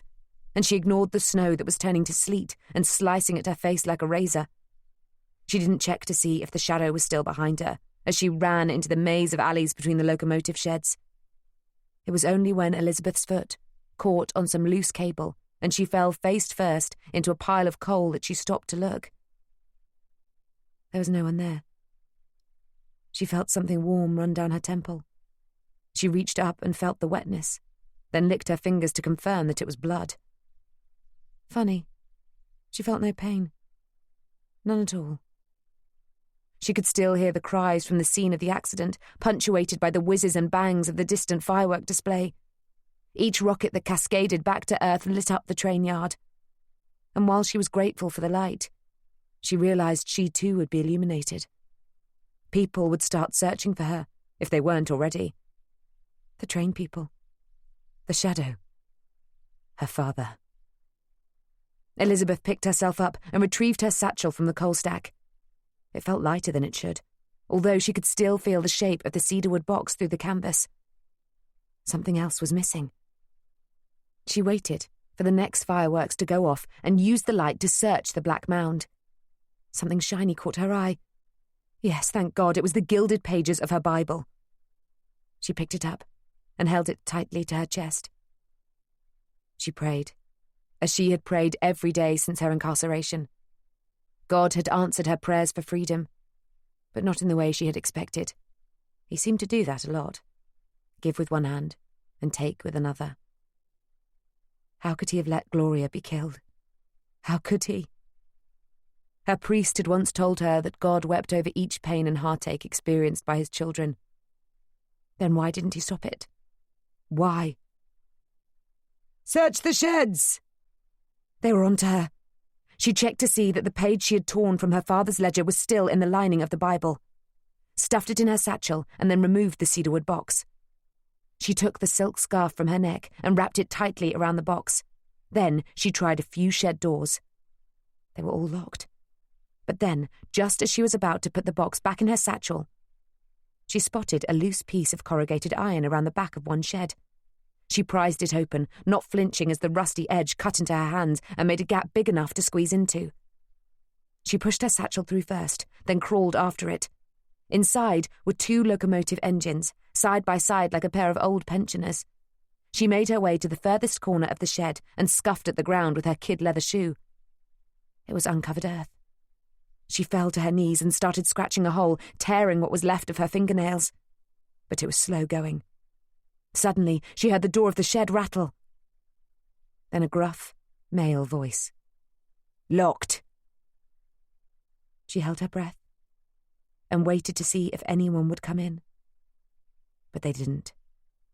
After a few minutes, she got up and went to the cab of one of the engines. Just as she'd hoped, there was a coal shovel hanging beside the cold furnace. She unhooked the shovel and went back to her corner. With the shovel to aid her, she made quick work of it, and soon had a hole deep enough to bury the box. She took a few more minutes to cover the hole, pat it down, and scatter some loose coal over the area. Then she returned the shovel to the engine and slipped back out through the gap in the corrugated panels. She checked again to see that she had not been spotted, then headed as fast as she could to the fence at the back of the yard. She looked back and took her bearings. 2 apple trees could be used as markers for when she returned to retrieve the box. Then, with her satchel slung over her shoulder, she climbed the fence and was off into the fields beyond, leaving the body of her dead friend to the mercy of strangers. The next morning, she was found lying in a ditch, nearly frozen to death, clutching her Bible to her chest. When she woke in hospital 3 days later, she denied any knowledge of a stolen box and a dead woman called Gloria Marconi. When questioned further, she started rocking backwards and forwards, giving furtive looks towards the window. When asked what she was afraid of, she answered, "The shadow, of course. Isn't everyone?" 14th of July, 1920. Melvin Dorchester rapped his cane against his desk as his son stuttered through his report. The younger man stood in his father's study like a schoolboy before the headmaster. Alfie's feet ached after traipsing over half of London looking for the wretched Denby girl and his sister. He longed to sink into one of the soft leather armchairs facing his father's desk, but knew better than to do so without his permission. "So, the window cleaner hasn't been found then," stated his father in summary. "No, but Easling's seen his wife and put the fear of God into her. She confirmed that the Denby girl and Rowlandson put her man up to it. Any sign of Lizzie?" "No, father, I'm sorry, but Easling's now got grounds for a warrant for Denby and Rowlandson."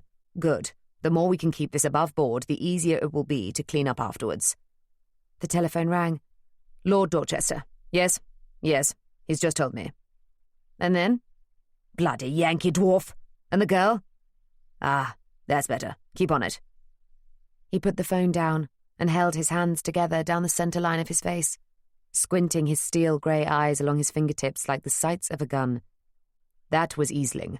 The dwarf's off the hook. Seems like he was in a meeting with his solicitor at the time Lizzie disappeared. Perfect alibi, so the warrant's been dropped." "And Poppy?"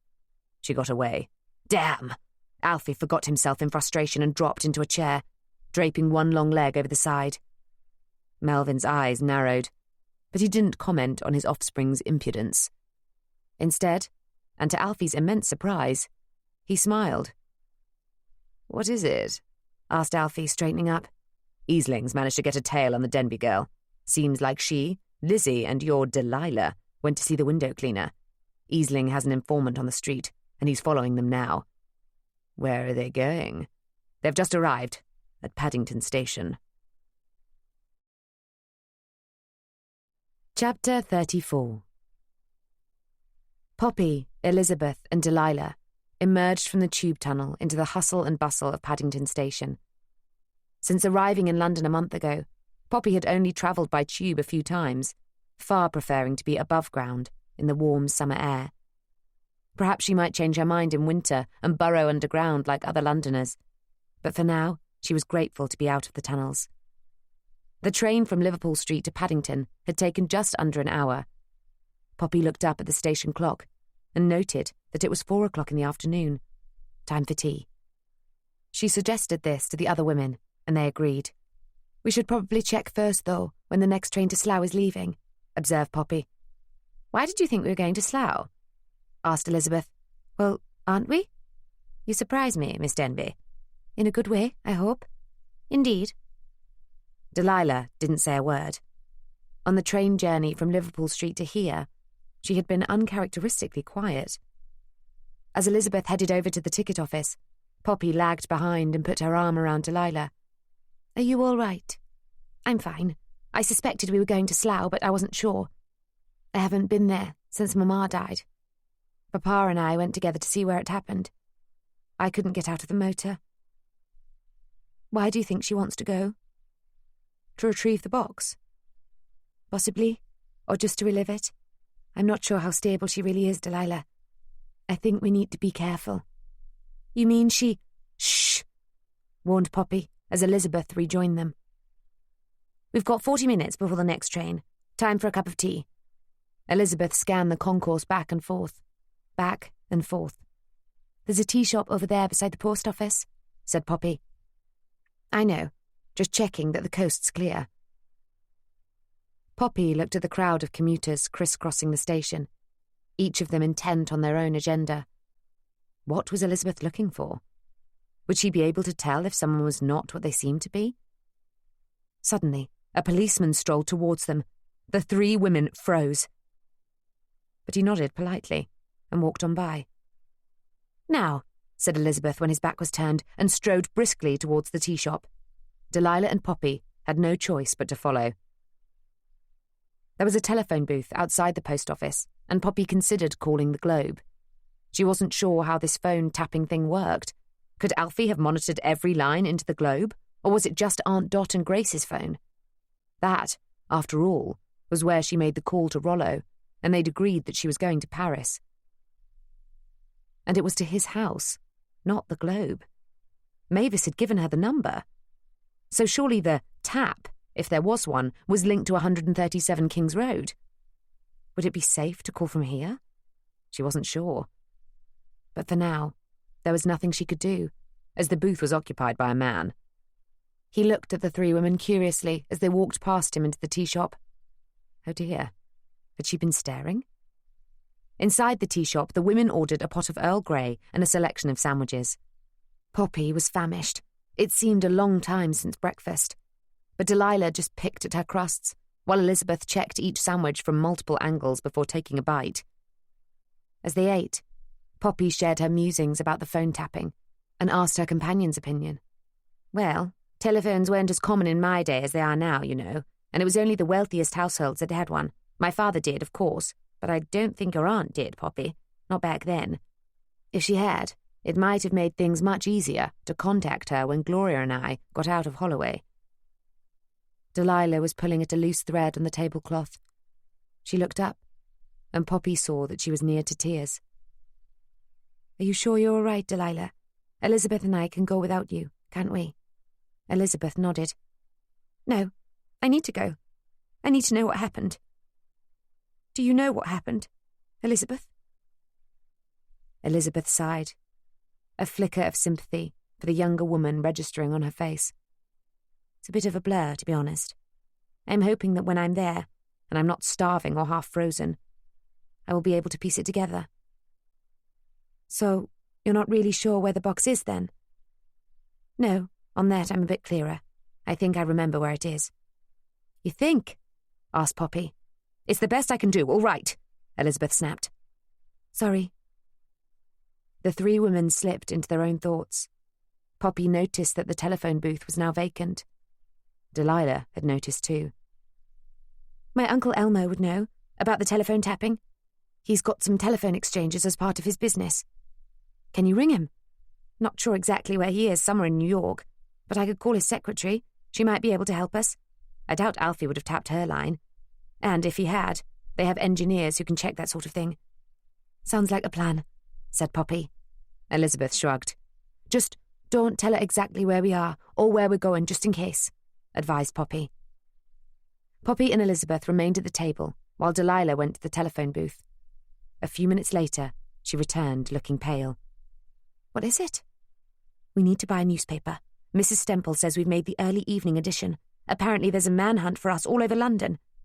Did you ask her about the phone tapping?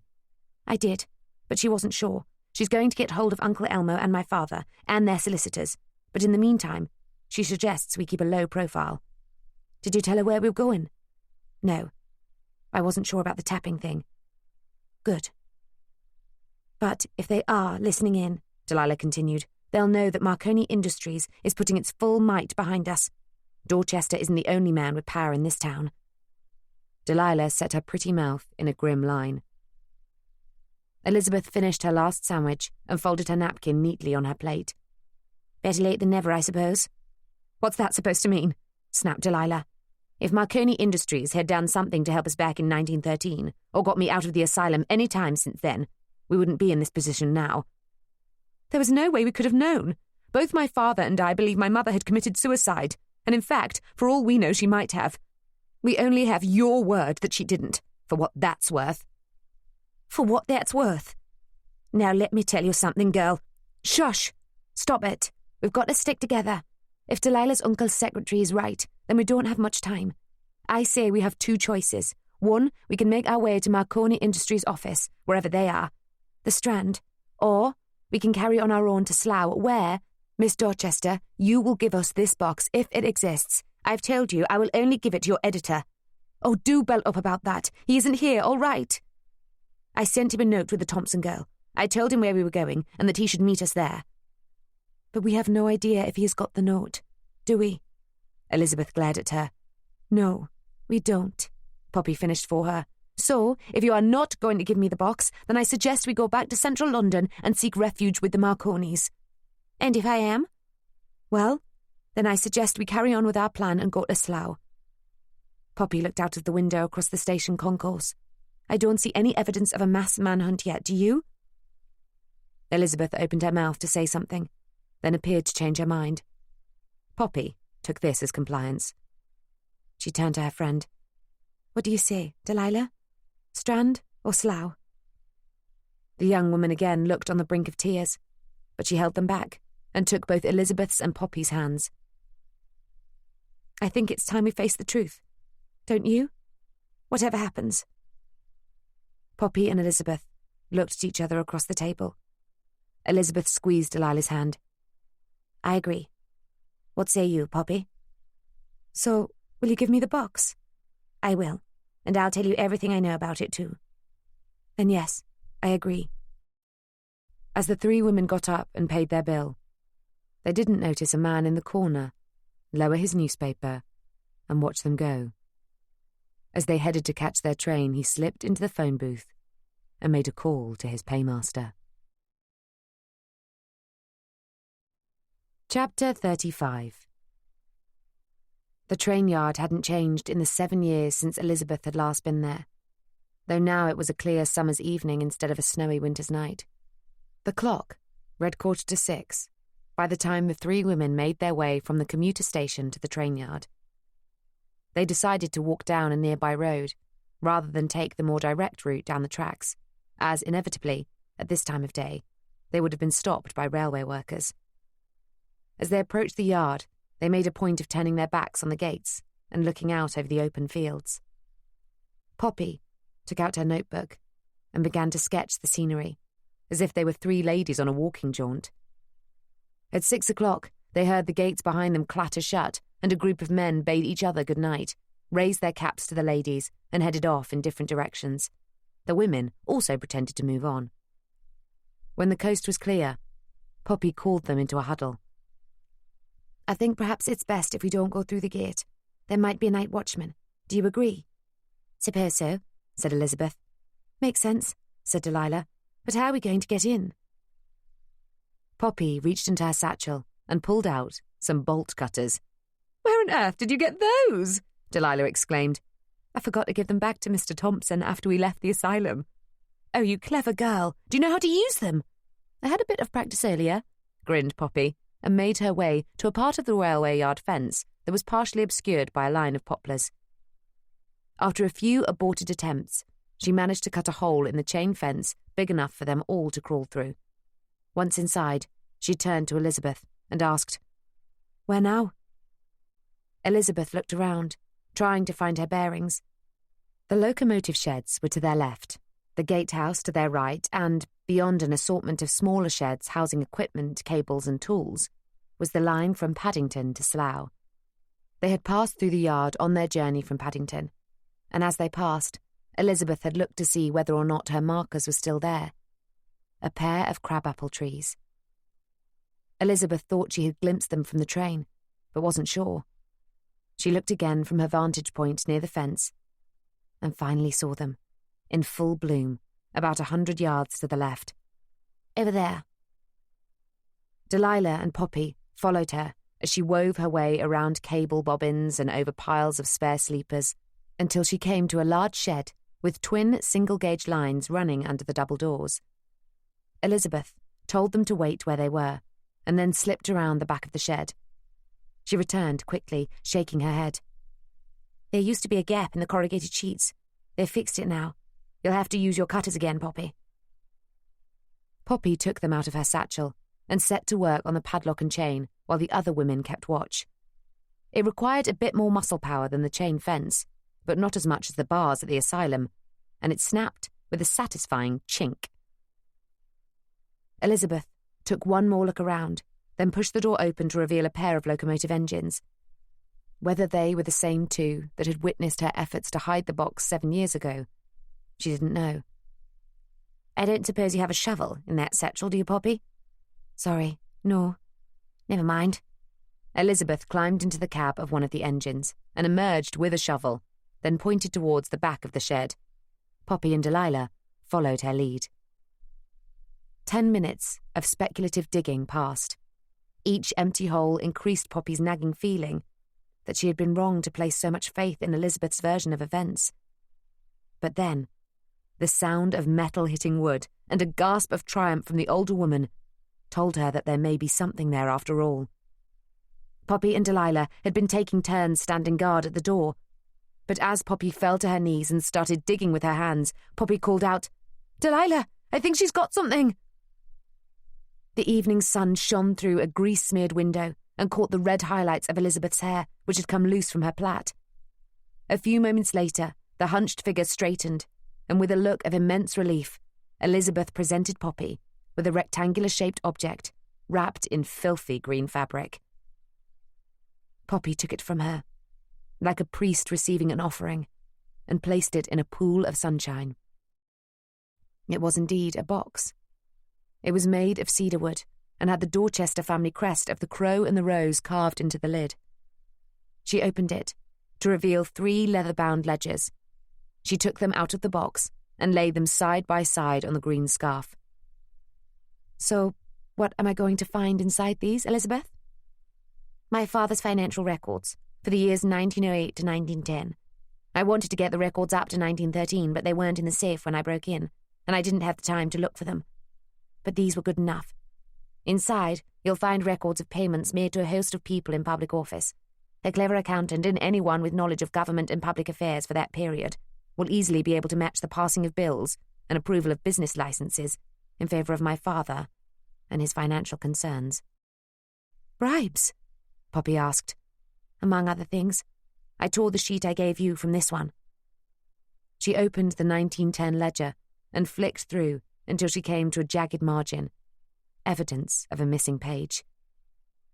Poppy had no doubt that the page came from these ledgers, and if what Elizabeth said was correct, and she had no reason any more to disbelieve her, the rest of the ledger would show a pattern of bribes to people, including Richard Easling.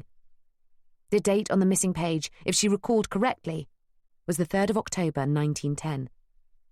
The demonstration outside Westminster that had led to Black Friday and Aunt Dot's horrific injuries was the 18th of November. If there had been further payments to Easling or anyone else, Poppy was sure they were in these ledgers.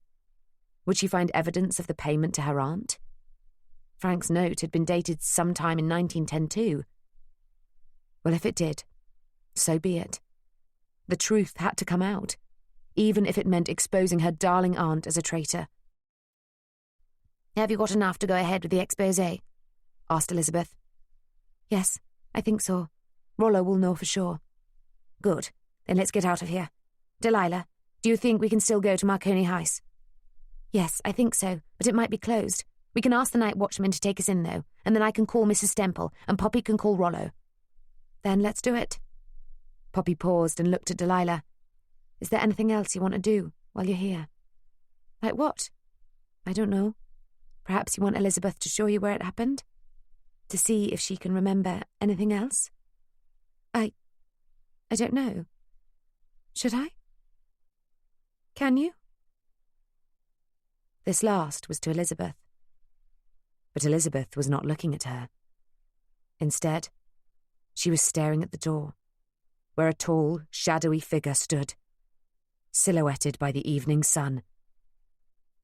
Elizabeth's scream ricocheted off the corrugated metal walls like a pebble in a tin. She leapt up and backed into the corner as far as she could go. The shadow walked towards them. Poppy grabbed the ledgers and put them back in the box, then stood, pushing the box behind her with her foot. Taking hold of Delilah's hand, the two younger women formed a protective wall between the terrified Elizabeth and the advancing shadow. The shadow soon took form, and it was in the shape of a woman. "Oh, Elizabeth, is it really you?" Grace Wilson held out her hands to the three cowering women. "Good heavens, girls, whatever have you got yourselves into? Your aunt and I have been worried sick." "What are you doing here, Grace?" Poppy tried to keep her voice calm while she frantically tried to put the pieces together. Was Grace the shadow? Was she here on behalf of her aunt? Was Dot outside? She tried to look over Grace's shoulder, but couldn't see past her tall frame. Instead, she asked, "How did you know where we'd be?" "I wasn't completely sure. We saw the early edition, you see, and couldn't believe it when we read that the three of you were the subject of a citywide manhunt. I called your editor, and he said he hadn't seen you, but that the police were after you. Dot and I put our heads together to try to figure out where you could be. We concluded that the three together might be heading to where Gloria died. It was a lucky guess, but it was the best we had, so I jumped in the motor and—" "Is Dot outside?" "No, she stayed at home, in case we were wrong and you came there for help, but, oh, thank God, I found you." She threw her arms around Poppy and drew her close. "We've been so worried." Then she opened up and looked at Delilah and Elizabeth. "About all of you. But come, I've got the motor car, I'll take you home." She reached down and picked up the box. "Whatever's this?" Poppy snatched it from her. "It's evidence." "Evidence of what?" asked Grace, taking hold of the other side of the box with both hands. "Evidence of bribes. Please, Grace, I have to give it to the Globe solicitors. And we need to go quickly before Dorchester and the police find us." Poppy pulled the box towards her. Grace did not let go. "Of course you do. Here, let me take that and you help Elizabeth. She looks like she's seen a ghost. Oh, the poor mite is shaking like a leaf." Poppy turned to look at Elizabeth and momentarily loosened her grip on the box. Grace snatched it, turned, and ran. "Look after Elizabeth!" Poppy shouted to Delilah before taking off in pursuit. Grace, in her early 50s, was more than twice Poppy's age, but she was fit and healthy and had been strengthened by years of lifting her paraplegic friend. She was also wearing culottes. Poppy was wearing a skirt. The women wove their way through the yard, between sheds and around piles of debris. Grace seemed to be heading towards the gatehouse, but she was slowing down. The box was cumbersome, and she had to keep hitching it up under her arm. As they rounded the shed closest to the gate, Poppy noticed it was still locked, and Grace's car was parked not directly outside but further down the lane. So she hadn't come in the official way either. Why was she coming back this way? Was she hoping someone would be here who wasn't? Poppy didn't have time to ponder before Grace double-backed suddenly and ran towards the railway line. Poppy spun around, but did not slow down, hitching up her skirt and hurdling a pile of sleepers. She made up some ground on Grace, who was making a beeline for the tracks, and... oh, God, no. An oncoming train. Grace had either not seen the train or was going to try to outrun it and get to the other side before Poppy. Whatever the reason, Poppy could not let her reach the track. Grace! She accelerated and covered the ground between them, then launched herself at the legs of the older woman like a rugby player in a tackle. Poppy hit the ground with a rib-crunching thunk, then felt a second jolt as Grace fell too, a split second before the train shot by. Poppy, though winded, got to her knees and threw her body on top of Grace, pinning her down. Grace was rocking her head from side to side and sobbing. I didn't mean it. I didn't. Why, Grace? Why? By now, Delilah and Elizabeth had caught up with them and stood clutching each other by the side of the track. I had to get the ledgers. Gloria told me about them when I dropped her off that day. Yes, I lied about that. I did drop her off. I tried to get her to agree to give them to me after she got them from Elizabeth, but then she started getting defensive. I don't know. Maybe I came across too strong. Maybe she suspected something wasn't right. It wasn't, was it? You weren't going to use the ledgers to expose Dorchester, were you? Grace shook her head, sobbing. Then why did you want them? Grace fixed her eyes on Poppy. I thought there might be something in them, something that could have harmed us. I did it to protect us, Poppy. All of us. But most of all, I did it to protect your aunt. Grace heaved against Poppy's weight. The younger woman did not budge. The payment to her from Dorchester? Asked Poppy, already knowing the answer. Grace stopped trying to shift her. You know, she whispered. Frank showed me the letter. A haunted look came into Grace's eyes. Then you'll know that if that got out, that Dot had been paid off, people would assume she was a traitor. But she wasn't. It wasn't like that. Grace tried to raise her arms. Poppy tightened her grip. Why did he pay her? Grace eased up. She was blackmailing him, trying to get money from him to use for the WSPU. You see, it was her sense of humour. You know what she's like. She thought that funny, getting a masochistic pig to fund the fight for women's suffrage. I told her it was stupid. I tried to make her stop, but you know what she's like.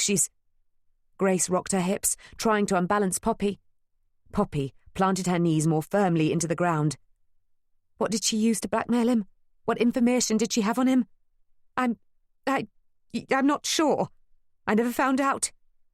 And you never asked her? I never thought to. Grace's voice was now reed thin, and Poppy had to lean in close to hear her, worried, though, that it might be a trick. But it wasn't. The fight had gone out of Grace. Poppy allowed her to sit up, then pushed the box out of the older woman's reach with her foot. Poppy stood up and looked down on Grace, who sat hugging her knees. Now that I find very strange, Grace. It's the first thing I would want to know. Wouldn't you? Poppy looked at Delilah and Elizabeth for confirmation. Delilah's eyes were wide with shock. Elizabeth's were vacant. Poppy turned her attention back to Grace. And why the big secret from the rest of the group? From Frank and Sophie and Gloria and Elizabeth? Surely she would have wanted to share the joke. She wouldn't be able to stop herself. We all know what she's like, don't we? Again, Poppy looked to her friends, awaiting an answer. But none came. She was on her own. She pressed on. You're right, Grace. I do know what she's like. I know, for instance, that she has absolutely no idea how to handle money. She doesn't even know her bank account number. Grace looked up at her, her eyes like a heifer's at an abattoir. Poppy knew she was on the right track. And I know this, because I asked her for it the other week so I could transfer my first paycheck to repay the money she loaned me. And you know what? She didn't know it. She said she would have to ask you, which has got me thinking. I don't think Dot was blackmailing Dorchester. You were, in her name. That's preposterous. Grace released her knees and started to get up. So the fight was not entirely gone from the older woman yet. Poppy stepped closer, hoping to intimidate her, hoping she wouldn't try to run. Is it? You were his accountant for 4 years, weren't you? Up until he sacked you and Frank for your association with the WSPU in 1907. I was, but and if these ledgers are anything to go by, she put her foot on the box. You would have had a mint of material from those years to draw on. Grace's eyes registered defeat. Channeling Hercule Poirot, Poppy came in for the kill. You were the blackmailer, Grace. You, and for whatever reason, you decided to use Dot. Poor, trusting Dottie, the woman you say you care for, to cover your tracks. Grace pulled up onto her knees. Poppy jolted with fright. But the older woman didn't try to go any further. Instead, she craned her neck and looked beseechingly into Poppy's face. But I do care for her. I do. I would do anything to save her. Including killing my mother. Grace turned her head to look at Delilah, then reached out her arms like a child to a parent. Oh, Delilah, I didn't mean to. You pushed her in front of a train. I didn't. Grace lowered her arms and wrapped them around her thin chest, her shoulders heaving up and down. I was trying to get her to listen to me. I was trying to tell her about the ledgers and how I needed to see them before she passed them on. But she wouldn't listen. She ran. I chased her. I kept calling her name, and then... Oh, God! She broke down into gut-wrenching sobs. Poppy softened, reaching out a hand to comfort her aunt's old friend, but was stilled by a venomous look from Delilah. When the older woman started to bring her breathing back under control, Poppy took her firmly by the shoulders, looked into her eyes and asked, "Did you push Gloria in front of the train, Grace, like Elizabeth said?" "No, I didn't. You might not believe me, but I didn't. Oh, Delilah, I would never hurt your mother. I wouldn't. She ran. She wasn't looking. It was my fault. Yes, I don't deny that, but I didn't push her. I didn't." Delilah turned to Elizabeth, whose grey eyes were distant, staring back through time. "Is she telling the truth, Elizabeth?"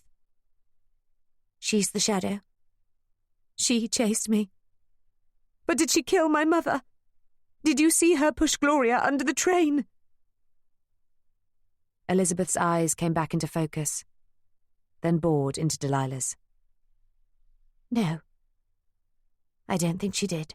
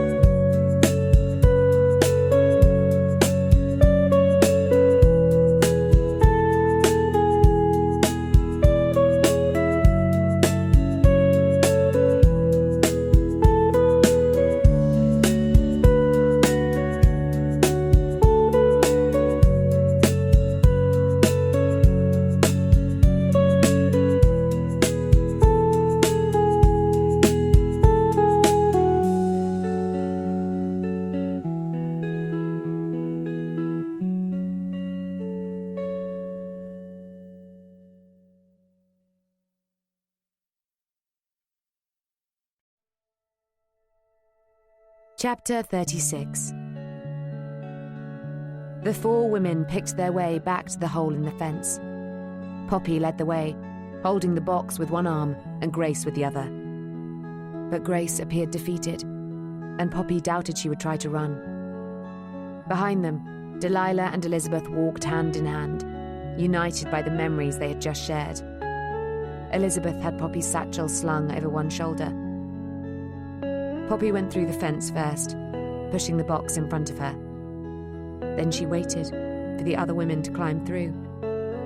From behind the line of poplars, she looked up and down the lane. Apart from Grace's motor car, 20 yards or so towards the gate, the road was empty. Poppy breathed a sigh of relief. They were almost on the home stretch. Grace did not look in any state to drive. "Do you have the keys, Grace?" She pulled them out of her pocket and passed them to Poppy. "Delilah, do you think you can drive? If not, I'll give it a go." "And kill us all? I think not, darling." Delilah grinned at her, and Poppy was relieved to see that the trauma of the last hours had not suppressed her spirit. Poppy handed the keys to her. But about 10 yards from the motor car, they heard the roar of an engine and looked up to see a silver racing Bentley speeding towards them. Poppy's first instinct was to run towards Grace's motor, but even if they made it there, they'd never get it cranked and started in time. And if, by a miracle, they did, Grace's old engine would never outrun Alfie's sleek machine. The three other women must have had similar thoughts. So they stood together and waited for the Bentley to reach them. It didn't take long. Poppy thought for a split second that Alfie was going to run them down. But he didn't. The motor pulled up, and he leaned out of the window and grinned. "Hello, ladies. Fancy seeing you here." "Let us go, Alfie. There are 4 of us and you're on your own." "That, Miss Denby, is where you are wrong." Melvin Dorchester approached them on foot from the direction of the gatehouse. He was carrying a revolver. "The night watchman won't be bothering us," he said to Alfie. Alfie got out of his vehicle and leaned against it, his arms folded and his ankles crossed. "Well, well, well. You have given us quite the runaround, Lizzie." Elizabeth glared at him, but didn't answer. "I think you've got something of mine, Miss Denby," said Melvin, pointing the revolver in her direction. Poppy did not have a choice. She had to hand over the box. But just as she was about to, Grace stepped in front of her. "You can take it, Dorchester, but there is more where that came from. Not of those years, perhaps, but from the years I worked for you. Remember when Dot Denby was blackmailing you?" Melvin's eyes narrowed, and he pulled back the firing mechanism. Grace sucked in her breath in alarm but didn't back down.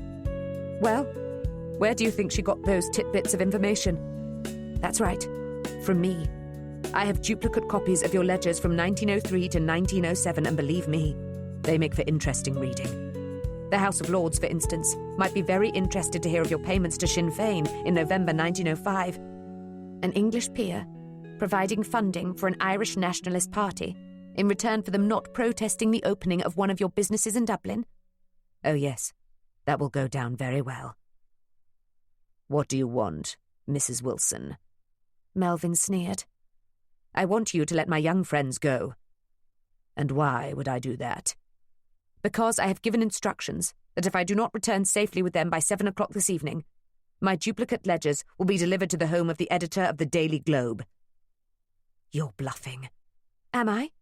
Are you sure of that?" "We can send Easling to Rowlandson's house, Father." Poppy, who wasn't sure whether or not Grace was bluffing, but was grateful that the other woman was at least trying something, chipped in. "Well, unless you have a field radio unit in your motor, you won't be able to call him, will you? And—" She lifted Delilah's wrist and looked at her watch. "Oh, look, you only have 10 minutes. Alfie strode over to Poppy and slapped her across the face. The blow was so hard, it knocked her to her knees. "I've been wanting to do that since I first met you." Then he bent down and picked up the ledger box. Delilah launched herself at him. He parried with a punch to her solar plexus. "Leave them alone!" Elizabeth sprung onto her brother and knocked him over. The two siblings rolled around, each struggling to get the upper hand, until their father shot a round into the air. They stopped. "Get up, both of you. Alfie, get the box. Lizzie, get in the Bentley. You three, line up beside that ditch." "What are you going to do?" asked Grace, unable to hide the tremor in her voice. "What I should have done years ago." The women didn't move. Melvin held the gun to Elizabeth's temple. Poppy, Delilah, and Grace did as they were told. "Now turn around." Poppy reached out and took the hand of Grace on one side and Delilah on the other. Delilah was sobbing. Grace was shaking. "Stop it, Father. Stop it. I'll do whatever you want. Send me back to the asylum. Lock me up for the rest of my life. I don't care." "Take your sister away, Alfie." "No!" Suddenly, there was a roar of an engine. A gunshot blasted. The women fell to their knees. But none of them had been shot. Poppy spun around to see a motorcycle and sidecar hurtling towards Melvin Dorchester. Melvin dived to take cover behind the Bentley while firing his revolver in the direction of the motorcycle. Alfie dragged Elizabeth along the ground by her hair. A flash went off from the sidecar, and Poppy saw a mop of red hair behind a camera. Rollo! Daniel stopped the motorcycle and jumped off, throwing his whole weight against Poppy, Delilah, and Grace, who tumbled like a set of skittles into the ditch. "Put down the gun, Dorchester." It was Rollo. "You don't have enough bullets for all of us. You put down that camera, Rowlandson, and I'll consider it. And miss the chance of having a front-page pic of a peer of the realm shooting defenseless women? Oh, all right then." Rollo put the camera down. "Now, your turn." Melvin did not comply. "How many shots has he fired?" whispered Daniel to Poppy. I don't know. 2, I think, but he might have shot the night watchman, so that will be 3. Then he should have 3, possibly 4 left. I'm going to draw his fire. Don't follow me." Before Poppy could object, Daniel jumped up and sprinted across the road to the safety of the line of poplars, drawing 2 shots from Melvin. Now he's only got 1 or 2 bullets left, thought Poppy. Should she do the same as Daniel? "Don't move, any of you. Just killing one of you will be enough for me. Alfie, stop playing with your sister and get in the motor. And if anyone tries to follow, I'll put a bullet in Lizzie's head. Understand?" "It's over, Dorchester," said Rollo. "There are too many witnesses this time. You'll never get away with it." "I'll get away with it long enough to retire abroad, Yankee." "Ah, what do you know? I have 2 bullets left. 1 for Lizzie, and 1 for... Now, who should it be?" "Ah!" Alfie screamed. Elizabeth was standing over him with Poppy's bolt cutters. He was rolling around, holding his shoulder. She then turned and walked towards her father with the bolt cutters raised above her head like a club. Melvin trained the gun on her. "Stop, Lizzie, or I'll shoot. I don't want to. I love you. You're my daughter, but..." His words were cut short as the bolt cutters swung in an arc at his head. The gun went off. Elizabeth cried and fell to the ground. Alfie got up and reached for the gun that had fallen from his father's grip, but Poppy sprinted from the ditch, pushed him off balance and kicked the revolver out of his reach. She then fell to her knees beside Elizabeth. The older woman was holding her chest, her breathing laboured. Her father was lying 3 feet away, with blood seeping from a wound on his head. "Father!" Alfie struggled to his feet and stumbled to his parent. "You've killed him! You've killed him!" "Unfortunately not," said Daniel, picking up the gun and training it on the 2 Dorchester men. "It's just a superficial wound. Didn't you learn anything in the army, Captain?" Then he knelt beside Poppy, his gun still on Alfie and Melvin. "How is she?" Poppy had taken off her jacket and was staunching the wound in Elizabeth's chest. "It's missed her heart, but we need to get her to hospital." "Can you and Delilah do that?" Poppy nodded. "Good. Rollo and I will finish up here." "Give me the gun," said Rollo. "You take the camera, Dan. Poppy, get the keys for the Bentley." Poppy stuck out her hand in front of Alfie. "So, who's the slapper now?" Chapter 37. 26th of July, 1920. Poppy walked into the newsroom and took a seat at the back of the group of journalists. Rollo stopped mid-sentence and pointed his baton in Poppy's direction. "Good of you to join us, Miss Denby." "Sorry, I was showing Vicky Thompson the morgue and explaining about the jazz files." "And where is our new editorial assistant now?" "Ivan asked me to leave her there so he could show her the ropes." There was a snigger of dirty laughter from the journalists. Rollo joined in. Exasperated, Poppy snapped at them. "Mr. Molinov is more of a gentleman than the lot of you put together." They jeered back at her. Poppy retorted with a few choice put-downs. Rollo raised his oversized hands to quieten them. Now, children, we've got work to do. Poppy, I was just explaining to Mr. Garfield here the background to today's lead about DCI Easling, a.k.a. Tricky Ricky, being charged with corruption and attempted murder. Ike, I don't believe you've met Miss Denby yet. This is the young woman behind the whole Dorchester expose. Thanks to her, it looks like Melvin and Alfie Dorchester will be going away for a very long time, and Dorchester Jr. will be stripped of his Victoria Cross. There was a smattering of ironic applause. A bespectacled, dark-skinned man stood up and reached out his hand. Miss Denby, the pleasure is all mine. Ike Garfield. He spoke with a West Indian accent. Ike is joining our staff as a replacement for poor Bert. Poppy's heart sank. She had been convinced that after all the work she had done on the Dorchester case, which had run as front-page news in every newspaper from London to Paris for the last 10 days, she would be rewarded with the vacant political editor position, particularly after Rollo had told her to find a replacement for herself for the editorial assistant job. She had also finally had the courage to tell her parents what she'd been up to. They were, as predicted, furious with the deception and beside themselves with worry that she had been in such danger, but had surprised her by giving her their blessing. "We've been praying for years that your aunt's attacker would be brought to justice, Poppy, but who would have thought the Lord would use you to do it?" said her father. "Aye, he works in mysterious ways," commented her mother, before launching into a lecture on appropriate office attire for a young lady. Poppy smoothed down her new red dress, fixed a smile on her face, and tried to look happy to meet the West Indian journalist. "Congratulations, Mr. Garfield. I'm sure Bert would approve of the new appointment." The diminutive editor nodded his approval. "Speaking of Bert, we've had some news." Everyone looked at Rollo. "The coroner's report has come in, and it turns out Bert simply died of a heart attack." Incredulous gasps filled the newsroom. "So, he wasn't pushed?" asked the sports reporter. "It seems increasingly unlikely. Both Melvin and Alfie say they didn't pay Lionel to do it. They could be lying, of course, but the coroner doesn't think so. Bert was a heart attack waiting to happen. We all knew it." So it was just coincidence then, thought Poppy. Bert falling and sparking the investigation that led to the Dorchesters being exposed.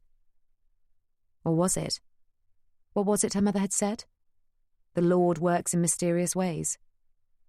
She wished she knew what mysterious way he was working in now by not giving her the job she wanted. But no doubt she'd find out. Eventually. "What's the latest on Mrs. Wilson, Poppy?" Poppy forced herself to stop thinking about her lost job and turned her attention back to Rollo. "She's getting out on bail tomorrow," she answered. "Her court case is scheduled for the end of August. If she's convicted of perverting the courts of justice, she's likely to get 2 years. They'll be looking at her covering up the truth of Gloria's death in 1913, as well as her attempts to do away with the ledger evidence now. But her efforts to save us from Alfie and Melvin will hopefully go in her favour." There were grunts of agreement around the room. Ah, poor Grace. She had turned herself in to the police at the hospital when they came to see the reported gunshot victim. With a solicitor present from the Globe, sent by Rollo to make sure none of Easling's cronies were involved, she said she would confess everything. It turned out that she didn't have duplicates of Dorchester's earlier ledgers, but she did say she would tell them as much as she could remember of what was in them. The police took statements from Poppy and Delilah, in which both women stressed how Grace had tried to save them. The police said the statements would be presented to the Director of Public Prosecutions. "We'll get Ike to cover it, shall we?" offered Rollo, smiling at the West Indian journalist. "You're probably a bit too close to it all, Poppy." Poppy smarted. Another slap in the face. Of course she knew Rollo was right. She was too close to it, at home and at the office. It had been left to her to tell Aunt Dot that the most important person in her life had been deceiving her all these years. Dot was devastated, but insisted on going to see Grace at the police station. She had come out, her eyes red with tears, and said, "Grace will be coming home with us when she's released, Poppy." "Are you sure that's a good idea, Aunt Dot?" Dot had taken Poppy's hand and said, "I've forgiven her, Pet. I want you to do the same." Poppy wasn't sure she could, but she would try. Elizabeth was also staying with them. She had been released from hospital 3 days previously, a week after she had been shot. The bullet had missed all her major organs, but she had lost a lot of blood. Dot had said that if she didn't want to stay under the same roof as Grace, she would arrange for her to move to Delilah's. Elizabeth had said she would think about it and give them her decision that evening at the theatre. Poppy smiled to herself. Ah, well, perhaps she was not going to get her dream career, but Delilah was. Despite missing 2 days of rehearsal and being the subject of a citywide manhunt, Delilah had been called upon to take the role of Titania after the lead and the understudy both came down with flu 2 days into the run. Poppy, Elizabeth and Dot were going to see her that night. "And finally," said Rollo, "to entertainment. Firstly, I'm spitting nails about it, but I have to tell you that the police released Lionel Saunders without charge." "What?" came the outraged chorus. Rollo raised his hands. Yes, I know, and I'm getting the legal lads to appeal it, but the official line is that there's not enough evidence to charge him on anything criminal. They say it's an internal matter for the Globe, so, naturally, I've sacked him." The journalists grunted their approval. "Hang on, there's more. I've just heard the Courier have hired him as their new entertainment editor." More howls of outrage. I know. There's nothing we can do about it. For now. But we do have to replace him. Internally." Poppy looked around, wondering which of the journalists had applied for a transfer to the plum position that allowed flexible hours, late mornings, and all expenses paid hobnobbing with the rich and famous. And I am happy to announce that the Daily Globe's new arts and entertainments editor is, drumroll please, gentlemen, Ms. Poppy Denby. There was a round of applause and a few wolf whistles. "Well, Poppy, what are you waiting for? Take a bow." And Poppy did. Poppy, Dot and Elizabeth emerged from the theatre to a wall of flash photography. Elizabeth tried to cover her face, but Dot wheeled herself to the front and greeted the photographers with her most dazzling smile. "All right, boys, one at a time." Poppy chuckled to herself and escorted Elizabeth to Grace's motor car. Delilah had said she would drive them all to Oscar's after she had finished her press duties. With Elizabeth safely in the back seat, Poppy went back to get her aunt, who was now sharing centre stage with Delilah. "Oh, wasn't she a fabulous Titania? I'll let you in on a little secret, boys. Robert Atkins himself told me she is the best Titania he's seen since me." The journalists laughed, and the photographers snapped away at the two actresses who had recently starred in a real-life drama that had brought down the great Lord Dorchester and shaken the entire House of Lords. "I believe congratulations are in order." Daniel was at Poppy's shoulder. She started, cross with herself that her heart still raced at his voice. She had hardly seen him since the evening outside the train yard. He had been sent straight to Paris to collect the evidence of Alfie's cowardice in Flanders and to cover the French fallout of the Marie Curie Radium Institute revelations. On his return, he had taken a few days' personal leave to deal with a family issue. The few times he had been in the office, he had tried to speak to Poppy, but each time she had conspired a way to escape. "Yes, thank you. I've got Lionel's job. I'm just not working tonight." "No, but you will be, and we'll be working together, a lot. So I think we need to clear the air." "Look, Mr. Rorkby, I have to help my aunt get in the motor. Please, Poppy, we need to talk. If not now, then give me a time and place, and I'll be there." Poppy felt her throat tighten, and her eyes well up with tears. She turned away from him. He reached out and took her hand. "Please, Poppy." She spun around, not caring whether anyone was watching. "Don't you please Poppy me.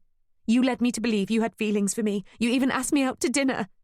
"I do have feelings for you, which is exactly why I asked you to dinner. Look, it was stupid of me not to tell you about my children before. I'm sorry, but please give me another chance.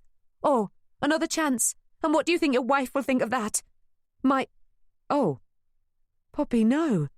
Is that what this is all about? He slapped his hand to his forehead. Oh, how could I be so stupid? Of course it is. He tried to take her hand again. She pulled away, so he took her by the shoulders and held her firmly. She thought of calling for help, but then she noticed the look in his eyes, and didn't. She would hear him out, once and for all. She owed him that, at least.